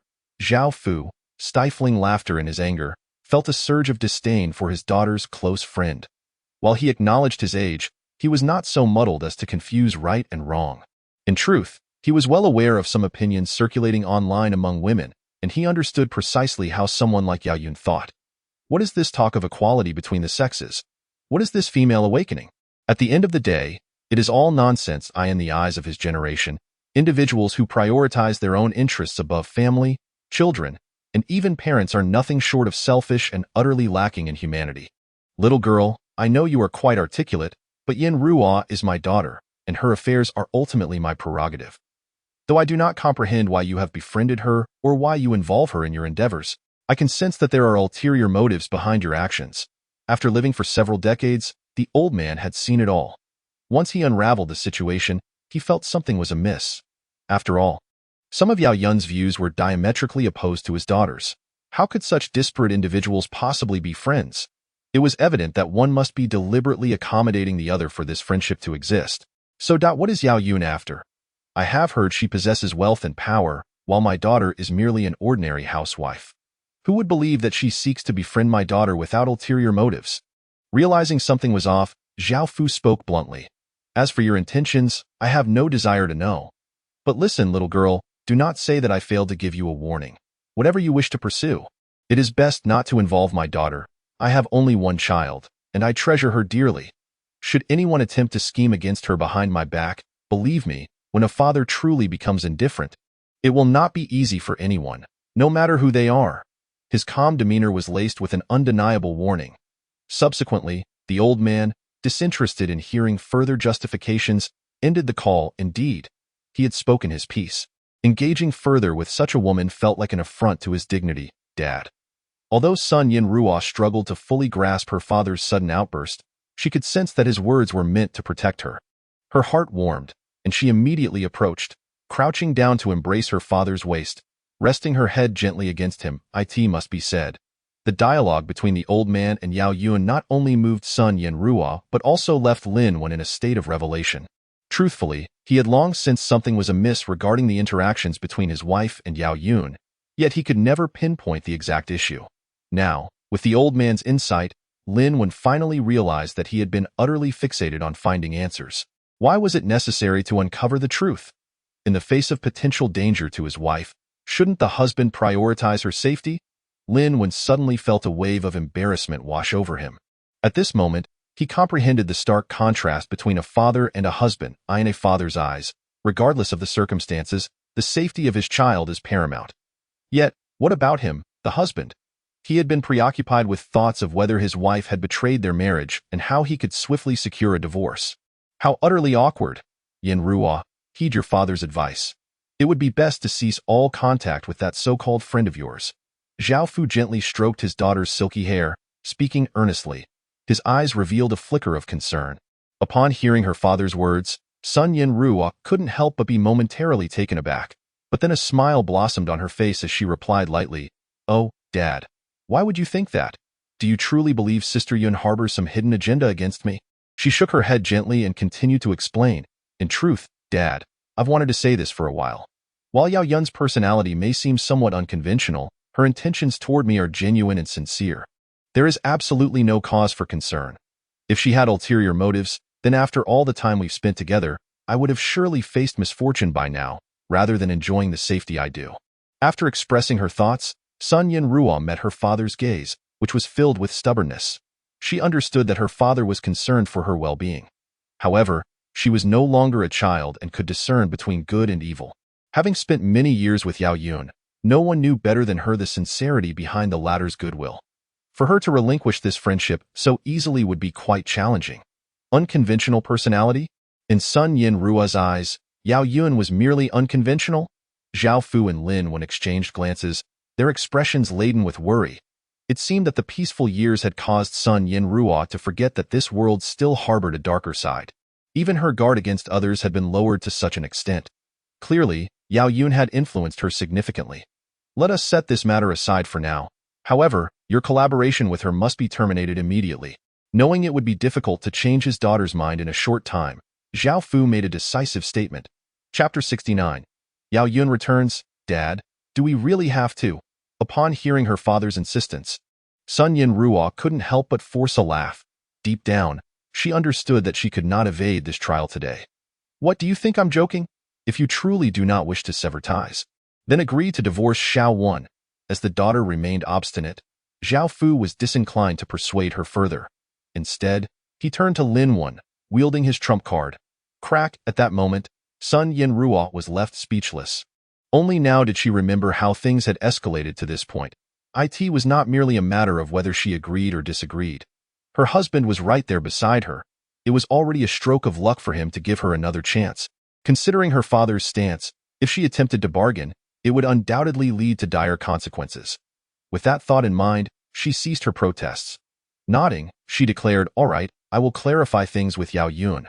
From now on, I will no longer involve myself in that Lijiang establishment." As she said this, she cast a furtive glance at her husband and added, "And I will not meet Li Hao privately anymore." Lin Wen remained silent, offering no response. What could he possibly say?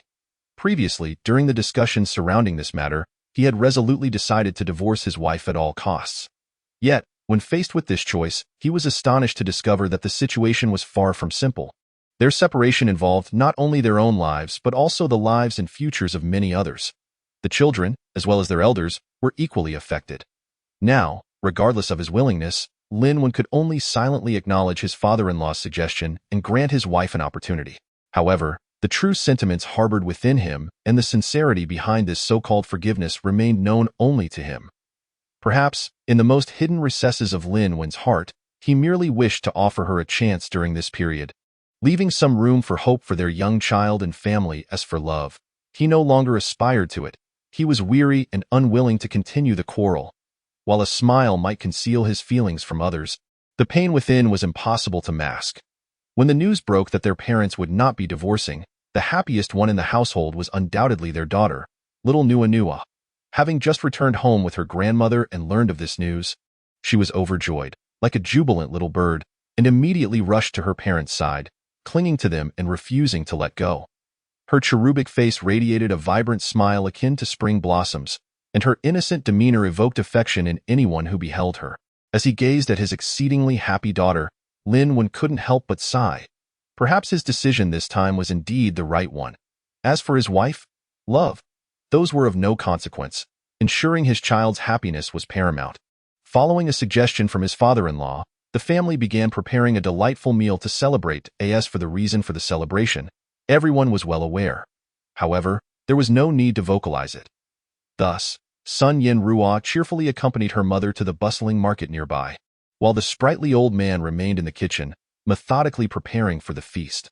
After all, cooking together as a family would undoubtedly enhance the flavor of the meal. As for Lin Wan, he naturally took on the role of entertaining his adorable daughter. At that moment, the father and daughter cozied up on the soft, comfortable sofa, enthusiastically engaging in amusing games, their laughter echoing warmly throughout the home.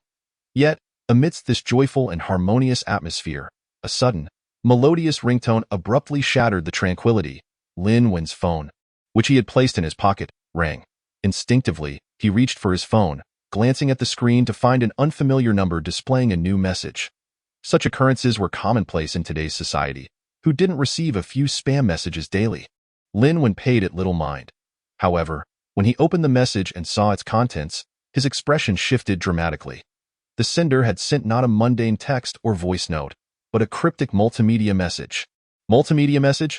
Lin Wen pondered, furrowing his brow. In this technologically advanced era, instant messaging had been around for years and had become the preferred method for daily communication. Its convenient video calling feature and the ability to easily send high-definition images far surpassed that of multimedia messages. Who could possibly be so outdated as to send him a multimedia message? With curiosity and confusion swirling in his mind, he clicked to download the message. Yet, upon seeing the image displayed before him, Lin Wen's pupils constricted, and his palm clenched tightly. "Daddy." It hurts that moment. He suddenly heard his daughter softly call out, her voice tinged with grievance. "Oh." Lin Wen quickly realized he had been gripping little Nuanua's hand too tightly, causing her discomfort. He hastily released his grip and discreetly closed his phone, but internally, he was turbulent with emotions. Deep within his eyes, the coldness that had faded away resurfaced once more. Yet, as he looked at his blissfully happy daughter, he ultimately sighed, suppressing his anger. Perhaps, as his father-in-law had suggested, the past should remain in the past. He could only hope that Sun Yin Ruo would prioritize their child, allowing her to grow up in a wholesome environment. As for that image, it was best forgotten. Time flew by, and 2 days passed in the blink of an eye. During this time, the Lin family of 3 seemed to have returned to their previous rhythm. Now in September, little Nua had started first grade, and everything appeared to be back on track. That afternoon, while Lin Wan was carving jade in the shop, he was surprised to see his wife suddenly appear before him. "Oh? What brings you here?"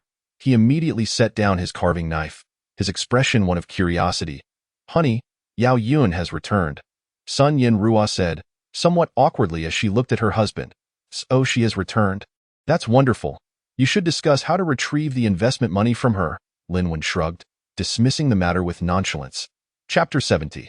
The mysterious multimedia message. However, Sister Yun called, saying that in business matters, contracts have already been signed, and if I wish to withdraw now, we won't be able to recover the entire 50,000 yuan. Sun Yin Ruo's voice dwindled, her gaze avoiding her husband's, as she spoke cautiously, like a child who had committed a misdeed. Lin Wen's eyes widened in disbelief, his expression one of shock as he exclaimed, "What? They won't refund it? How can this be happening?" His face darkened, and he fixed an incredulous gaze upon Sun Yin Ruo, laced with sarcasm and anger as he questioned, "Is this your good friend? This is the person you claimed wanted to lend you a helping hand? Sun Yin Ruo, do you not find this situation absurd?" Faced with her husband's interrogative glare, Sun Yin Ruo found herself momentarily speechless, her mouth opening but no coherent words emerging. She was overwhelmed with regret and guilt. For previously, she had steadfastly assured her husband that her collaboration with Yao Yun to establish a business club stemmed purely from the latter's goodwill to assist her in building a career. Yet now, the reality was laid bare, revealing that this so-called assistance had morphed into an inescapable trap, leaving her in an embarrassing predicament. It was undeniable that this outcome was of her own making, a consequence of her actions. The couple sat in silence, the room enveloped in an atmosphere so tense that one could hear a pin drop. They remained quietly lost in thought, neither willing to break the silence. As if time itself had come to a standstill. This silence lingered for what felt like an eternity. Finally, Sun Yin Ruo shattered the suffocating quietness, lowering her head slightly and speaking in a voice barely above a whisper. "Honey, Yao Yun asked me to come see her tonight. Perhaps the situation is not as dire as we imagine. She then lifted her gaze, her eyes filled with hope as she looked at Lin Wan. However, after a considerable pause, Lin Wan still offered no response, his brow furrowed, and his expression dark. Sun Yin Rua's heart sank further, and she couldn't help but call out softly, "Honey," at that moment. Lin Wan suddenly seemed to snap back to reality. Raising his head with determination, "Fine. Should I accompany you? That is 50,000 yuan. If she dares to withhold it from us, I will not let this go," he concluded, shaking his fist in anger, his demeanor exuding an air of fierce defiance. To be honest, witnessing her husband transform in such a manner startled Sun Yinrua. How long had it been since she had seen him like this? The last time she recalled his nearly frantic demeanor was when she encountered danger at 15. At that moment, Lin Wan faced the madness of the villains, a scene she would never forget in her lifetime. To speak candidly, throughout the years of their marriage, Lin Wan had come to regard her husband as a man of composure and restraint, one who bore no burdens in his heart, and no matter the magnitude of the difficulties or setbacks he encountered, he consistently maintained an air of calmness, as if nothing could disturb the tranquility of his soul. Yet today, he had become inexplicably irritable over that sum of 500,000, which was utterly out of character. Sun Yinru felt an unsettling sense of disquiet, as if something about the situation was amiss, but she could not discern the reason at that moment. After careful consideration, she could only silently reassure herself. Perhaps it was the loss of their entire savings that had touched her husband's bottom line? His anger and personality shift were not entirely incomprehensible. With this thought, Sun Yinru let out a quiet sigh, feeling deeply guilty. Sun Yinru departed without acquiescing to Lin Wan's request to accompany him. After confirming with her husband that he would pick up their child from school, she resolutely rose to meet her engagement with Yao Yun. As she turned to leave, Lin Wan, initially fuming with rage, gradually regained his composure, his earlier fury dissipating like mist. A soft chuckle escaped his lips, gradually morphing into a sardonic smile. He slowly retrieved his phone from his pocket, opening the saved images, his gaze landing on one particular photo. It was a snapshot sent by an unknown person from his father-in-law's home.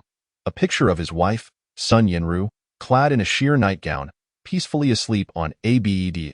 At first glance, the image seemed innocuous. However, the alarming truth was that the bed in the photo felt foreign to Lin Wan, as did the nightgown, which he had never seen before. After all, he was her husband. How was he to interpret this sudden and unexpected image? What truly shattered Lin Wan was the sight of an unopened bottle of tea on the nightstand beside the bed. To be frank, upon receiving this photo, Lin Wan had yearned to confront Sun Yinru in front of her parents, demanding to know the truth behind her claims of fidelity. Regrettably, witnessing his daughter's joy alongside her grandparents, Lin Wan had refrained from shattering that blissful moment, swallowing this bitter pill alone. Indeed, since Sun Yinru had promised to sever ties with Yao Yun and refrain from any club activities, Lin Wan had intended to grant his wife another chance. Even with the arrival of that photo, he could choose to ignore it. However, granting an opportunity did not equate to forgiveness, no matter how much he wished for the sake of their child. Trusting his wife as he once did was now an impossibility. Otherwise, he would not have harbored these lingering doubts for so many days without revealing his secrets to her. Originally, Lin Wan had hoped that if he could witness his wife's genuine remorse, if she would cease her deceitful escapades, he might eventually share some of his own matters with her. Yet, he had not anticipated that today she would utter such words. 500,000. Ha! Did he truly care about that now? What infuriated Lin Wan further was that Sun Yinru remained obstinately unchanged, using lies to deceive him. Indeed, Sun Yinru believed herself to be clever, which was why she had dared to utter those recent words. Yet she had forgotten that Lin Wan had visited the Yin Business Club. While he might not know every detail, he was well aware of the substantial profits accrued in just over half a month. Leaving aside others, he himself had spent over 1 million. Furthermore, with numerous patrons, even after accounting for all necessary expenditures, anyone could estimate the total profits.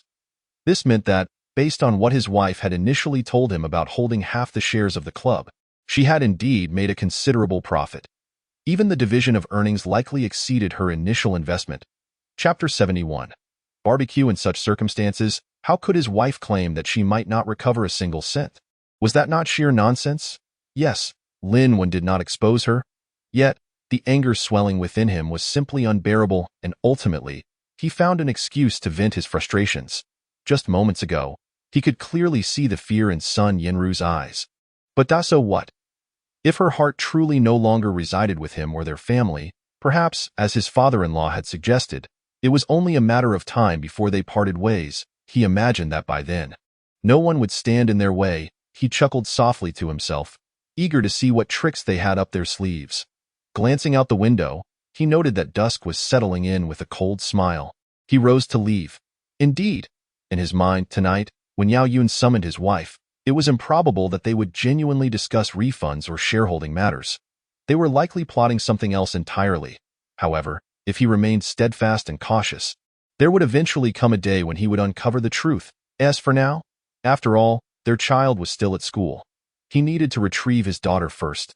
Daddy, I absolutely detest those boys in my class. I've told them I won't eat that junk food anymore, yet they insist on giving it to me. It's so annoying.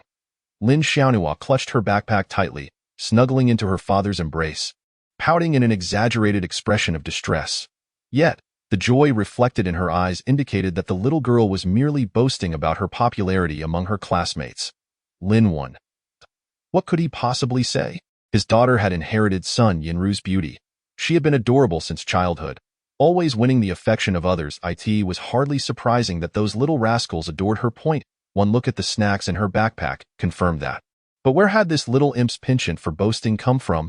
Indeed, since his wife had taken their car, Lin Wen had taken a taxi to pick up his daughter. That moment, the father and daughter shared laughter in the cab. A heartwarming scene that even made the driver envious. As for the luxury car Lin Wen had driven back from Lijiang, that had merely been borrowed from his friend Zhao Tianwei, and by now, it had long been returned. Daddy, are we going home now? I don't want to go back. I really want to eat delicious, spicy barbecue. The petite figure squirmed restlessly in her father's warm embrace. Suddenly, Lin Xiaonhua blinked her big, watery eyes and chirped, I'm really craving it. Her adorable little face radiated pure longing. Upon hearing his daughter's words, Lin Wen was momentarily taken aback, then quickly responded with concern. Sweetheart, you're a first grader now. Don't you need to hurry home and do your homework? To his surprise, as soon as he finished speaking, Lin Xiaonhua lifted her head. Her eyes, like shimmering black jewels, shot him an incredulous glare, and she pouted, retorting, Oh, Dad, what are you thinking? We just started school 2 days ago. The teacher hasn't even begun teaching anything important yet. How could there be any homework assigned to us? With that, the little rascal cheekily stuck her tongue out at her father. For a moment, Lin Wen found himself both amused and exasperated by her innocent yet defiant words. He could only let out a sigh, muttering to himself, This little imp is so clever, it's quite frustrating. All right. Since my darling wants barbecue, then today, Daddy will take you to have the very best barbecue. With a grand gesture, Lin Wen declared, Driver, please turn the car. We're heading to Enyoujia Barbecue. With a flourish, he spoke enthusiastically, Sure thing. The taxi driver, delighted by the prospect of a ride to the city center's Enyoujia Barbecue, readily complied. After all, a turn like this meant an extra 20 or 30 bucks in his pocket, and he was eager for the fare. Enyoujia Barbecue, while referred to as a barbecue stall, was actually a well-known local establishment. The owner had initially started with a simple barbecue stand, and due to the authenticity and quality of the food, it became a favorite among locals, eventually transitioning into a hotel without changing its name. As the owner put it, the name held special significance for many locals, serving as a reminder of humble beginnings. Although it had now evolved into a hotel, the barbecue remained its signature dish. A culinary delight that far surpassed the typical roadside offerings. Naturally, the prices were considerably higher than ordinary barbecue stalls. However, given Lin Wen's current financial standing, having promised his daughter the best barbecue, he was unconcerned about that small expenditure. Upon arriving at Enyoujia, he paid the taxi fare and confidently strode in with his daughter, oblivious to the astonished gazes of the passing crowd.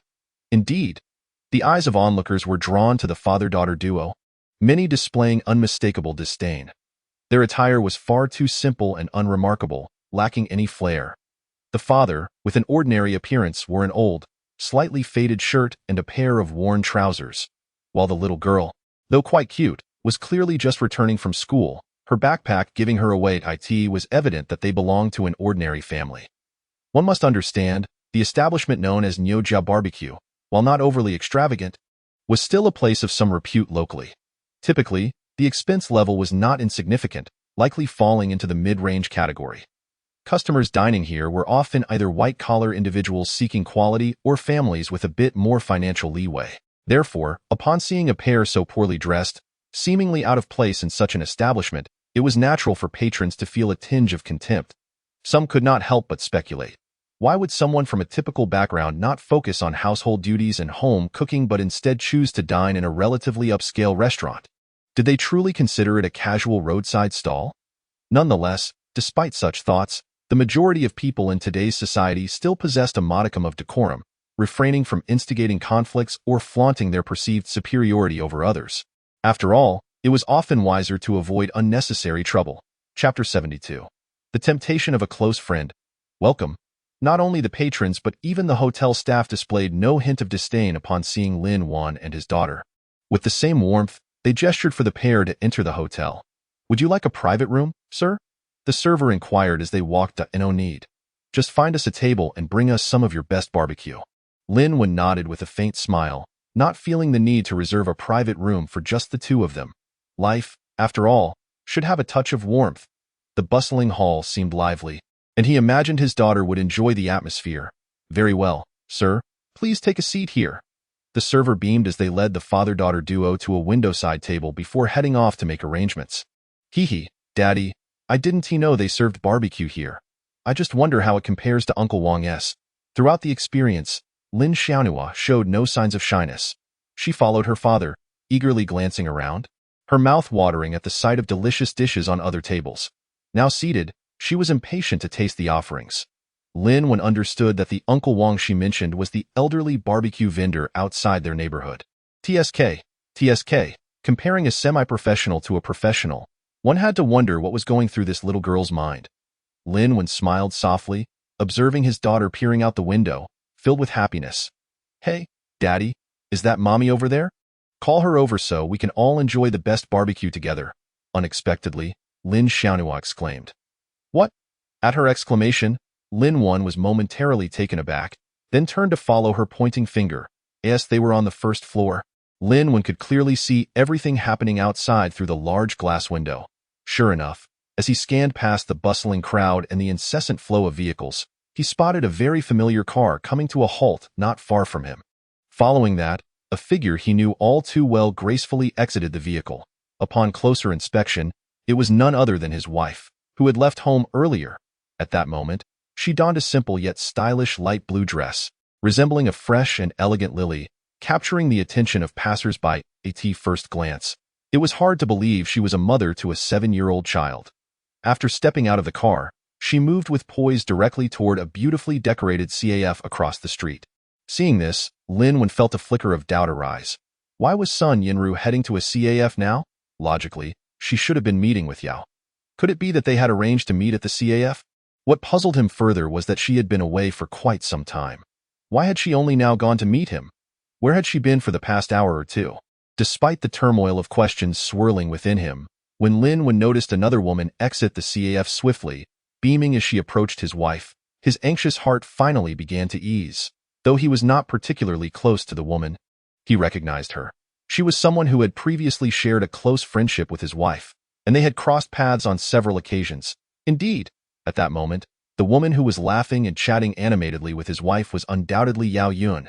Watching the two women enter the CAF cheerfully, Lin Wan turned back to his daughter and smiled gently. "Nuanua, don't look anymore. Mommy is discussing work with someone. Shall we eat our barbecue and head home to wait for her?" After all, it hadn't been long since they parted, and it was not as if the little one longed for her mother excessively. Hearing her father's words, Lin Xiaonhua ceased her worries and leaned over the table, eagerly awaiting their food. "I say, Yinru, what is going on? Are you really considering your father's advice and backing out of our collaboration?" Upon entering the reserved private room, Yao Yun took a sip of her coffee and then looked at her friend with a sorrowful expression. "Yunjia, I truly don't wish to, but that you know the circumstances. If I persist now, my husband might really file for divorce." Sun Yinru, having just taken her seat, wore an expression of helplessness. It was evident she felt reluctant, yet reality had forced her into making a choice. That old man is quite feudal. What era are we in? Must we women live solely for men and children? Why should we? Yao Yun exclaimed, her tone filled with frustration. Yinru, do you realize that within such a short span, our club has already made a profit of over 2 million?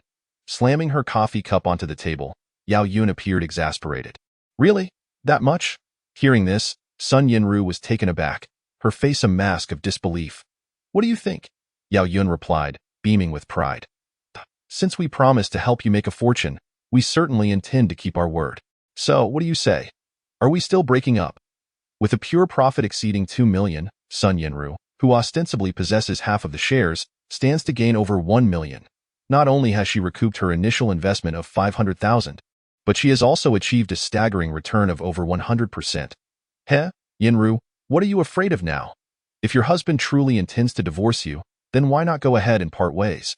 Given the current circumstances, as long as our establishment continues to thrive, within a year you could amass a fortune in the tens of millions.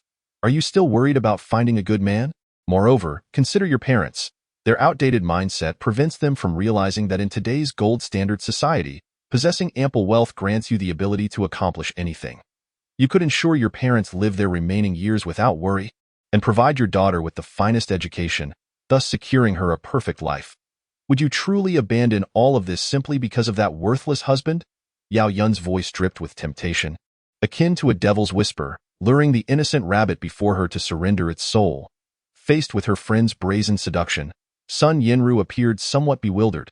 Though be honest, she had not anticipated that the establishment would become so profitable in such a short span of time. It was entirely beyond her expectations. After all, they had earned over 1 million in less than a month. To claim she was not tempted would be a falsehood, as the other party suggested.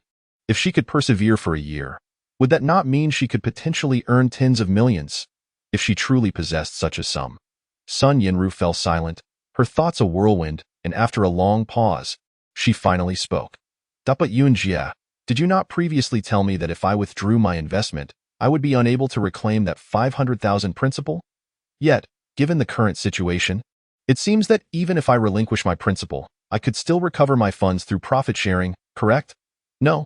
However, Yao Yun's response remained as resolute as before. Observing Sun Yinru's expression of confusion, she hastily elaborated. That 500,000 principal is bound by our investment contract. If I were to return it to you, it would violate the rules, and in the future, who would dare to collaborate with others? As for the profit of over 1 million, our contract also stipulates that it can only be settled once a year. Therefore, if you wish to access your funds, you must wait until the designated time. Otherwise, I will not be the one to break the rules.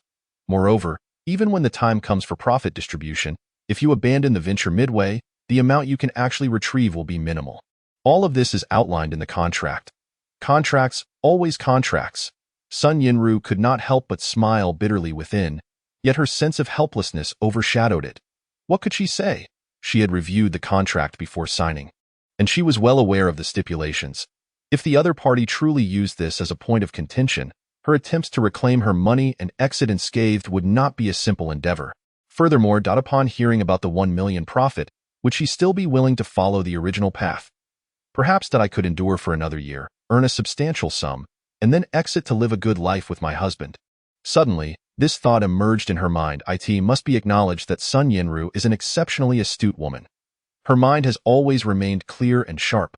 Her thoughts and moral compass are well aligned, allowing her to swiftly discern right from wrong. Throughout the years, regardless of whether Yao Yun's words were accurate, Sun Yinru could effortlessly differentiate the truths from the falsehoods and maintain her vigilance. Yet, even such a wise individual is not immune to making mistakes. Although she was acutely aware of the severe deviations in Yao Yun's worldview, for some reason, she persisted in viewing Yao Yun as her closest confidant, thus sowing the seeds of calamity for her own future. Just consider. When you allow someone to continuously inundate you with distorted perspectives, it becomes akin to an unending storm of brainwashing. Even the most steadfast resolve can only withstand such daily erosion for so long. It is merely a matter of time before one is affected. As expected, today, when Yao Yun mentioned the astonishing sum of 1 million, she once again unleashed her persuasive rhetoric. This caused Sun Yinru's previously unwavering heart to waver. It was as if an impregnable fortress, under relentless assault from the enemy, had finally begun to crack. Could it be that she was truly mistaken? Was the marriage she had long questioned truly what she desired? This notion arose for the first time within Sun Yinru's heart. Sensing her wavering resolve, Yao Yun quickly seized the opportunity. Honestly, even if you return to your previous life, do you think Lin Wen will still trust you? You know, and I know, that you were wronged. But the fact remains that your meetings with your ex-boyfriend were real. Considering your husband's possessive nature, I suspect he will not let this go easily. What if, and I mean what if, you find yourself at his mercy one day? Wouldn't your marriage inevitably crumble? Rather than face a situation where you lose both your wealth and your relationship, why not firmly decide to escape this miserable existence? Each of her words pierced Sun Yinru's mind like a siren's song, stirring her thoughts into disarray. Instinctively, she took a sip of coffee and, once slightly calmed, turned to Yao Yun with a serious demeanor, saying, Yunjie, can you speak honestly with me today? What? Caught off guard by her sudden question, Yao Yun's eyes flickered as she forced a calm facade and inquired. We've known each other for over 2 years now, and you've always treated me well, but I fail to understand why you have been so earnest with me, considering our initial acquaintance, especially regarding our partnership in the establishment. While I won't delve into other matters, why would you allow me to secure half the shares with a mere 50,000 investment? When she posed this question, Sun Yinru's eyes brimmed with skepticism. However, one thing she did not voice was that had Yao Yun not genuinely treated her well, rather than putting on an act, she would not have become her closest confidant despite their differing worldviews. Ultimately, it stemmed from gratitude. Yet, the situation had changed. Suddenly, Sun Yinru found herself subconsciously beginning to acknowledge some of Yao Yun's arguments. This realization filled her with unease. At that moment, she desperately sought a counterargument to refute the other party's claims. Teach, I thought you were going to ask something significant. Isn't it simply a matter of fate that we became sisters? Upon hearing this, Yao Yun visibly relaxed. After pondering, she continued, Did I understand that both your husband and father likely believe I have ulterior motives for treating you so well? But Yinru, think about it. What could I possibly gain from you? 50,000 yuan? Or are you referring to you as a person? I'm not afraid to tell you. As long as you genuinely request it, I could easily provide you with not just that 50,000, but even over 100,000 in profit right now, if you wished. Surely, you don't think I'm hoarding this money for myself? I can assure you, I have no interest in such a trifling amount, and my intention has always been to prevent you from suffering significant losses in your interactions with Lin Wen. After all, if I were to give you the money now, and your marriage still ended in divorce, wouldn't you have to split it with him? I'm doing this for your benefit, Yinru. You must believe me. After a lengthy and earnest discourse, Yao Yun had nearly exhausted her words. As soon as she finished speaking, she took a large gulp of coffee. It must be said that Yao Yun's eloquence was indeed extraordinary. Her arguments were logically sound and managed to alleviate some of Sun Yinru's suspicions. Sun Yinru pondered for a moment, choosing not to press further with her inquiries. After a considerable time, she finally said, Yunjie, let us set aside the matter of withdrawing from the partnership for now.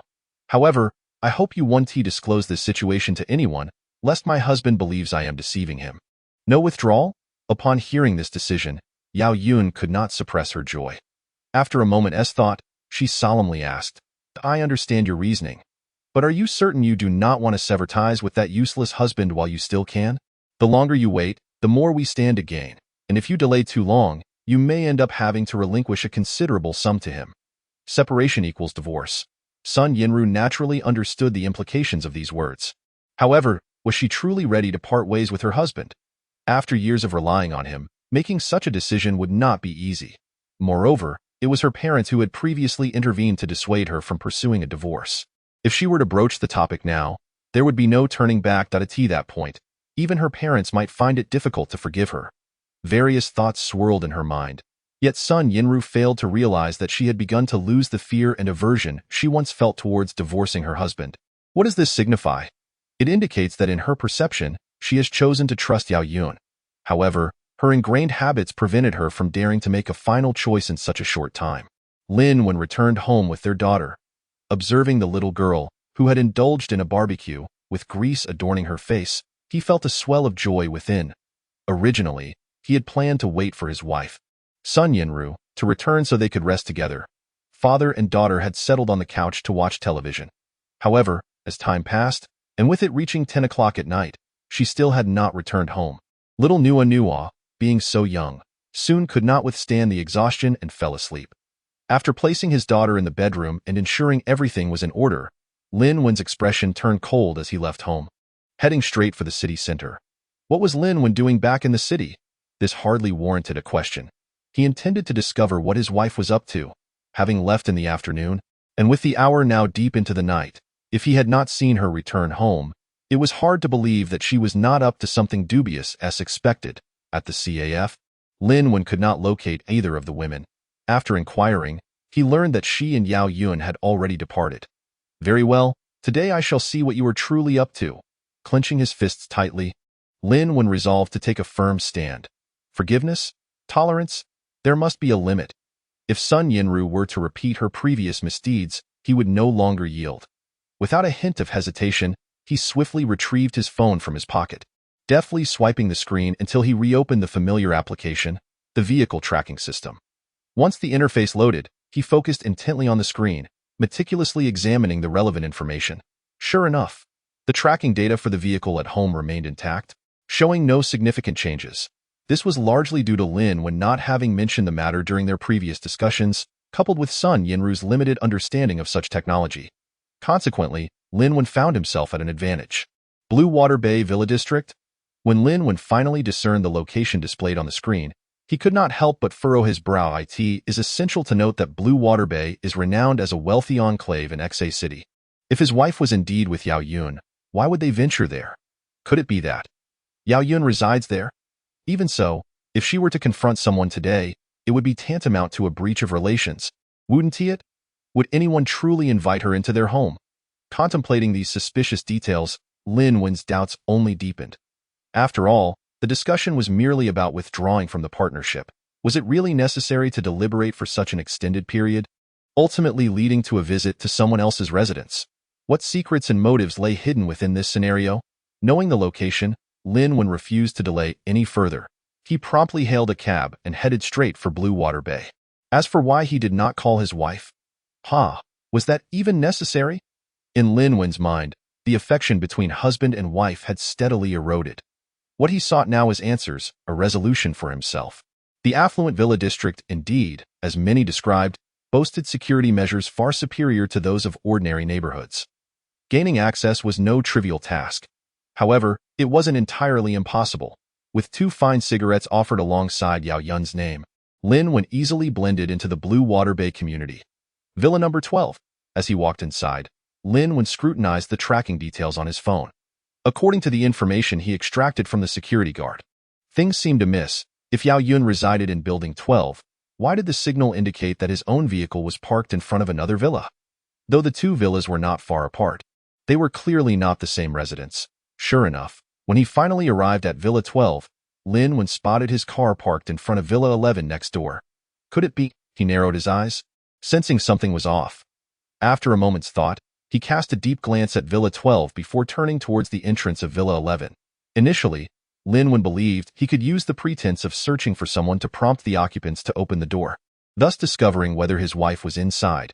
If it was merely a coincidence, and the car was merely parked there by Sun Yinru, he could still return to Villa 12 without it being too late.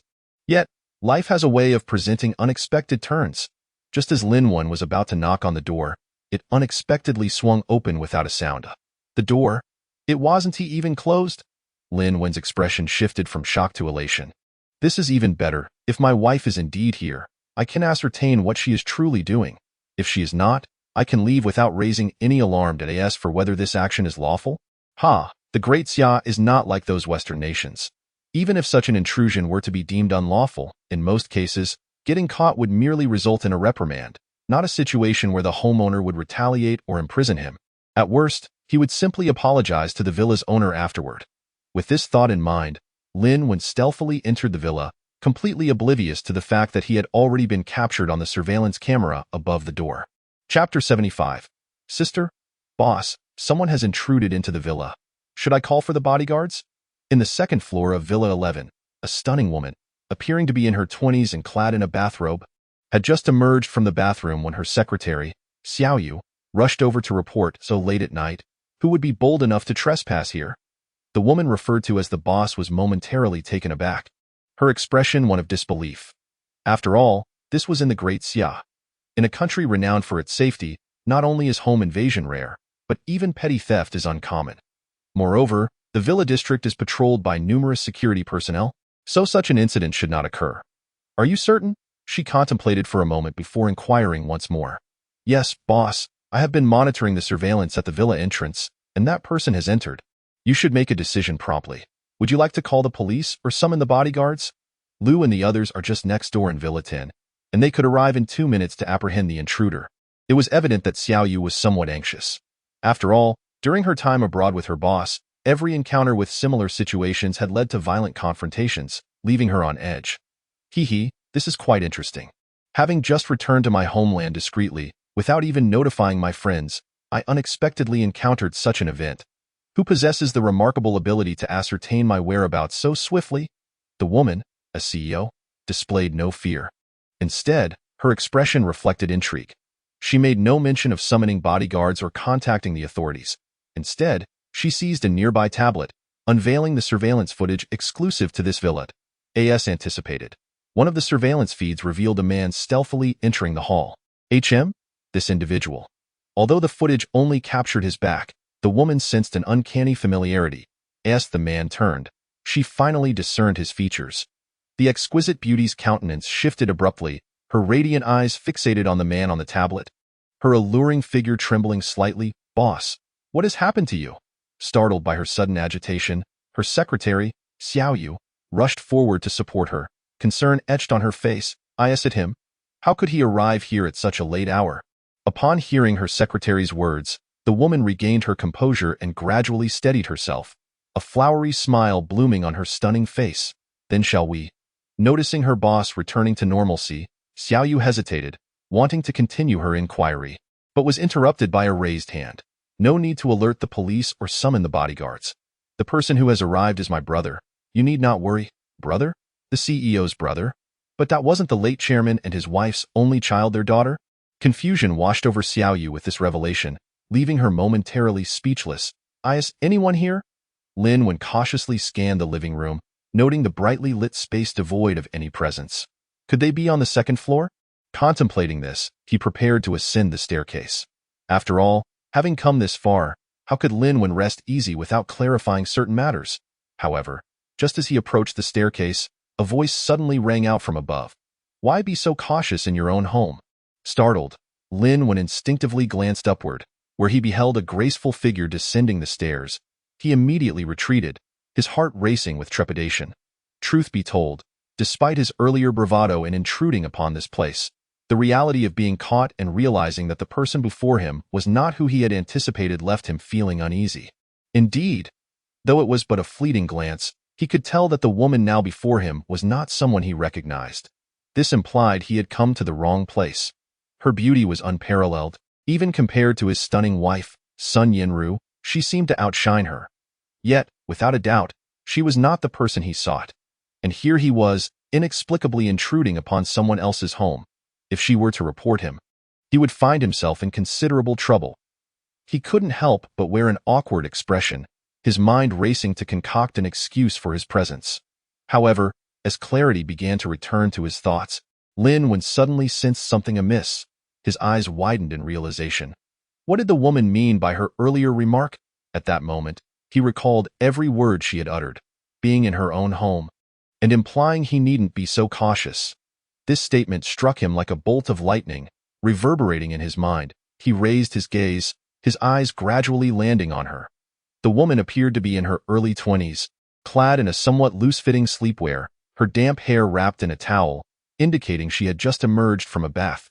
Yet, even in her casual attire, her every movement exuded elegance and poise, embodying the quintessential image of a sophisticated woman often glorified on the internet.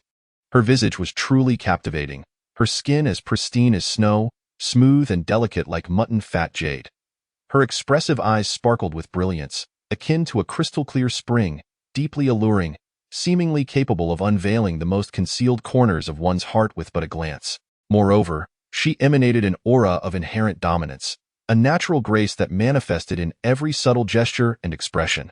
Just a single glance was sufficient for anyone to comprehend that such nobility could only belong to someone of extraordinary status. Yet, why did she evoke such a sense of familiarity within him?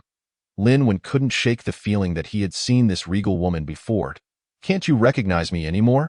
As the woman descended the staircase, she stifled a laugh upon witnessing Lin Wen's perplexed expression. Approaching him, she playfully ruffled his hair and remarked, "Though I have been away for many years, it saddens me that my dear brother fails to recognize me." At this, Lin Wen's mind erupted with memories, a flood of recollections surging forth as he stammered, "You are Chu Yojia." His eyes widened in disbelief as he gazed at the figure before him, his heart quaking with a bittersweet ache. That name, buried deep within his heart for countless years, had unexpectedly slipped from her lips. Lin Chuyu, his sister. No, to be more precise, she was his half-sister. They shared no true blood relation. However, their bond was woven with a seldom discussed history. To trace back to many years prior, when Lin Wen's parents were still alive, they had encountered the forlorn Lin Chuyu during a trip abroad. Perhaps out of compassion, they decided to adopt the unfortunate child. At that time, Lin Chuyu was a year older than Lin Wen, and thus she naturally assumed the role of his sister within their household. In truth, Lin Wen's parents had not merely acted out of pure altruism. They were also motivated by concern for Lin Wen's health, which had been precarious at the time. They feared that should their son remain unwell, he would be left to fend for himself after their passing. By adopting Lin Chuyu, they hoped she would provide companionship and care for Lin Wen in the future. Human beings are inherently self-serving. The couple's actions stemmed from their worries for their son, and even if others were to discover their motives, who could blame them? Although they believed they had concealed their true intentions, the perceptive Lin Chuyu had long since seen through their thoughts. Yet, she never held it against her adoptive parents. Instead, she treated Lin Wen with the utmost care and affection, never allowing anyone to mistreat him. She understood that without Lin Wen's parents' kindness, she might have perished from hunger. With such gratitude, it was only natural for her to dedicate her life to caring for her brother, whom she genuinely loved. Thus, the four of them enjoyed a few years of contentment. However, as Lin Wen's health began to improve, his parents attributed this blessing to Lin Chuyu, showering her with affection as if she were their own daughter. As for Lin Wen, he grew increasingly reliant on his sister. Just when they believed their happiness would endure forever, fate intervened with unexpected cruelty. In the third year of Lin Chuyu's stay with the Lin family, her biological parents suddenly reappeared. Lin Wen, too young to comprehend the turmoil that ensued, only knew that one day, his sister departed with another couple and never returned. This left him heartbroken for an extended period, nearly succumbing to his illness once more. Fortunately, with the passage of time and the comfort provided by his parents, he gradually buried those cherished memories deep within his heart. Even after over a decade of dating and marrying Sun Yenru, he scarcely mentioned her. Even Sun Yenru was only vaguely aware of her existence. As time flowed inexorably, now, upon the reunion with Lin Chuyu, those long-buried memories surged forth like a tidal wave, overwhelming Lin Wen with a torrent of emotions. Little one. Tears streamed down Lin Chuyu's cheeks as she stepped forward to embrace Lin Wen, her shoulders trembling intensely. Indeed, it had been over a decade. How many times had she returned to that home in her dreams? Those 2 to 3 years spent in the Lin household had been the happiest of her life, memories she would carry with her until her last breath. She had often contemplated abandoning everything to return, yet her biological parents had employed various means to obstruct her, preventing her from fulfilling that longing for over 10 years. Now, it's finally over. Those who had long impeded me have vanished from my life. At this moment, no one could prevent her from returning to the place filled with memories and emotional entanglements. Regrettably, upon her investigation, she discovered that the Lin parents had tragically passed away in a car accident many years prior. Now, only her beloved brother remained in this rather ordinary city, struggling to survive. Each time she reflected on this, realizing the truth, Lin Chuyu's heart ached. How could she not feel pained? Yet, all the past sorrows seemed to pale in significance. For as long as she existed in this world, she would do everything in her power to fulfill her brother's desires. However, due to her concerns and considerations regarding various matters, Lin Chuyu opted to maintain a low profile for the time being. Thus, before arriving in this city, she had kept her return discreet, merely arranging for the purchase of a villa, planning to reunite with her beloved brother once everything was properly settled. Yet, fate has a penchant for playing tricks. and coincidences often unfold unexpectedly. Today, upon her first entry into the meticulously chosen villa, she never anticipated that her long-missed brother, Lin Wen, would come knocking at her door. Perhaps this was the predestined bond of siblinghood. Chu Yujia, please don't cry. Lin Wen felt utterly at a loss in the face of her sudden embrace. Confronted with her soft form, he had no idea where to place his hands. Indeed, they were siblings, yet both understood that they bore no blood relation. After more than a decade apart, Lin Chuyu had blossomed into a breathtaking beauty, making it difficult for Lin Wen to adjust to treating her as his sister. A light laugh broke the tension that hung in the air. After a brief moment of weeping, Lin Chuyu slowly raised her tear-streaked face. Upon meeting Lin Wen's bewildered gaze, her sorrow dissipated, and her lips naturally curved into a smile reminiscent of blooming spring flowers. All right, silly brother, stop standing there in a daze. Come, let us have a proper chat. How have you been all these years? As she spoke, Lin Chuyu gently released her embrace and tenderly took Lin Wen's wrist, leading him toward the sofa. Seated side by side on the plush couch, the atmosphere was filled with warmth and affection after their long separation. They began to share the myriad experiences of the past decade, recounting their longings for each other. Naturally, they both exercised discretion, choosing to share only what was suitable for discussion. After all, everyone harbors their own secrets, as well as those memories and emotional knots that are difficult to voice. By the way, little one, how did you know your sister was living here? After a while, Lin Chuyu suddenly inquired with curiosity. I had no idea. Had I known you returned to XA, I would have rushed over to see you. Lin Wen shook his head decisively, revealing his honesty. Then how did you end up here? Lin Chuyu's curiosity deepened. Oh, I died as he spoke. Lin Wen suddenly remembered the main reason for his visit. He sprang to his feet, clenching his fists, intending to head outside the villa. Since his sister resided here, could it not mean he had guessed wrong, and his wife must be at Building 12 instead? What's wrong, little one? Where are you going? Elated from just having reunited with her brother, Lin Chuyu was puzzled by his sudden change in demeanor. Faced with her inquiry, Lin Wen hesitated before reluctantly saying, Actually, it's like this, Chu Yujia. The female resident in Building 12 is my wife's close friend. They had plans today, and since Sun Yinru hasn't returned yet, I came to fetch her. Naturally, Lin Chuyu, who had been following Lin Wen's life from abroad, was aware of his marriage and daughter, feeling genuinely happy for him. After all, knowing that Lin Wen, who had health issues, had found a girl who truly loved him brought her peace of mind. Nevertheless, she thought to herself, forget it, no need to dwell on that. This moment is wonderful. Unexpectedly, Lin Chuyu's heart leaped with joy upon realizing her luck today. Not only had she met her brother early on, but her sister-in-law was also nearby. Ah, so you're going to find your sister-in-law? That's great. Go ahead. I'll just change my clothes and come over. I haven't seen what your sister-in-law looks like yet, she said, all the while gently pushing Lin Wen toward the exit, not affording him another opportunity to speak. Yet Lin Chuyu remained oblivious to the fact that while she had indeed had people investigate Lin Wen during her time abroad, she had ceased that inquiry upon deciding to return home. Thus, she was entirely unaware that the once harmonious relationship between Lin Wen and his wife had undergone significant changes in a short span of time. As Lin Wen stepped outside the 11th villa, he confidently strode toward the 12th, intending to replicate his previous actions. However, as his hand reached for the doorknob, he realized something was amiss. The door was locked, refusing to budge. Now, he found himself in a predicament. Did he really have to knock? If so, what would be the point of his visit? Ultimately, he merely sought to ascertain why Sun Yinru had been out for so long without returning, particularly given her association with her so-called close friend, Yao Yun. Yet, whether he liked it or not, Lin Wen had no choice but to ring the doorbell. It is hardly conceivable that one could simply barge in as before. Is it? Besides, the 11th building is not locked, so his actions are somewhat justifiable. However, should he force his way in, even if Lin Wen had 9 mouths to argue his case, he would likely find himself in custody today. Ding dong. The crisp sound of the doorbell faintly echoed from within the villa. Before long, Lin Wen heard footsteps descending the stairs.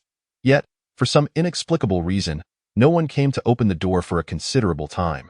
Instinctively, Lin Wen frowned and gazed intently at the door, only to be suddenly struck by a sharp pain in his head. As a flash of golden light flickered before his eyes, a hazy image began to materialize in his mind. Inside the villa, A man clad in pajamas was anxiously whispering into a phone in the nearby living room, while before him, a screen displayed everything happening outside the door. The astonishing scene unfolded before him. There stood Lin Wan, anxiously awaiting the door to be opened. Damn it. He couldn't help but curse, shaking his head vigorously as if trying to dispel the surreal image from his mind. Yet, no matter how hard he tried, that moment remained vividly etched in his memory, leaving Lin Wan in a state of bewilderment and uncertainty. What on earth is happening? He murmured, his heart brimming with confusion and shock. Why would such an absurd situation arise? He had never experienced anything like this before, and this sudden twist caught him utterly off guard. However, upon reflection, it seemed that such images were not entirely unfamiliar to Lin Wan. The sensation was strikingly reminiscent of when he had employed his unique ability to peer into raw stones. Yet the problem was, he was not facing a raw stone at this moment, but merely a plain villa door. Could it be that his extraordinary ability had evolved, allowing him to see through doors now? Instinctively, Lin Wan touched the two hidden dream dragon rings on his hand, pondering with skepticism. Yet, there was a distinction. What puzzled him was that the previous image had merely flashed by, entirely unlike the control he had over his ability to examine raw stones. Moreover, having yet to enter the villa, he had no way of knowing if the interior layout matched what he had witnessed. For a moment, Lin Wan hesitated, uncertain if what he had seen was merely an illusion. Just as he was lost in thought, he once again heard hurried footsteps from the second floor. The sound suggested that one or two individuals were descending the stairs with light, rapid steps. This time, Lin Wan did not wait as long as he usually did. After just a few minutes, the previously closed door began to creak open slowly, releasing a faint groan. Chapter 78, The Pretty Boy? At the moment the doors swung open, an irate voice suddenly erupted. Who is it? Why are you knocking at this hour? Do you not realize that people need their rest? It's absolutely infuriating. Accompanying this grumbling outburst, a head cautiously peeked through the gap in the door. As expected, it was the familiar face of Yao Yun. So it's my brother-in-law? Upon seeing Lin Wan, Yao Yun exclaimed in surprise, her tone laced with an undeniable hint of astonishment. After all, due to son Yinrua's connection, this was not their first meeting. Therefore, she could hardly pretend not to recognize him upon his arrival. Yet, to Lin Wan, her expression felt like an act, as though she had known he would come. The door opened fully, revealing Yao Yun clad in loose pajamas, sauntering out leisurely. The corners of her mouth curled slightly, a half-smile playing on her lips as she regarded Lin Wan. Today, Yinrua is staying over at my place. As there's something you are worried about, brother-in-law? Her words were direct and to the point, exuding confidence.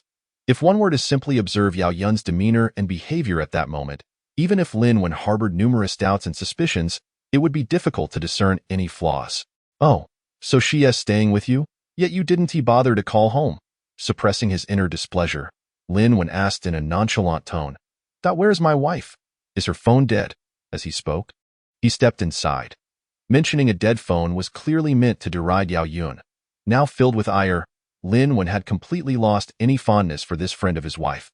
Surprisingly, Yao Yun seemed unconcerned by his brash behavior. Instead, a mysterious smile crept onto her lips. Boom. With a gentle sound, Lin Wan slowly pushed open the villa's grand door. However, when he finally laid eyes on the lavish decorations within, it felt as though a thunderbolt had struck him, shattering his senses. Everything he saw perfectly matched the image that had recently flashed through his mind. The opulent crystal chandelier, the soft and comfortable European-style sofa, and the renowned paintings and antique decorations adorning the walls. All were identical, even down to the minutiae. Even the surveillance camera was positioned precisely where it had been in his memory. Lin Wan was utterly astonished. Could it be that he truly possessed the extraordinary ability to see through doors and behold the interior scenery? This astonishing thought surged through him like a tidal wave, swiftly engulfing his entire consciousness, and overwhelming joy surged within him, as if he had uncovered a monumental secret. At that moment, Lin Wan felt an even deeper appreciation for the incredible and unimaginable powers he possessed.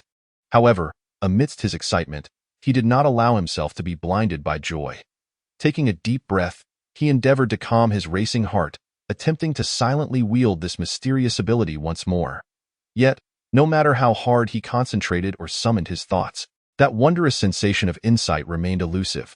After a series of fruitless attempts, Lin Wen reluctantly accepted the reality that this ability to see through doors appeared to differ from his prior skill of peering into raw stones, lacking the control he had once enjoyed.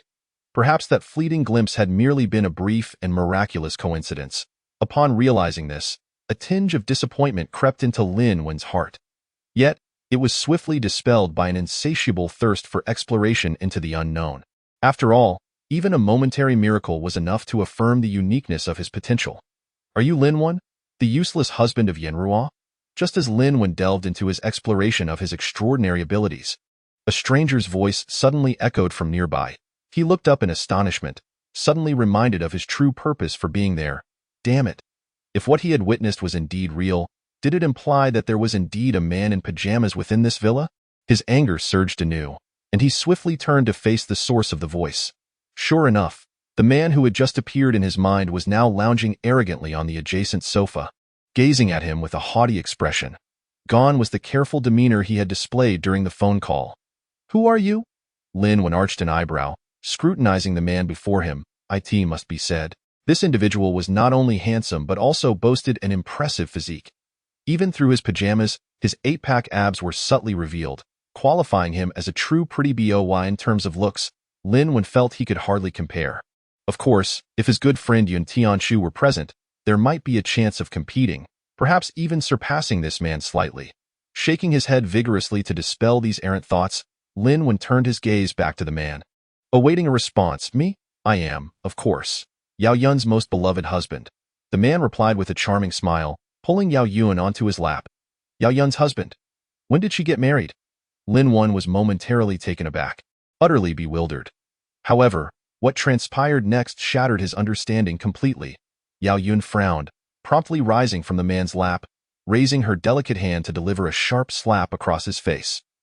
Just a pretty boy? And you dare call yourself my husband? Get lost. You are not welcome here again. As she spoke, she snatched a stack of cash from a nearby drawer and hurled it at him, her expression cold and commanding. If you dare utter a word after leaving here, I will make you pay. Yes, yes. I'll leave right now. I promise I won't say a word. In the astonished gaze of Lin Wen, the formerly arrogant pretty boy suddenly groveled, hastily scooping up the cash before making a hasty retreat from the villa. This scene left Lin Wen utterly dumbfounded. Yet, it finally illuminated his understanding of the man's identity. So he was merely a kept pretty boy of Yao Yun? Damn, what a fade. It must be said, the earlier confrontation had indeed instilled a hint of trepidation within Lin Wen, leaving him uncertain of how to ascertain the man's true identity, and this was all there was? Shaking his head in disdain, Lin Wen felt a slight relaxation wash over him, only to suddenly freeze as a thought struck him. Chapter 79. Who is acting? Yao Yun's pretty boy. Why would she allow such a person to stay in the villa if she intended to host his wife? A terrifying thought flashed through Lin Wen's mind, his eyes immediately turning crimson as he dashed toward the second floor. Seeing this, Yao Yun smirked, a satisfied expression crossing her face. Isn't it true that Sun Yenruo refused to agree to stage a grand affair of infidelity in front of her husband? Well then, I will gladly oblige. After all, she is not one to shy away from acting. Wasn't that rather effective? With a hint of smug amusement, she leisurely followed Lin Wen up the stairs. As for stopping him, Yao Yun had never even considered it. Slap, a sharp, resounding slap echoed through the rooms on the second floor. Lin Wen, consumed by rage, raised his hand and struck his wife, Sun Yenruo, across her fair, delicate cheek. At that moment, his face contorted with extreme fury, veins bulging on his forehead, his eyes bloodshot as he pointed at the disheveled bed, roaring like a beast. Is this what you call a discussion with Yao Yun? Do you take me for a 3-year-old? You two women truly are best friends, sharing even a pretty boy. I never imagined you could stoop so low. It's utterly disgusting. Lin Wen's voice was a near roar, each word laced with boundless wrath and resentment. Sun Yenruo was caught off guard by the sudden slap, falling to the ground, clutching her reddened cheek as tears streamed down her face. Her eyes reflected fear, grievance, and despair. Yet beneath it all, there lingered a sense of relief. Unfortunately, Lin Wen, consumed by rage, had no inclination to notice this at that moment. All that burned within him was an uncontrollable fury and sorrow. Sun Yenruo, I am telling you, we are completely finished. Tomorrow, We must go to the Civil Affairs Bureau to divorce. Once the paperwork is completed, we will sever all ties, and there will be no relationship left. As he uttered those final words, Lin Wen nearly ground his teeth in anger. Meanwhile, he shot a fierce glare at Yao Yun, his gaze piercing like daggers, laden with a fury that sent chills down her spine. Indeed, just moments ago, when Lin Wen had dashed upstairs and flung open the door, the scene before him had left him as if struck by lightning, rendered speechless. What had he witnessed? His wife, Sun Yanrua, was seated at the edge of the bed, clad in a loose pajama set. On the surface, this was not particularly alarming. After all, it was not unusual for someone visiting a friend to change into such attire. Yet, let us not forget that there was still a stranger present, and he was Yao Yun's kept pretty boy. How could she be so brazen? The most critical aspect was that scattered across the bed were a few articles of men's clothing, evidently belonging to the pretty boy who had just been there, a man and two women, all in the same room, and all had presumably just bathed. In such circumstances, anyone might jump to conclusions about what might transpire or what had already occurred. Lin Wen was no fool. He understood precisely what this implied. The thought of such possibilities caused his heart to wrench painfully, leaving him in agony. The woman he had once deeply loved was now engaging in such despicable behavior, a reality he found nearly impossible to accept. Truth be told, had it not been for the cooling waves of clarity that soothed his chaotic thoughts, Lin Wen might have succumbed to madness. Divorce? Just like that? Yanrua, what have you gained from marrying me all these years? No money, no one, just 2 rooms left by your parents. What else do you have? Facing Lin Wen's near-manic fury, before Sun Yanrua could utter a word, Yao Yun approached to assist her, sneering as she cast a disdainful glance at Lin Wen. Yanrua, is this how you perceive me? Lin Wen stared incredulously at his wife, his heart feeling as though it were being gnawed at by 1,000 ants. Yet he struggled to contain his fury and hurt, striving to maintain his composure.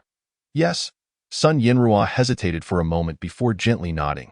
I despise living the same monotonous life. I merely wish to change my way of living. Husband, I want to earn money.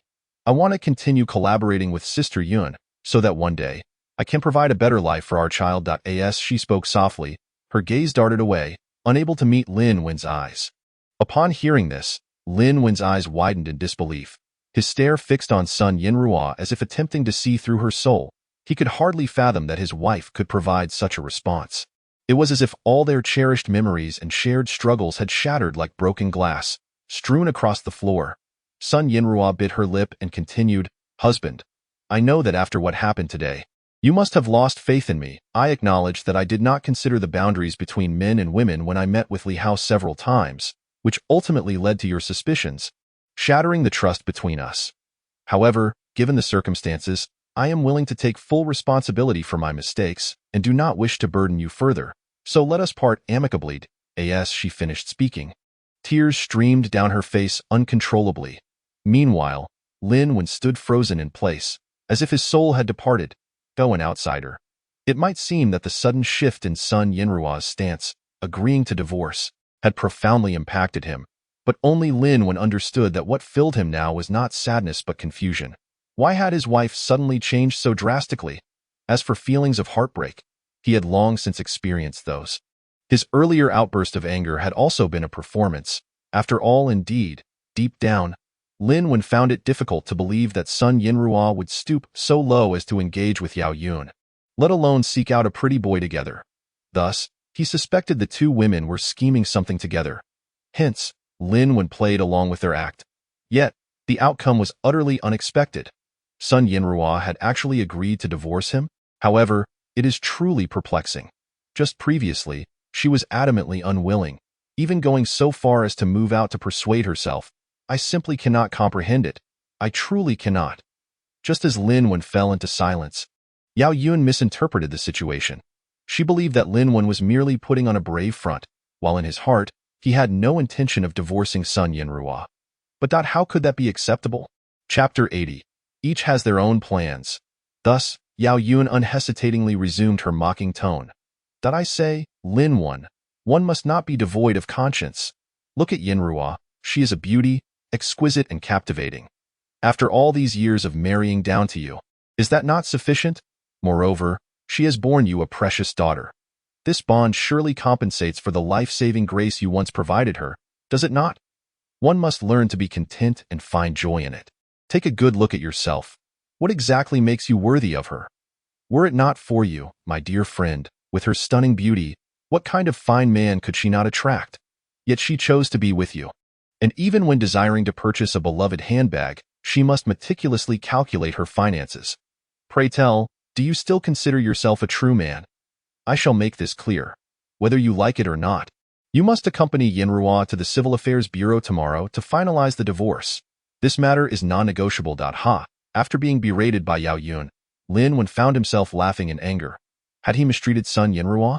It was absurd that the other party could voice such claims. Over the years, although he had not earned a great deal, he had certainly not earned little. Otherwise, how could they have saved up 500,000 yuan while raising a daughter? To speak frankly, in today's society, while it may seem that the wealthy are numerous, the reality is that few can afford their own home and business in a bustling city like Xa without repaying bank loans, while also having substantial savings. Thus, Lin Wen had always felt he had treated his wife fairly and had never slighted her in the slightest. However, he was taken aback to discover that in the eyes of his wife's friend, he was regarded as a worthless failure. Is it not laughable? Indeed, it is quite ridiculous. Lin Wen believed that if Sun Yinru had not spoken similar words to Yao Yun, she would never have dared to accuse him so. Perhaps that was indeed her thought. Ordinarily, upon learning such things, Lin Wen ought to feel heartbroken. Yet upon reflection, perhaps this was not such a bad thing. After all, regardless of whether Sun Yinru had ever betrayed him, after careful consideration, Lin Wen had come to understand that their marriage had lost its purpose.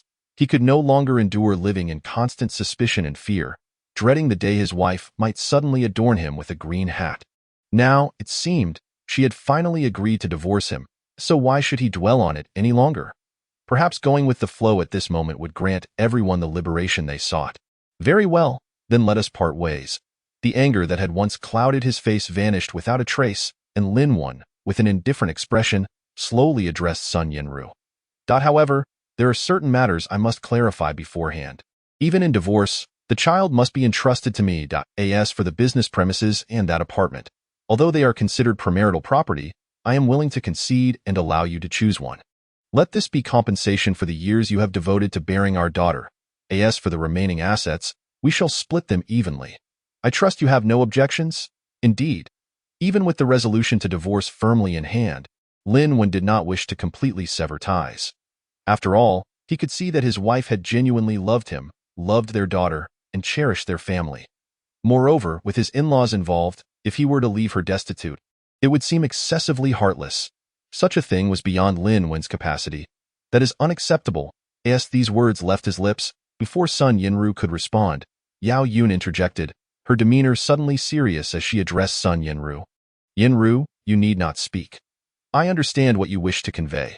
Following her proclamation, Yao Yun turned her unwavering gaze upon Lin Wen, her expression imbued with determination, as if she sought to pierce through his eyes to his very soul. She continued, slowly, my friend is not the kind of person to be unreasonable, nor could she neglect the interests of our little Nuonuo. Do not underestimate her. This declaration struck Lin Wen like a thunderclap, leaving him momentarily speechless. What was this woman implying? If it were not about the property, then what had she just uttered? The room fell into an eerie silence, punctuated only by the heavy breaths of the three individuals. After a long pause, Lin Wen finally regained his composure, a half-smile gracing his lips as he locked his deep-set eyes onto the woman before him, seemingly awaiting the next revelation she might offer. As per my perspective, the house and the business premises rightfully belong to the Lin family, and Yinru should have the option to forego them. However, the 50,000 yuan that you two invested in my establishment must be entirely returned to Yinru upon divorce. Of course, this only accounts for the principal investment.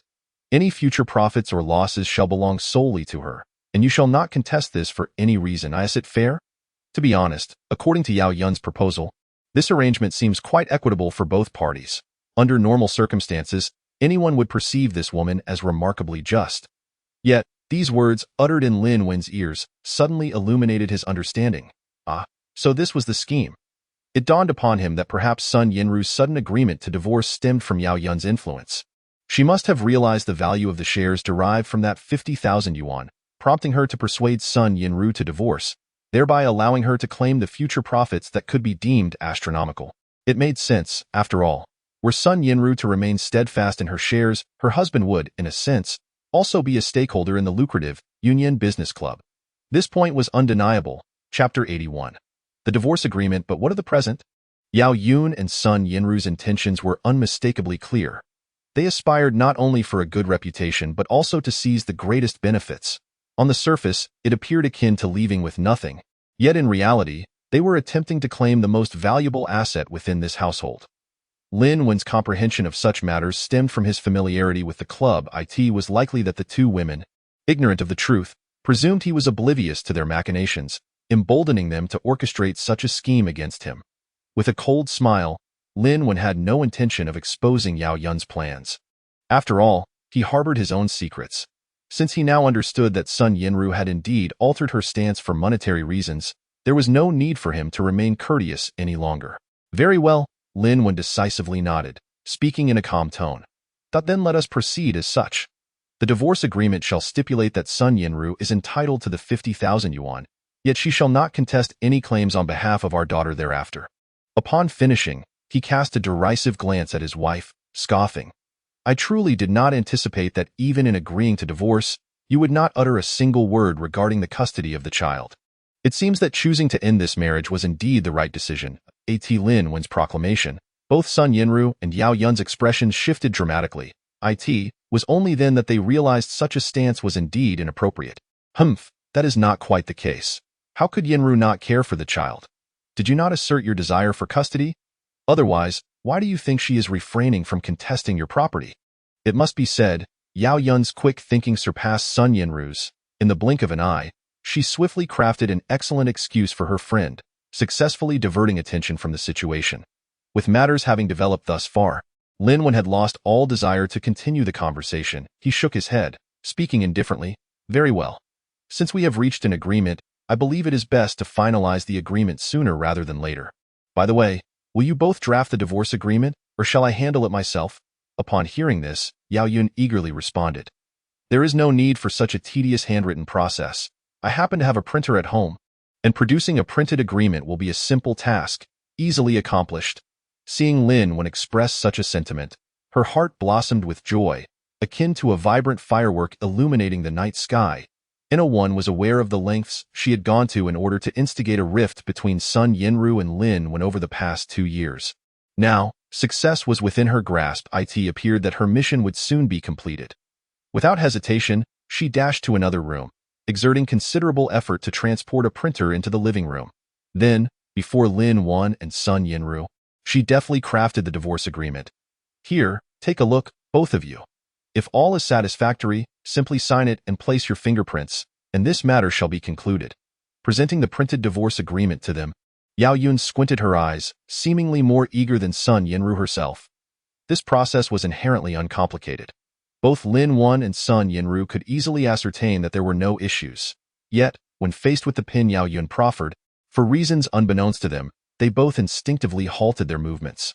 After a prolonged silence, Sun Yinru finally sighed softly, turning to Lin Wen with a serious expression. Husband, I hope we can keep the news of our divorce from our parents for now. And please do not let Nuonuo find out. You must understand how much trouble it would cause if they were to learn of this today. I trust you do not wish for that either? Understood. In truth, I share the same sentiment. We may proceed with the divorce, but I hope you will still visit home occasionally so that our child does not feel estranged from you. After giving his wife a long, meaningful glance, Lin Wen spoke these words in a flat tone, then without hesitation, took the pen and signed the document. The agreement was prepared in triplicate. In addition to one copy for each of them, another would need to be submitted when they went to the Civil Affairs Bureau for the divorce the following day. Seeing her husband sign his name, Sun Yinru hesitated for a moment, but ultimately gritted her teeth and affixed her signature. Yet within her heart, she silently implored, Husband, wait for me a year. Once I recover what is rightfully mine, I will return home and fulfill my duties as your wife. At that time, we shall no longer be separated. It was evident that Sun Yinru's decision to divorce her husband Lin Wen stemmed from her own calculations. Otherwise, she would not have allowed Yao Yun to communicate her intentions with her husband while she remained largely silent. However, divorce is divorce. It is not simply a game for children. What Sun Yinru did not realize was that sometimes certain opportunities, once missed, become exceedingly difficult to reclaim. Very well. Congratulations to both of you on your successful divorce. From now on, neither of you shall hinder the other. It can be considered a blessing in disguise. As the two signed the divorce agreement and pressed their fingerprints to finalize it, a smile adorned Yao Yun's face. At this juncture, she no longer felt the need to maintain her facade and turned to Lin Wen with a sense of pride. Lin Wen, do you comprehend what you have missed out on? It is fortunate that you and your father-in-law pressured Yinru to terminate her collaboration with me. Do you have any idea how much profit our club stands to make? Let me tell you, as long as Yinru continues to work with me, she could amass millions within a year, and it would be perfectly normal for her to become a multimillionaire or even a billionaire in the future. Now that you have divorced her, this vast fortune will no longer concern you. How do you feel about that? Women, by nature, can be rather petty. Especially in regards to Lin Wen, Yao Yun had long been infuriated. Were it not for Sun Yinru's presence, she would have undoubtedly unleashed a torrent of insults upon him. While she refrained from outright cursing him now, she still took pleasure in making him feel regret and humiliation. Therefore, was it not for the sake of that money that you went to such lengths to persuade Sun Yinru to agree to divorce me? Even going so far as to put on a show in front of me? One cannot help but acknowledge that the man you previously pursued was truly unremarkable. If I am not mistaken, your intention was to lead me to believe that Sun Yinru had engaged in an affair with another man, correct? TSK. I must admit, Yao Yun, you are quite clever, managing to persuade her to compromise her dignity in such an outrageous manner. Yet, regrettably, did you truly believe my understanding of her would be inferior to yours? Regardless of how Sun Yinru may have changed, she would never stoop so low as to engage in a tryst while still married to me. Chapter 82. The forceful Lin Yuchu in regard to the woman before him, Lin Wen harbored no fondness. With a cold snicker, he warned, Yao Yun, do not say I did not forewarn you. Should Sun Yinru indeed go astray in the future, someone will inevitably seek you out and make you pay the price. Indeed. Observing the confrontation, Lin Wen remained unfazed. On the contrary, a mocking expression adorned his face as he revealed Yao Yun's true nature. The implication was clear. The entire series of events orchestrated by Yao Yun today had been under his control. He had never trusted her from the beginning. To put it bluntly, in his eyes, she was no different than a clown. As for whether she was indeed targeting Sun Yinru, there were still her in-laws to consider. Should she truly overstep her bounds, there would be others to defend her. Humph, regardless of what we may do, you ultimately consented to the divorce. As for what others may think, who cares? I have a clear conscience. As long as Yinru believes in me. Yao Yun's expression shifted slightly, but she quickly feigned indifference. Then she smiled, looking at Lin Wen with a grin. It is truly a pity that you will likely never find another wife as beautiful as Yinru in this lifetime. Take my advice, as a man, it is better to focus on making money. Without wealth, all talk of love is mere folly. Yao Yun's intention was to use Sun Yinru to undermine Lin Wen. However, the next moment, a chilling voice abruptly interrupted. Is that so? Why do I feel that her leaving Lin Wen is the greatest mistake of all? The Lin family is not one that can be judged by a woman like you. Who? This sudden voice shattered the previous tranquility within the room. Yao Yun's previously relaxed demeanor stiffened in an instant, her body jolting as if struck by electricity, her face registering shock. She hastily turned her head, eager to see who dared to intrude so boldly into her home. Just then, a figure slowly emerged into view. It was a woman clad in a formal outfit, her beauty striking. She ascended the stairs with an air of frost upon her features. Each step she took bore a unique rhythm, her entire presence exuding an aura of perfection. However, it is not her devilish figure that truly captivates the eye, but rather her breathtakingly beautiful visage. The woman's features are as exquisitely crafted as if sculpted by a master artisan, with scarcely a flaw in sight. Her skin is as fair as snow, smooth and delicate like mutton-fat jade. Her eyes shine bright as stars, deep and mysterious, capable of ensnaring the heart with but a fleeting glance. Her crimson lips, naturally red without the need for embellishment, bear a subtle upward curve that hints at an almost imperceptible chill. Such beauty transcends the imagination of ordinary mortals, leaving even the woman, Yao Yun, momentarily at a loss for appropriate words to describe it. Moreover, a formidable aura emanates from this woman, a unique air of authority that compels Yao Yun to feel a pang of unease at merely catching a glimpse of her. Frankly, Despite having seen her fair share of the world, she has never encountered a woman exuding such overwhelming presence. Yao Yun's heart quivers, beads of sweat form on her brow, and her complexion pales with tension and fear. Nonetheless, her ingrained assertiveness urges her to suppress her inner turmoil as she feigns composure and demands. "Who are you? Why are you in my home?" Trespassing in the dead of night is a criminal act. As a citizen of Daxia, surely you must be aware of that. With a smirk, the woman ascends the stairs without a flicker of emotion on her face, merely curling her lips in a disdainful smile. "Is it my fault you left your villa door unlocked? Is there a problem with me coming to find my brother?" Brother?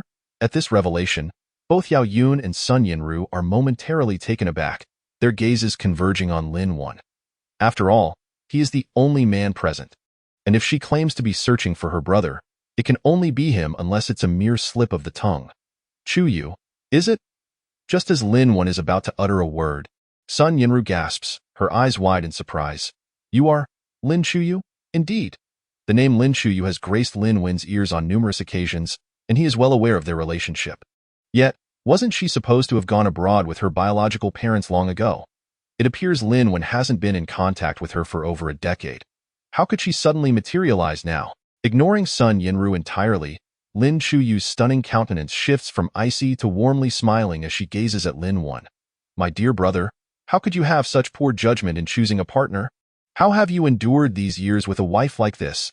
She reaches out to caress his cheek with a semblance of pity. It is evident she has been present for some time, having overheard almost the entirety of their earlier conversation. Lin Wan wishes to express something, yet he merely rubs his nose awkwardly, succumbing to silence. What can he say? Inform his sister that Sun Yinru was once quite kind to him, only to have lost her way under Yao Yun's influence? "Sister, Sun Yinru hastily attempts to interject, but Lin Chuyu interrupts her sharply. "Silence. Who are you to call me sister? You're to divorce my brother tomorrow. You have no place speaking here." She glares at her fiercely before taking Lin Wan by the arm. "Come, let us return home, brother. We need not endure this indignity here.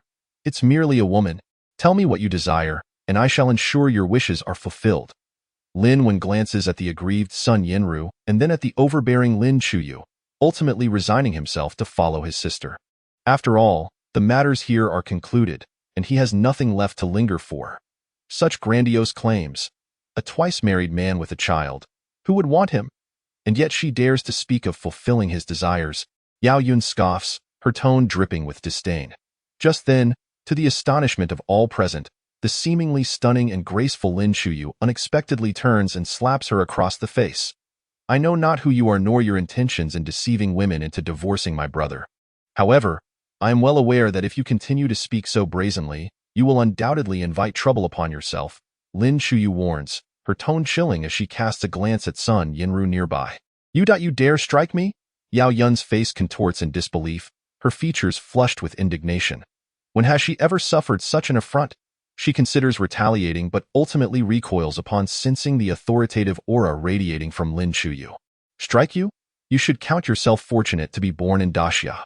Lin Chuyu dismisses her with a glance, and without another word, she pulls Lin Wan away, leaving a trail of imperiousness in her wake. As they depart, Sun Yinru feels a profound sense of discontent. It is not merely the impending divorce that troubles her. In her heart, she regards it as a temporary separation, believing they will eventually rekindle their affection. Yet, upon learning of Lin Chuyu's arrival, she grapples with regret and anxiety. Regret for choosing this day to confront her husband, leaving a poor impression on his elder sister, and anxiety about whether this day's events will forever tarnish her image in Lin Chuyu's eyes. After all, Lin Chuyu is a legitimate elder in Lin Wan's family, and should she wish to reconcile with her husband in the future, she may need to seek Lin Chuyu's approval. Yet after today, it seems more likely that Lin Chuyu will become her greatest obstacle rather than a source of assistance. Consequently, Sun Yinru longs to explain herself, but alas, she is granted no time. By the time Lin Wan and his sister reach the ground floor, they vanish into the night without a glance back, leaving her in a state of dazed despair. "Lin Wan, are you truly certain you wish to go through with the divorce tomorrow?" Upon returning to the villa, Lin Chuyu inquires with a serious expression. "Yes," Lin Wan affirms without hesitation, then adds, "Sister Chuyu, you need not worry. The issues between us necessitate this divorce as the best resolution." He assumes his sister is concerned he might be upset over this matter, hence his tone remains lighthearted. Hearing him speak thus, Lin Chuyu sighs. Life is indeed like this, a series of stops and starts. After years have passed, one grows to see through life and witness the essence of humanity. Often, we fret over losing someone, yet we forget who truly cares about our loss. Since your relationship has soured, regardless of who is at fault, there is no need for further strife. Perhaps, as you suggest, this may indeed be a form of liberation. Her voice reflects a profound sentiment. Chuyu, may I ask how old you are? Why do you speak with such an air of antiquity? Linwen remarks, scratching his nose, a hint of bemusement in his tone. His words, intended as jest, cause a drastic change in the expression of a certain secretary, who had just begun to descend from the second floor. Her face pales, and her legs tremble slightly. Does he truly understand the implications of what he just said? To imply that his esteemed boss appears aged is tantamount to courting disaster. As Lin Chuyu's most trusted secretary, Xiaoyu is acutely aware of her employer's sensitivity regarding her age and appearance. She recalls a time abroad when a prince, after drunkenly discussing Lin Chuyu's allure, met a gruesome fate, 7 corpses floating in the vast Pacific Ocean. Neither the prince nor his companions survived. That was merely for a casual discussion about her beauty, and now, someone dares to bluntly suggest she appears aged?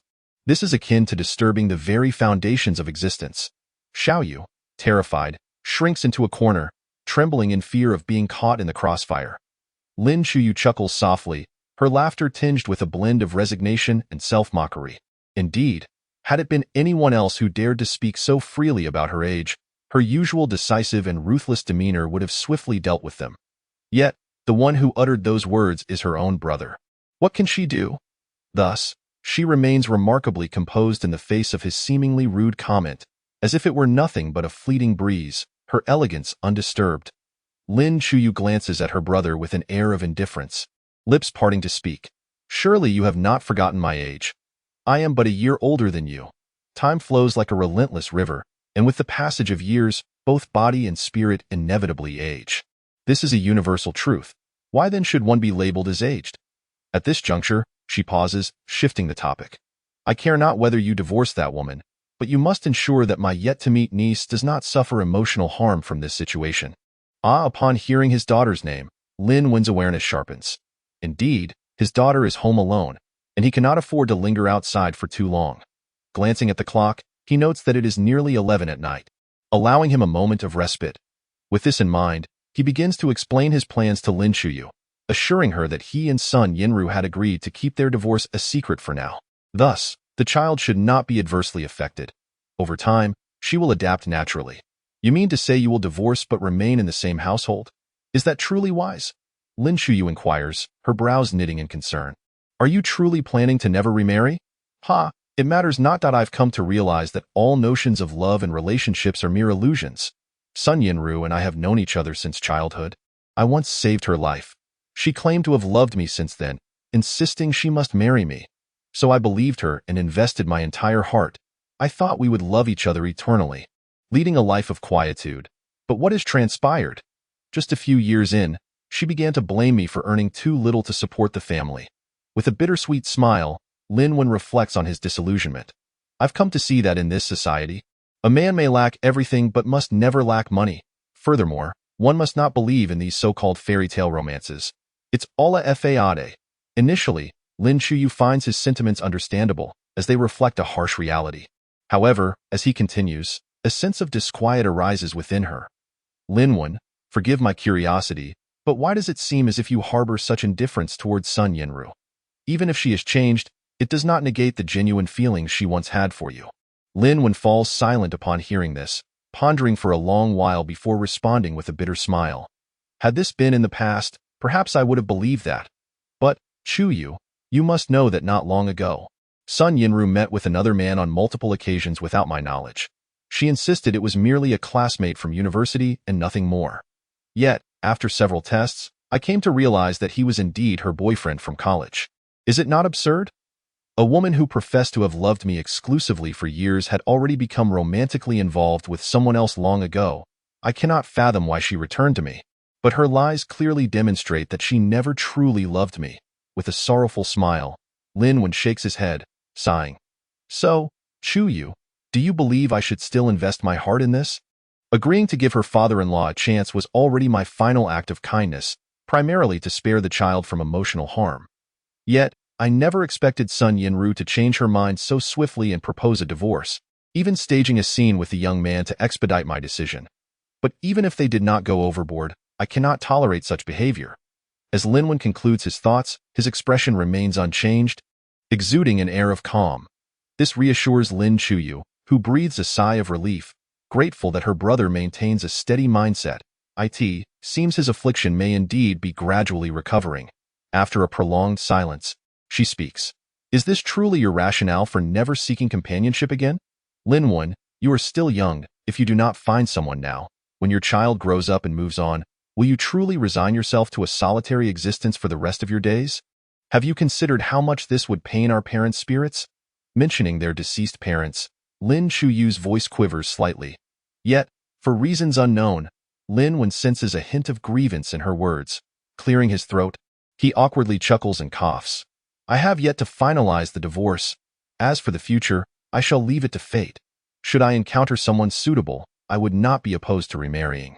In that case, I would naturally consider having Sun Yinru leave the household. Besides, even if I do not remarry, Sun Yinru will inevitably find someone else, will she not? Once the child grows older and understands, these concerns will fade away. Linwen feels a twinge of exasperation. He never anticipated finding himself in a situation where he is being pressed to remarry by family.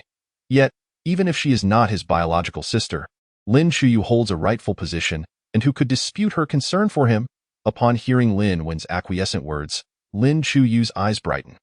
Just as she is about to speak further, Linwen suddenly grins mischievously and leans closer, whispering, By the way, Sister Chuyu, while we've been discussing my matters, I am yet to hear if you have found me a sister-in-law after all these years. Do not forget, you are a year older than I. As he delivers this line with a playful smirk, Lin Chuyu cannot help but chuckle at his antics. With a sharp sound, she casually delivered a light slap to his forehead, exclaiming with irritation, that I have my own career, and I am utterly swamped every day. How could I possibly have time to engage in a romantic relationship with anyone else? Furthermore, I do not care about having descendants, but the Lin family does. Your daughter may be lovely, yet she will eventually belong to someone else. You still need to bear a son to carry on the Lin family lineage, TCH. Carry on the lineage? Our family has no throne to inherit. Upon hearing Lin Chuyu's words, Linwen instinctively mumbled in response. However, as if recalling something, he turned to her with a curious expression and inquired, By the way, Chuyu, what have you been doing abroad all these years, me? When asked about her occupation, Lin Chuyu paused momentarily, then felt a twinge of awkwardness wash over her. After a lengthy silence, she finally smiled softly and replied, That's quite a long story, I'll share it with you when I have the time. Now, it's getting late, shouldn't you be heading back? Don't forget, my little niece is home alone right now. Aren't you worried she'll wake up and find no one at home? Please, go back first in a couple of days. Once I have everything settled, I will definitely come to visit you and the little one. As she spoke, she began to gently usher Linwen towards the exit. It was evident to anyone observing that she was reluctant to discuss her work at that moment. Linwen felt helpless in response. Perhaps it was merely an illusion, but after this encounter, he found his sister to be rather enigmatic. Nevertheless, he wasn't the type to pry excessively. Thinking of his daughter, he decided to leave as she suggested. As he watched Linwen's departing figure, the smile on Lin Chuyu's face gradually faded, leaving her once again cloaked in an icy demeanor. Xiaoyu. Suddenly, Lin Chuyu called out, coming, boss. What do you need? Upon hearing her boss's call, Xiaoyu, the assistant who had been timidly hiding on the second floor, hurriedly scurried down to the first floor, her expression anxious as she asked, Boss, please speak. Chapter 85. Divorce. Observing her assistant's flustered demeanor, Lin Chuyu felt an overwhelming sense of exasperation regarding the girl's timidity. Even she could not comprehend why she had initially thought to have her serve as her personal secretary in the first place. Shaking her head to dispel that thought, Lin Chuyu spoke with a serious tone. Have the company look into the backgrounds of Yao Yun and Li Hao, and compile the information for me as soon as possible. Yao Yun? Li Hao.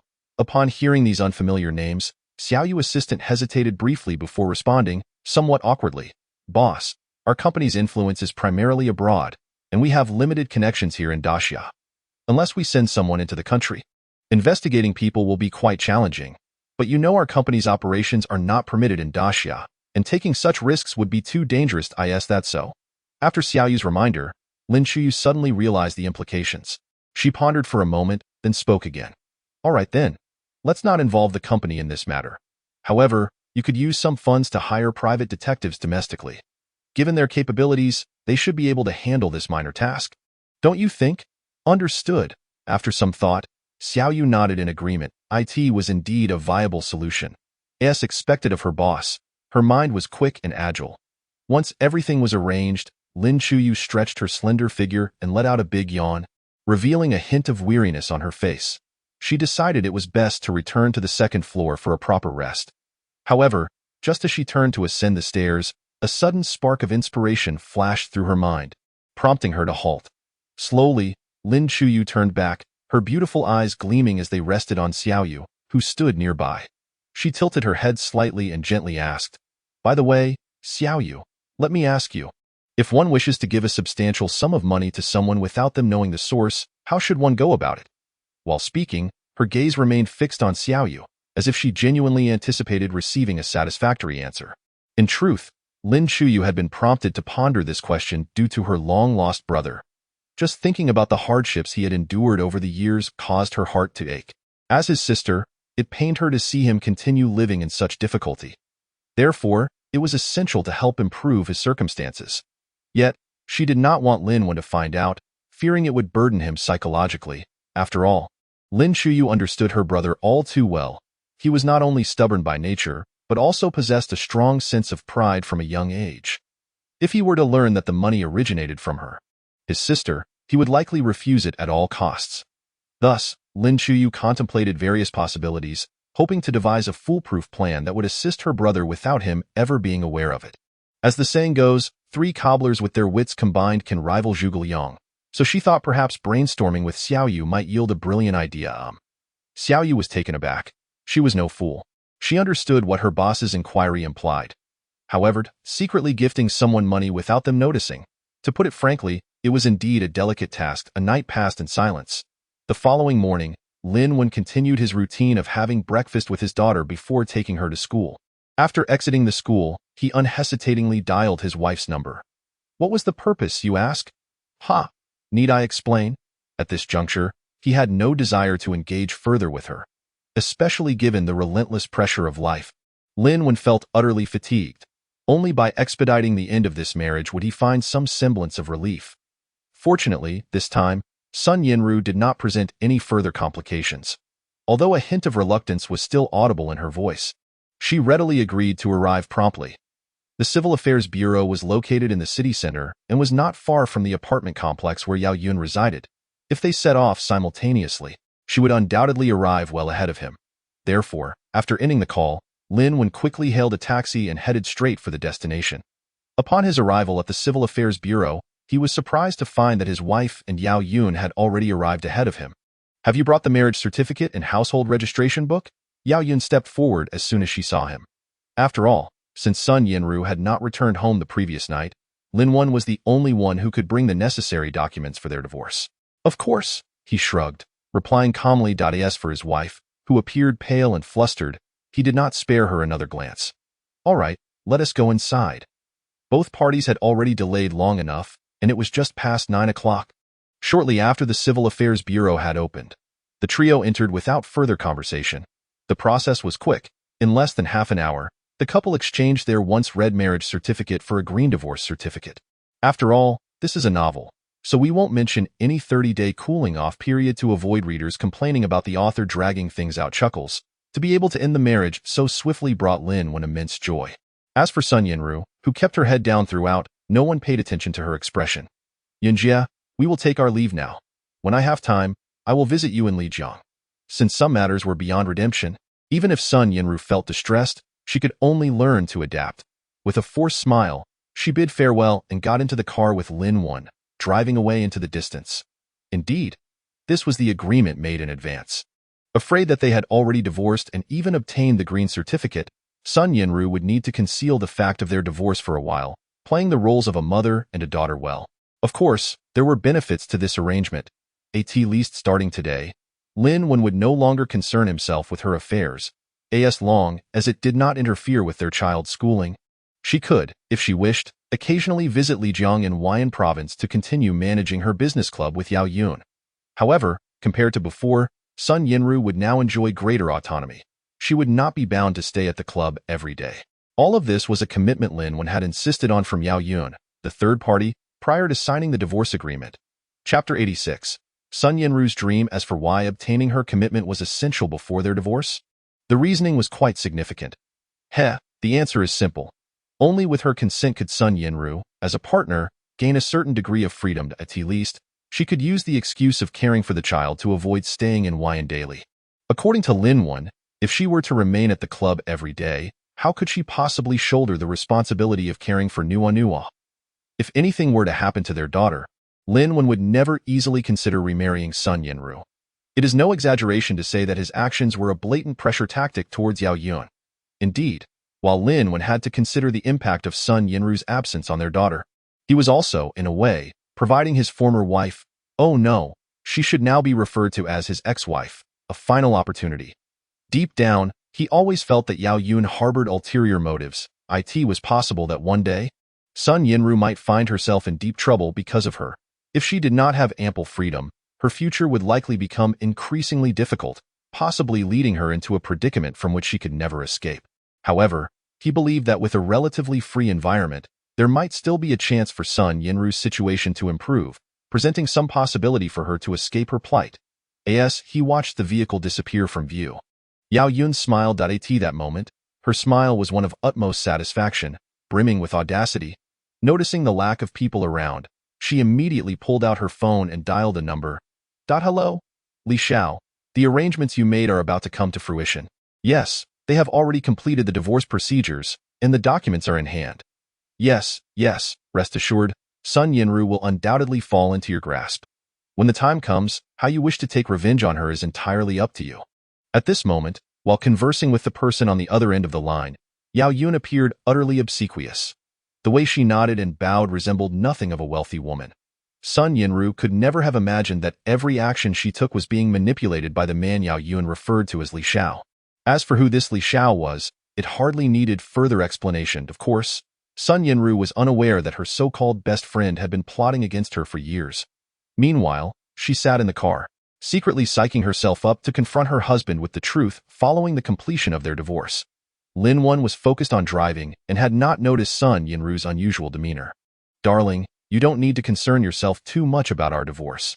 However, before she could finish, Lin Wen heard Sun Yinru's voice filled with some excitement. What do you mean by that? He furrowed his brow and shot her a puzzled glance, completely at a loss regarding her words. What I mean is, I never truly intended to divorce you. It was all just an act for Yao Yun.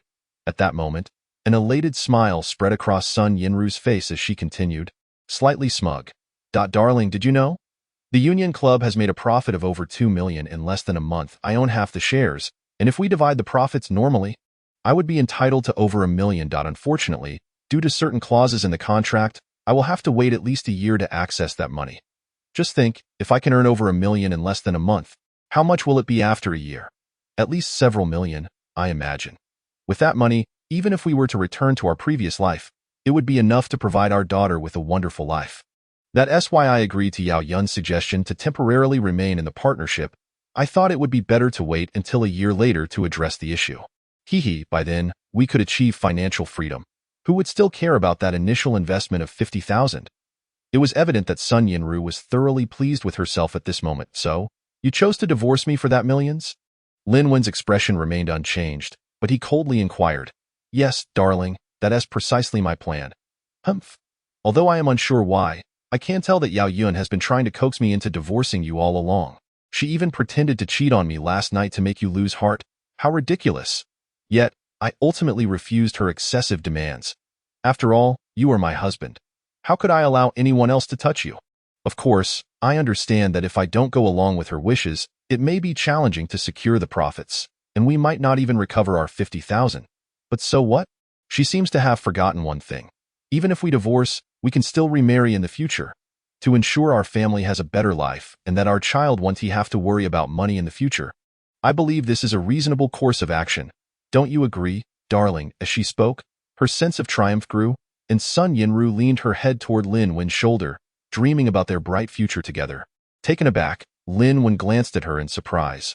From Sun Yinru's words, it was clear that she did not trust Yao Yun blindly. She seemed to be wary of her intentions.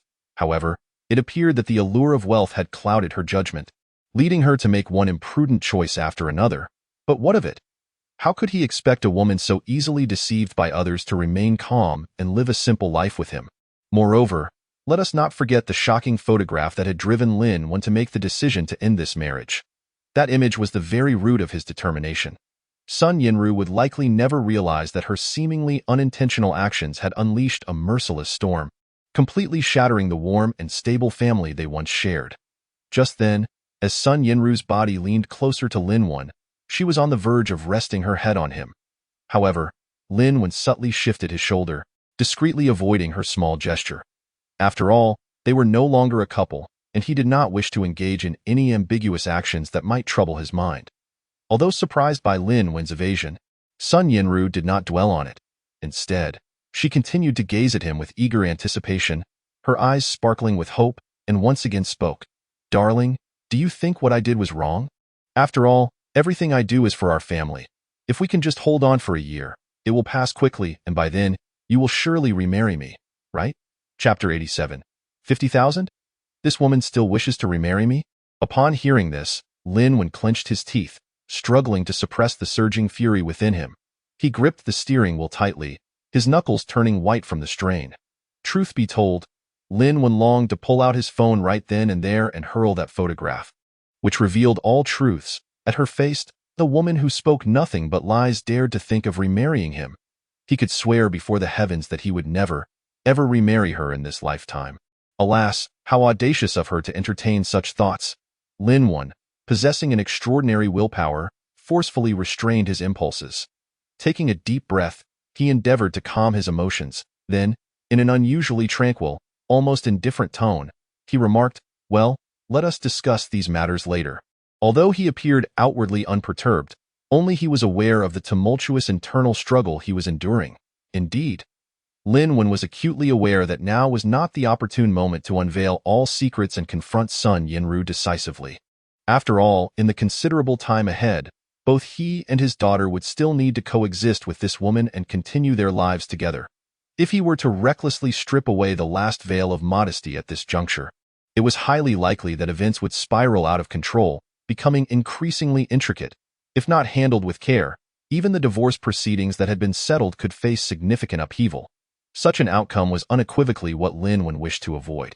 One might inquire, given that the two were now divorced, what further reversals could possibly occur? Ultimately, was it not he who held the reins? However, the reality was far more complex. What did it matter if they were divorced? If a scenario arose where his daughter vehemently demanded a reconciliation, could Lin Wen truly be so selfish as to disregard her well-being for his own? Men, after all, face considerable challenges, and for a father, the burden is even greater. The title of father carries with it a lifetime of responsibility. Thus, even amid his simmering anger, he could only choose to endure in silence, all for the greater good. It must be acknowledged that labeling a woman like Sun Yinru as immature would not be an exaggeration in the slightest. Consider her actions. What sane woman would behave in such a manner? Her attitude and approach towards marriage and family issues seemed remarkably immature and devoid of rationality. Yet, when interacting with others, she was prone to self-righteousness, failing to consider whether she was being baited. In a mere 50 million. Had Sun Yinru never contemplated that, having failed to retrieve even 500,000 this time, the other party would miraculously offer her such a substantial sum a year later? Was that not sheer delusion? Nevertheless, despite these thoughts, Lin Wen still hoped to resolve the myriad conflicts and disputes between them in a relatively calm and amicable manner. As for the future, that could only be left to time. In any case, all he could do was, for the sake of her being the mother of his child, attempt to assist her as best he could. Of course, everything would depend on whether the circumstances permitted it. After all, Lin Wen was far more concerned about his daughter Nua's well-being. Creak. At last, Lin Wen's vehicle came to a steady halt in the community parking space. Just as the two of them were alighting from the car, his phone, which he had been cradling, unexpectedly rang. Upon retrieving it, he noticed a local number flashing on the screen. However, it was quite unfamiliar to him. Could it be a prank call? Yet, that seemed unlikely. Who would be foolish enough to use a local number for such antics? After a brief moment of hesitation, he ultimately decided to answer the call. What? 500,000? Are you certain? All right, we will take on this task at our store. Rest assured, we at Wuxiozai will certainly meet your requirements. The voice on the other end was unfamiliar to Lin Wen, but through their conversation, he discovered it was a potential client. The caller expressed a desire to commission a jadeite piece from Wuxiozai. The proposed price was such that even Lin Wen found it quite reasonable.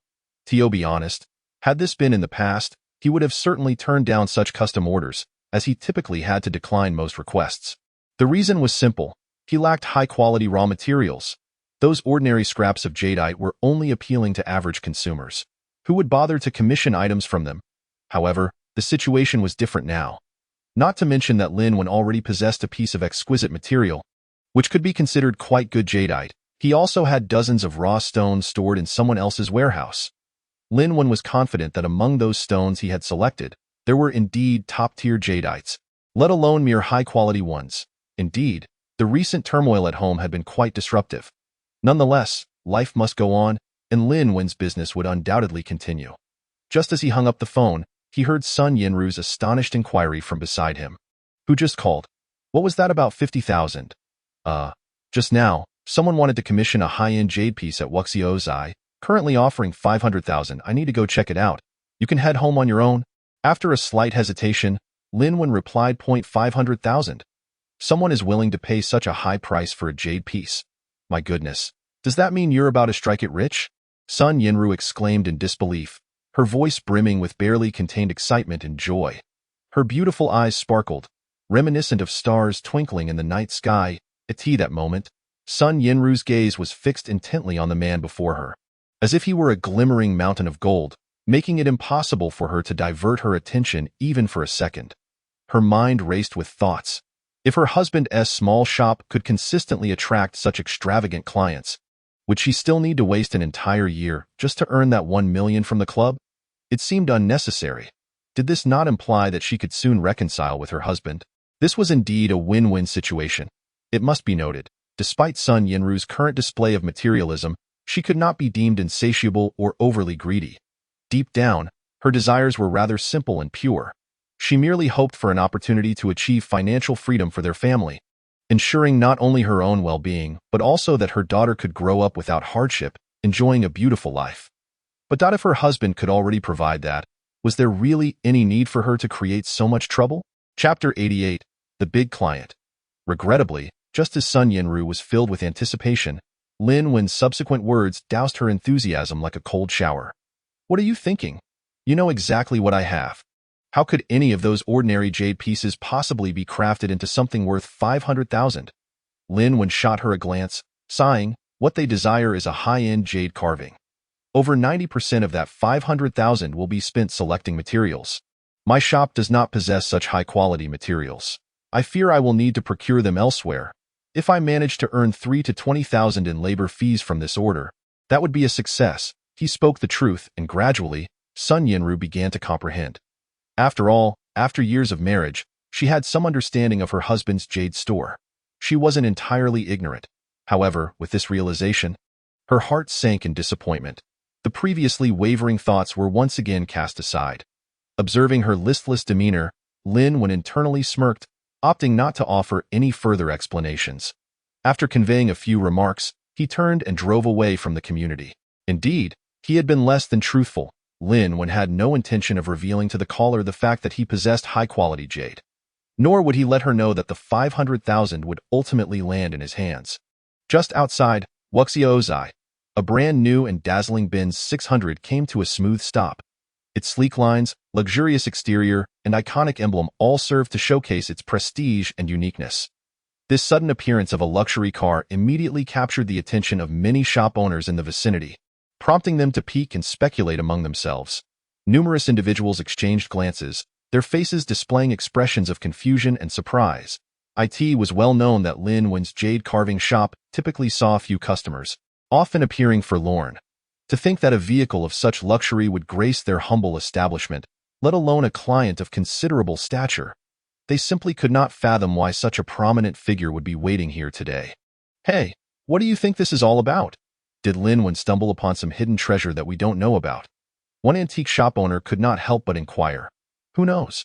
Perhaps that kid is about to hit the jackpot. Another shop owner replied, shaking his head. The crowd continued to speculate, yet remained in the dark. Just then, a low rev of an engine drew near. They turned to see a familiar car slowly making its way down the street. Lin was arriving. Someone whispered in astonishment, their eyes betraying envy. Everyone could imagine that with such a significant client waiting, any successful transaction would yield substantial profits for Lin. Indeed, that was Lin's somewhat outdated Chevrolet. After he parked the car, he approached the bins and knocked on the window, politely inquiring, "Excuse me, are you the owner who called me earlier?" The window of the bins slid down smoothly, and to Lin's surprise, a young woman in an OL suit appeared. The girl was quite pretty and appeared to be no older than 25. Many would believe her to be a white-collar elite, but to think she could be a business owner, the disparity was quite striking. "Are you Lin, boss?" "Indeed. I called you earlier," she confirmed, leaving Lin further astonished. The call had indeed been from her? Was this young woman truly the owner of a significant enterprise? Considering the bins and the 500,000 price tag, Lin began to suspect he had underestimated her. "All right, please come in. We can discuss the specifics inside," he said with a slightly awkward smile, quickly gesturing for her to enter. He hastily opened the door to Wuxiozai. Despite her initial nervousness in front of this seemingly unremarkable man, the girl could not shake off her anxiety. After all, he was the younger brother of her employer, who she needed to manage carefully. Indeed, this girl was none other than Xiaoyu. As Lin Chu's secretary and personal assistant, her primary task at present was to find a way to deliver funds to Lin, all while ensuring that he remained oblivious to her true intentions. Once inside the shop, Lin habitually boiled a pot of water, and after preparing a cup of tea for her, he finally sat down and asked, owner, you mentioned on the phone that you were prepared to spend 500,000 for a jade hairpin. Is that true?" "Yes, it is indeed true," Xiaoyu confirmed with a nod. After a moment of contemplation, she added, 500,000 is just a base price. As long as I find it satisfactory, I wouldn't mind doubling the price." 500,000? Doubled? Lin felt a twitch at the corner of his mouth, becoming somewhat speechless. Goodness! If what she said were to be believed, merely crafting a jade hairpin would cost over $1 million. Wouldn't he that necessitate using the finest glass-like imperial green jade to justify such a price? However, while he did possess numerous raw stones capable of yielding high-grade jade, he genuinely did not have any top-tier glass-like imperial green varieties in his recollection. Yet, as he pondered, a thought crossed his mind, causing Lin to furrow his brow in contemplation. "What's wrong, Lin, boss? Do you have an issue?" Seeing his expression, Xiaoyu felt a twinge of anxiety. Goodness, she was merely trying to deliver funds, and she hoped not to put him in a difficult position. It's nothing. Your price is simply too high. I need to consider what quality of jade would satisfy you." Lin replied absent-mindedly, lost in thought. "I see." Upon hearing his response, Xiaoyu let out a long sigh of relief. Her eyes darted around, deliberately glancing at the lower-quality jade products on the shelves. She casually remarked, "I see that what you carve here is quite good. Jade doesn't need to be of the highest quality. I doubt the owner primarily values your skills." Lin "What? Do you think these inferior pieces are worth $1 million? Is this woman out of her mind?" To be candid, if he had not personally witnessed her arriving in a bin 600, he might have doubted the girl's sanity. If you want a hairpin made from these materials, it wouldn't even be worth 10,000 at most. The cheaper ones could be crafted for a few hundred. Earning money was one thing, but Lin would never engage in deceitful practices. Chapter 89. Glass-like chicken crown red. Lin found himself in a predicament. Even though it was apparent that the young woman before him was an amateur, he had no intention of deceiving her. "You really are something." Seeing him lay it all out, Xiaoyu was truly speechless. She rolled her eyes and retorted, "Didn't I say? What I'm looking for is your craftsmanship. As long as the hairpin is to my satisfaction, I would still pay you $1 million even if you used ordinary stones. That won't do. It should be priced fairly. Despite the small size of the shop, we never engage in unethical practices for profit." Lin replied earnestly, "If the owner merely appreciates my skills, I can readily gift you a simple jade hairpin as a token of friendship." With that, he began to rise to fetch one. No. I don't want any free stuff. Seeing Lin Wen's stubborn demeanor, Xiaoyu was utterly at a loss. She never imagined that trying to give money away would prove so challenging. After a moment's thought, she declared, "All right, I'll prepare 1 million for the hairpin, as for the materials, that's up to you. I won't interfere with that." She opened her bag and placed 2 bundles of cash on the table, saying generously, "Here's 200,000, consider it a deposit. Whenever the finished product is ready, just give me a call." As she spoke, she tossed a business card to Lin Wen. When Xiaoyu, the card appeared quite simple, with just a name and a string of numbers. Lin Wen examined it for a moment, pondering deeply before nodding. "All right, you get what you pay for. I guarantee that the finished product will be worth your 1 million. With that, he extended his hand to shake on the deal, signifying that the business transaction had been established. After Xiaoyu left, her demeanor was noticeably awkward. She was baffled by the existence of such a stubborn man in the world. Despite her attempts to offer him money, he insisted on haggling over the details. "Whatever. I'm exhausted. Let it be. Once I report back to the boss, I'll let things unfold as they may." Watching the 200,000 on the table, Lin Wen sat motionless for a long time. After contemplating for a while, he finally stood up to put the money away, turning toward the car outside.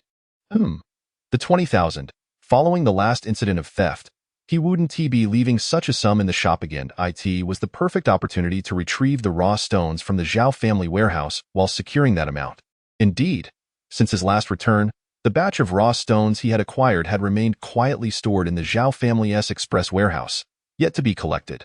Speaking of Zhao's express service, it was truly astonishing. Who would have thought that the Zhao family, known for their shipping services in Yunnan, would expand their operations to such a grand scale? Even in a city like Exe, there exists a branch of their express delivery company. What is even more surprising is that they not only have a branch here but also a dedicated warehouse. It is worth noting that if Zhao's Express didn't possess such formidable strength and well-established facilities, Lin Wen would have faced considerable difficulties when he attempted to return that luxury car last time. After all, finding a safe, reliable, and convenient courier for a luxury vehicle in the vast expanse of Daxia is no simple task. Fortunately, with Zhao's Express at hand, all issues were effortlessly resolved. This was not Lin Wen's first visit to the Zhao's Express branch. He had already made the acquaintance of the leadership here. Upon learning that Lin Wen intended to retrieve his jade rough stones, the branch manager immediately arranged for personnel to assist in loading them into his vehicle. After all, this was a friend of the young master. They had even lent a luxury car worth millions for him to drive around Exe. Naturally, a mere branch manager wouldn't dare offend him. With their assistance, Lin Wen easily loaded dozens of rough stones into his CA.art. As for whether they had been swapped, he had no cause for concern. After all, these were all raw gambling materials, devoid of any openings, making it impossible for ordinary people to discern their internal contents, thus preventing any unwarranted thoughts. The entire process took roughly 2 hours. Once all the stones were moved into the studio, Lin Wen wiped the sweat from his brow and headed to the restroom to wash his face. After tidying everything up, he began to search slowly. Indeed, in Lin Wen's memory, there was a rough stone among these that seemed quite suitable. It would be wonderful if it could be cut out, of course. While that stone had some peculiarities, it was undeniably the most fitting.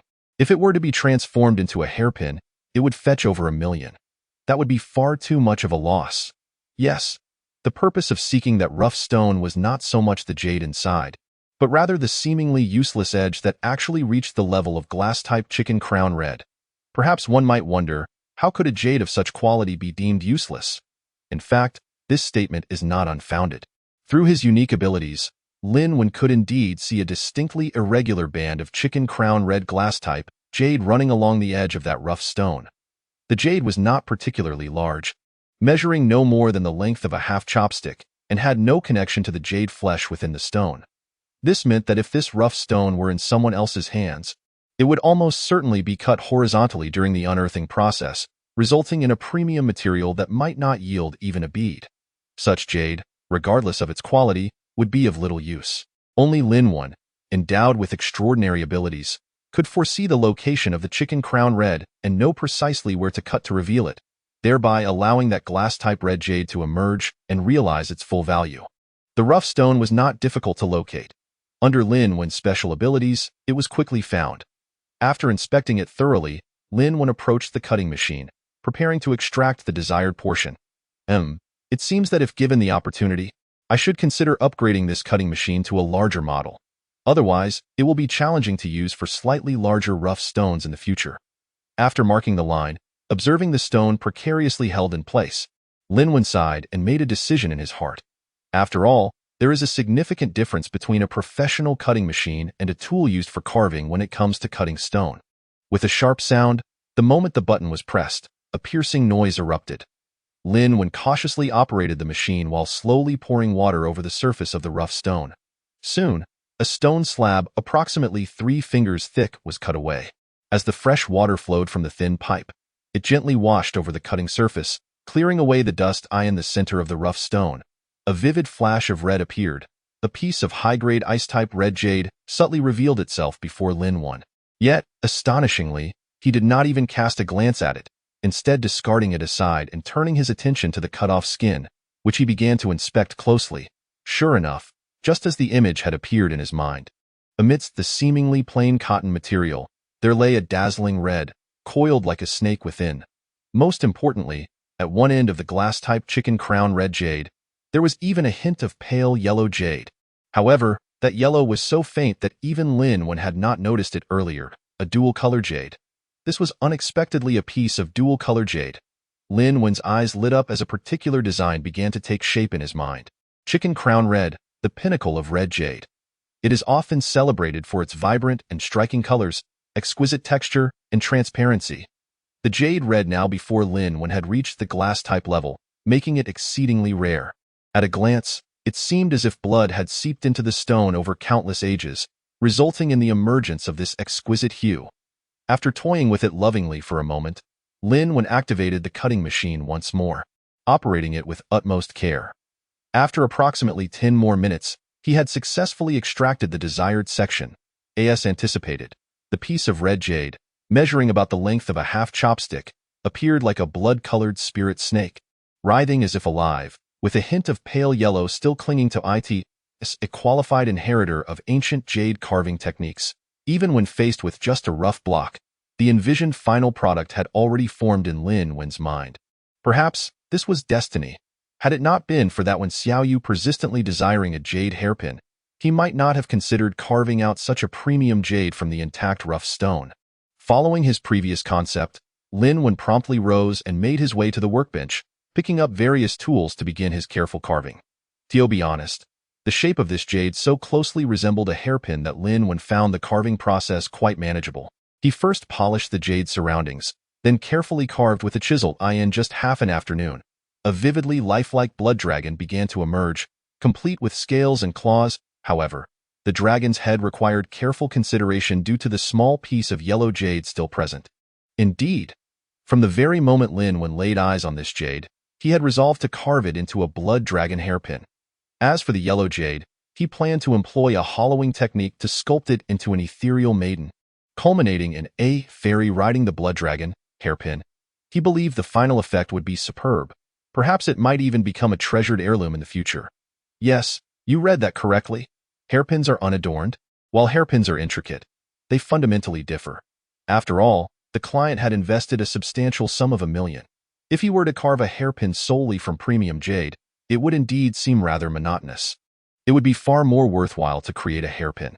After all, the latter involves a far greater investment in both materials and the intricacy of carving than a simple hairpin could ever compare. This way, it could also serve as a delightful surprise for that when Xiaoyu. One must admit, Lin's mastery of ancient carving techniques, while not reaching the level of a grandmaster, could be described as quite proficient. By the time night fell, around 10 o'clock, he had nearly completed the hairpin. All that remained was fine carving and polishing to finalize the piece. Stretching his body and yawning, Lin glanced outside. Noticing that it was already late, he decided to spend the night in the shop. As for the remaining tasks, the client was not in a hurry. He could easily finish them tomorrow. Regarding his daughter, after exchanging a few messages with Sun Yenru, Lin learned that his daughter had already been picked up and there was no need for him to worry. Indeed, wonderful. Perhaps this is one of the benefits of a divorce without separation, allowing both his daughter to lead a normal life while he himself could breathe a little easier. With a slight smile, Lin left the studio for the restroom, took a refreshing shower, and then returned to his room to sleep. I must say, you truly are rather foolish. Sending money to someone can be so troublesome, only leaving a deposit of 200,000. Couldn't you just pay the entire amount at once? Upon returning to the villa that evening, Lin Chuyu was left speechless after learning of her secretary's actions. Boss, I understand you were eager to deliver the money to Mr. Lin. However, if we don't want him to know the truth, I believe we should handle matters more discreetly. Think about it. We are merely strangers at this point. Would it be reasonable to pay the full amount for a custom item upon first meeting? The secretary, Xiao Yu, argued earnestly, her face contorted in a frown. Lin Chuyu. The little girl makes a valid point. It seems I was too hasty. She was not the type to act without thought and could certainly heed advice. After considering it, she set the topic aside and inquired, All right. There's no need to rush.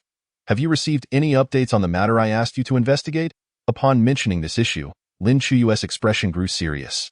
Are you speaking of Yao Yun and Li Hao?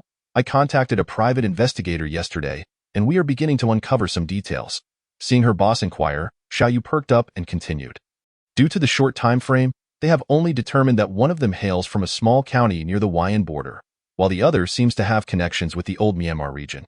As for whether they are related, that remains to be verified. Once it is confirmed that the two are acquainted, it could prove that Miss Sun Yinru's situation was orchestrated by them together. She hesitated for a moment before resolutely stating, But what puzzles me is their motive. If it were for money, Miss Sun seems to have only lost a few 100,000, which has already been invested in a business club. Yet if it were for a person, Li Hao is currently quite affluent. How could he possibly be interested in a divorced woman? Even if they had a past relationship, it shouldn't cloud his judgment to this extent. Xiao Yu's information was partially derived from the private investigator, but more of the hidden details were gleaned from her boss. After all, Lin Wen had shared quite a bit regarding Sun Yinru with Lin Chuyu.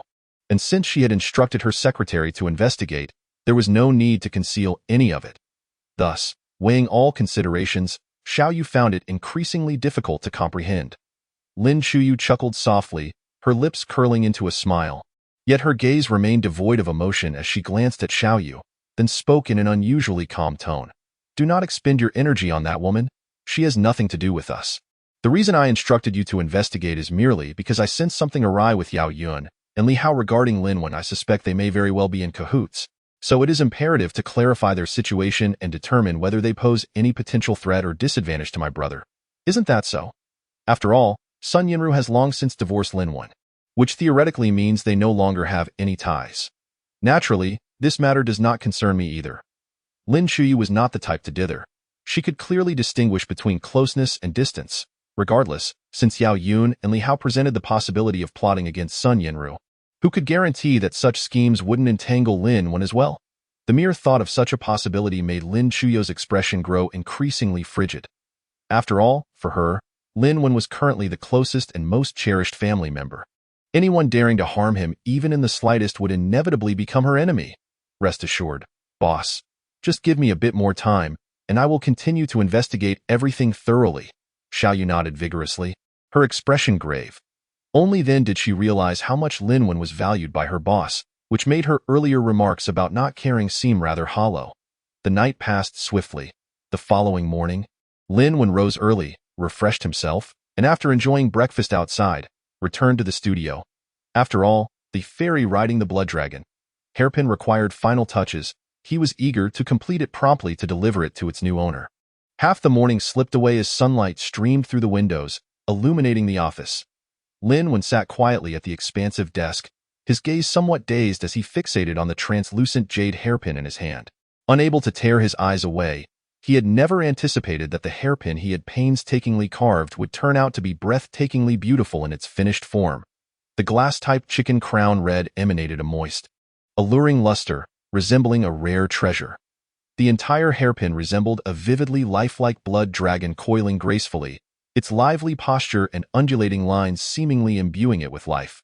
Just by observing its shape, one could tell that if this hairpin were to be placed in a hairdo, it would undoubtedly remain securely in place, unwavering even with movement. Moreover, upon the dragon's head stood a figure clad in pale yellow garments, her form graceful and enchanting. Exuding an otherworldly aura, it was as if a gentle breeze caressed her, causing the ribbons on her arms to flutter as though lifted by the wind, creating an irregular yet strikingly beautiful pose beneath the jade hairpin.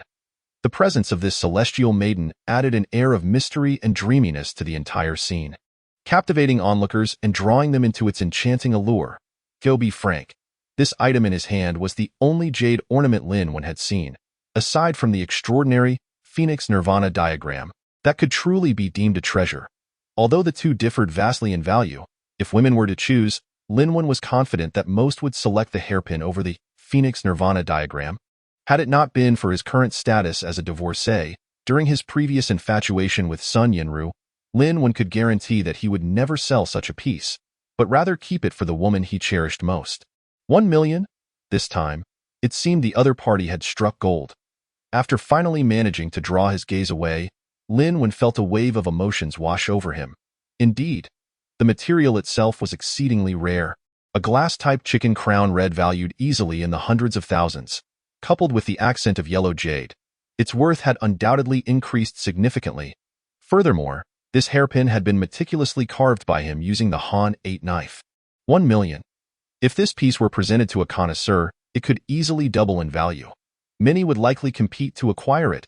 Lin Wen was not exaggerating. After all, he had spent years as an aficionado of jade and stone. Estimating the value of an item was a simple task for him. Regardless, this piece was a commission. It was time to call Wen Xiaoyu to come and collect it. With reluctance, Lin Wen set the hairpin down, retrieved a box to package it carefully, and then pulled out his phone to dial the number provided.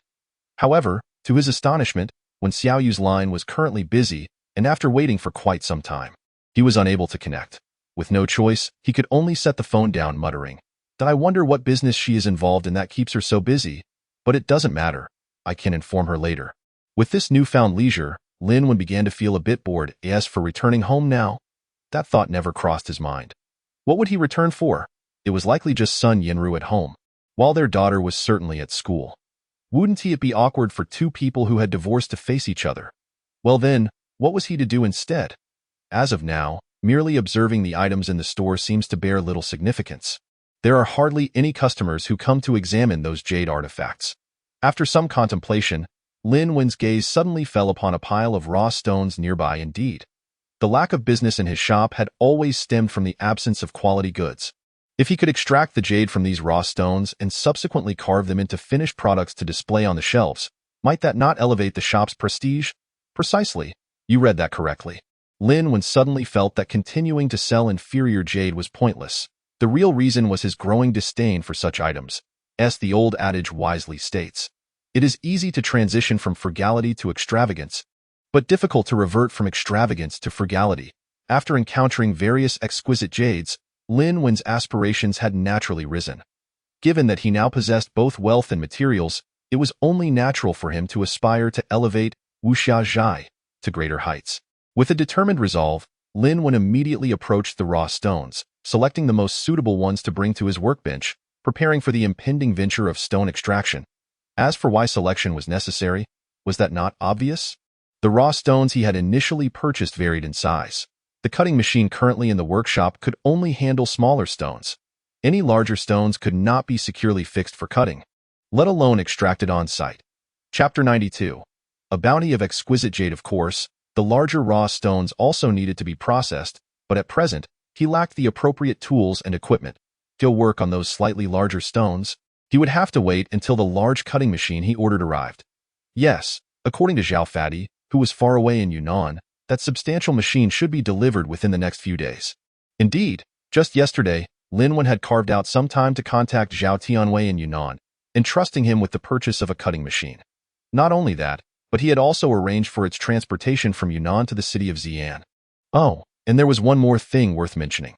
Also yesterday, Lin Wen had taken the opportunity to call Shan Tiancheng in Kyoto, requesting that he transfer nearly 300 million into his bank account.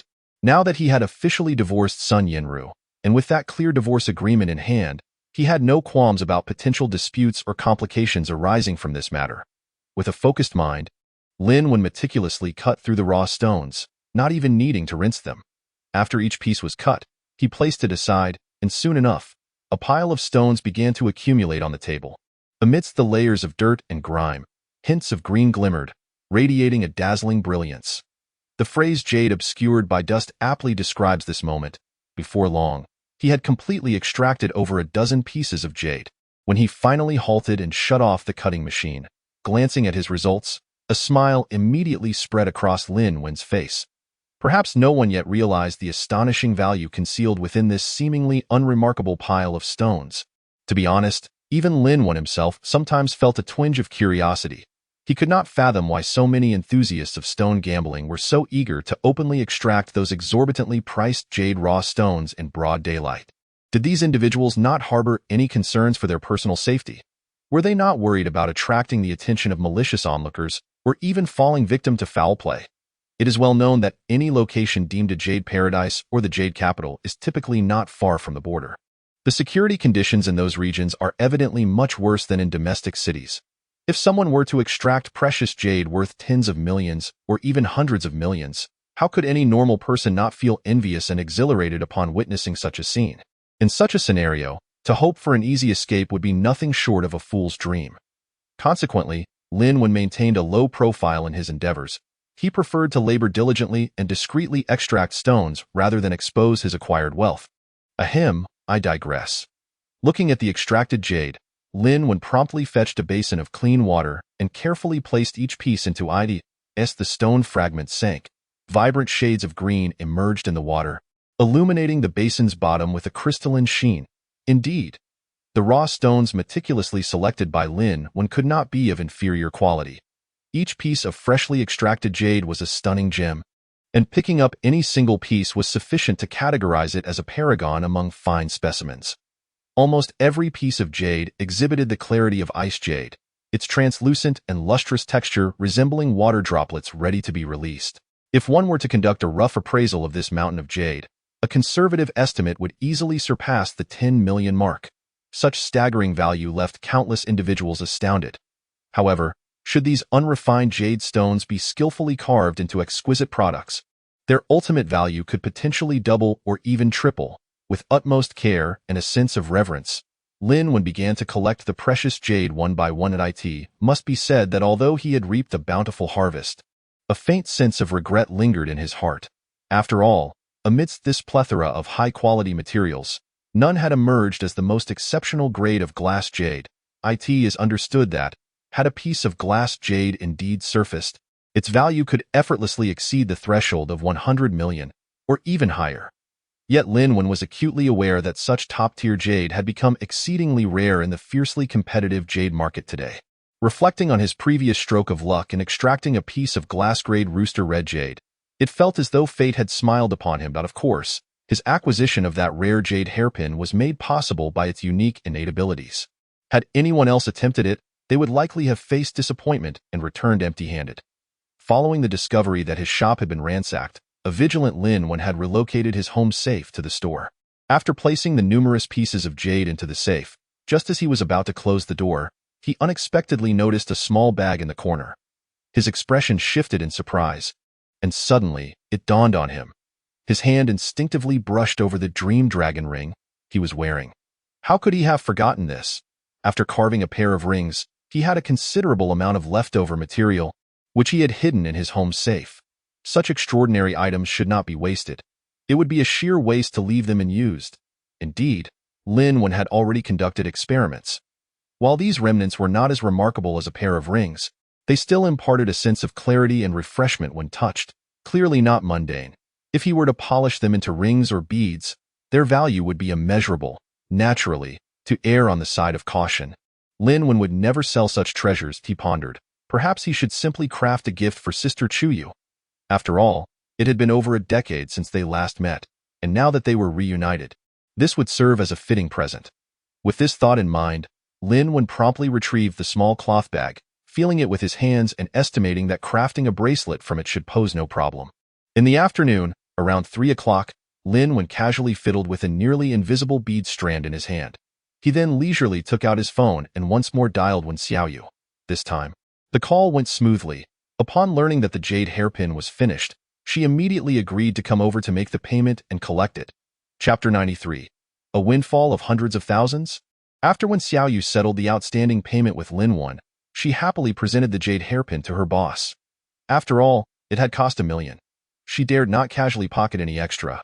Hey boss, how about it? Didn't I do a splendid job this time? With a proud smile on her face, she boasted, now that I have this million, you need not worry about me lacking money anymore. What? This is the jade ornament that Xiaowen carved for you. Lin Shuyu did not respond immediately, but instead scrutinized the hairpin intently. Astonishment. This was the first thought that surged within her upon seeing the jade hairpin. However, upon discerning the material used for the hairpin, her shock deepened exponentially. Unlike her secretary Xiaoyu, Lin Shuyu, given her status, had encountered countless luxury items. Due to certain needs, she was well versed in various rare commodities around the world. How could she not recognize that the material of this hairpin was indeed the finest glass-grade rooster red jade? Seeing her boss inquire, when Xiaoyu eagerly nodded, exclaiming, though our intention was to gift Mr. Lin money, I must admit that his jade carving skills are truly remarkable. Just look at the blood dragon and the celestial maiden on this hairpin. They are so lifelike that they seem indistinguishable from reality. Just like a real dragon. Gifting Mr. Lin money? Hearing her secretary's chatter, Lin Shuyu could not help but twitch her mouth in exasperation. Are you serious? This hairpin was bought for $1 million. We should be the ones benefiting from Xiaowen. She chided, you, of all people, can't even grasp this simple matter. How can I commend you? What? Are you saying this small hairpin is truly worth $1 million? Initially feeling wronged after being scolded, when Xiaoyu's eyes widened in disbelief. How is that possible? If he can sell jade products worth $1 million, then he can't possibly be short of money, right, boss, you? Before she could finish her sentence, she quickly covered her mouth. When Xiaoyu was no fool, she dared not question her boss directly. Indeed. Where did he acquire such premium materials? Ignoring her overly inquisitive secretary, Lin Shuyu furrowed her brows, her mind filled with confusion. She had already investigated the circumstances surrounding Wu Xiaozhai over the years. While they had managed to earn some money, after accounting for the expenses of living for a family of 3, there was hardly anything left. Moreover, the 50,000 saved at the end had been squandered by Sun Yenru. How could Lin Wen not be in need of money? Yet now, he effortlessly sold a jade hairpin valued at over $1 million. This hardly resembled the actions of a financially struggling individual. After much contemplation, she decided to let it go. Turning to her secretary, Lin Shuyu casually remarked, in truth, the real value of this hairpin should be between 150,000 to 200,000. Who would have thought, Xiaoyu, that you actually turned a profit of several hundred thousand? With that, she cast a sidelong glance at her, half smirking, and turned to ascend the stairs. Yet, the jade hairpin remained tightly clutched in her hand. A testament to her affection for it. Actually made a profit. A mere hairpin could be worth 200,000. Upon hearing her boss's words, when Xiaoyu stood there, stunned as if struck by lightning, her mind buzzed with confusion, as if a swarm of bees were rampaging inside her head. After a long while, she finally regained her senses as if awakening from a dream. Her legs felt weak and unsteady. Unable to support her weight any longer, with a muted thud, she collapsed onto the nearby soft sofa, as if all her strength had been sapped away in that moment, when Xiaoyu's inner world was a chaotic mess. With a torrent of convoluted thoughts flooding her mind, the first thought that struck her was a pair of alarming words, game over. Indeed, she was well aware that she had truly botched this matter, and not just in a minor way. Given her boss's regard for her brother, it was difficult to ascertain whether she would face any repercussions moving forward. Following that, an even more terrifying thought struck. Would her boss dismiss her without mercy due to this incident? As this notion crossed her mind, her heart sank. This job was of utmost importance to her. If she lost it, how would she face the challenges of life ahead? Yet, she could not be blamed for this. Who could have imagined that Lin Wen was a hidden big shot? When Xiaoyu felt a wave of grievance rising within her, unable to suppress her urge to defend herself in her heart. After all, she had genuinely not anticipated that such an ordinary-looking jade hairpin could possess such immense value. Had she known it would be worth that much, she might have boldly offered 500,000 from the start. She believed that if the price were right, regardless of how Lin Wen operated on his end, he would undoubtedly make a substantial profit. Thus, she would not have ended up in such an awkward predicament. Whenever she reflected on the opportunity to play the role of a naive, wealthy woman, generously spending money on others, only to end up with a tremendous profit, when Xiaoyu felt regret gnawing at her insides. Why are you still down there? Help me contact the Middle East and see if last time's matter has been resolved. Just then, Lin Shuyu's voice echoed from the second floor. Coming right away. Upon hearing her boss call for her, when Xiao Yu perked up, hurriedly bounding up the stairs, as if all her previous worries and fears had vanished into thin air. What is going on? Sister Chu Yu's phone is turned off? Listening to the voice emanating from his phone, Lin Wen wore a perplexed expression. He had intended to have her come by the store to collect the bracelet, but he had not anticipated that the call would not connect at all. Never mind, I can always find a time to deliver it to her. After some contemplation, Lin Wen made a decision. He then returned to the workshop to resume his busy work. Chapter 94. The perfect wife. Lin Wen had never imagined that delivering a gift to Lin Chu Yu would prove to be more complicated than he anticipated. On that evening, when he returned to the Blue Water Bay community where she resided, he was taken aback to find that the doors of Villa 11 were firmly shut, devoid of any presence. It appeared that Lin Chu Yu had left for some reason. He considered calling to confirm, but for some inexplicable reason, every attempt to reach her resulted in a busy signal. What was going on? Could it be that Sister Chu Yu had encountered some trouble? Or had she departed once more for some other reason? Lin Wen's mind was a whirlwind of confusion, unable to suppress his anxious thoughts. Honestly, he did not wish to believe in such possibilities. However, the fact remained that he was unable to contact her at all. As Lin Wen, feeling dejected, prepared to leave Blue Water Bay, he inadvertently noticed that Yao Yun, residing in Villa 12, had also vacated her abode. Her villa was equally empty, clearly indicating that its owner had been gone for quite some time. Naturally, Lin Wen had no interest in where that woman had gone. In the days that followed, he intermittently dialed Lin Chu Yu's number, hoping for the chance to connect. Time gradually slipped away, and soon half a month had passed. To be frank, during this period, there was one unexpected development that caught Lin Wen off guard. The performance of my ex-wife, Sun Yinru, has suddenly become a breath of fresh air. Every morning, she rises early, hastily preparing breakfast, and after our daughter finishes her meal, she rushes to take her to school. Upon returning, she dives back into the kitchen, diligently studying recipes to master the art of cooking delectable dishes, solely to ensure that Lin Wen is pleased and satisfied with his meals. Her actions seem to resurrect the image of a virtuous woman from days gone by. Yet they also give Lin Wen the impression that she is merely trying to cater to him, to win his favor. Furthermore, there are times when Sun Yinru goes to great lengths to deliver steaming hot meals to the shop. Whenever Lin Wen arrives and sees his favorite dishes laid out on the table, a warm current surges within him. To be honest, if time could revert to those years of marital life, Lin Wen would never dare to dream of receiving such treatment. Back then, he bore the brunt of household chores, from cooking to laundry. Now, however, everything seems to have changed dramatically. Frankly speaking, although Lin Wen harbors numerous grievances towards Sun Yinru, if she were to continue in this manner, he himself could not guarantee that one day they might not remarry. After all, the woman before him now appears to be the epitome of a perfect wife in anyone's eyes. Of course, that pertains to the future. As for Sun Yinru's current transformation, Lin Wen has yet to ponder it deeply. He understands that an individual's change requires time and opportunity. One cannot merely focus on these subtle shifts. Nevertheless, life is pleasant. Aside from spending most of his time bustling about the shop, he occasionally finds moments to return home and cherish the company of his adorable daughter, La Nua. The scenes of father and daughter playing together radiate warmth and joy. However, each night when it comes time to rest, Lin Wen unconsciously heads toward the guest room, leaving the spacious and comfortable master bedroom for Sun Yinru and their daughter to share. Thus, from an outsider's perspective, their family dynamic appears largely unchanged compared to the past.